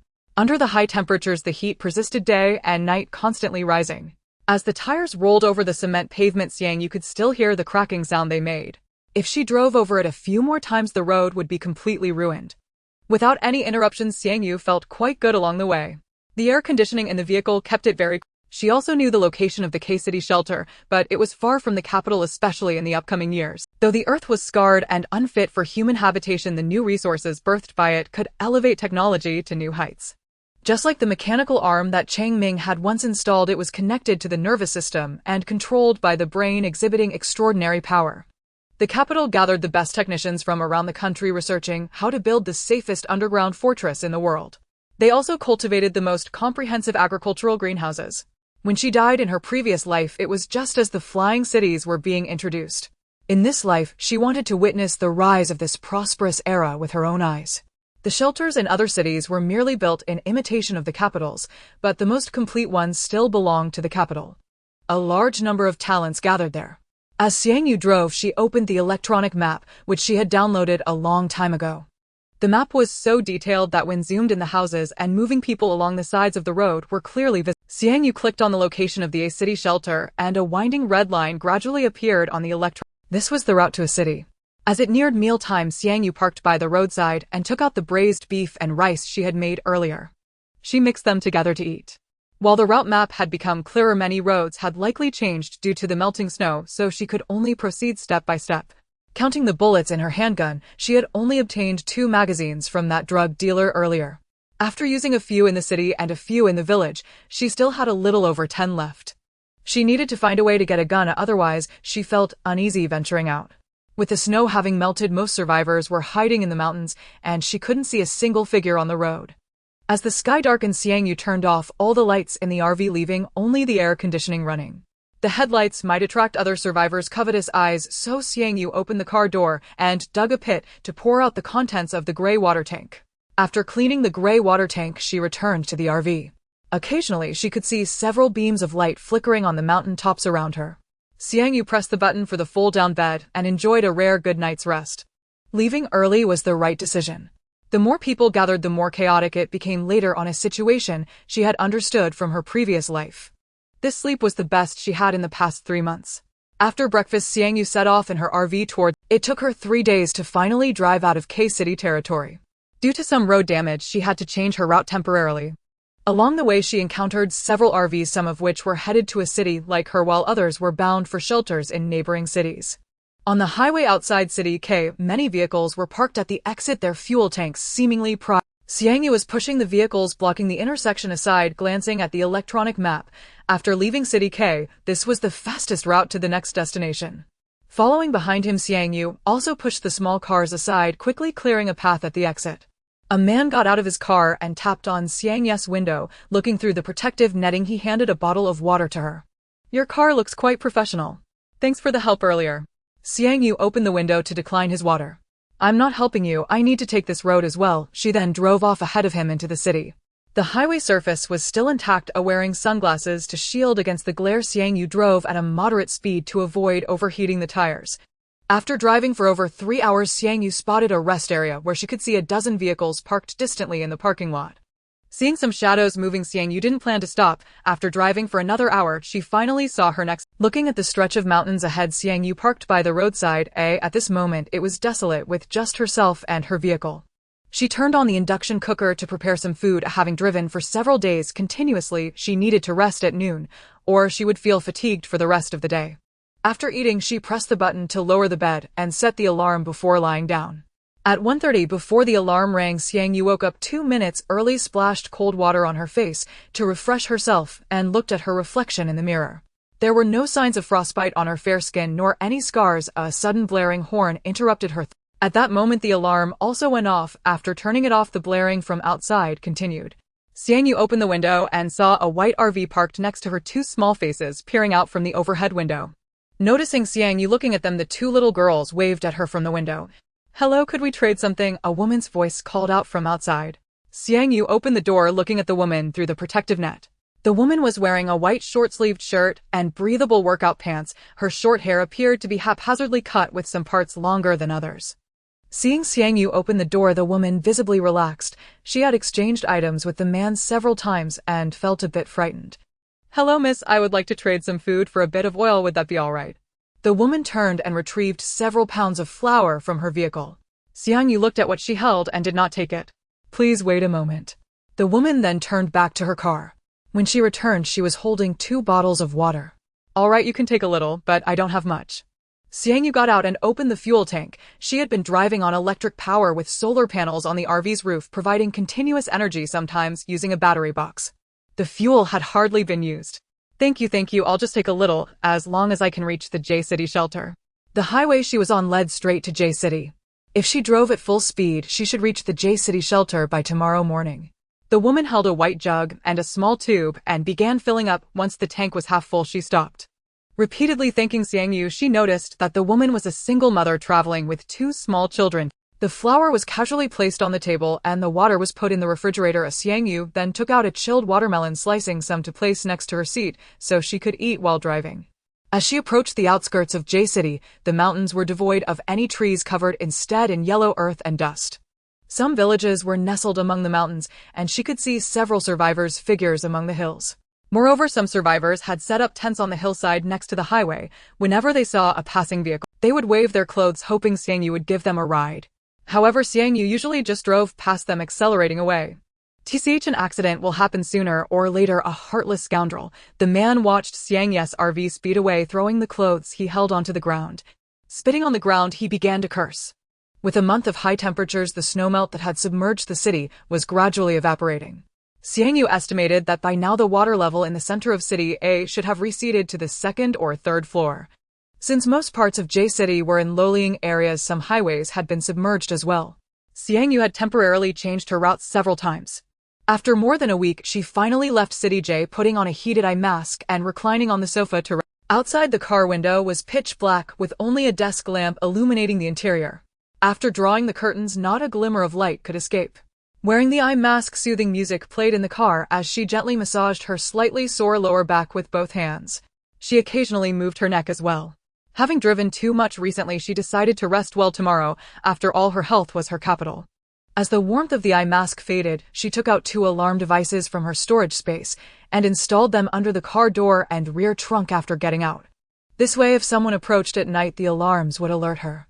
Yawning, she got back in the car as she had slept well and wasn't in a rush to leave in the morning, planning to rest properly today. After getting up, she first engaged in some long-awaited exercise, followed by several hours of practicing combat techniques. Previously, she had an old man as a sparring partner, but now she could only explore on her own. Yet, she remained undeterred, practicing even more diligently than before. After having lunch and resting well, she continued her journey.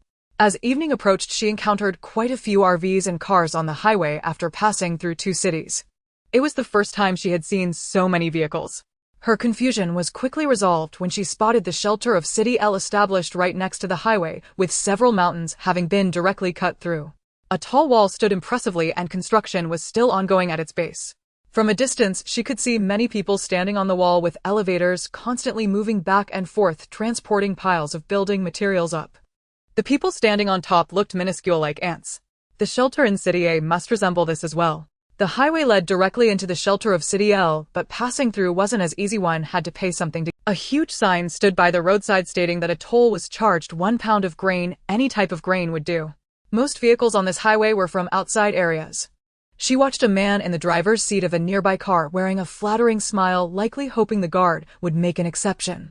However, when the guard saw he couldn't produce any grain, he still let him go, but temporarily detained his car, requiring him to help with some labor for 2 days before allowing him to leave.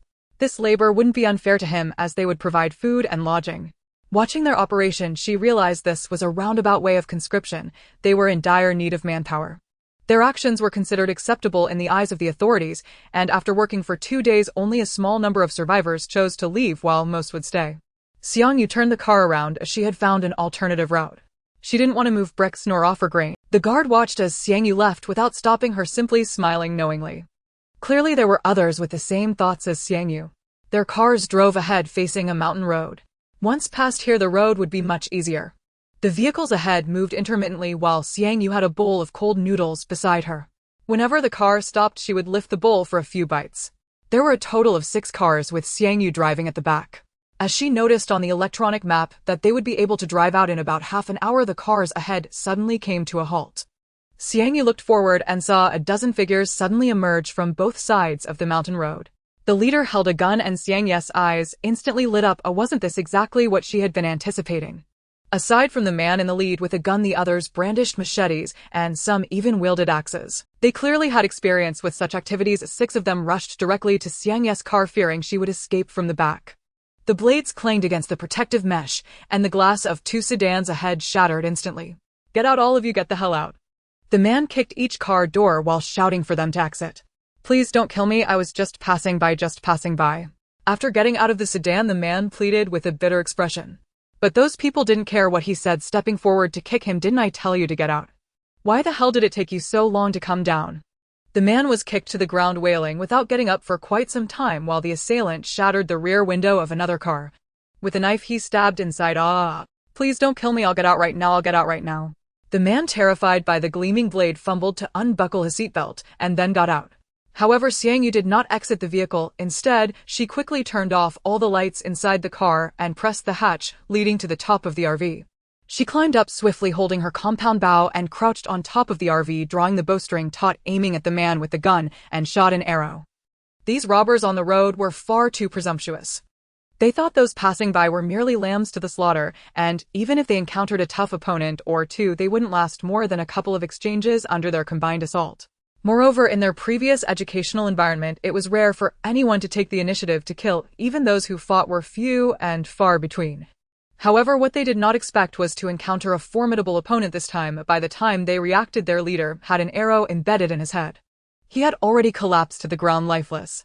The group stood frozen in place for several seconds, failing. Yet there were some quick-witted individuals. Two figures in the crowd swiftly sprang into action, rushing towards the handgun that had fallen to the ground. Xiang Yu shot 2 arrows in quick succession, killing both individuals. One body conveniently landed on top of the handgun, and the remaining few finally noticed Xiang Yu's presence. She's on the roof. In an instant, the robbers dove into the bushes on either side, while the owners of several vehicles in front scrambled into their cars. Xiang Yu's weapon was designed for long-range attacks, and they feared becoming the next targets. None dared to be the first to charge forward. Xiang Yu was well aware of their psychology, which gave her the confidence to act without fear. These individuals were not professional terrorists and lacked strong psychological resilience. They were unable to start their vehicles and flee as a line of spikes was laid out on the road ahead. Any tire that rolled over them would immediately deflate. A stone was thrown from the bushes towards the roof where Xiang Yu was, but she nimbly dodged it, though the stone landed on the solar panel. Fearing damage to the solar panel, Xiang Yu leaped down from the vehicle, landing gracefully and rolling to dissipate the impact. "She's coming down," someone shouted from the bushes. At this moment, Xiang Yu had already drawn her machete and was heading straight for the 2 corpses. Her speed was remarkable. In a matter of seconds, she reached the 2 bodies and crouched down to quickly turn one of them over. She spotted the handgun from earlier and wasted no time raising the gun and firing at one of the approaching individuals. The others, armed with knives, hesitated, not expecting this ruthless person to actually fire. Xiang Yu skillfully detached the magazine, glanced at the remaining bullets, and found 4 left. This small handgun had a capacity of only 9 rounds. After Xiang Yu shot down 2 robbers, the remaining ones scattered like birds startled from a tree. She had no intention of pursuing them further in the dead of night. After all, the L City shelter was nearby. If the people at the shelter allowed these robbers to brazenly commit their crimes, it was hard to believe that there were no consequences. Moreover, the handgun in her possession was domestically produced. Having witnessed too much darkness in her previous life, she had grown accustomed to viewing others with the utmost suspicion. "You lot clean up the spikes on the ground," Xiang Yu shouted to the people in the vehicles, who exchanged glances with each other. Ultimately, they still got out of their cars to clean up, though none dared to approach Xiang Yu. Xiang Yu adeptly searched the bodies, particularly the leader of the robbers, being quite thorough. She even removed his underwear and found a sewn pocket inside. Using a dagger, she opened the pocket and a sealed bag fell out containing bullets, an estimated dozen. Xiang Yu tucked it into her pocket. The others had successfully cleared the spikes. Seeing that Xiang Yu paid them no heed, they finished their work and drove off. Hearing the sound of the engine, Xiang Yu stood up to stretch her limbs. After getting in the car, she removed her jacket, revealing a gray tank top drenched in sweat. Sweat trickled down her collarbone. After enjoying the air conditioning for a while, she no longer felt the heat on her skin.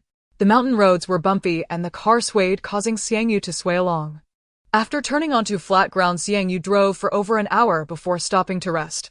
By then it was already past 8 in the evening. She drew the curtains, set up the movie screen inside the vehicle, and began to busy herself with a comedy film. Recently, the temperature had risen to 49 degrees, hovering just below 50. Within a couple of days, it was bound to surpass that. Taking out a dozen popsicle molds, Xiang Yu cut some fruit, mixed it well, and poured it into the molds, arranging them neatly at the bottom of the freezer. She made about 70 popsicles in one go, enough for her to last 2 months. Adjusting the freezer temperature, she looked forward to seeing the finished product the next morning. Calculating the time, it had been half a month since she left Xiang family village, and she had encountered very little danger along the way. It was likely due to the early stage of the apocalypse. There are no innate bad seeds. If people kill and make mistakes through a process, especially in the usually peaceful GJ. Laughter from the comedy echoed in the RV, and after Xiang Yu finished washing up, she turned off the television and went to bed. During lunch, Xiang Yu took out a radio she hadn't used in a long time. Now that she was in the center of L City, the signal should be much better than when she was in Xiang family village. After turning on the radio and listening to a few minutes of static, Xiang Yu finally tuned into the A City channel. At that moment, she was washing dishes. This is the A City shelter. Xiang Yu turned her head to glance at the radio on the table, her hands continuing their movements. Hello, survivors. I am the A-City broadcaster shaman. Here I will continue to repeat a previous. The A-City shelter is currently under construction, and we welcome survivors from all over to join us. If you have talents in construction or excel in other fields, you are welcome at our A-City shelter. You will receive unimaginable treatment. Our doors will always be open to you. Survivors without such talents need not worry. The A-City shelter has many positions available, and I believe you will find your place here. I am Shaman, and now I will hand over to my colleague for further announcements. After a rustling sound, a clear voice came through. Hello everyone, I am Tianhai, and I will be your broadcaster next. I believe you have been paying attention to the recent high temperatures, especially today, where the temperature has directly broken a new high reaching 50 degrees. The dangers posed by 50 degrees are numerous. Everyone must ensure proper sun protection and safety when outside. Additionally, survivors who have not yet received assistance, please make your way to the nearest shelter.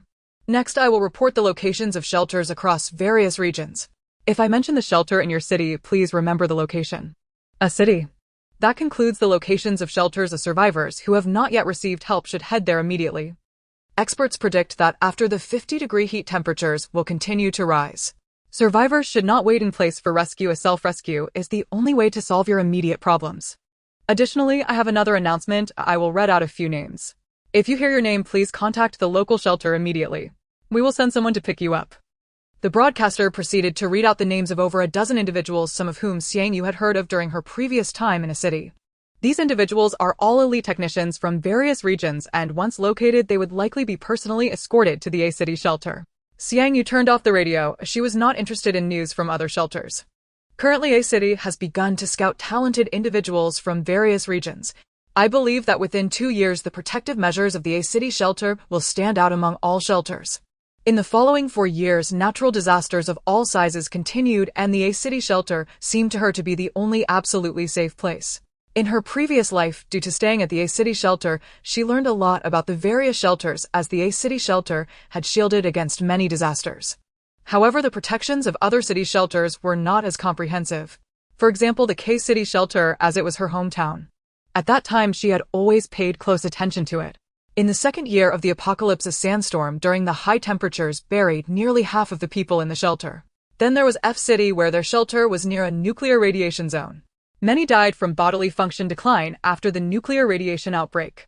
As for G-City, it goes without saying it was later classified as the only dead zone on Earth due to the emergence of many bacterial strains that experts could not study. Those bacteria silently thrived within the human body, and by the 5th year of the apocalypse, only 15 strains had been studied. Moreover, the bacteria were highly infectious, as some individuals infected with the strains may still be alive, but could never leave G-City. G-City was always guarded by the military to prevent anyone from entering or exiting. Leaning against the sofa, Xiang Yu bit into the popsicle she made last night, its faint sweetness refreshing but icy. Looking at the electronic map marking the route to G-City, Xiang Yu quietly switched to another path. She was unsure when the bacteria began to grow, but even if everything seemed normal in G-City, bacteria would definitely exist. The ball came to a steady stop at his feet as Xiang Yu reached into his pocket, pretending to take something out while actually retrieving a flashlight from his spatial storage. In the pitch-black tunnel, there was not a glimmer of light. Xiang Yu pointed the flashlight ahead and saw where her RV was parked approximately 20 meters in front. A small dark figure shrank back the instant it was illuminated by the flashlight. Although it was only for a few seconds, Xiang Yu immediately recognized it as a child with very pale skin. Bending down to pick up the ball that had fallen, Xiang Yu held the gray water tank in one hand and the ball in the other as she walked towards the RV. Since she had taken his ball without returning it, the child occasionally peeked out from behind the iron door. Looking towards Xiang Yu. After securing the gray water tank, she got out of the car, and the flashlight beam illuminated the iron door set into the stone wall, which was a pedestrian tunnel that could be found in many tunnels. It was also a safety passage. Seeing Xiang Yu approaching step by step, the little boy quickly closed the door, followed by a series of hurried footsteps. Xiang Yu looked at the closed iron gate. If it weren't for her strong mental fortitude, she might have been frightened by the child earlier, as his skin was too pale. So pale that he resembled a person who hadn't seen sunlight for a long time. She pushed open the iron gate, which creaked as it swung open, and numerous gazes immediately fell upon Xiang Yu. Inside the tunnel, many people were sitting in rows on either side of the ground, and the little boy she had just seen was now nestled in a woman's arms. Stealing a glance at Xiang Yu, the boy whispered, "Mom. My ball." The woman with her frail body stood up and approached Xiang Yu, saying, "Hello, could you please return my son's ball? He might just want to play with you." Her voice was weak, and those sitting on the ground were also sizing up Xiang Yu. The iron door behind them closed with a clang, and soon after Xiang Yu felt the heat from outside dissipate. The tunnel was quite cool. No wonder these people were hiding here. She handed over the ball, and the woman softly thanked her. Most of the survivors were seated near the entrance of the tunnel. In the deeper areas, people were mostly lying on makeshift beds made of cardboard. Various unpleasant odors mingled in the tunnel. "Sister, you can sit here. I have another spot." The little girl thought Xiang Yu was like them, just coming in to escape the heat, and she shifted aside to make a little space for Xiang Yu. Xiang Yu squatted beside the little girl. Next to her, a middle-aged man leaned against the wall, wide-eyed, but with a vacant expression. "How long have you been here?" Xiang Yu rummaged in her pocket for a piece of candy and handed it to her. The little girl glanced around quickly before snatching the candy. "We've been here for 2 months," the little girl replied, casting a sideways glance at the man sitting next to her. The man had evidently noticed the candy Xiang Yu just gave her, his eyes reflecting gratitude. Several figures at the back of the tunnel stood up and began walking towards Xiang Yu. The man sensed their movements and urgently whispered to Xiang Yu, "Hurry, get out of here. Run." He spoke in a hushed tone, almost only audible to Xiang Yu and himself. Xiang Yu took his advice seriously, whispering the location of the Y-City shelter in the man's ear before quickly rising to leave the tunnel. Once in the vehicle, she didn't linger, but started the engine and drove away. After a moment of thought, Xiang Yu realized the underlying issues here. The few people followed her out, and after watching her car drive away, one of them kicked the man. The deeper into the tunnel she drove, the more safety exits Xiang Yu noticed on the stone walls ahead. It was likely that these exits were filled with survivors. Fortunately, she only stayed at the tunnel entrance last night and didn't venture further inside. At this moment, she saw that the broken part of the tunnel was covered in dried bloodstains, with several of the trails appearing to be dragged. The long bloodstain disappeared at the locations of those exits. Xiang Yu drove quietly without revving the engine so as not to alert anyone inside. The vehicles that had been robbed were now wrecked, parked by the roadside. Logically, with so many dead, there should be a foul smell from the corpses. However, Xiang Yu did not smell anything at all, which was why she hadn't noticed anything amiss when she parked the RV last night. With the headlights fully on, illuminating the entire tunnel, Xiang Yu accelerated out of the tunnel and glanced at the rearview mirror. She noticed several slender, dark figures pursuing her vehicle. Once out of the tunnel, she recalled the scene she had just witnessed. Just before exiting, she had seen numerous bones on the ground. These people likely did not want to go to the shelter, but they were now unable to go. The little girl and her father had evidently just arrived, while the little boy and his mother had probably been there for a long time. Human genes naturally harbor a repulsion towards their own kind, yet in the face of starvation, they reach out to their peers without choice. This is the instinct for survival compelling them to commit such acts. However, once Pandora's box is opened, how could it be easily closed again? Xiang Yu watched as more and more humans appeared in the rearview mirror. They instantly retreated upon exposure to sunlight. She wasn't confident enough to confront a group of cannibals hidden. Even if she could survive, the experience would surely be harrowing. After exiting the tunnel, Xiang Yu drove forward for the Shuanglong tunnel ahead. "Please take a detour." They hadn't seen these words when passing the words sprayed in red paint read, "Cannibals in the Shuanglong tunnel ahead, please take a detour." They hadn't seen these words when passing the previous station, indicating that those who ventured through the tunnel must have perished. On this rare day of rest, she found herself fleeing on the road since morning, driving for over an hour. Looking at the mountain-encircled environment devoid of any signs of human life, she finally felt at ease. The mountains surrounding this highway had been completely deforested, leaving a barren expanse without a single tree. In the high temperatures, they died off quickly. It was from this point onward that no green plants could be found. 2 years later, various shelters dedicated themselves to researching greenhouse plants, allowing a glimpse of green, but upon contact with outside air, they would rapidly wither away. For lunch, she made the dumplings she had prepared earlier and stored some in the refrigerator. She took out 2 large glass jars from her space and added some soil, transplanting 2 trees from her space.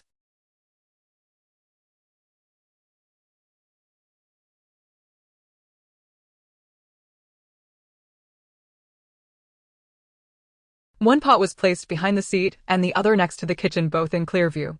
After installing the support frame, she continued driving after all misfortune had befallen her.